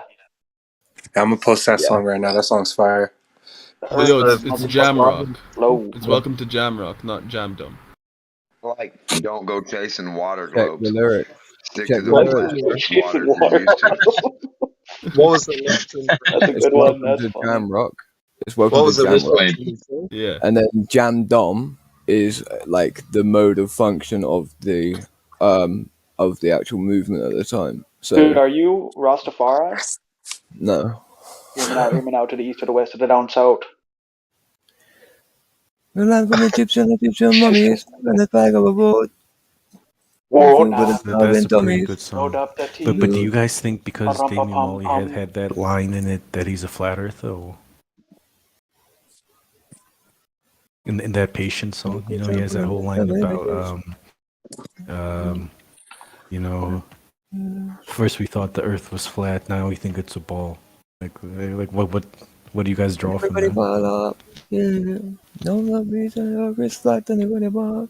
I think that, So can you guys it's hear me? the other way around. Yeah, we hear you, bro. I think that a lot of Yeah, so could you guys think Damian Marley's a flat earther because of that? Or I don't know, bro. I ain't gonna comment on that. musicians are flat earthers if you actually listen to the lyrics. Yo, I don't remember like- the line. You want to sing it, I know Nate? that song. Red Hot Chili Peppers. I they can say, recite that whole song off by heart. All right. Sorry, Space sing is it, man. made in a Hollywood Don't basement. recite or it. something. Sing it. Some bases made in a Hollywood. And in a Hollywood basement. Yeah, I know what you're talking about. Yo, after hearing that song like 100 times, it didn't hit me until I was a flat earther what he was saying. That's pretty funny. It's true, man. It never stuck out to me that way. You just never. But I used to like, listen to tons of Red Hot Chili considered the Peppers. lyrics. Never crossed my mind what he was saying. I'll be honest, I don't even hear the words of songs at all when I'm listening to them. I just feel the feeling of it. I don't even hear the lyrics whatsoever. Space may be the final frontier, but it's made in a Hollywood basement. That's right. Space may be the final frontier, but it's made in a Hollywood basement. The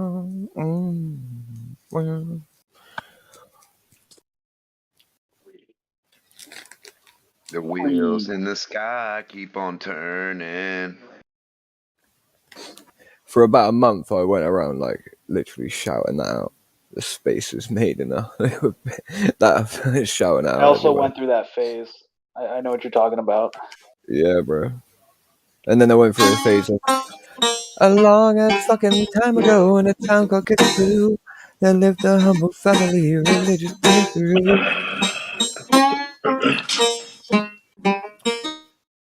They really don't know when the cold winds blow. They don't make those to show. Freedom. Are any of you guys rappers? You guys Yeah. you spit bars? Okay. We should have a rap off. We should have a flat Earth You rap know off. what's a conspiracy theory I never We already believed been in? doing that for years, bro. We made Oh, am like I late? Am I late to the The party? ice and snow. we wrote How loads come of none of you songs talk and then about got how different people to CIA do them. tried to kill Bob Marley? I never hear that conspiracy theory out there. Oh, remember that song from the 90s? Black Hole Sun, won't you come wash away the rain? I gotta look up the lyrics to that song. Oh. Did you hear Elijah and is it Luluka's song? What's it called again? Rainbow something. It's a brilliant song though. They did a remake of it, and it's so good. You hear any Form Racer songs? They're pretty good.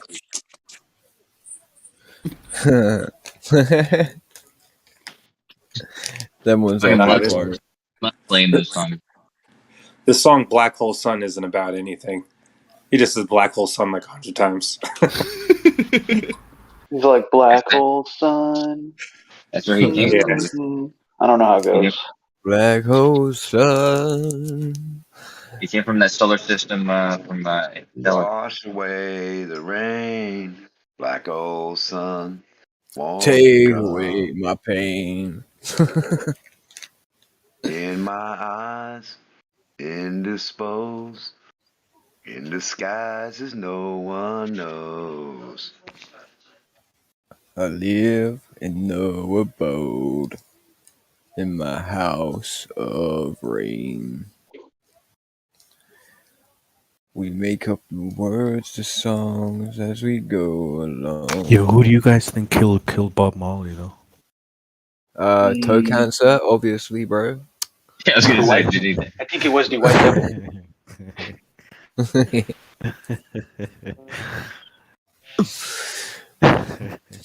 Dude, have you guys talked about the death of Queen Lizard Breath yet? Oh yeah, the Queen died. I know. Queen Lizard Breath. Listen, I'm kind of upset about it. You want to know why? Because everyone else in her family is 10 times fucking worse, and I can assure you.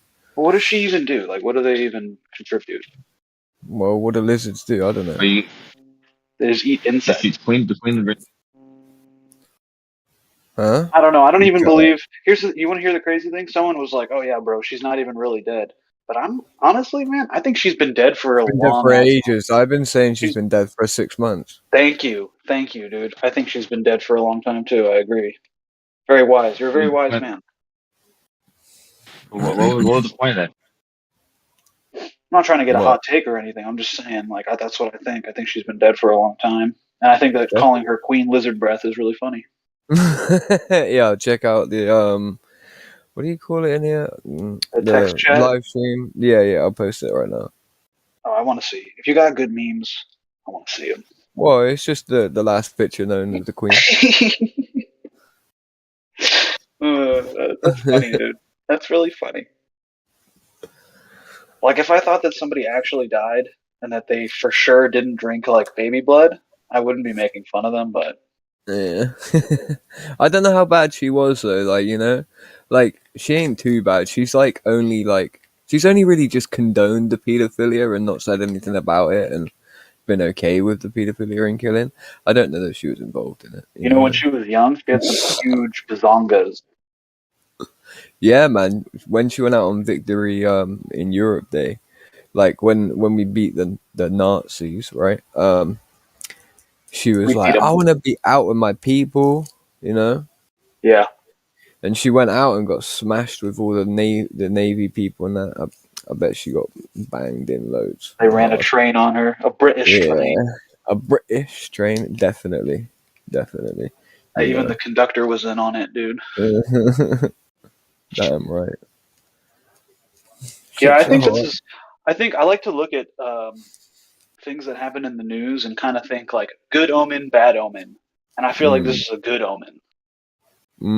Okay, did you guys hear that she died 1,776 days after the first QAnon post, and that shit's real? Is that fucking weird or what? What do you I'm not a what do you QAnon. mean? I'm not a QAnon guy. I'm not QAnon. Repeat that. But okay, she died 1,776 days from the first Q post, which is 1776. That's just really fucking weird. It's super Isn't weird. that like Independence Day or some shit? That was the day that America was created, or the year. Sorry. Year we fought It's definitely fucking weird. Like, if I was a QAnon, I would be fucking wigging out. Like, because you're Yeah, but constantly looking for these coincidences. I don't know. I don't know. It's too like non-specific. Like I don't care what Kosho or Zanuck says. If you go and watch fucking Back to the Future, right, and you look at like the Twin Peak Mall, and then the Lone Pikes Mall, and then the jihadis showing up, and then like the guy upside down from his perspective, it shows two buildings dropping down, and then on the watch it says 9/11, and then on the other thing it says 9/11 on the clock tower. Like, bro, like that shit's too much. Oh, I know. I'm aware of that. That shit is. It's like a good kind of schizophrenia. You know, you really feel like you've got a grip on the world when you see that shit. You're like, wow, what the good fuck kind is of going on? schizophrenia? What do you mean? Schizo-like.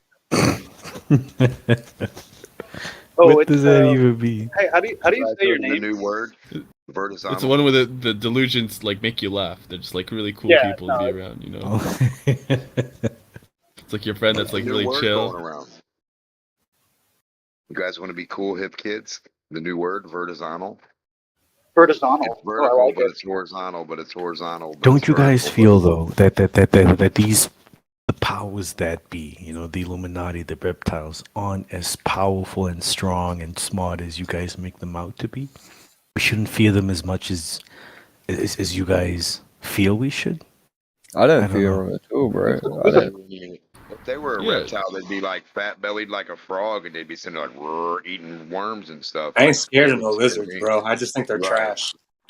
Yeah, we just need I ain't power scared in of no numbers, ribby but ribby. their propaganda machine is making it so we can't get the why numbers. focus I think on they're them more then? scared of us. They hide If they're not themselves, that they have to powerful attack and you they're so afraid of us, why do we focus on them? Why don't we focus on the good people doing good things for us?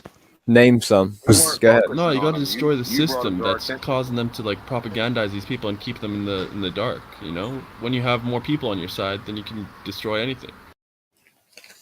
It's all about the group, bigger gang. I mean, Well, I want to know how we are actually focusing on these individuals, really. Like, and again, like, what would suggest we fear them? We're the like motherfuckers that are constantly saying that they're lying and pointing out no, their dude, lies, right? this is the new thing. If like an NPC realizes that you noticed something, they're gonna say, "Oh, why are you focusing on it?" And you're like, "Dude, I'm not focusing on it. I just noticed it. Like, I just happened to notice it's happening. Okay, it doesn't mean I'm fucking." But this is the like, thing, though. This is the thing. You guys talk about these bad people all the time. I've never No, we heard you guys don't. talk No, we about don't. anyone No, we doing don't. good in the world. Okay, We can you actually- name me one person in the world you Yeah, think I is can- doing good? Yeah, that guy, Can that you? pizza delivery guy that went into the burning house and saved the baby. I fucking posted that the other day on some server. No. I was I talking mean about someone that. in a position of power. Not Yeah, like he an was in a ordinary position of Joe. power. Like He was Trey Gowdy. absolutely- He was in a superpower position, dude. Who Great who howdy. percentage? They straight Gowdy. Yeah. Yeah, but I think none Technical of you to can be- name to someone be in a seen. position of power who you feel is doing something good for the world. Because being in a position of power. Okay, wait there. So then we would have to look into the intent as to why someone wants to be in a position of power, right? So you might be asking a question that innately, on the face of it, is defunct already, right? We then would have to listen. We would have to ascribe, right, a form of intent to the actions of a politician or someone in power, and with us again, remember, chronologically speaking, not having the scope of view to know whether or not any policy that is enacted now contended against the actions of and the way other policies would affect that. We have no way to know whether or not what they're doing is good or not, right? Yeah, but you know From who's our best doing bad perception. though. You guys can Maxine tell me Bernier. right now 100 people who are doing bad things, but you can't tell I me a think single Candace person doing good. Owens is doing quite good. Whether it's an actor, an athlete, a musician, a politician, you can't Yeah, name good. one person you think doing good in the world. Candace Owens is But you doing can good. name 50 Maxine people doing Bernier. bad. No, I can't. I can name some. Who's the Clarence Thomas? Isn't he the Clarence Supreme Thomas. Court? Yeah, he's the Supreme Court guy that overturned Roe v. Wade. Yeah, he's doing good in the world. What's that other guy called? Ron DeSantis? Yeah, Motherfucker's Ron base. DeSantis. Oh, what's his name? Paul. What's the Lindsey guy's Graham, maybe even. Fuck it. Rand Paul. Or Why whatever don't his you? name. Why, Ron why, Paul. why don't you guys ever Ron talk Paul, about yeah. those people? I never hear you talk about them. And I'm in this server a lot. I don't ever hear you guys talk about these people. Every single doctor that spoke out about the craziness in the past couple of years. Oh yeah, that's right, Dr. Dre. Malone or All whatever. the ones that signed the Great Barrington Proclamation. I was about to use it. I mean, there's some others too, but do we need to have a fucking party every time somebody does the right thing, or should we just expect that people are going to do the right thing and point out when people in power are doing the wrong thing? Like they're in power because they should be doing the fucking right thing. Yeah. Dr. Bill Cosby.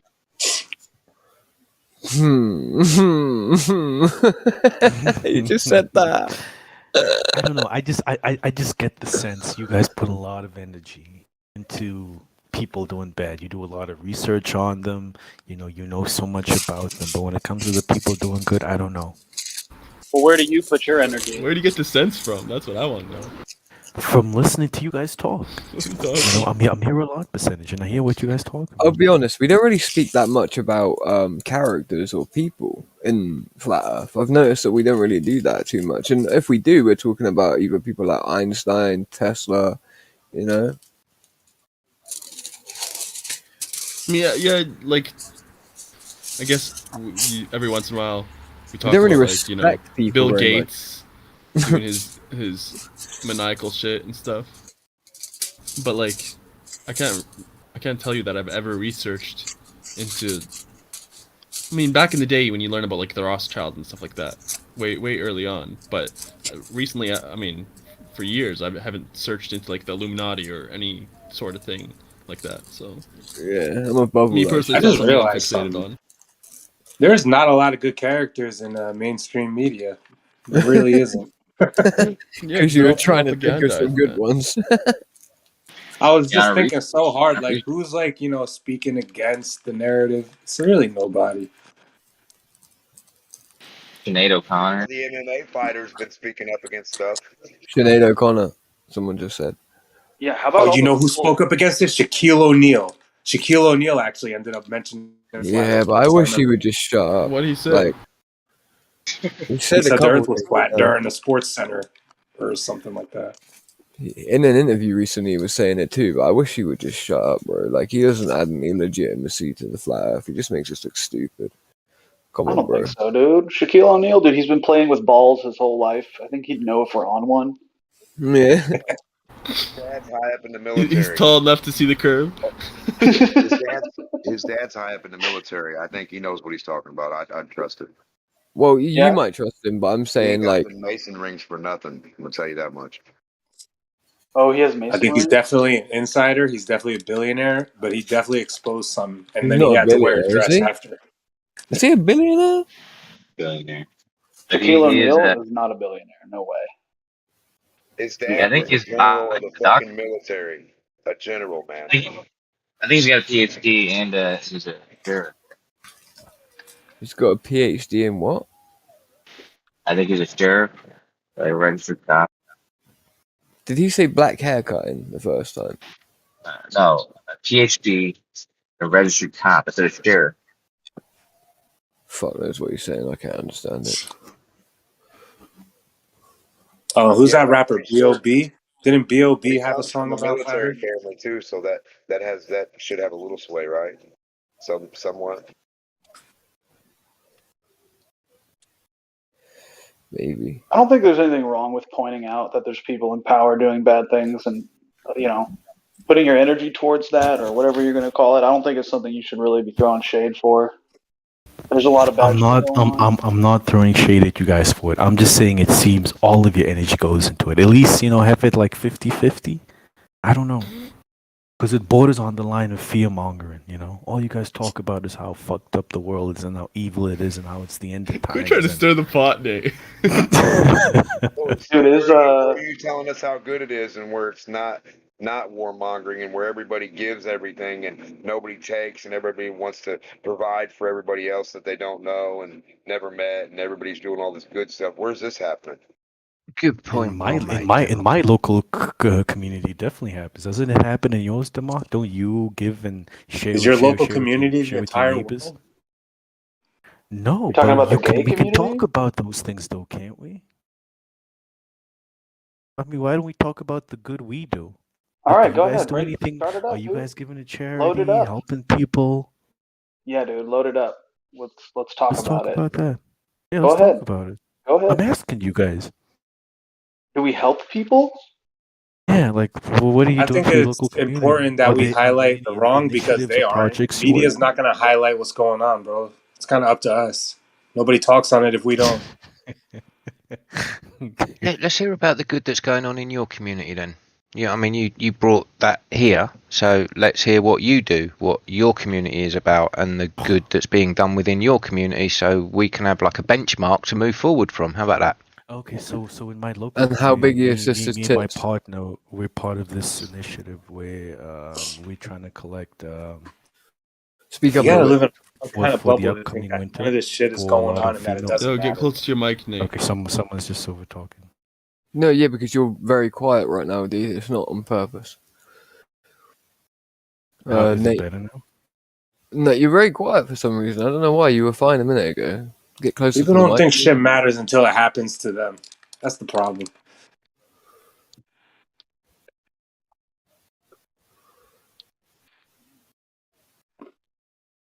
Maybe not then. Okay. No, it was only an idea. It was just an idea for him to put it out there. He doesn't have to, obviously. Well, I would say he does need to now. Just for continuity's sake, you know? You would have thought, wouldn't you? Like, it would Radio make... silence until then. Let's not It makes talk about the complete bad, sense. but I can't talk about the good. Is my mic better now? You're even quieter. What the fuck are you doing? I don't know. I don't know what No, to it's do. about the same as before. Not as good as it was like 2 minutes I'll just back. turn you right up. It's all good, bro. Just crack on. Tell us how good the community is. Right, let's go. 200%. But yeah, the gist of it is there are a lot of homeless shelters my partner and I work with and contribute towards. I didn't know you were gay. It's always a flag on the plate when they say my partner. I know, dude. What's up with the partner? Yeah, all right. My girlfriend. I don't know. I mean, it's. Oh yeah, that's a late She's a bit more than a girlfriend to me. We're just not married. Is she a real woman? I Does she can't have see breasts? my wife. She does. She was born female. Nearly got you there. She has a womb. Yeah. Okay, You guys are being weird. Yeah. I have two daughters with her. So. Oh, very good. It Well, nearly sounds sounded like like you said I have two guys. Two guys. Why haven't you married her, You Nate? did me say that. Personal stories which are a bit long that I don't really want to get into percentage. But Alright, basically, me and that's fine. her, there are a lot of local shelters for women and children that we contribute towards and work with. So that's How about some good anyone we're in power? doing in our local community. What about you guys? Yeah, well, have you ever heard of the Any of you Viapis doing stoop? anything? Ever heard of the Viapis stoop? No. It's where disabled people and homeless people jump off of a like a big like cliff or a waterfall in order to not be a burden to the community anymore. What the fuck, man? Well, but why are you saying what the fuck? I'm just asking you a question. You've not heard of that before? Okay. Well, don't worry. It's nothing to do with that, what I do. Sorry, I'm just fucking around. Kosher, go ahead, bro. No, I was asking, are you talking about that Norwegian thing? Yeah. See, Kosher knows. That's actually not a bad thing. But what does that have to do with what you're doing for your local community? Let's talk about the good we are doing. How about that, guys? Are any of you doing anything? I gave a help homeless people person around? $50 the other day. That's what's up. That's what's I up. think they What made was it that? home. I don't think they're homeless anymore. I gave think a they homeless guy actually some money for some ended up heroin going the other home. day. Yeah. I gave a homeless guy I mean, some I money tried, for bro. some There's not a heroin lot the I other can day. like. You know, during the day, I got to take care of myself. I got a family, so there's not a ton I could do for other people. But when I can, I do. Bro, That's I what's have up. like Well, people, let's just I have talk about. people. I mean, a little Wait goes a long way, even if it's just Okay. giving a homeless guy Yeah, a how about dollar. this? It matters. How You about know? this? I perpetually have someone living in my house that either doesn't have a home of their own, okay, or is disabled, out on luck, doesn't have a job. Like, legitimately, perpetually have had that going on for like the last 7 years. That's what I do. Yeah, but I don't give people. I don't give homeless people money to talk about it. Like I literally was never gonna bring that up. You feel me? Yo, Crack. On average, how long does like one of these persons stay in your house? It depends how long it takes for them to sort their shit out, really, you know what I mean? Like, but it doesn't usually take too long, you know? Maybe a few months, maybe sometimes it's 6 months if it's like they need to save up to be able to get enough money for a deposit on the place, to be able to get a mortgage, maybe even. That's good you shit, know? man. I saw this homeless guy and he was standing on the corner in my neighborhood and like nobody was giving him any money. So what I did was I picked him up in my car and I just drove him to where all the rich people are and just dropped him off. Now that's actually. Are you serious? You did there. I agree with that. Yeah, I had to put like a towel down though because he was pretty dirty. I didn't want him to fuck my This is car not up. a true story. Yeah, why would he have been I standing? believe it.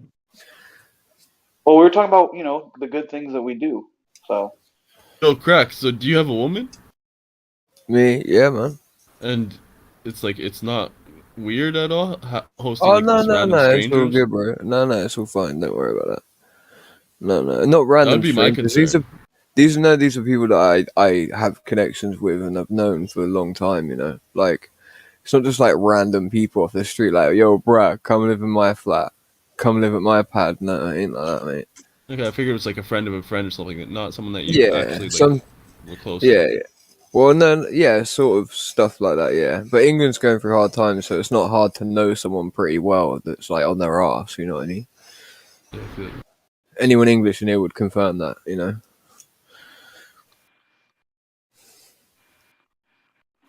Yeah. DP unmuted. I think he was going to confirm that, but then didn't. Yeah, to make me I look think like there's an a bit of arsehole. lag. I think there's a bit of lag in my mic. Yeah, I was going to confirm that with you. Yeah. Mind you, I think it's the same all over, isn't it? Everybody's No, but feeling it. in the UK, it's a little bit tougher with the electric bills. Well, Yeah, the mainly upward electric mobility bills. Cost of potential. petrol is pretty bad too, but the bills is crazy. Yeah, I just think the opportunity for upward mobility in England's pretty bad. Like, as what I've noticed in America, like even just like simple products that you buy, like if you bought a settee or a couch set, and then you wanted to sell it a week later, it wouldn't be worth like 1/10 of the price of when you bought it, just because you bought it. You know, I've noticed that things retain their value in America to a different degree than in England. You know, it's like you couldn't sell a. It depends what it is, but yes. Well, it ain't your mama's pussy, so it ain't retaining its fucking value, bro. You know, that was really rude. Sorry. That was came out of nowhere, man. Yeah, dude. Read the When I room, talk bro. about it, Where did that come from? My daddy's dick. That makes me think. Toss some hookers. Have they gone up or down, crack? You would know. I wouldn't know. Brilliant. But they've gone down. They've gone down.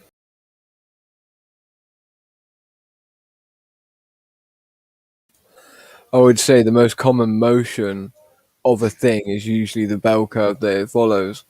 And if you look at prostitutes, they often go down. So attach that to a projection on cost would be the best advice I would give for projections on the costs of prostitutes today.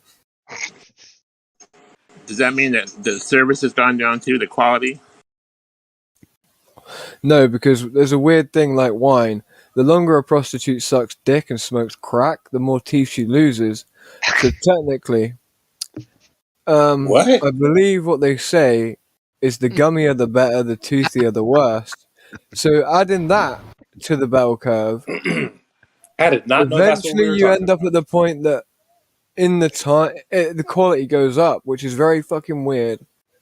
And experience also. Add that in. So the more fucked up the hoe, the better the experience, is what you're saying. No, that's what statistics, facts, and biological degradation is saying, not me, sir. Okay. All right. So this isn't gained through personal experience, no. Most definitely not. I've got a wife, and I don't want to die. Yeah, I'm gonna need some data. I'm just kidding.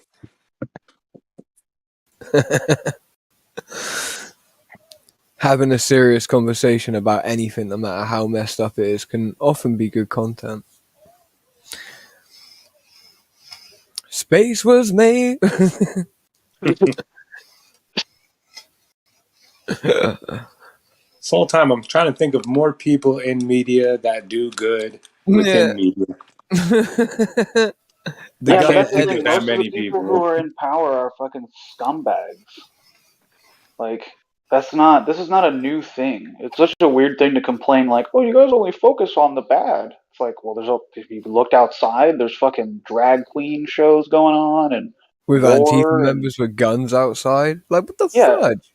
It's just like, Yeah, I thought of like, you could save a cat from a tree, but that doesn't solve why there's a bunch of feral cats and people can't support cats, I tell you what is messed up: the fact that they cut off little kittens' balls, just so that like, oh yeah, but if you don't do it, then the cat's crazy, like, like I do. It's bruh. like they're not your slave, dude.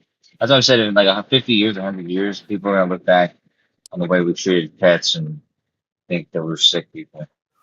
I agree. We just I did think stuff for we our, got we it just did messed stuff up. for our I hope enjoyment. We're cutting off their balls, and like it was like your best friend.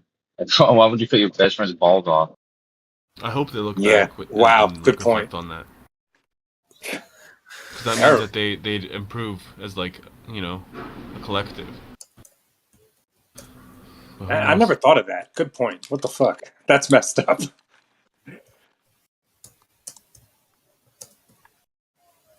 When they made what movie was that? Like Lassie or one of those old movies, they went through like 50 dogs. Yeah.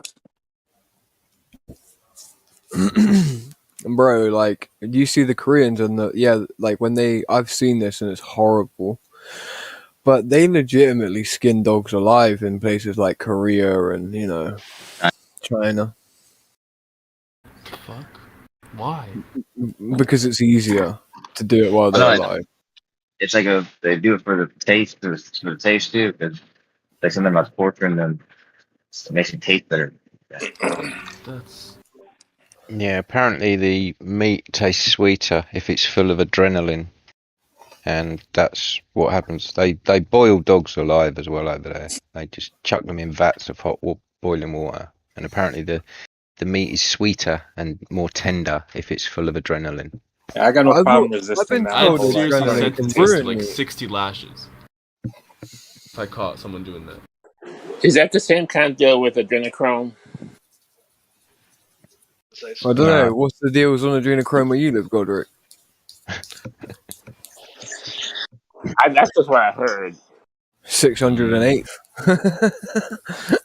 Oh, that's messed up. That's why we don't like people in power, because they buy adrenochrome by the 8th, bro. They don't even say, like, give me 5 children. They say, just give me an 8th of it. Give me an 8-ball. They don't even think about the 12 kids they had to smush to get the 3.5 grams of adrenochrome, you know? Messed up, That's bro. stuff like $1 million a kilo. I think that's the price allegedly. That's allegedly the actual price, $1 million a kilo. Yeah. That sounds right. That sounds about right. I wonder if anyone, like, cuts it, you know, like... Well, they probably, I mean, this is going to sound fucked up, but they probably get it from Africa. Like, because you can just black hole people there. It's not like they've got a fucking complaints department.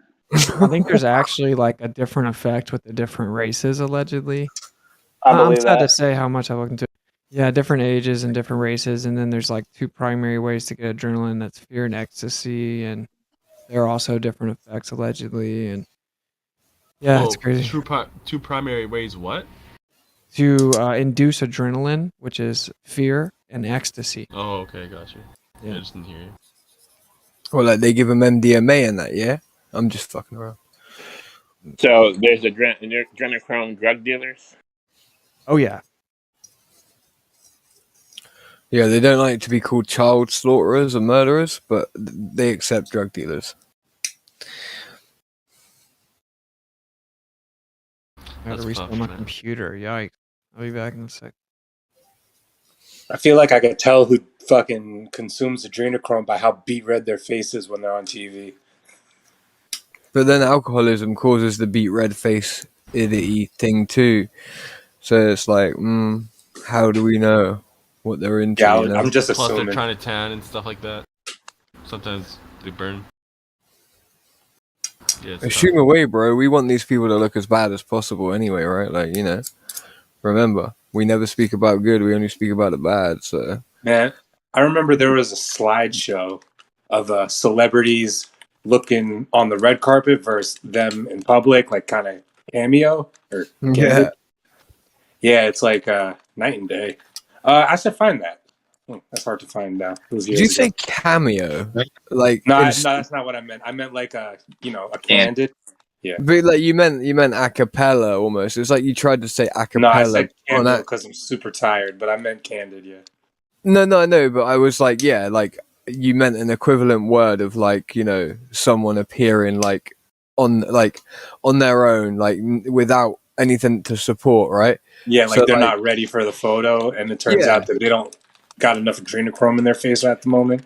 But that's why I was thinking cameo was maybe like, I know that was a slip up, but like I thought it was a slip up of a slip up because cameo is the first appearance, right? A cappella would be like singing without any like other musical instruments around. So I was like, wait, did you mean a cappella? No, he didn't. He meant like a candid shot, but he said a cameo. No, I know that. They didn't know the picture was getting taken of them. No, I know that now. Don't worry.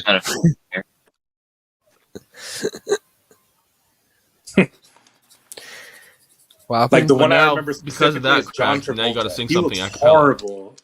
John Travolta looks crazy, but I don't know.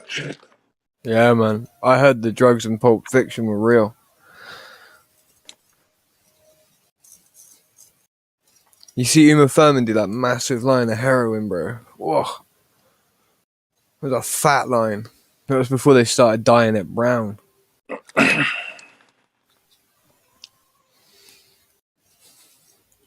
She's just like, I'm like, oh shit. That was just death in the line. Hollywood bumps.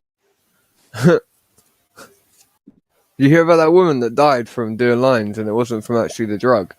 So she was very rich and she had about a 7.5-inch straw, right, that was made of pure platinum and it was encrusted with diamonds. She bent down to do a massive line of cocaine and I think either someone fell on top of her or a book cabinet did and it literally smashed it right up through her nasal cavity into the brain, bro. Oh, and man. Yeah, man, like nuts. Yeah. It's in the dome. God, that hurts. Just listen. I bet her brain went numb. Probably pretty painful. She's like sniffing a line up as a bloody straw ends up inserting right into the front of her hypothalamus, like numb. Yikes, bro. What are you guys doing? What does it say here about the queen? Queen lizard breath. She died, but her fucking head grew back, bro. She's alive again. How'd she die? Like Just old age, or? Like a tail. Had enough adrenochrome. No, they were out on a hunting children expedition in the Germanic wildlands.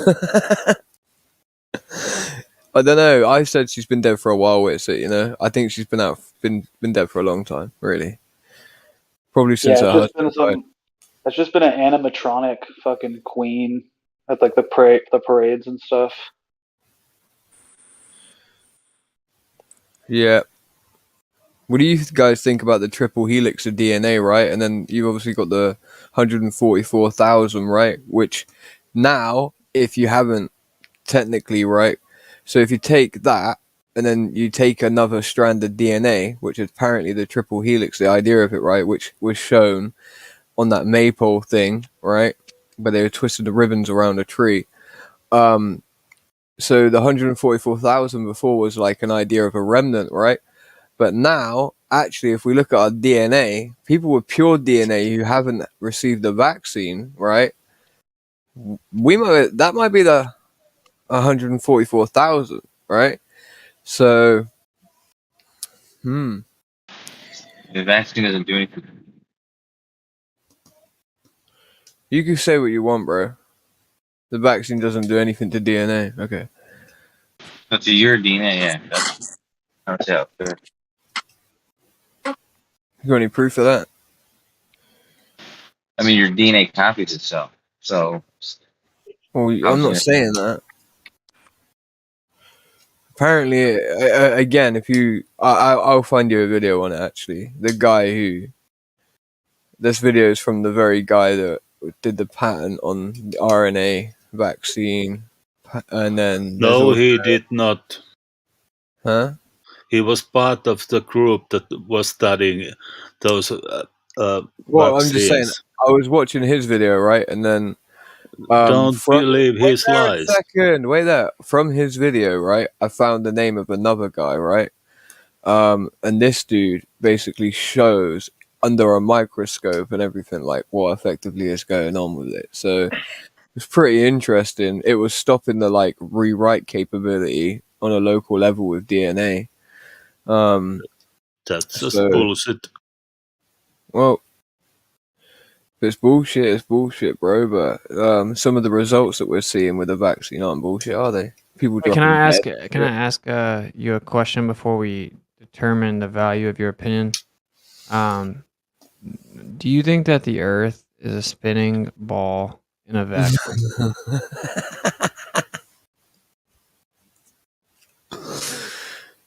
Hey, Aristoteles. Yep. Yes or no? Were you asking about me? Do you think the Earth is a spinning ball in a vacuum? Yes, it is. Yeah. Okay. So just continue, Crack. We'll just dismiss all of these things. So yeah, I'm gonna have to get the numbers for you. I know you're probably interested in this. What's it? Dr. Stephen Pidgeon was actually talking about it. So, like, I think it was like last Saturday in our study group, right? Obviously we're studying Hebrew, but yeah, we were talking about it, and it was interesting because if you look at the number of, like, you know, the beast system and the son of man, right? And then the beast system and the number of man, and then the number of the beast will calculate when we turn it into the Hebrew. It's not count, it's calculate. We'll calculate as, and then it says 666. And then when you do the mathematics on that, it ends up being that number outlines the amount of I can't remember what it is in the genes, it basically outlines the number of genes in someone that would have another helix attached to their DNA effectively, right? So it's just an interesting thing. I'll send you the whole thing properly done up So it fucking makes sense. I can't remember it right now. I've been up all night. You're saying it's like 50% more than the other number. It's 3 halves. Mm-hmm. Basically, yeah. Interesting. Mm. Isn't it crazy that it's like 2022 and people like still think like that the Earth's a ball that spins, or like, like, yo, what's even crazier is like to take it a step further, like they don't even think it's like possible that it's not. It's like that is that part right there. That's the That's part. what makes it hilarious. If you asked me All that the question like observation a few that you years ago, do proves otherwise. Can you name what proves the Earth is spinning specifically? Confidence to be without common sense is what cracks me up. Yeah, Dunning-Kruger. Can you tell me exactly what Just proves very the Earth quickly. is spinning? Wait, so guess what I asked my wife? And she turned around and said, I was like, You we can know the see two-way stars. speed of light. I said to my wife, I was like, we know the two-way speed of light, right? I said, how come we don't know the one-way speed? And she said, obviously because light's already there and it's instant. Oh, nicely done. I was like, what? I was like, I didn't even. Just No, make it- no joke. No, I swear, No, bro. I swear. That's Like, cool. She's a genius, bro. She really is, though. So That's really cool. What you said? Have I seen the stars? Your answer for proof that the Earth is spinning is have I seen the Southern stars? Stars. Southern Stars. Yeah, that, you I'm can telling see you, it from that's what they stars. go to.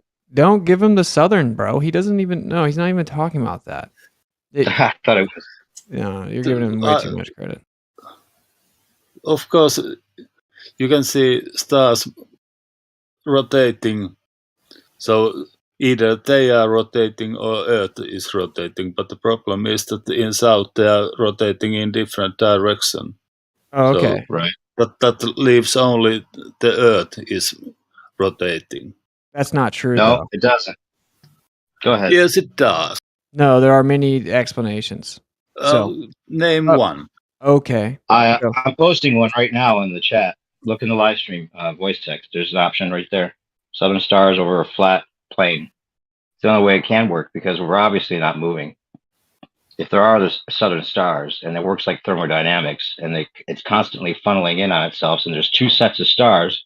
No, that works doesn't fine. work. That doesn't work because if you are in the middle of those, like in the equator, you would see them going different directions. That's what we see. We have tons of video. We literally have pictures of that very we thing. have pictures of that. What are you on about? Uh-oh. That's Hey, can I exactly ask you what a we question? see. How can we look up at the sky on a ball that spins and see two different types of directions of motion in the same sky? Is the Earth spinning in two different directions? Like an egg cut in the half in the middle, you know. You can only do that on a three-dimensional object. No, you can't. But you can have a toroidal field. You can have a celestial toroidal field over a dielectric plate with a two toroidal field of stars. Stationary, Yeah, of course. You can have a three-dimensional stationary object, but it has to be three-dimensional in order to have that two rotation. Who said it wasn't three-dimensional? What do you think we think the Earth's not three-dimensional? Are you serious? It has to have Holy- two. We live on a piece of paper. We must live on a piece of paper. A plane is just one surface and one side. A three-dimensional surface, sides all around it. That's the only way you can have two rotation. I feel Sorry. bad for people, dude, at this point. Yeah, as long as you know what's funny about it? You know what's funny about it? Though? Like, it's one sentence. Sorry, one sentence. Sorry. What's funny is that you're the people that actually believe the Earth. Oh, sorry, should I say the universe is flat? You do realize that, right? Yeah, you do realize what they mean when they say that. Of course, they're not talking about flat like it's flat like a plane.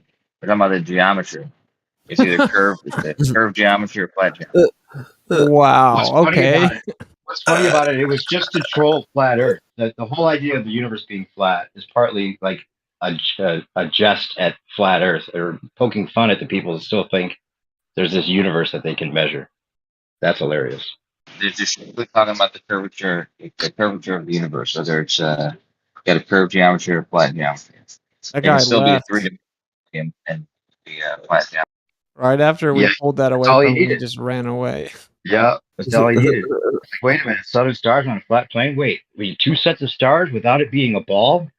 That could never make sense. I couldn't even go get this picture fast enough. Was it similar to the one I put in? Yeah, so why wouldn't you bring that shot after you had that ready loaded, bro? What the fuck? I was new computer, man. You can't have that on a flat. It doesn't make. You can't make sense of that on a flat plane. Why do you say such stupid shit? Dude? It has to make sense. No, go ahead and try to make sense. You're saying that something couldn't move in the sky above me 2 different directions if the Earth was flat? Yeah, that's right. One thing can't move, can't rotate in 2 different directions above you. That's right. It's the sky's not moving. The stars move in the sky. Thermodynamics. Kosho, you didn't know that? Yeah, well, the star. Yeah, exactly. You're saying the stars moving, the sky's moving, whatever it is. You can't have it moving 2 different directions on a flat plane. It doesn't Why make any not? sense. Why not? Because you have. There's 2 poles. They're circling around 2 different poles, right? Yeah, One of those yeah. Have poles you is- never heard of a magnet? They're adjacent to each other. You never heard of a magnet? Yeah, magnets. Yeah. Okay, well, thanks for playing. Yeah. What about a magnet? What are you saying? What about Here, a I'll magnet? drop some pictures for you. You'll get it. Magnets have opposing poles, right? They have a pole in one direction and another pole opposed to that one.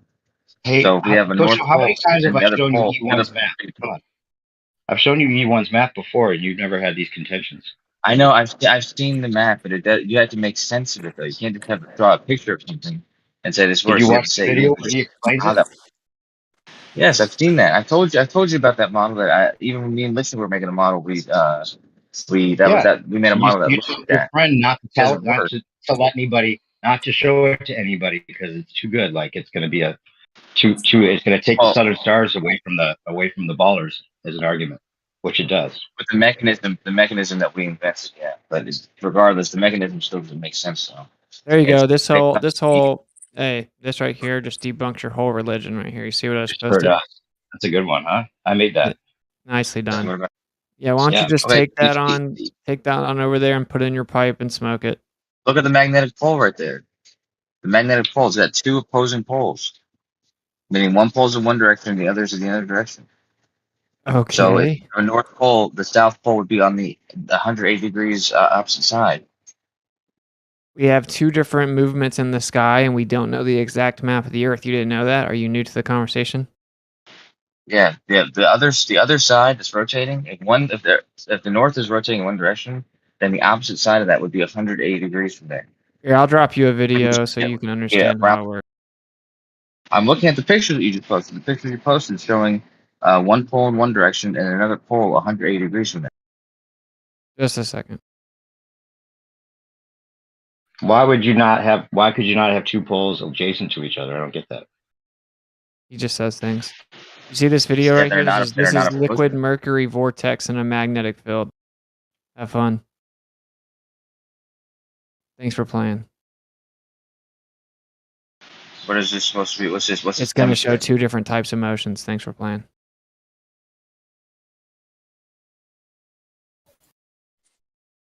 Also, by the way, you should download that picture and you should start reading.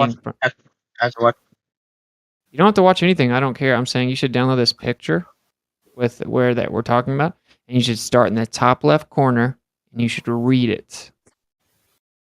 And I've been asking all the Globers if they'll read the flight argument for me. That's on this page. Read all this. Come back to me and give me an actual response. I can't wait. You know what everyone does, Kosho? They just run away.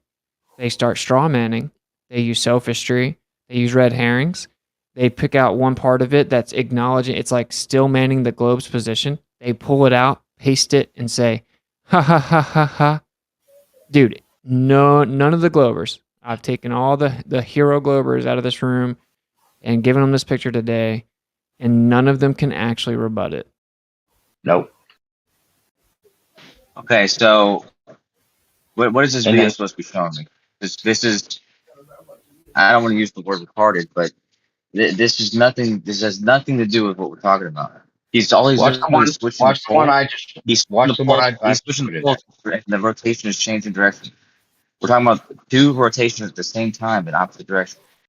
Right. Okay. Look at the one I just put. Go to like 256 in. You'll see he puts 2 diodes in the water, and they start spinning, funneling in on each other, one clockwise and one counterclockwise. Yeah, both those poles are side by side because he's literally using 2 electromagnets. Right. Okay. So the one that Whitsitt shows, shows a vortex of one direction, right? And if you're talking about 2 poles, listen, that's 1 pole, 1 vortex. Get another pole, guess what you've got? Another vortex. Maybe the vortexes are in different directions. Just watch the video I put. It shows them funneling in just like the stars, just like we observe in the sky. Yeah, literally, the one he just posted shows you 2 different types of motions. Your rebuttal was that there are 2 poles. Like, okay, that's a great rebuttal. It doesn't have to be on the top of the There's bottom one of the field, ball. so you're saying there's 2 different fields then. There's 2 different magnetic fields in the sky. Because we know where the pole is for one of them. Now there's another pole for another field that we see the field, but we don't see the pole. southern rotation. Well, Yeah, the southern rotation. You didn't know about the southern rotation? I need to send you some time lapse. Just because there's not a pole star doesn't mean anything. On your stupid flat Earth model where there's a 2 set of stars that goes different directions, you could see good one in a part of the sea you could see them going up or down. How's that work? Yeah, if you could get That's out what we see. far enough, if you could get out far enough past Easter Island or on the other side where Tonga is, you might be able to get a shot of them actually separating from each other, going off 360 degrees in the opposite direction, and then meeting again where the celestial equator starts. Yeah, but that's not how it works in the real world. So, You just that say is actually how things. But hey, this is what I asked for proof, and your proof is that we see southern stars, right? So we've given you a few examples, right? So one, I posted the picture here at 40 minutes after the hour. If you can see the voice text here, right, where we see, you said, no, if that was true, we would see them moving in different directions in the sky at the same time. We literally do see that with time lapse, okay? Yeah. So thanks for playing. I guess the Earth is spinning in 2 different directions simultaneously. You can see them simultaneously going to the different direction in your stupid model. That's okay. Whoa, you said that if what we said was going on, we would see 2 different types of motion in the sky at the same time. I've now given you a time lapse of star trails looking at a certain portion of the sky showing 2 different motions at the same time. So your first point's debunked. Secondly, we've showed how magnetic fields could do this. Thirdly, I can show you a GIF that actually shows like the effect of a dome over top of concentric circles, creating the optical effect of the southern star trails as well.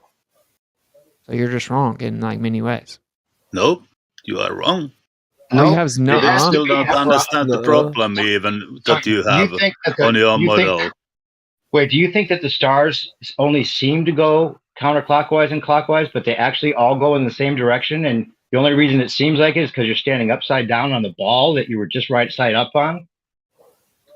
The only way you can make that happen. That's not stupid, but what we're saying is what we observe on a stationary plane, which is what we sense. Is stupid somehow. What we sense and what we observe directly is stupid. I don't get that. You can prove that though, dude. You can prove that the sun sets in the west no matter where you are on the Earth. South or north. We're talking about the stars. Yeah, exactly. The sun. Same thing with stars. They all follow the same route in the sky. They all rise. What's that? What you got to say about the GIF? That's another possible way that you could have. Yeah, no, I want to hear what the smart guy's got to say. Coach, stop trying to throw your cape on. You're exhausting. Let this other guy. Oh my God. This other guy's calling everyone stupid. Let's hear what his response to this is. What's his response? You said it's impossible. So what's up? What's your response? It's a good gift. That shows what? It shows the different star trails. No, it doesn't. If there was a lensing effect to the sky, this could be the case. Yeah, wait, why does it not? Why does it not show it?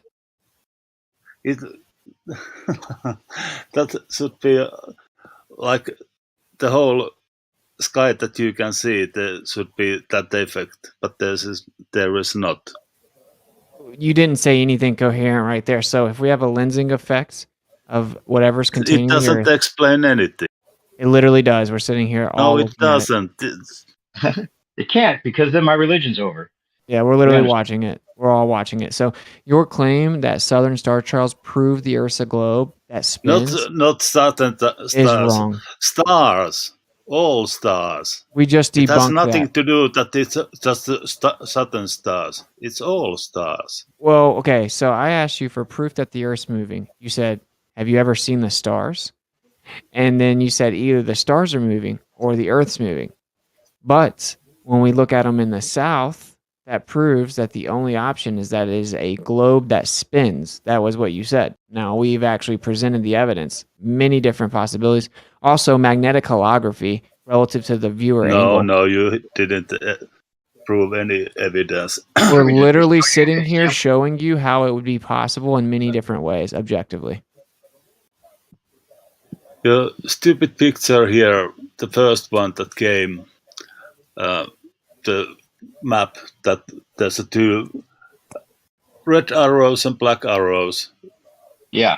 You could see in like that's that's supposed to be Australia. You could see in Australia, you could see them going up, and that really doesn't how it works. Did you know even Stellarium shows them converging and diverging on Stellarium? And when you are in the sea, you can see the red dots going up again. And in other side of the, like, east to the Japan, you could see them go This down. is exactly what we observe. This is the way it works. No, in the it's sky. not. No, really, it's not. If you ever been in sea, you haven't seen stars going from up to down or down Okay, so to up. let me help you out here. So for one, I asked you if you could This prove is just that the so Earth. stupid. Hey, listen, buddy. You stop self-projecting your intellectual insecurity. Okay. So you said that this proves that the Earth is spinning. All right. Now, what you don't seem to understand is that the current framework could stop interrupting. And all the other- Stop interrupting. I'm about to destroy your religion. Just to suck it up. All so the other, the current I framework said, of all the physics for your observation globe. that we do Hey, buddy, proves I that need it's a globe. Buddy, I need you to listen carefully. Okay? It's not just stars. Hey, buddy, first we were talking about the Earth spinning. You said that you Yeah, could prove yeah. that the Earth was spinning. Now I'm explaining that. Sphere is spinning. Listen carefully. First, we're talking about the spinning part, okay? Now, your own belief system of the heliocentric model that is mainstream has the current framework of physics called relativity. And relativity says that you literally could never prove that the Earth is spinning. That's what relativity says. Bullshit. So all you got is nuh-uh. So by definition, relativity says you could never prove the Earth is spinning because it's all relative to the frame of reference in which the observer resides in, meaning that the Earth could be moving or the Earth could be at rest, and they are equally the same in relativity. It's called the theory of relativity. Do you not know what that is? The theory of relativity doesn't say that. Oh, so the theory of relativity doesn't say that geocentrism is equally as viable as a coordinate system? Yeah, geocentrism is not the same thing as the Earth not rotating or rotating. Geocentrism is about the sun being the center and the Earth being the center and the sun orbiting around it. Which Hang on a means minute. the Earth's at rest, buddy. Hang on a minute. Is Yeah, no. Kosho White Knight in here? Wasn't this conversation between Whitsitt and somebody else? Yeah, but Kosho is like the globe white knight. This isn't a private Well, conversation. Yeah, to be fair, it's not just like one v1. I mean, new perspective is piping up every 5 seconds. Someone's saying anything, right? Well, I don't care. My I was point is that defending you. it doesn't matter. He's just Yeah, no, wrong. I'm saying. You're wrong. So do you know this is objective right here. The relativistic application of the modern paradigm you subscribe to's physics says that you cannot prove if the Earth is moving or stationary. That's what Einstein said. Einstein actually said that even the pendulum and the gyroscope and any type of precession could be explained by the Earth or the sky moving around the Earth. So that's what Einstein said. That's what relativity means. Yeah, but that got debunked. No, it didn't get That got debunked. debunked by showing the stars that were further away would have to be going faster than the speed of light, around in circles, in order for that to make sense. Okay, so first of all, we discovered in the 50s within your own paradigm that the galaxy rotational speeds were going faster than the speed of light. Secondly, we don't have to. Yes. Nobody's discovered. Yeah, I'll cite it in a Tell me second. anybody. I'll cite it in just a second, buddy. Kosho, how have you been in the conversation this long and you don't even know any of the basics? Yeah, yeah. Well, why don't you go ahead and just prove to You want to everybody bet that $5,000 on it that? before I cite it? You want to bet $5,000? Well, you bet $20,000 that we weren't going to go to the moon by 2027. Who did I bet? That's a safe bet. Jesus, I'll Yo. take that bet. Yo, Okay, Branch, go wait, first. why is Branch muted for, innit, fam? Okay, so here's the deal, Kosho. I'll cite it for you in a second, right? It was observed a long time ago that stuff in the sky was observed to be going faster than the speed of light. So we had a problem. So now they've flipped around the math and they've done some other nonsense to try to fix this. Secondly, Einstein said that if the sky was moving around the Earth, right, then you would get the same effects. And then what you said was it was debunked because someone took the presupposed distances to the stuff in the sky, worked out their math within the relativistic paradigm, and then said, oh, it would have to be going faster than the speed of light. So that debunks it. That's your argument. No, first of all, that wasn't even a law or principle. That was just an argument, Mach's principle. And so what happened was somebody had come up with an easy way to debunk that before it even had the chance to become any kind of law or anything. And nobody had any counters for that because it's the truth. If that was true and the universe was rotating around the Earth, then in order for that to be true and consistent with the rest of our observations, the stars would have to be rotating faster as they moved away from the Earth, faster than the speed of light. And I want to repeat that your claim a second ago wasn't Don't that move objects away in the from the sky Earth. Right. Yeah, around in circles. They would be going around in circles. How far away are those stars? Right. Well, the ones that are far enough away would be going much faster than the speed of light. How far away are Some they? of them are, 14 billion light They years. will react with this. 14 billion light years. I want to make clear that the claim that you made that you're supposed to be citing is that there's galaxies spinning, rotating faster than the speed of light. That's Yeah, been galaxy observed. That rotational has not- speeds on the outer edges were too fast. What we can It's about see relative speed to distance. So we could be moving super fast away from these things, but if they're so far away that in a day of movement we don't even make a fraction of a difference in the distance, then who cares? Wow, so if I just reify my stupid fairy tale religion where I can claim things are 14 billion light years away, then who cares? Well, Yeah, that's not even close to what I said. Yeah, it is. It is? Yeah, how do you know how far away the stars are? I don't know. If you say it is, then fuck it. Who am I to argue? How do you know how far away the stars are? Yeah. How Kosho, far are do the you know? stars? Kosho, how do you know there's a star 14 billion light years away? Oh, well, first, you were talking about our model, our paradigm, and you were making claims in it. Now, our model and our paradigm can or can't prove rotation of the Earth. So I was also using our model and our paradigms. So if you're questioning the values and the distances in our model, that's a different question. But I'm stating that in our model, we can use our model to show that you can conclude one way or the other that the Earth's rotating or not rotating, and the Okay. relativity doesn't.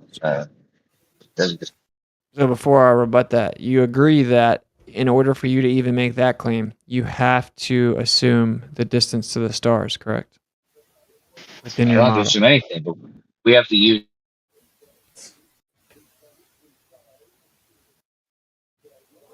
He cut out for me. Yeah. The ether is tired of the bullshit. So Yeah. So anyway, like I said, Einstein explains that you cannot claim to know one way or the other definitively. That's what relativity claims. That's the whole point of relativity. That's literally why it's called relativity. Yep. I mean, I thought the point of relativity just said that If you're moving, you move with me. If you're not moving, you're not moving with me. Special relativity says that things that are in a constant velocity are identical in all frames. So all things are identical as long as you're in a moving frame. Doesn't matter the speed. A constant velocity. And general relativity doesn't say anything about it being consistent. There's a matter of fact, there's forces that are felt when you're in an accelerating frame. So you can certainly. Right, and they can Every be apparent example that forces you're or real talking of, forces. You're still every going to feel a example. force. Wait there, when you look at all the stars up in the sky and everything like that, right? Every one of these motions in which you would be talking upon would all be being viewed from the perspective, or should I say, the position of what you believe to be a rotating ball, right? So there's a problem with that, right? Innately, okay. You talk about a field of reference, right, and a motion within inside of a field of reference, or from the place that you're the place you're observing that thing. Well, like the place you're observing everything from, according to your model, is from a globe that's rotating, right? No, not always, bro. Like we could be Not on always. like let's say if the frame of reference point was on top of Elon Musk's car. Right, which is in orbit, And then right? we're looking at the moon. Right? Then Which is in orbit. the Earth doesn't really have anything to do with, the motion that the moon moves in reference to Elon Musk's car. Yeah, but what I'm trying to get at, Branch, right, is this, okay? If you have one person on one planet and a person on another planet, right, the moment that you do that and they look at one another, right, they're in two different inertial reference frames already, because both planets have an axial spin to them, right? So, and then what they're looking at again also has its own motion. Yeah, the relative position between the two things, they may be in some form of relativity to one another, right? Okay. But like, how are you gonna, like, if you compare, like, let's say we're talking about someone standing on Mars and someone standing on Earth, right? If you compare the speed that the planets are moving at in comparison to the rotation, then you got to wonder which one is worth considering, especially with these two planets because they don't revolve very fast. The funny part is that anything that is orbiting a planet, right, already, you have to remember that that thing in relation to the Earth or whatever it is, like the moon, for instance, right, like, it's effectively doing so apparently due to the gravitational force of the Earth and it enacting upon the moon, right? So I understand the idea of that being like there's a relative motion, but to say when we already know within the heliocentric model that we have, let's say, a moon that orbits around a planet like the Earth, to say that there's a relativity between all fucking stars is ridiculous, right? When the moon itself, something very close to us, is in a different inertial reference frame, let's say in relation to Orion's belt, than the Earth is already, right? Yeah, but like we know the moon is, and that's why we don't account for the Yeah, moon. but everything else is apparently in relativity, right? Everything Right, else, the moon, just apart from the one planet, just apart from the one fucking thing that we can observe pretty well, the moon. Do you know what I mean? That just doesn't sound right, does it, Brent? Think about it. I mean, it kind of makes sense. Like the moon is like our body, and we see it, swirling around us because it's our body, and it does it very often. But the rest of the cosmos, it moves at its own speed. Like, regardless of the fucking moon, and in some regards, to the same speed as the sun. And then we realize that, not everything moves at the same speed as the sun. Which is why we thought that, you know what, maybe there's some motion that we may have around the sun.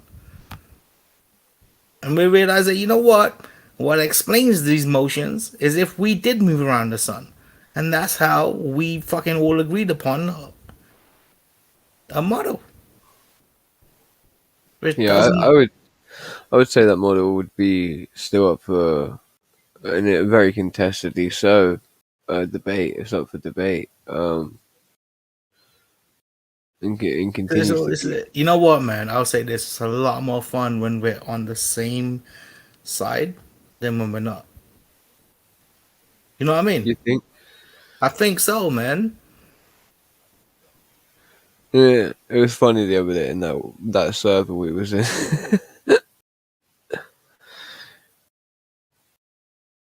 Them people were like the real normies, isn't it, bro? Bro, they didn't know which way to fucking think. What server was that?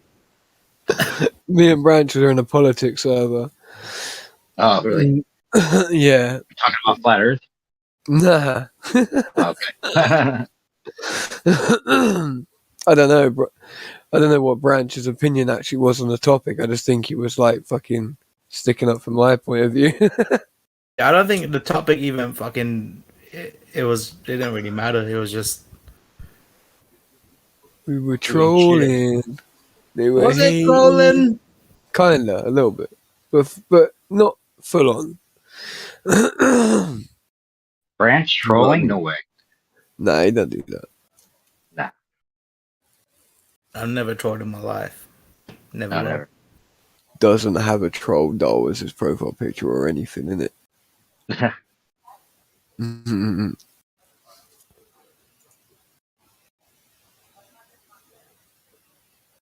Who's Flatzoid Perspective? Server Guardian. It sounds very important. Isn't it? Is that crypto? Maybe it is crypto. No. Wait. Nah. Not to do that on that was That's Flatzoid. It's like on FED sometimes, yeah. You know the South African guy? Which one? Flatzoid. Oh, Flat Earth Solar. No. Flatzoid. He's been on Nathan's show loads in the past. Oh shit! If he's on Nathan's show, that means that he's hardcore. You know what I mean?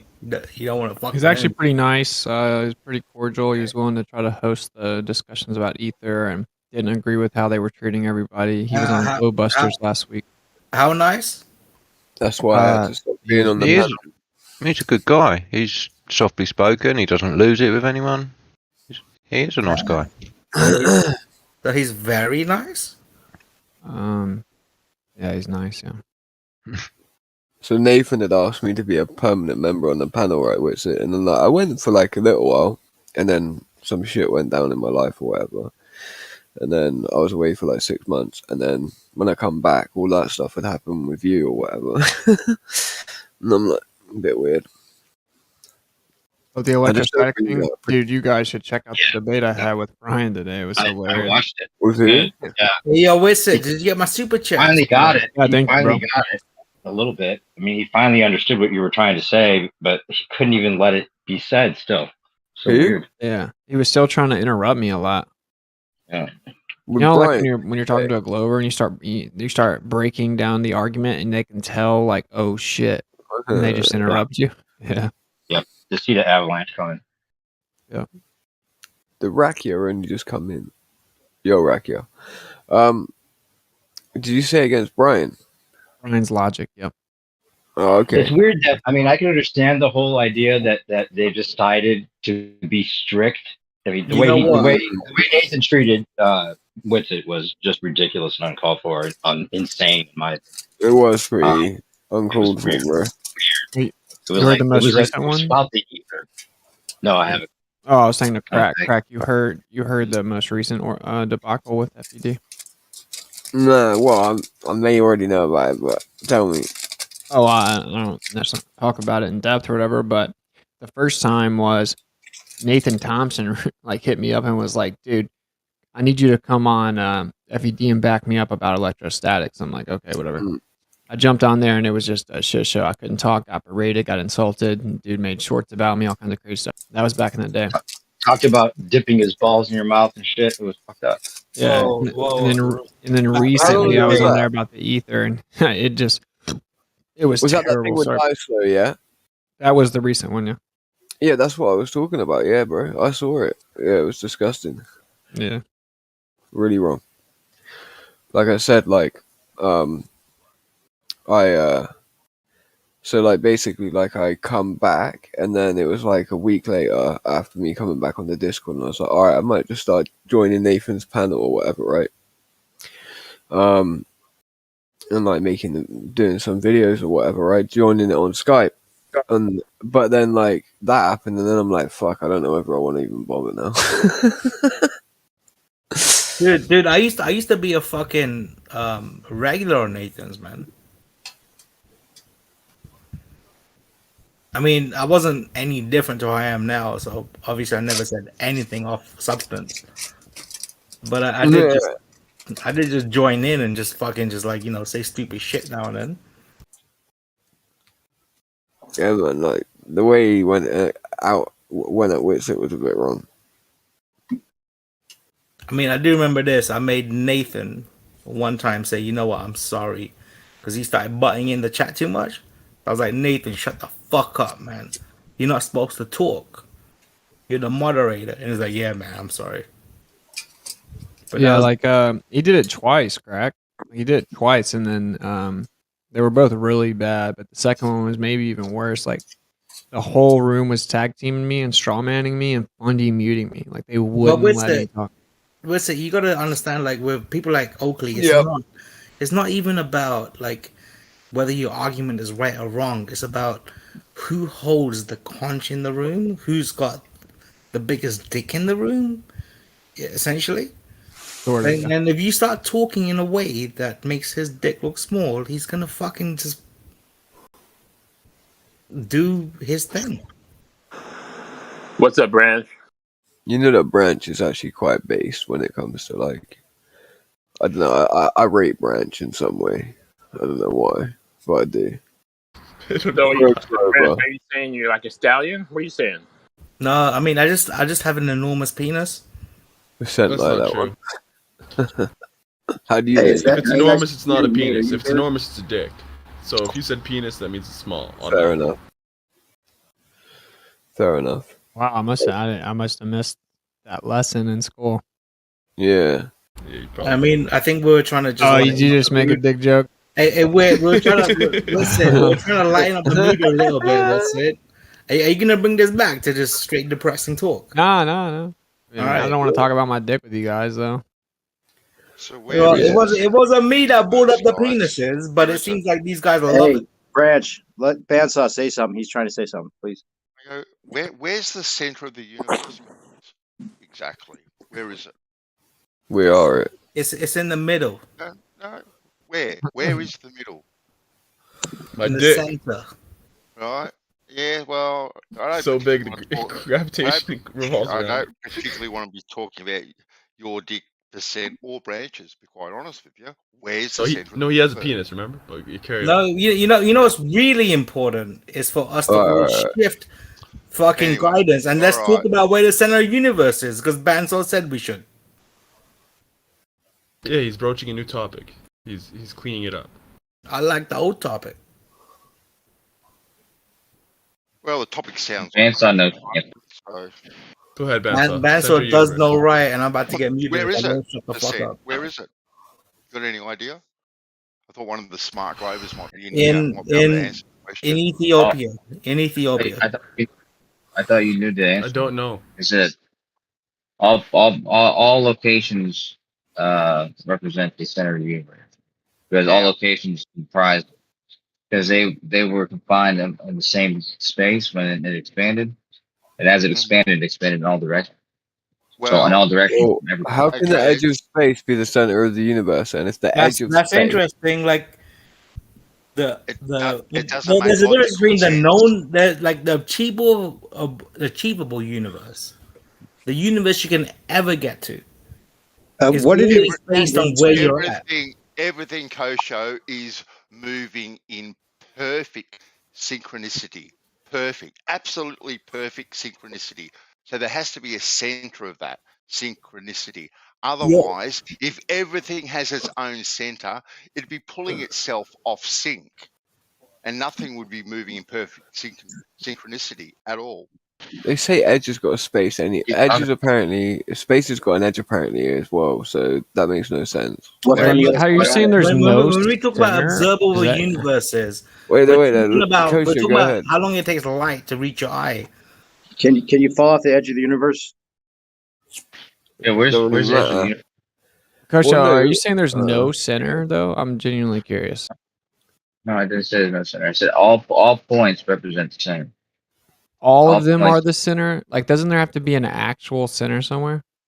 No, Like, I get the idea that it's all like it looks like you're the center, no matter where you are. I get that theory, right? But I'm saying like even with that's just a perspective thing, right? Like, doesn't there have to be like an actual central point?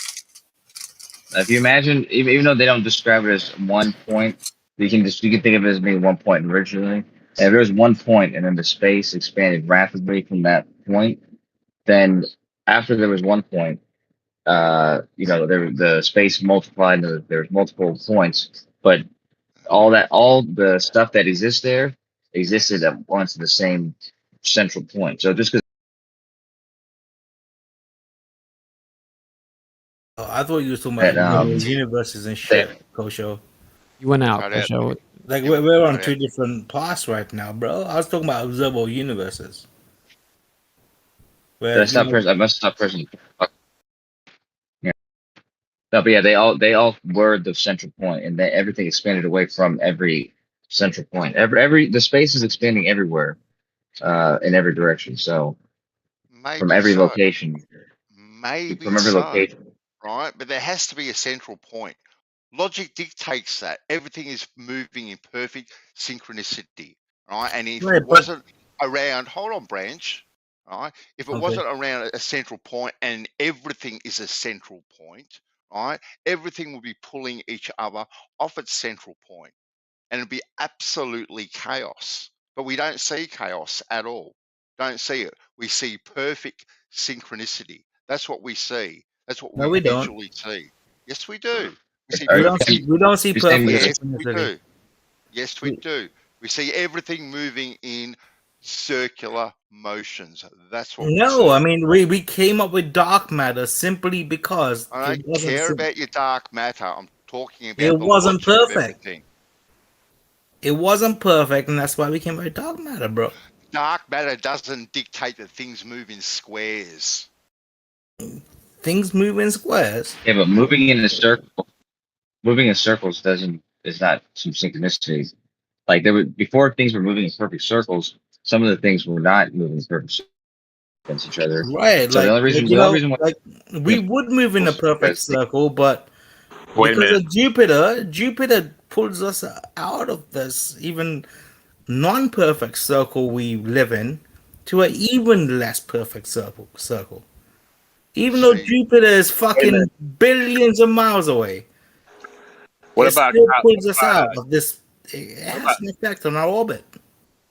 What about gassy nebulas? That's basically a cosmic fart. Is that orderly? I mean, a Nebulous nebula is what moves in a Jupiter perfect is. circle. Can somebody tell me what's moving in a perfect circle? Well, he was referring to us orbiting around the sun, for instance, right? But because the sun and Jupiter orbit around a non-existent center of mass due to their so-called, well, apparently it's more like 7% of the radius of the sun, right? Off the surface of the sun, there exists a point of gravity, a non-existent point of gravity that both Jupiter and the sun orbit around. Well, I'm just going to say that there's no such thing. There's no such thing. Well, like basically, if Jupiter's so big, that's what they say. Pull on us a little bit too. Yeah, no, that's not real. All orbits are elliptical according to that model. It's definitely fucking real. Branch, chill, bro. There's some circular orbit, which is you're right. It's more more likely. It's a They're barycentric all orbit. elliptical. No, all orbits are elliptical. Come on, guys. I'm just saying that according to that, right? It's a barycentric orbit according to that.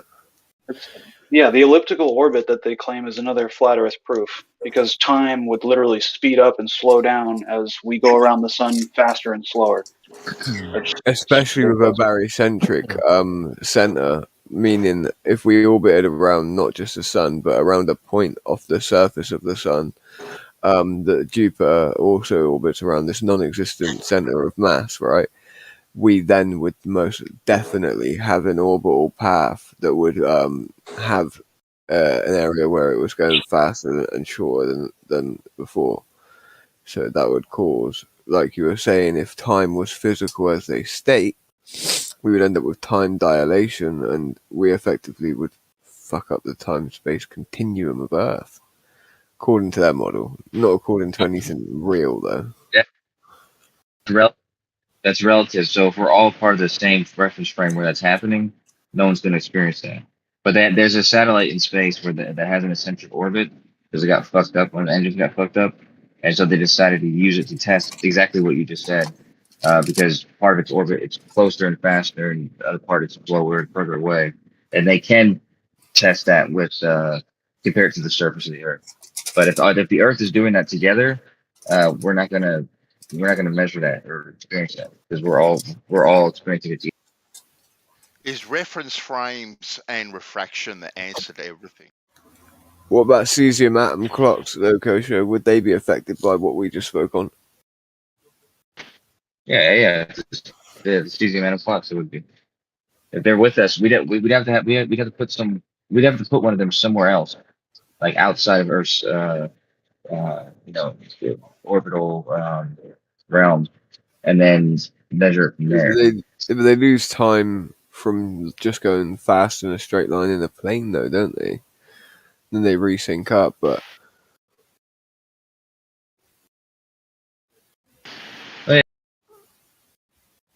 But if we're all doing it on Earth, then we'd have to put the other clock somewhere else that is not on Earth, and then compare the two clocks. That actually be interesting.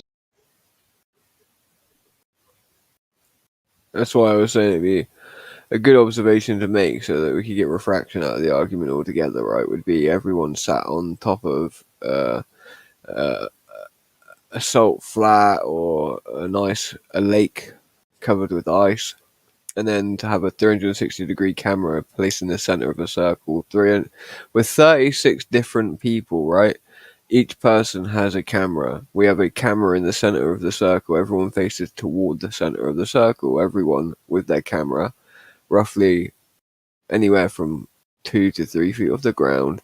Everyone distanced apart, just enough distance to where everyone should be obstructed up to, let's say, their head, right? Everyone sits on their arse, they all take a photo of one another. The camera in the middle, the 360-degree camera, films a video of everyone also in the direction toward one another. Then we would take photos of the man to the right of us and also to the left. And then you show that you have a homogeneous image of men in 360 degrees around in a circle, all pointing toward one another, all observing one another in positions where everyone should be obstructed. Then you'd need a refractive model that could explain how we were able to see this homogeneous image that's unaffected by refraction. Let's say eastward, you would have refraction, right? That would cause like stooping or looming or whatever, right? We would expect that westward, we would have the opposite, not the opposite effect, but yeah, we would have light that was bending in a different way to that which is going east. It would necessitate that. So that's why I say, like, taking that cross section and then looking at people through the cross section of that would be pretty cool. Well, what's the flat Earth explanation for why the moon looks bigger as it's just about to set on the horizon? It's in the more dense part of the atmos. Yeah, there's more moisture, there's more air there, the air is denser. Refraction? It sounds like it's refraction.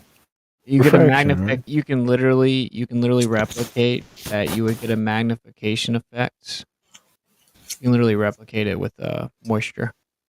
So refraction. No? If that's what you want to call it, it's magnification. I mean, we're going to get into what the definition Magnification, of... okay. Refraction's technically the change of quote-unquote angle from one medium to another.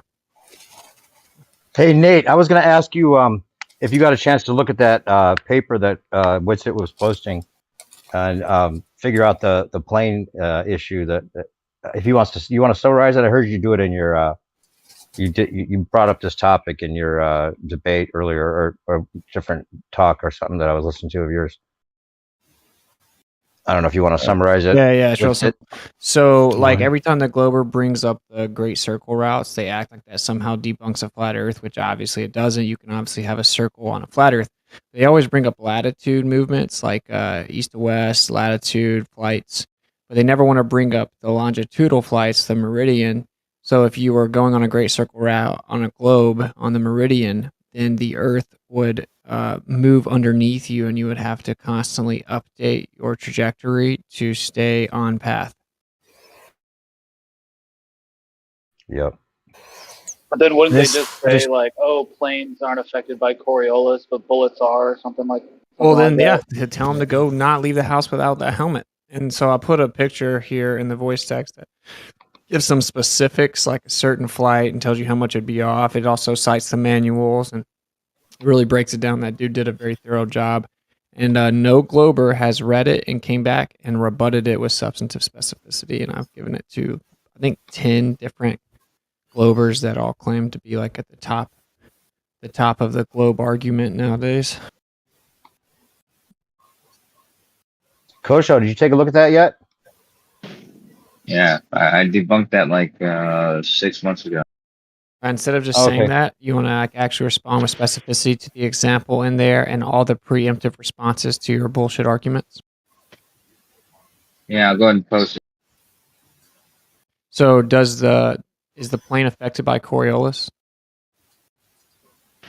It is, but I'll go ahead and post the debunk. So give me a second. So it is. So the Earth does spin underneath the plane, and we do have to adjust for it. Yeah, I can only repeat what I just said, and this. Give me a second. Yeah, of course you would be able to just articulate a rebuttal if you actually knew what you were talking. Well, we can't tell the difference between the Coriolis and the wind because the winds are much stronger than the Coriolis, so it just blends in with the Coriolis, so we don't have to ever account for it. So stupid. The Earth would be moving underneath you, independent of the wind. Yeah. Dude, the meridian Great Circle path debunks the spinning globe. As does many things, of course. Yeah. Of course. But I'd like to hear the debunk that Kosho already had, like, what, a couple years ago or something? And we can come up with the best ones they got, right? I mean, go ahead. I said 6 months ago in this room. Yeah, I showed it to you, New Perspective. Actually, I made it for you, New Perspective. Then I think about it. I made it specifically because I was bringing this argument up. Yeah. You made that little GIF that makes it seem like it just keeps you in track, right? Like that's the way the wind works. It is. Oh, so you're saying that the wind overcomes the effect of Coriolis? No, the wind is also changing its speed, and as you're moving through the wind will gradually push you. So instead of you having to keep up with the Earth's rotation on your own, the wind is already doing that for you. From Frankfurt to Abuja, there would be a difference of 3,171.8 kilometers in a 5.5 hour flight at 576 kilometers an hour.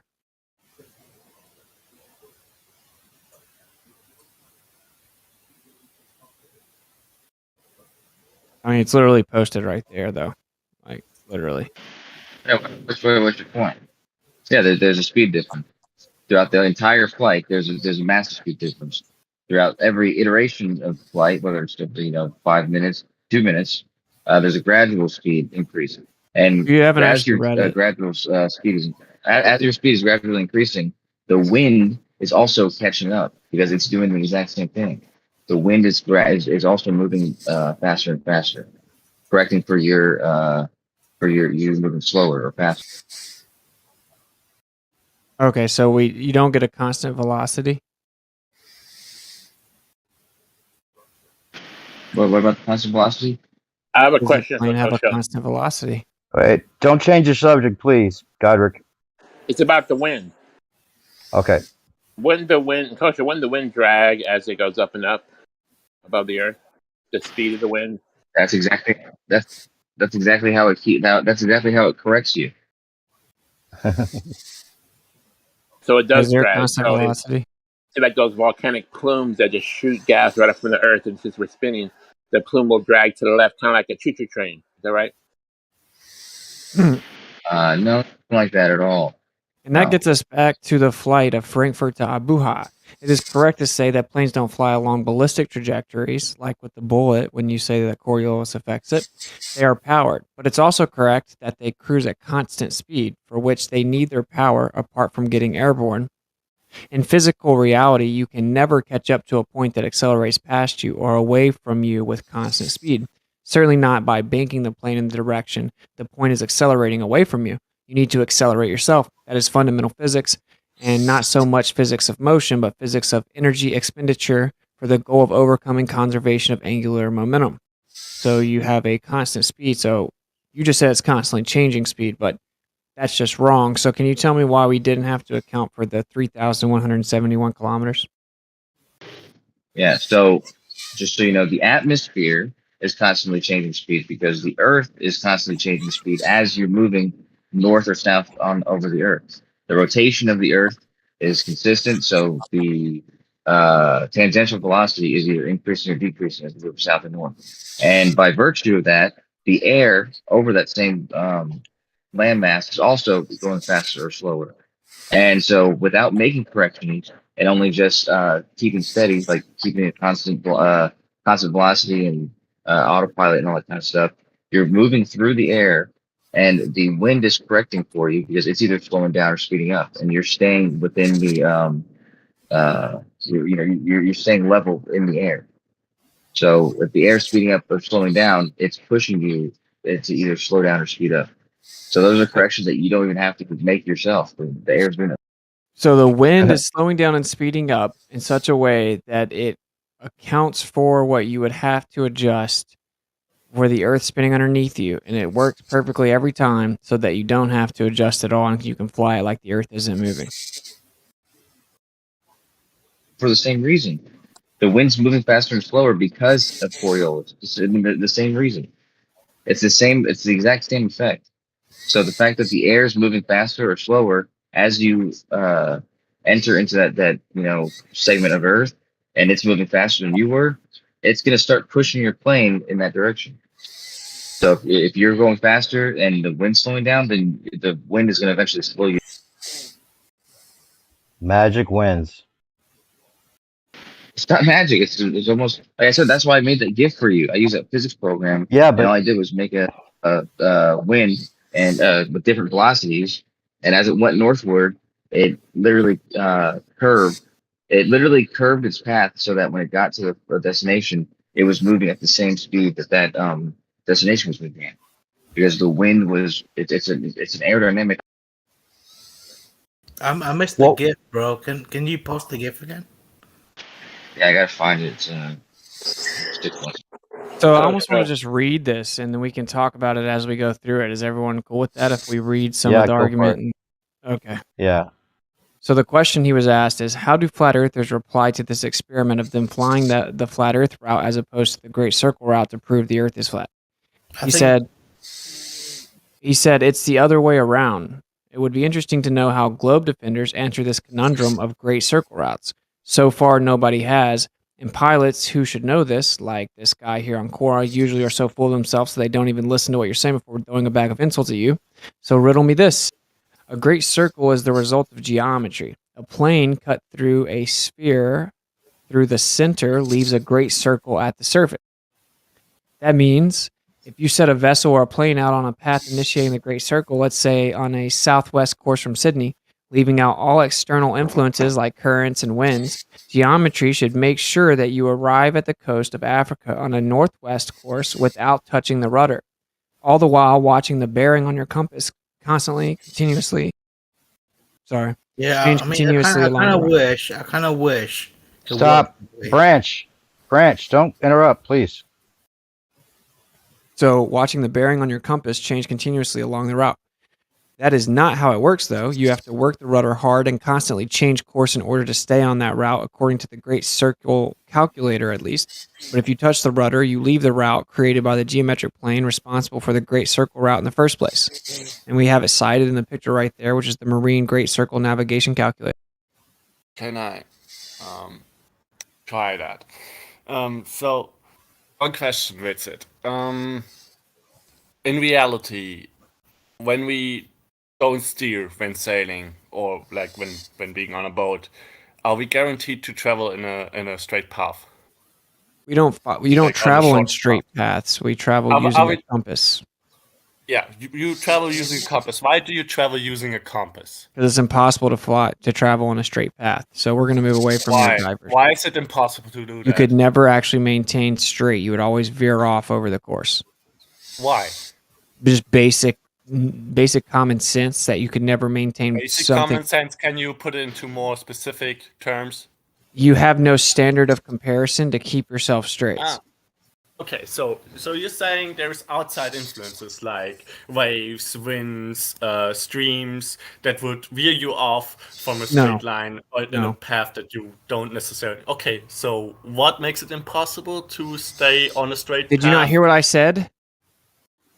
Yeah, you have no reference, but that shouldn't matter. If not touching the rudder would mean that you travel in a straight path, then it doesn't matter if you have a reference or not. No, like you Because couldn't You walk. could just not touch the rudder. You couldn't walk in a straight path. It's nothing to do with wind and waves. These are additional variables, but you couldn't walk in a perfectly straight route. I couldn't walk in a straight path because my senses are not exact. So okay, so when I close my eyes and I walk, then I cannot be guaranteed that I walk in a straight line because my senses are just not, and my muscles are not that accurate. Even with your eyes Fair, open, but you we're couldn't. talking about sailing here. We're talking about traveling in a boat. We're actually talking about a plane, but if you want to talk about a boat, whatever. No, okay. He's talking about the plane. first We can example in also that paper, I talk think. about the plane. So why should it not be possible with a plane? We've determined, okay, walking, our senses and our muscles are just not that accurate. Our movements are not accurate enough, so we need to do constant adjustments with the movements of our bodies. That's fair enough. Why is it impossible with a plane? Well, you know what? You're asking it over and over again, but we're kind of trying to press Kosho on answering specifically how this Yeah, I'm specific getting somewhere example works. Do you want to address the exact question he read out? You jumped in to start getting asking me questions whenever I'm getting destroying your somewhere relating- religion. I'm destroying your religion. Okay, I don't have a religion, with it. Yes, you so that's not with it. Called I don't. heliocentrism. And you don't get to tell me what I believe in. Do you believe the Earth is in a heliocentric model? That's of no relevance. What I believe. Yeah, that's a okay? religion. It's not nothing I said was on any religious basis. Yeah, but you know what? You're if I kind of had cutting in religion- on a back and forth between Kosho and Witsit, and Witsit was trying to I get did. Kosho Yes, I did. to be I was specific, your perspective, about I a was debunk. going- I was- And I if you're was not going going to to- address that exact question, I'd like to hear what perspective, Kosho's response is. I'm getting there, okay? Okay, go ahead and try to answer and be specific and stop asking me questions then, No, please. we first need a common basis on like why not touching the rudder wouldn't lead to. Yeah, but coming in to try to path. establish a common basis that was off the topic, not addressing No, what it's we were not getting. off the topic. Well, That's did the explain thing. yourself. Don't keep asking No, questions. no, Ask your, establishing- explain your point. Don't point- To be fair, I making think people it's- jump through I think hoops. it's right to establish some common ground before you diverge. We need to Okay. to talk about very like why we need to why things are written, why statements are made about adjustments of course, and if you deviate from a course when you touch the Yeah, get rudder, on with it. we need to first agree on the basis if touching the rudder actually means deviating from a straight path. Or why I it think does you're not, talking or about why the we first do example not in that travel on paper. why we do not travel on a straight path if we don't touch the rudder. You're really We need to long first winded, agree on but that very common of the very common sense and common concept of that. Otherwise, we cannot sensibly discuss it. there's no Yes, such not thing as a touching the rudder, straight you will path. veer off eventually. Yeah, There we is don't. no such thing as a straight path. So you're saying a straight path cannot be defined. No. I'm saying there's no such thing as being able to travel in a straight path. And of course, when Why we is there travel, no such thing? keep interrupting me. I bet the Earth will become a ball, and your religion will be true. So, yeah, there's no such thing as being able to travel in a straight path for a variance of reasons, right? So when you're talking about the plane, you have all kinds of issues. You have wind and you have pressure changes, like all kinds of things that are going to affect it, right? So we have to use a compass. We travel with directions. We don't say, hey, I'm going to try to draw a straight line and then fly. The point is that using these corrections, right, we do not calculate for the Earth spinning underneath us thousands of miles over the course of a 5-hour flight. That's the actual point, is that that's not one of the variables accounted for. That's not the point where I checked. I jumped in when you said like the Great Circle conundrum, which says that, okay, if you use that compass, then you need to adjust your course to keep your course, to keep you on a path that you know. Then you need to adjust that heading all the time to stay on the Great Circle course, and there's no conflict with that so whatsoever. That's what I'm trying to say. You're not listening. So you interrupted too soon. So there's the Marine Great Circle Navigator Calculator, which says what you just said, and it's cited in the chat. Maybe you should read along. And it says the navigator needs to adjust the ship's course continuously because the Great Circle track is a curve when plotted on a Mercator chart. Correct. Right? That's So what you what's were the just saying. problem with that? Yeah, that was our next sentence, but you jumped in as if you're going to teach us. What's the problem? We're about to get to the problem. So, but the ship does not sail over a Mercator chart. It sails over the real ocean, and if that would be a spherical... Hey, wait, don't interrupt. He's not even done reading the thing that he wants to address. Let him finish reading. Everyone else wants to hear it. He's saying allegedly the ship should travel on a Great Circle route if you don't touch the rudder, but you already just elaborated that there's all kinds of factors that deviate you from that, and you don't exactly know them. That's a straw man some argument. reference. No, that's not a straw man. That's exactly what you just said. No, see, you're lost. Yeah, so there's maybe a you should variance stop. of reasons for a plane. For example, there would be winds and pressure changes. You said that. I said that if you touch the rudder, you're going to leave the route created by the geometric plane responsible for the Great Circle route in the first That's a straw man. That's not necessarily true, right? Because when you don't touch the rudder, you don't necessarily travel on a straight path because there's all kinds of variances, right? You don't have a reference for the variances, so you use a compass to keep a heading. Right? Okay, When you do that, you're not traveling on a. You would travel on a Mercator projection. Or Are you getting nervous? Check. No, I'm not. Then why you got to When not you let me do read that- the argument before you pretend you're going to rebut it? Because I read Yeah. it and Yeah, but you did. You might have read it, but no one else here has heard it, and we're trying to get to he's other already people that want to repeated it answer it. But I want to hear him read it He's fully already before you interrupt him again, or I'm going to mute you. Andrew, just let him read it, and then you can respond, okay? Just chill first. So here it says the navigator needs to adjust the ship's course continuously because the Great Circle track is a curve when plotted on a Mercator chart out of the Marine Great Circle Navigator Calculator. But the ship does not sail over a Mercator chart. It sails over the real ocean, and if that would be a spherical one, heading out southwest from Sydney to the geometry of the sphere would guide your ship past the Karelian to Africa without touching the rudder, when in fact, if you would do that, you would hit the ice wall of Antarctica.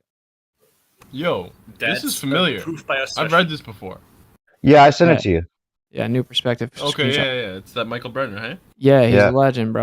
So, by the way, have you noticed that all arguments about great circles are always latitude arguments? They never talk about longitude, which are also called meridians. All longitudes are meridians and great circles That's a because new they are argument, produced isn't by a it? plane cutting through the center of the globe Earth, and there are plenty of flights along such meridians, one of them being the Frankfurt to Abuja, flown by whatever. Abuja. That's a new Abuja, argument, okay. isn't it? What's up? So where did I have the chance to respond? Well, right once with the argument's done, you'll be okay. So Yeah, he hasn't before- even read it all yet.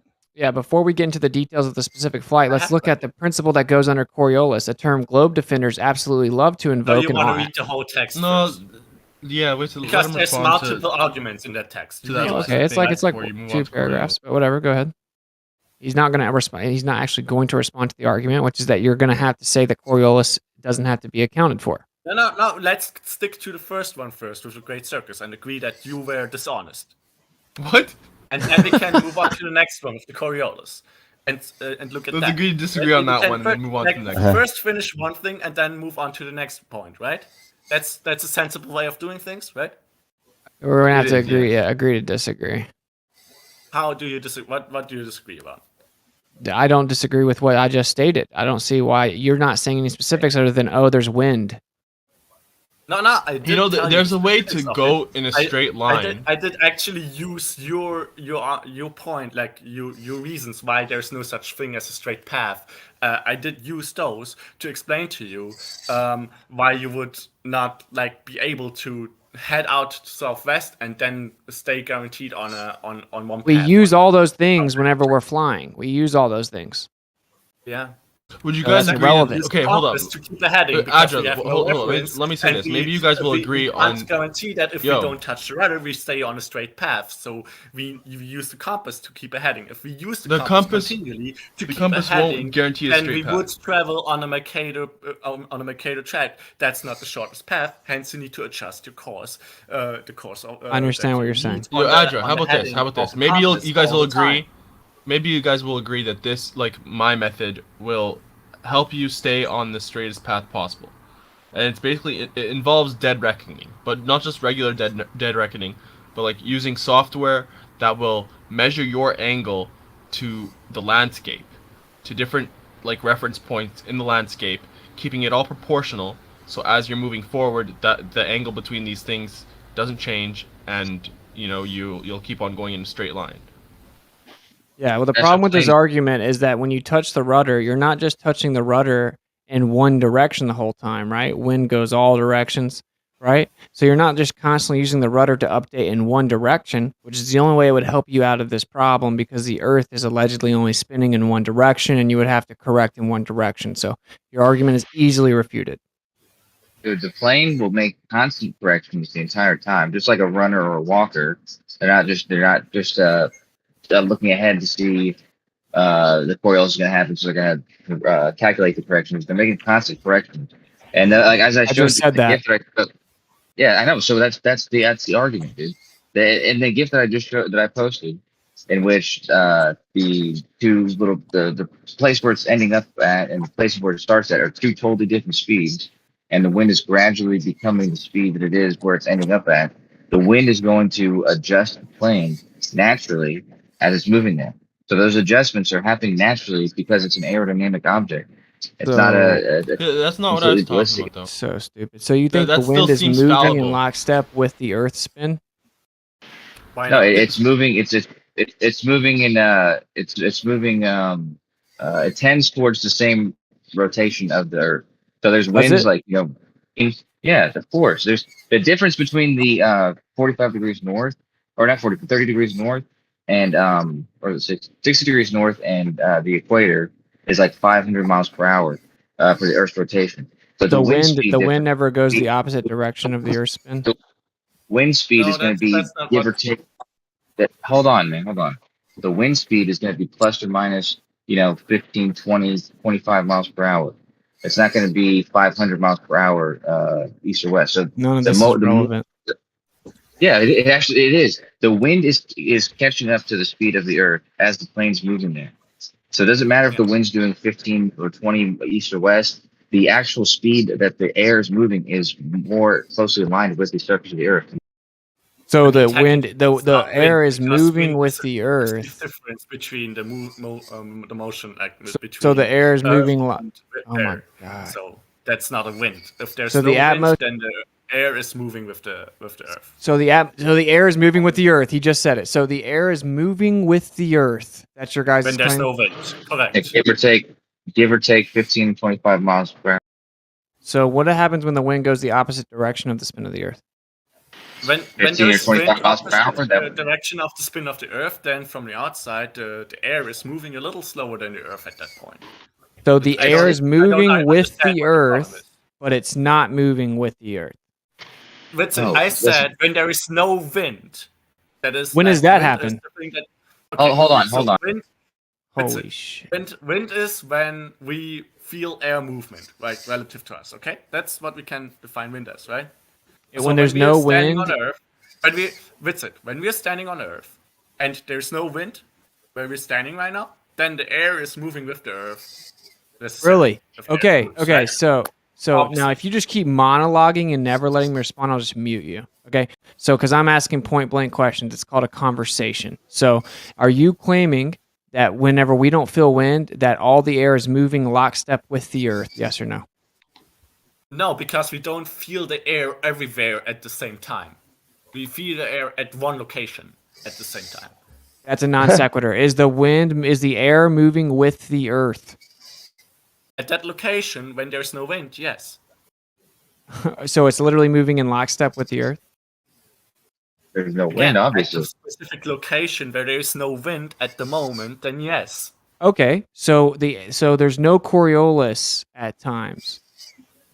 No, that doesn't mean that there's no Coriolis. Yes, it does. No, it doesn't.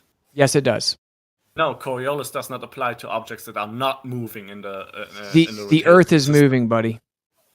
Yeah, but if the object is stationary the on object the is- Earth, then the air that is not wind, so that it's like stationary relative to Earth, is not moving relative to Earth. Therefore, there's no Coriolis acting on that air. The air that's stationary relative to Earth, meaning it moves perfectly lockstep with the Earth. Not perfectly. We have winds all over the Earth at different times, at different locations. It's very turbulent. Does the air move in lockstep with the Earth? He already said yes. Yes, if it's windy. Loaded question. Or Well, that's retarded percentage, so I don't care if he just says it. It's not even what the model claims. Hold on, just real quick. Just for fluid dynamics, even if the air were moving with the Earth, if it wasn't completely in lockstep, we would feel a constant breeze in one direction all the time. No, we would. Because why as I would we do said, that? Why would air friction not eventually mitigate that? Oh, I so we can don't really invoke see magic. Why that should happen? Why So there should it's not magic at all. I don't see it. It seems magic to me that you want to. You're just making your claim unfalsifiable. That's what you're doing. You're claiming it's there, but you never have to account for it. That's what you're doing. No, that's not true. That's It literally is. So if the air is moving with the Earth, there are plenty of implications of this rotating system with the air above it and turbulence of air. The parameters. of okay, air so is there are plenty of implications that would not occur on a non-rotating system. is the And you can't test wind it all. That's is not a problem. so is the wind a byproduct of Coriolis? No, not in itself. Why would it? No. Why would it be? Okay. Because it's all going in one direction. Why would it have anything to do with the wind? Okay, so the wind is not a product of Coriolis effect. No, and the it's not a air is byproduct of Coriolis effect. No, why would it? okay. What would make it a byproduct of Coriolis Okay, effect? so it's not a byproduct of the Coriolis effect, and the Earth is moving like in lockstep with the air. That's still a misleading statement. That's what you just said. I already explained the details of that, but okay, yeah. If you want what do to you think? boil it down to that misleading statement, It's not misleading. That's what you said. It is misleading. He said- I he said when there's no- much more How is it misleading? Because that's the He case said when when there's there's no no wind. wind. that. Did you listen? That's the case when there's no What did I wind, but that's actually not what say? their What model did I claims say? percentage. So What did I actually It is say? from- What did I say to that? you said when there's no wind, which is a bullshit, unrealistic situation. The wind goes in all Exactly. directions. That's You're claiming that the wind has nothing to. Lockstep is a bullshit, unrealistic statement. See, we're in agreement. You just So wanted to so twist the it air what doesn't I'm move in actually saying. lockstep with the Earth in your model. Again, unrealistic. That's again very distorted and misleading. Why? You guys just Why have is it to use distorted? sophistry. Clarify. Clarify. There's very, very, already. very simple words, man. And whenever at the equator, the Earth is rotating at 1,000 miles per hour, 1,038. The air is also rotating with the Earth at that same speed, give or take the wind speed, which is much less, like 15, 25 miles per hour. Give So or if it take. wasn't for But- wind, then it'd be moving perfectly with the Earth. If Absolutely. there was no turbulence Okay. whatsoever, yes, then it would be moving perfectly in lockstep with the Earth. Which Okay. it doesn't, because air is turbulent. There's pressure differences, temperature differences. Yeah, that's all non sequitur. That's not a non sequitur. That's true, isn't it? No, There even is- if there's there's pressure wind, differences. even if there's wind in your model, okay, that's just a fluctuation within the air that's all moving in lockstep with the Earth. Like Okay, the if you- overall if you want atmos to is do it moving that with way, the then Earth, yeah. and then you have a change within that system, but it's still all moving in lockstep with the Earth. That's not what the model claims. It is exactly what the model claims. What are you talking about? No, the model claims that the Earth moves separately from the air. No, where does it say that? It's Where just, does it say it that? just that's what Coriolis is. No, that's not what Coriolis Oh, is. no, it's not. Yes, it No, is. it's Wait, not. here's my question. No, it's So does not. the It air does move not with the state that air in a rotating system is separated from a rotating system. So It does the not- air it does does the not air state move that the air cannot be part of a rotating system. Gotcha. So does the air move even though it's not connected and it's a different frame of reference? So does the air move with the frames of Earth all reference the are way? mathematical- Where does the air mathematical. stop moving in lockstep with the Earth? Why would At it? what height? It doesn't. So it does it all the way to infinity in space? I mean,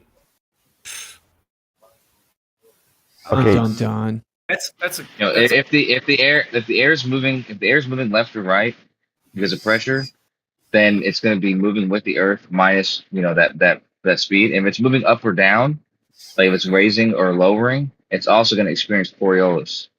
So, in both those situations, you experience Coriolis, and the speed's going to change. Where does the So air what stop moving with the Earth? What altitude? Okay. So, what's it? They'll never answer. I mean, I just answer. Besides, as soon as you get up in the air, the air's going to be a greater Hello, guys. circle. I was You're not going to be in trying lockstep with the Earth because give it's going to an- be a I greater was circumference trying to give an answer. So. or greater circle. So Go ahead, give an answer, because I don't think you Good. can answer that question. Yeah. The average free traveling distance for air for the particles in air for the molecules in air, it becomes really big when you get very far away from Earth. So the concept of moving with something is not even relevant anymore. What? Wow. Listen, you have a windless day, right? The wind or the air is moving in lockstep with the Earth, right? Mm-hmm. As you go up, it's still windless. Like, as you go up, that air is going to have to travel a larger distance to stay in lockstep with the Earth. Correct. So at what point does it not stay in lockstep with the Earth? How high do you have to go for it to not move with the Earth? We run out of air before that becomes relevant.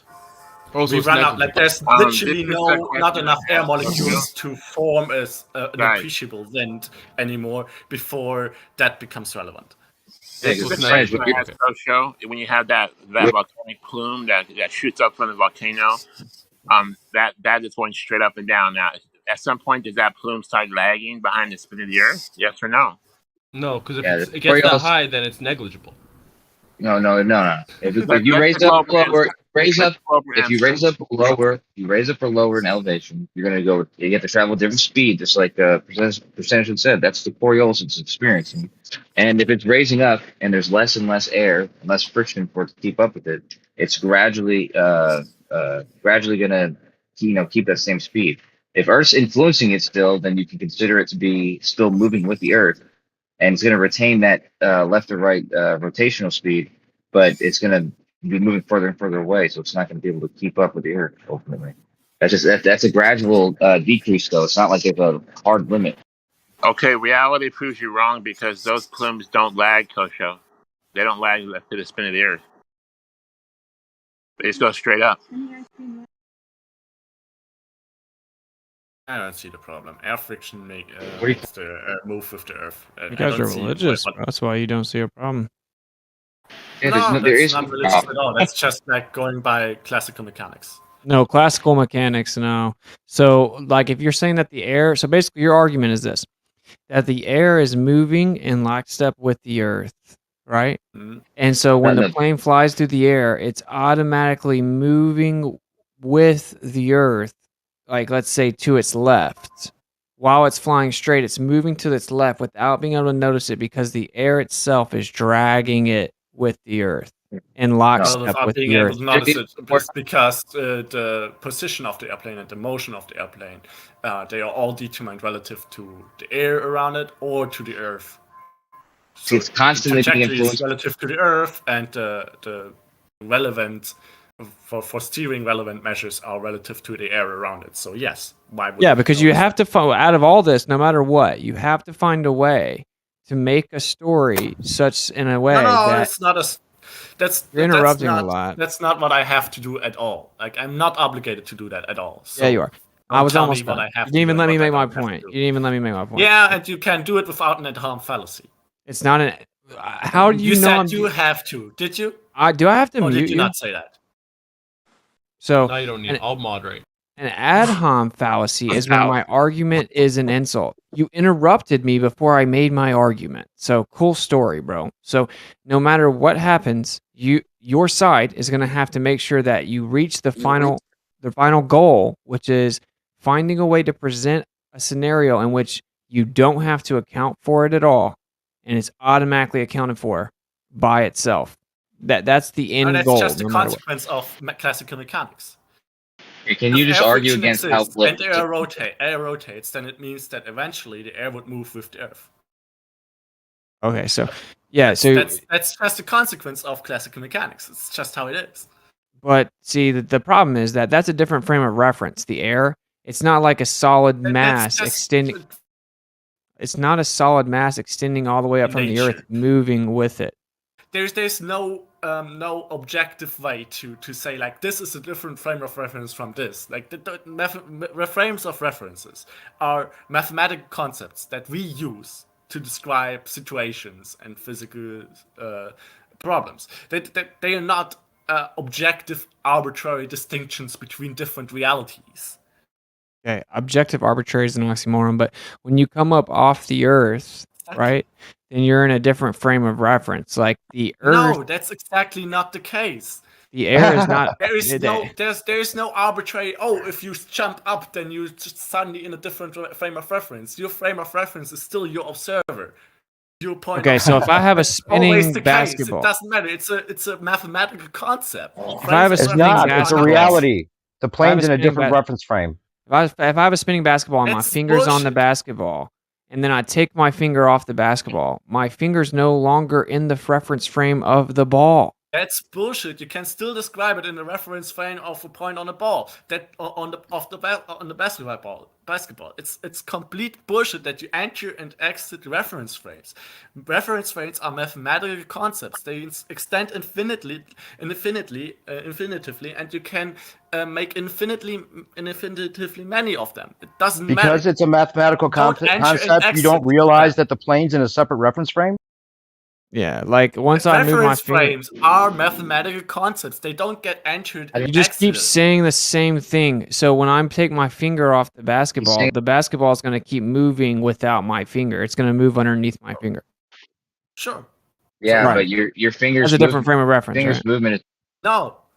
No, it's you not. Still have a No. rotating, you still can finger- have a rotating reference frame, the reference frame of the basketball. That's where all its surroundings are rotating when the basketball is the fixed points, and your finger can still be another reference frame. Like All the you change what surroundings, the reference frame of the finger does. Yes. all the surroundings are rotating. still rotating. Okay, If so you were if you in a have giant- reference grid, you if draw you a were- grid of references onto the basketball, okay? Just And picture then this. you rotate that basketball, then those points are still rigid, they're still fixed on the basketball, right? What do those points do compared to the surroundings? They rotate, okay? So if you describe the surroundings compared to those reference points, grids on the rotating basketball, then the surroundings rotate, right? Does my finger rotate My with the fucking basketball? If you take it off the basketball and don't move it along with the surface of the basketball, then no. Why would it? Okay, so it's detached from that reference frame. It's not detached from the reference frame. The reference frame in itself is just a concept. You just keep saying that. Again, So, yes, I keep saying that, and you keep not understanding it, apparently. well, let's just use the word independent. The finger is now independent of the moving basketball. Yeah, it's always been independent from the moving basketball because your finger is not fused to basketball. You see what he's doing? So he won't let us use the frame of reference word because he wants to say it's just math. So then I say independent, and now he takes it as literal as possible, as if I'm saying your hand is the basketball. Now he's fundy muting me for the 50th time. This is why you guys are the best recruiters for Flat Earth that exist, because any honest person that listens to this can tell you're just trying to be dishonest. Yeah, real quick, Austin, real quick. Hold on, Right. Adrian. Hold on, Adrian and Austin. I posted a clip when you guys were talking about Coriolis. The clip starts with Austin saying, so there's no Coriolis. And then it ends with Adrian saying, so there's no Coriolis. It's an interesting listen. I don't think you caught it earlier, Austin. I don't think you caught it earlier, but he said exactly what you were saying. Oh yeah, he's been doing that all night. Right. Yeah, of course. It's So just what very easy. what you probably try to adhere to is that, okay, so air is not rigidly attached to the ground. That's probably what you mean when you say it's independent or a different reference frame. Yeah. Okay, so do you deny that there's air friction though? Do I deny air Friction friction? between air and between surfaces and air. Do you deny that this exists? Why would I deny air friction? I don't know, because it's the consequence that leads to the conclusion that it's the premise that leads to the conclusion that if air rotates and it has a thin layer of air above it, then that air would eventually move with the Earth. No, the wind, Yes, the air that's moves what in would all happen due directions. to- Wait. Did he just say that air friction is because the Earth is moving? Is that what he said? Yeah. No, that's not what I said. I said Saying the because of friction air between the air friction. and the surface will cause the air to move as the Earth moves, just like in a blender, you have the blades moving and then the smoothie moves as a result. Well, in reality, we see the air move in all different directions, right? Yeah, so but that's because what that's actually right. happens. Now, what they're claiming is that, well, while the air is moving in different directions, it's all moving in an overall direction with the Earth at the same time.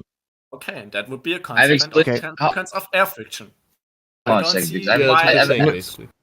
Your religion is Adrian. pretty easy to repeat. You know that, right? Like you know, it's Dude, not like Hold on, guys, hold on, because I feel like if you have to say that, then this wasn't made clear, because I explicitly stated that the speed that the air is moving at all locations is the ground speed, the tangential speed of the ground at that location, plus or minus 20 to 25 miles per hour, if there's no weird storm. Like, in how any do you direction. know that, Napoleon? Other than that 20 25 miles per hour of the wind speed, it's moving with the Earth. If it wasn't moving with the Earth and the Earth was moving, then you would experience 500, All 1,000 you're miles per hour. describing is a flat Earth. All you're describing is a flat Earth, Kosho. Yeah, you're basically saying if it wasn't I'm- doing that, then my globe would be ridiculous. That's what you just said. No, I'm telling you how our model works. I'm telling you how our model works. On our model, the air is always moving with the Earth, other than Unless there's wind. other Yeah, than plus the or wind. minus 20, 25 miles. Unless there's Yeah. wind. Come on, Kosho. Correct, unless there's Dude, unless there's some yeah, no, he's listen saying the to wind what is you're that speed. saying. Yes. No, And this- what yeah, would this- deviate this from that? listen, Pressure differences, temperature the differences, stuff the like speed that it's yes. moving, the speed that it's moving without the wind speed is the 500,000 mile per hour Right. speed. Sure it is. Speed. Sure it is. What you're Much greater saying speed. is, When you listen, describe the wind speed, what you're saying is you can't feel the Copernicus. spin. You can't feel the spin, so you don't know you're spinning. And then if there's wind, No, you that's can still know it. Like that's No not one's seeing saying it and The not knowing it relativity are two disagrees different with you, things. bud. Yeah, so you're No. saying that the air could actually travel faster than the spin? Yes, why not?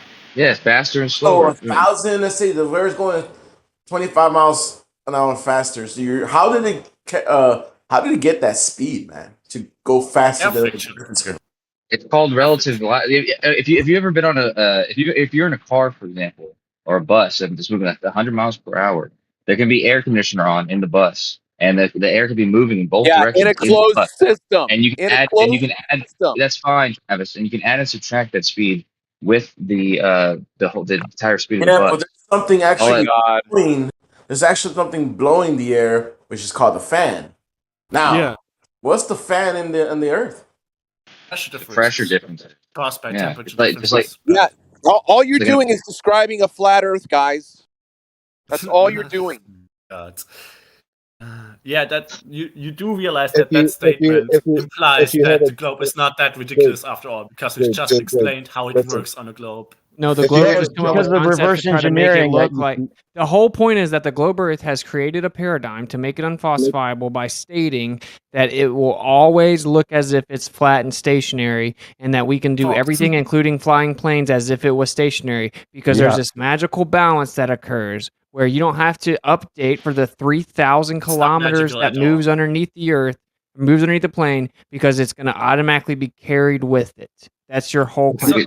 It is No matter how falsified. much you appeal, no matter how much you appeal to emotion, it does not make Appeal to your statements emotion? not straw man. Hold on, man. You just throw in magical and ridiculous and so on, and try to Yeah, it's try magic. It's to pretty make magic. It's something pretty complex. convenient. No, it's not. It's a consequence of air friction, as we just Hold on. explained all the time, and you had no response to that. Okay, let me ask you. It's this. Goldilocks just thinking that begging makes the you sound like a question. dumb blonde. Let me ask a question then. If it's magical and not a consequence of air friction, what is supposed to slow down the air, to constantly mismatch the rotation of the Earth? If it's You're Well, yeah, not this is the problem. rotating. Yeah, The so you Earth have is to. not I know. rotating. I know. But wait, we're I gonna know you're pretend claiming it's not. we're critiquing their claim to be But- fair. So we're but gonna you- pretend that the Earth's rotating, right? So the problem is so- that you so have to you're saying- claim. Listen, buddy, you have So- to claim that gravity is dragging the entirety of the Atmos with it up to 1,000 miles per hour. That's what you have to claim. Okay. Nope, that's air friction, not gravity. So okay, so it has no relationship to gravity as to why the Atmos moves with the Earth. Correct. No. Wow. Oh, Okay. wait, So hold on. okay, so the air is moving with the Earth just because the Earth's moving underneath it, and because of air friction, the whole Atmos moves with it. No, and the it would air is extend not all the way moving into with the space. Earth because the Earth is moving underneath it. That doesn't make sense. That's what you Okay, just said. I would like to ask you a question. Oh my God, So, Adrian. Suppose you're saying, Vincent, you're saying if the Earth rotates, then we should have a wind, a constant wind. The air should not move with it. Now, what would maintain that difference in movement? Why would air friction not eventually mitigate that difference? Why would air friction not mitigate the difference? You can't Okay, demonstrate that so it you would. have Earth moving, okay? Suppose the Earth is rotating, and you're saying, okay, if the Earth is rotating, the air is not attached to the Earth. The air is not rigidly attached to the Earth, okay? That's and right. the Earth is rotating. Then you're saying, okay, then there should be a difference between the motion of the Earth and the air, because the air is not rigidly attached to the Earth, right? And should rotate through the air, right? Yeah. Underneath the Yes. air, basically. Yeah. So then that means that there's a difference in motion between the Earth and the air, right? Yeah. Good. So what would maintain that difference in motion? Why would air friction not eventually They're separate like, frames of reference. But why would the friction between the Earth and the air directly above it that eventually drag it with it, and air friction Well, then eventually drag in? can't- Well, rest first of all, you the keep saying the word eventually, right? But the others, I would say that it's possible you can argue that it would be dragged behind it to some extent. But to By claim that by it some would extent, move okay, by with what- by it which? in lockstep is ridiculous. But it would drag it behind. But it at the by same some extent. time, by which going in extent? different directions and, at the same time. and by what's the limit? Like what difference would be maintained and why? Well, yeah, like as you get higher away from the Earth, it'd have to move faster and faster. I don't have the math for you, but I know that you're just claiming that it all moves perfectly. So the top of the Atmos is moving significantly faster than the air at the Not surface. significantly. Then, if on the scale of the alleged size of the Earth, or on the known size of the Earth, by just the distances between land masses and everything that we know of, the layer of air above we live in is very, very thin relative to that. You just said it goes that this would go all the way up to where there was no air. Exactly, because the air essentially stops after a very small distance upwards, relative to the distances that we can Wait, travel. where does or the something. air stop? Because they say that the air goes out to the moon. To the moon. To the moon. Yeah, but not in a relevant to a relevant. Oh, so it's an arbitrary determination of relevance. No, it's So not you don't arbitrary. agree with? You And don't what's agree the with number? can't What's the find it. number? Where does it stop? What's the I number? did not figure out the number myself. You also And don't what? have the And numbers what's the of number? what What's the difference number? between air movement and earth movement would remain. What's So, the number? as I said, just like you don't have the numbers, I don't have all the numbers of about everything either. So you're just I have a basically question on that. asserting you still haven't answered the first question I asked, which is how high up would you go before the air wasn't moving with it? So you don't know how much faster that the top of Okay, the atmos has to 30 move, to and you 60 don't know where it kilometers. stops moving. How much? 60 to 100 kilometers. That's where 60 it to becomes irrelevant. 100 kilometers. That's where it becomes irrelevant. Yeah. Can you reproduce this in a lab, your experiment that you've done? I did not say that I've done an experiment, but yes, Yeah, well, can you those conditions reproduce can this? be reproduced. Reproduce it in a lab. What? Can you reproduce what? You can Your show claim. you can show that your claim that the atmosphere is moving in lockstep with the Earth over a long period of time, so that's why it's doing it. Do it in a lab. Yeah, because you don't even need You gravity. can. Actually, you can do it yourself. You just need a spinning top, This is soap not bubble, and our some snow. claim. This is not our claim. Yeah, no, but I did I not have a say that question it's his for claim. Kadabra. I just told him how he can replicate what I'm stating. So if I have a That's your spinning top, responsibility. if I have a spinning top, the air around the top will move with the top at the exact same speed in lockstep. Next to it, no pressure I have a sets. question on this. Abracadabra. I have a question on this. Okay, look. Let's say I'm gonna do an analogy. Let's say you have a beach ball, and that beach ball is the Earth. Okay. Now we're gonna put a little Lego on top of that beach ball, and that Lego is the plane that's flying above the Earth. Now let's start spinning this beach ball ever so slowly. That's the spin of the Earth. Notice how the beach ball pulls away from that plane, that Lego just above it. So how does the beach ball tug the Lego along perfectly in lockstep, which is the plane? How does the Earth plane? tug the planes along in perfect lockstep? A plane flies through air, and its motion is relative to the air once it's taking off. Once it has taken off. You say the word magic, man. If I had a magic giant, at all. It's again a consequence of physics. You keep saying that. Classical mechanics. Yeah. If I had a Like if I he's had a saying that giant, because it's true. No, it's Listen. not true. You're making up arbitrary determinations of distances and how fast it would need to go, and you're just saying it all works out because I know it No. does. I did not if I make any- managed if I managed to have a giant swimming pool and full of water, and the whole pool was rotating, and the water managed to stay the same speed as the base of the swimming pool that was rotating, and I was in that water, and I faced the different direction, I would definitely feel that the water was having some pressure against me going the opposite way. The analogy is the water is the air, and the swimming pool is the earth. Okay, so you're talking about the Coriolis effect this time. Because if you're swimming through the water and you're not like trying to maintain a certain course or something, then why would you feel the water having pressure or something? Because I'm going against the atmosphere in the opposite direction.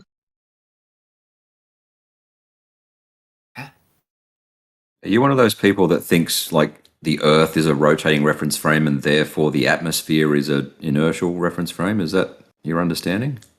Sounds like it. That's what they all come from currently. Yeah. They already up with the debunked that, but conversation, they Brandon.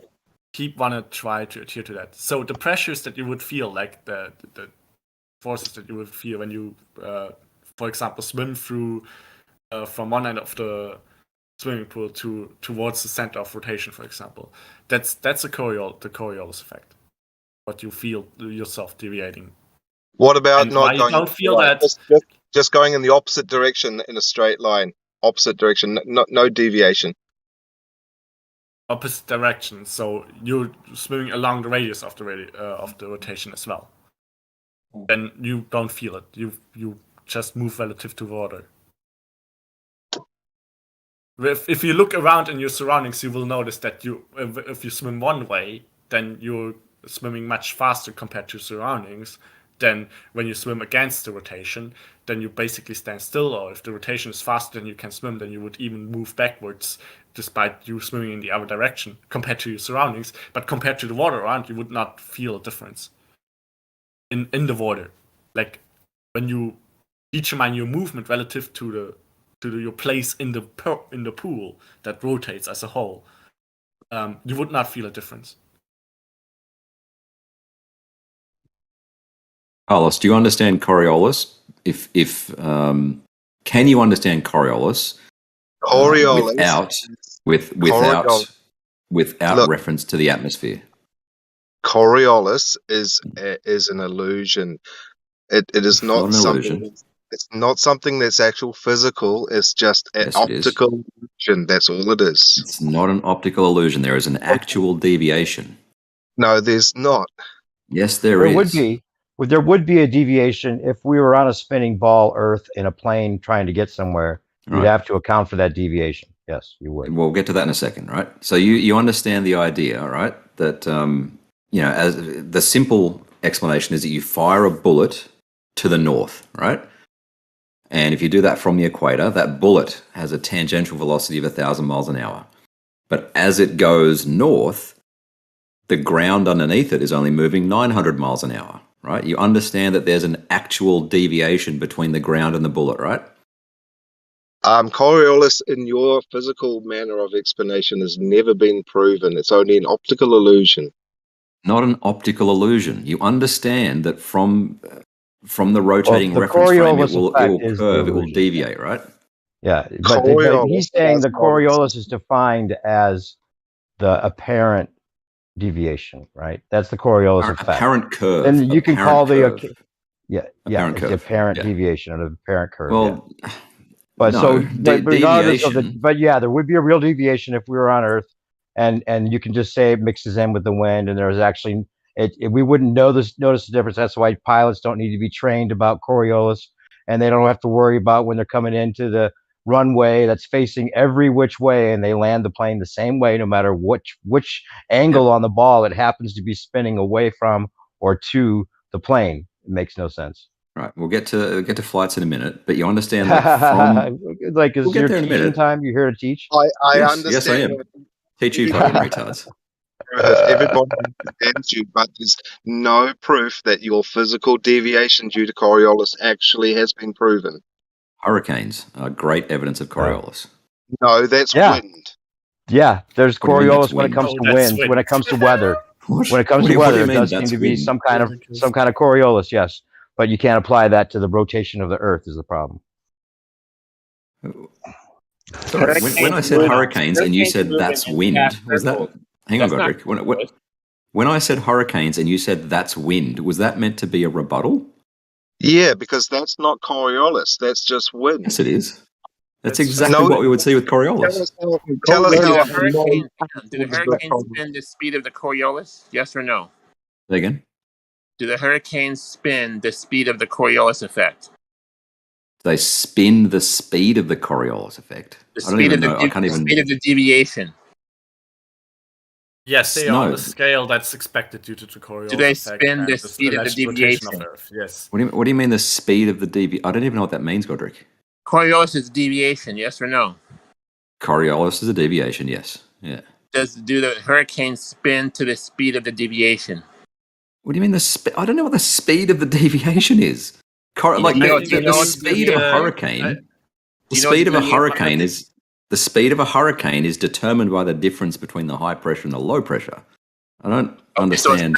I think he means that if you calculate the Coriolis force that should act on a wind that causes that exists in a hurricane, does that deviation, that the radius of the hurricane basically match the expectation that you calculate the deviation from the Coriolis force acting due to Earth's rotation? All right, I would say no to that because it's determined more by the pressure differential. Yeah, so it's not Coriolis then. For fuck's sake, Godric. For fuck's sake. Coriolis doesn't move to the speed of it, so how can you prove it's Coriolis? Because it's rotating in the correct direction for Coriolis. Well, that's evidence. Let's examine spin. Let's examine how we consider something evidence for something else in general, right? So Examine, you have by the way, examine. You have a statement, right? For example, the Earth rotates, and you take that as an assumption, and you just take that as a correct assumption, and then that statement has certain consequences, right? That has implications that would not occur if the Earth does not rotate. And then you can calculate them and so on and arrive at predictions, but you should observe if that is the case. Your assumption that's not proven in that case. But your idea about the equator and the moon, I mean the sun travels most of its time over the equator between the two tropics, which could be causing this wind to rotate in different direction, north No. and south areas. Incorrect. And you say it's Earth spin. I say it's magnetic energy from the sun. Incorrect. The path of the sun Magnetic has no energy. bearing on the location of the hurricanes. Absolutely. They always That's what die when they cross the equator. That's They what don't die when they separates the cross two- the sun line. It's what separates the two tropics. Say again? The sun is what separates the two tropics because that's where it spends most of its time. Right. But the thing that kills a hurricane is crossing the equator, not crossing the sun line, the sun latitude. Yeah, but most of the time between the So there's tropics, no correlation. the sun is going in one Proves the direction. statement though, because Yeah, the there's sun, no the sun does correlation. not travel over the equator. I'm currently, saying it's the not. sun travels between the two tropics in Right. one Yeah, direction. yeah. all Mali, the time. But if if what you're you're if saying you're is true, if what you're Oh, saying yeah, was true, then there you go. Do you understand the sun is moving in one direction at all times? yeah, between Mali. the But tropics? if what you're saying is Why true, would that then not be a correlation to your There isn't a Coriolis? correlation, Carlos. If your correlation was true, then a hurricane would die as it crossed that latitude or declination of the sun. It doesn't. It always dies when it crosses the equator, regardless of where the sun is. It doesn't matter where the sun is. It spends You most just of its said time. there was the cause. Fuck. So, Mali, if you propose that the sun is causing the separation between south of the equator and north Exactly, of the equator, yes. then yeah, if you propose that, then what's killing a hurricane should be crossing where the sun's path currently is, which is not always at the equator, as you said. It's traveling between the two tropics. It's But building what we up a observe path is that it's always at the equator. It's not I'm the saying the band sun. between tropics. It's at the equator. Yeah, the sun spends most of its time between the tropics. The midline would be the equator, which would get the most coverage from the sun, which has built up a electromagnetic energy. Carlos, your hypothesis. Be measured? Like Your hypothesis have- is. There you go. Sorry, you go. We've got like this half a second delay. You go. No, it's okay.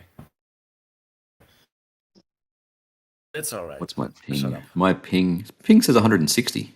That's weird.